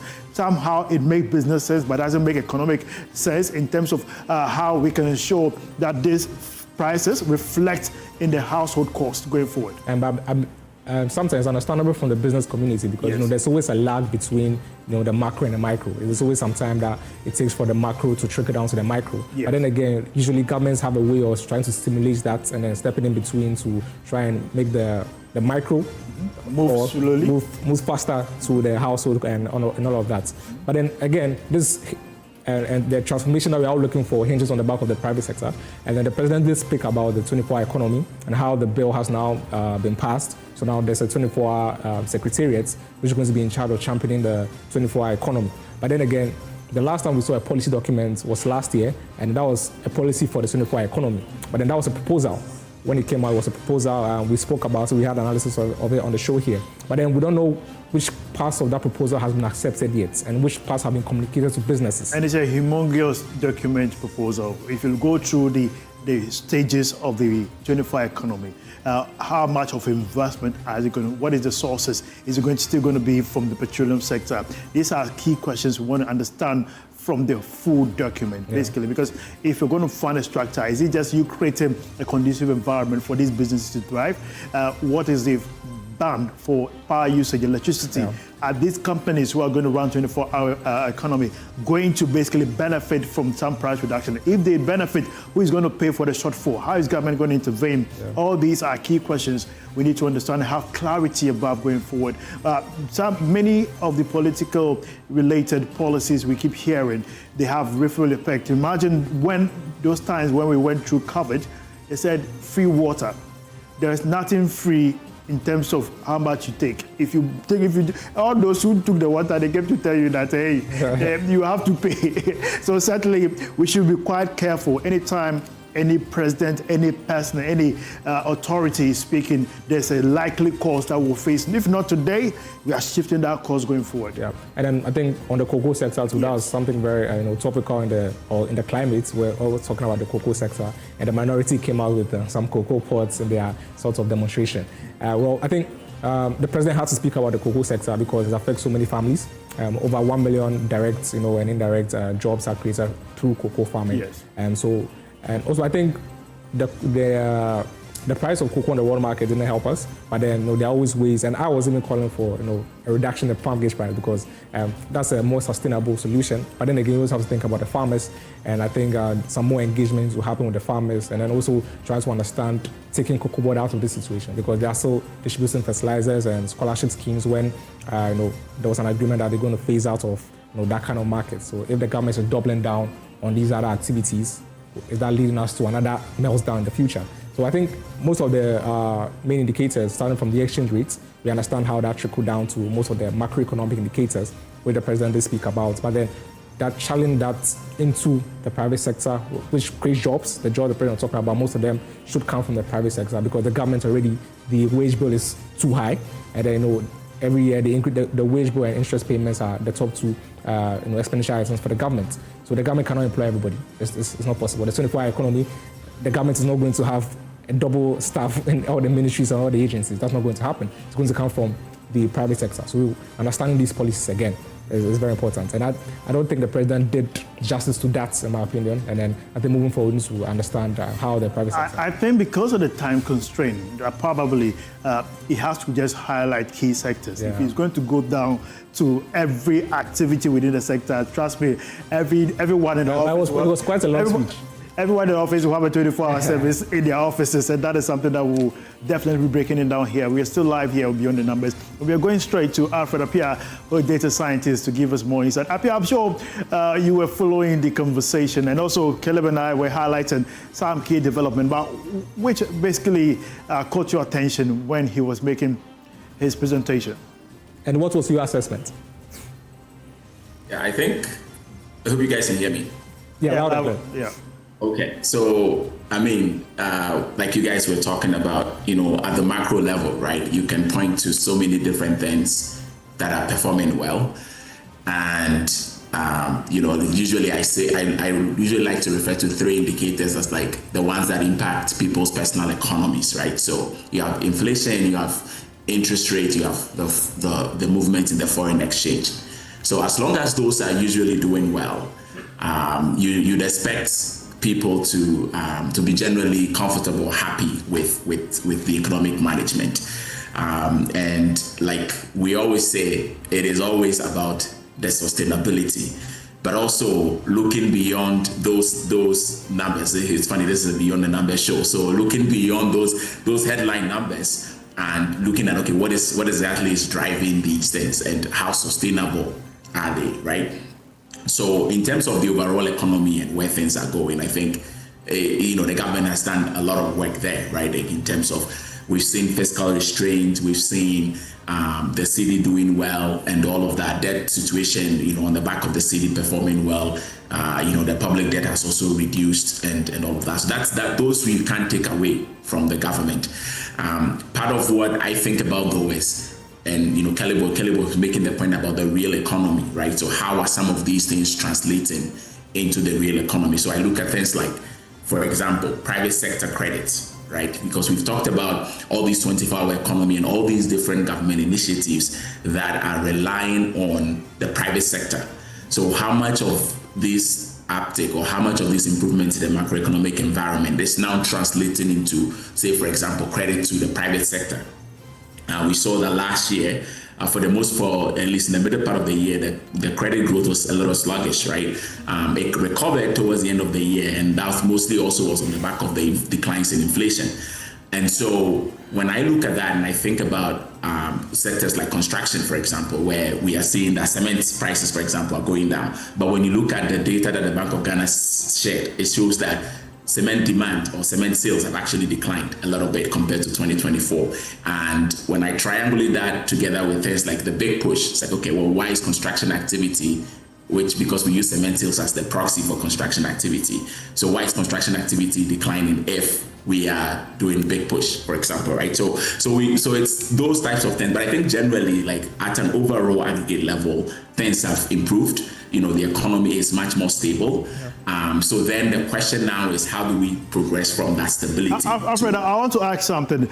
What if basically most of the cement that you were mentioning, this price triangulation that you mentioned, basically some of them bought their cement bags before and they were in their warehouses, and therefore the demand might reflect that. Is that possible? Oh, that's a possibility, of course. But I think, we have talking about what is happening of the average picture, right? So like you said, some people might have quantities of cement, some might not have any to. So I think, in every year you can have this situation happening, right? So I don't think that would explain it essentially, because in every year, some of these nuances that you're pointing out might happen. But when we look at things on an aggregate level and we see declines in cement sales, well, that should be something that we need to look at. And so that would be interesting to see how that translates into, say, construction. Were you satisfied with the assessment of the energy sector and the key development government is trying to do to ensure that the ECG returns back to profitability and the privatization conversation in terms of ensuring the distribution angle is advanced to other private players? Well, I think there has been significant progress in the energy sector. I think that even the fact that the cash waterfall mechanism is working as intended, right? And I have been someone that I've been tracking it for some time. And I think it's a simple thing, right? So, you take the money, you just distribute to the value chain players, so everybody has liquidity to operate. So even on that score alone, right, making sure that so we are not hearing IPPs threatening to shut down their power plants because the government owes them. And the government still owes them, but it's just that government is showing commitment to pay. So that's important. I think the ECG part, though, is interesting because on the one hand, we are saying that ECG is improving, right? Because we've pointed to its increases in revenue and all of that. I always argue that is tied to, we know that is tied to tariffs, that's tied to demand. There's different things. So it don't necessarily mean that ECG is doing well, in my view.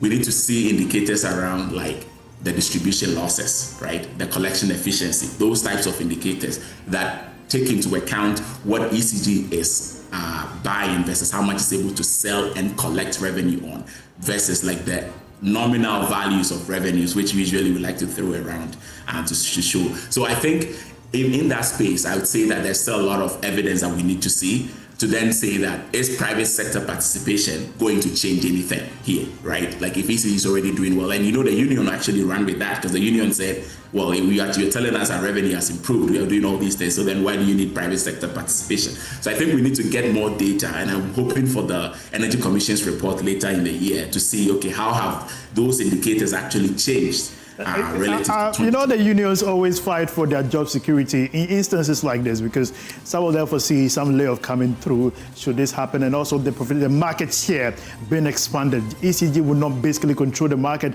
as they used to. Therefore, their power control will come down. But I want to understand from the president also highlighted the fact that now they've signed an agreement, they've paid all their gas debt and now basically they have current payment, and they'll make sure they don't have gas on debt. And how do you foresee it reflects in the performance of energy supply, apart from little minor technical hitches that happen in some parts of the country?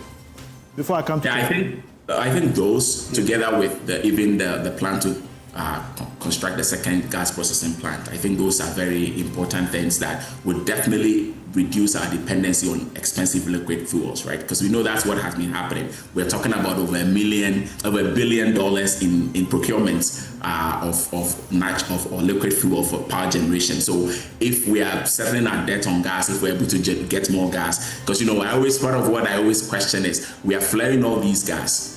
And then it's like we also need gas for power production, right? So if we can use the second gas, if we can quickly build a second gas processing plant and be able to leverage gas, because we know natural gas is cheaper than liquid fuel, then I think we are making progress. So I think definitely the intention is clear, in terms of trying to shift the pattern of dependency on liquid fuels, which are very expensive, and that has been a challenge in the past. So on that score, I would say that the government is doing well.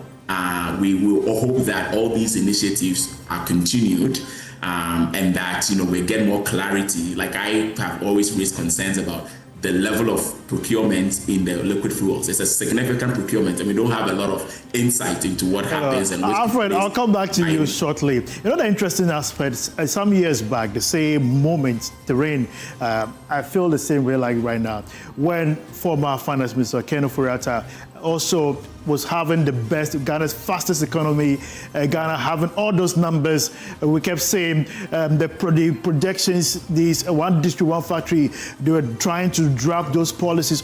I feel like we are at that same junction right now. Before we move to implementation, how those policies will reflect. It's a very interesting conversation, but before we come there, I want us to touch on the gold projection. The president said Gold Board was quite important to their whole trajectory, looking at how the reserves have come out, thanks to Gold Board strategy, which they introduced and allowed in it for what we are seeing now as an improved economy. And it's interesting you came back to the 2019-2018 era where things were doing great for the economy in the macroeconomic conditions. The difference this time around is that this time the economy is on the back of gold.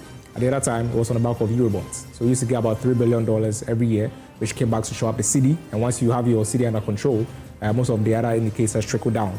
This time around, it's not from Eurobonds, but from gold. And the risk there is much lower because with Eurobonds, you have to pay back hefty interest rates. But with gold, the thing is that the price of gold can tank any moment. Currently, the indications are the gold price will stay elevated for some time, particularly because of who is in the White House now, and he's helping us a lot at the moment. But then again, he's a very unpredictable man, Donald Trump is a very unpredictable man, and then we don't know if there's any policy moves that the U.S. might take, which might have an impact on the Ghanaian economy. But then again, we are talking about sustainability. Now, the government is banking its hope on gold. The president said they release a national accelerated reserve program where they want to start buying more gold from the small-scale sector, about 103 tons of gold from the small-scale sector. That's a lot of gold. Yes. And they also try and get some from the large-scale sector, about 20% from the large-scale sector, which they'll refine and then will add to the BOG's reserves, and also from the small-scale sector, mainly for for forex accumulation and then support the city and all of that. But then again, this circles back to the question of illegal mining, because we are going to be buying 103 tons of gold from the small-scale sector. And then again, we've plugged out all the smuggling holes. The president highlighted that in his speech again, that there's no more smuggling of gold out of the country. So again, we have to be very strict on illegal mining and traceability. Govt is working on a traceability system. Hopefully that comes out as soon as possible. Once that happens, we can definitely say that the government is not buying guarantee gold. You know, interestingly now, we see the Ministry of Lands and Natural Resources at one hand working with NIMOS to combat these miners. We see Govt on the other hand buying this gold from miners, most of them, about 20% from the large-scale miners and the rest from artisanal small-scale miners. That's what they call it. And where does the illegal miners, where do they sell their gold? Yeah. That's the key question. To whom do they sell to? Which access do they have? Do they still have illegal routes? Yeah. Because we're seeing Govt arresting some individuals for selling illegally, and also there are only few who have been able to meet the assayers in the market who are able to sell gold to Govt. Yeah. And Govt has a very, if you go through their policy document, very stringent requirement to be a seller, to be someone who broke out for them on their behalf. And if you go through their structure, I kind of admire how they went by it.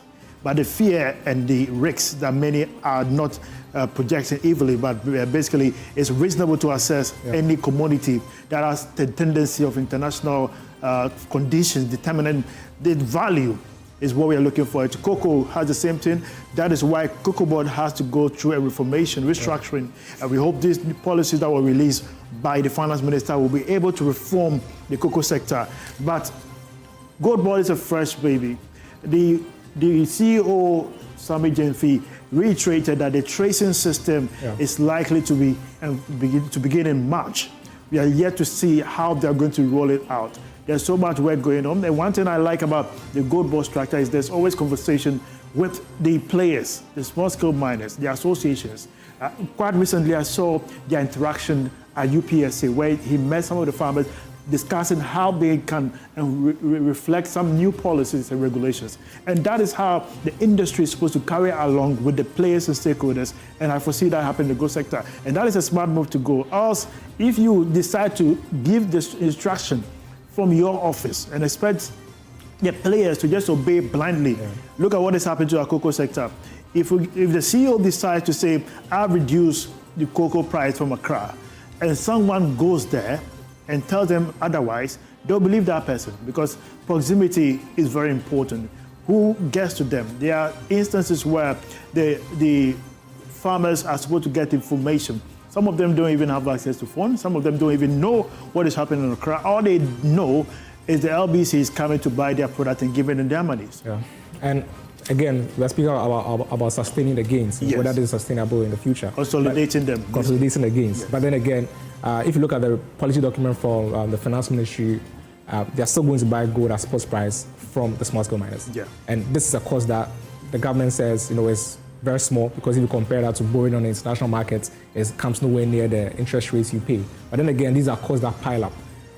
Last year, the cost was on the BOG's books. Moving forward, where is that cost going to lie? Because once you're going to buy gold at spot price from the small-scale miners, you're going how to is Govt going to make its money to run its operation? Exactly, and not even spot prices, but then they added a clause for premiums. So if you're going to pay spots or premiums, there's always going to be a cost to this. Yeah. So understanding where the cost is going to sit, whether there's a plan to eliminate the cost to the large-scale purchases and all of that. And so I think the issue is about the sustainability of the situation, whether we'll not come back in 5 to 10 years' time and say Govt has $32 billion in debt, and then now we are trying to struggle to clean up Govt's books. So understanding how the consolidating against, again, the macroeconomic conditions are very favorable for us at the moment. So understanding where the cost is going to sit. And talking about favorability, we saw gold export increase from 5.1 billion in 2021 to 6.6 billion in 2022, as high, it quite doubled in 2022 to 2024 to 10.36 billion. And from 10.3 billion to a high jump when we saw the price rising, because we have constantly had our back on gold, oil, and cocoa. Now the oil sector is not doing very well. It's not doing very well. Look at what is happening to international prices. Yeah. And also investors are moving out to the market. Until recently, we've seen some new agreement being signed to extend. I think the president said about 20 wells should be drilled soon. Yeah, and that is instructive, but it's different. How that sector plays is different. Yeah. If they access the market and see there's abundant supply by the oil marketing companies globally, those who are supplied globally from Russia, from the Arabian countries, all of them, they play key role, OPEC countries, all of them, OPEC countries basically. So these are very important considerations they take into factor before deciding. But we hope that as they promise they do, and when they do, we're going to see more revenue coming through. Already some have moved to our neighboring countries, Cote d'Ivoire. There are still arbitration in terms of ownership in some key bases in Ghana. And we hope those arbitrations are solved so that investor confidence will be recouped back. But let's go back to Alfred. Alfred, I asked a simple question. We were here before and we are here now. Going forward, what risks or caution would you say we should watch before we leap? Before I do that, I would like to mention that the gold target in the small scale is actually 127 tons. So it's not 103. So it's actually, we are targeting more than that. Okay. We got last year. And I think Khalid makes some very important points there. So you remember the large scale mines, right? We were getting 20% from them already. And that also was supporting the Bank of Ghana's fiscal gold reserves, right?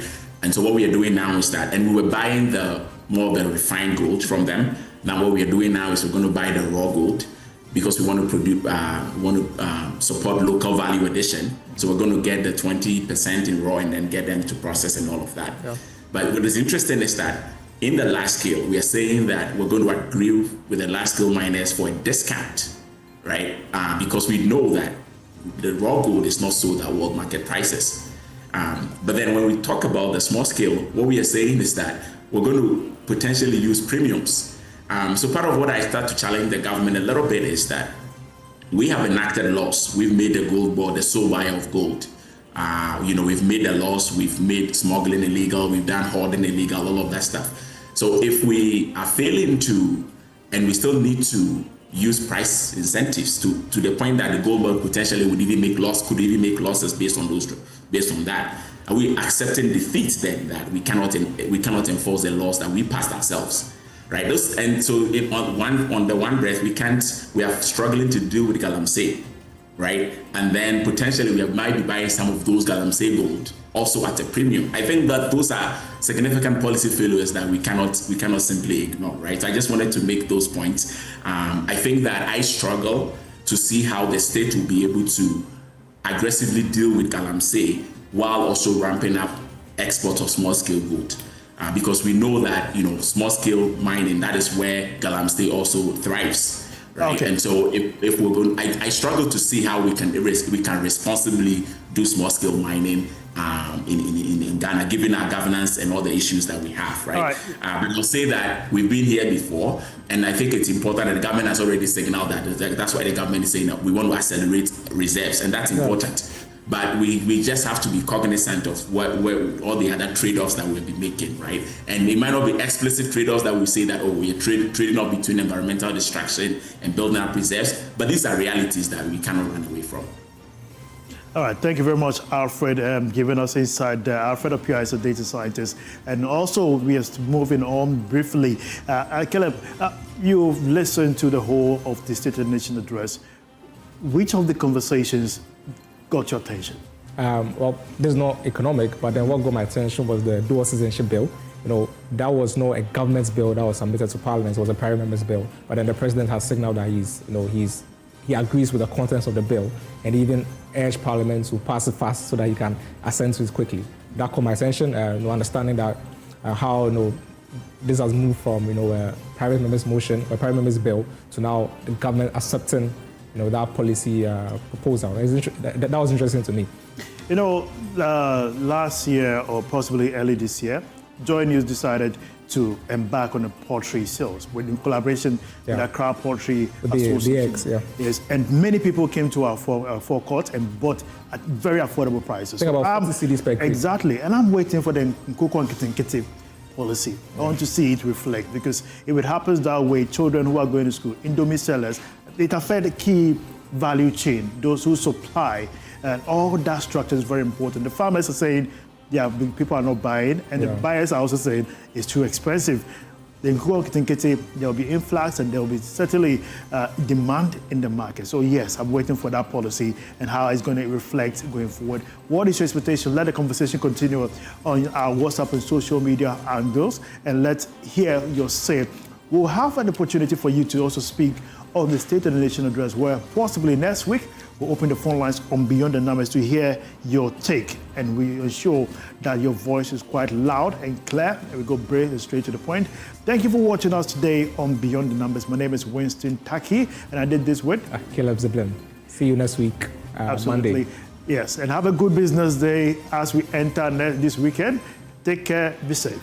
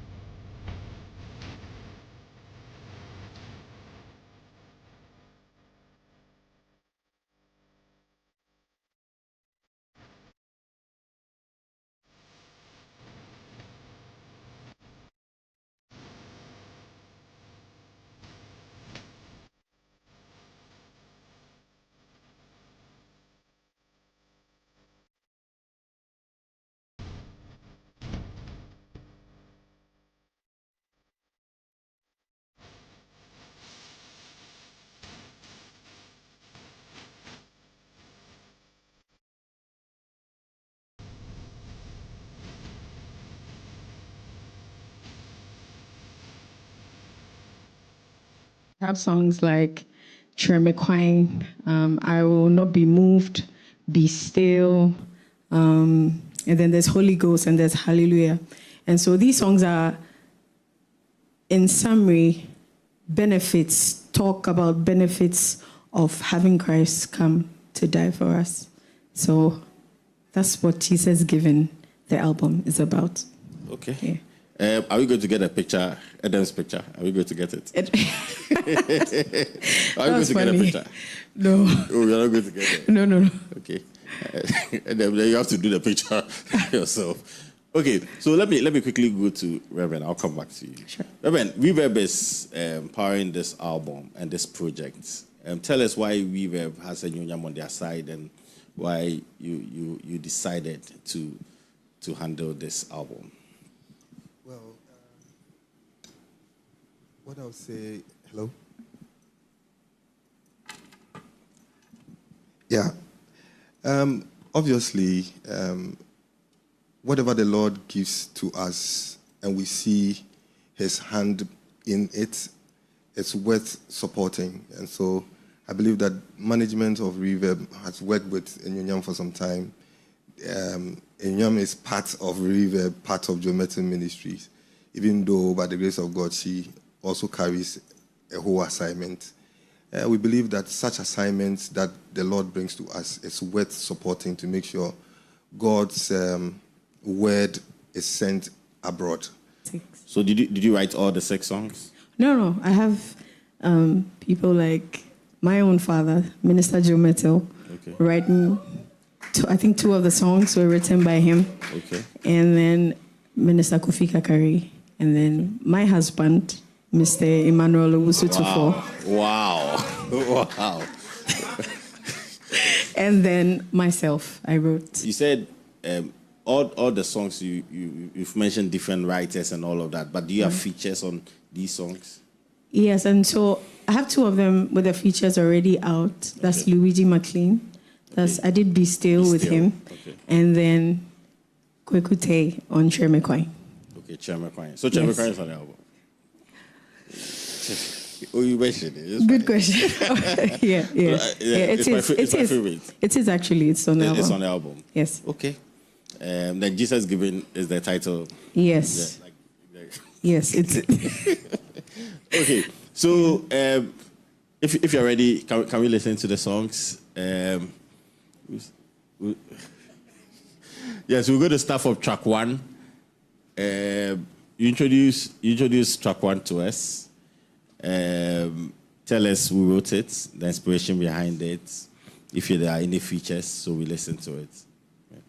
All right. So Jesus Given is actually the title. That's the first one. Okay. The title of the album, but it's also the title of the first song, Jesus Given, and it was written by myself and my husband, and. You can clap. You can clap. You can clap. Jesus Given. Yeah, myself and my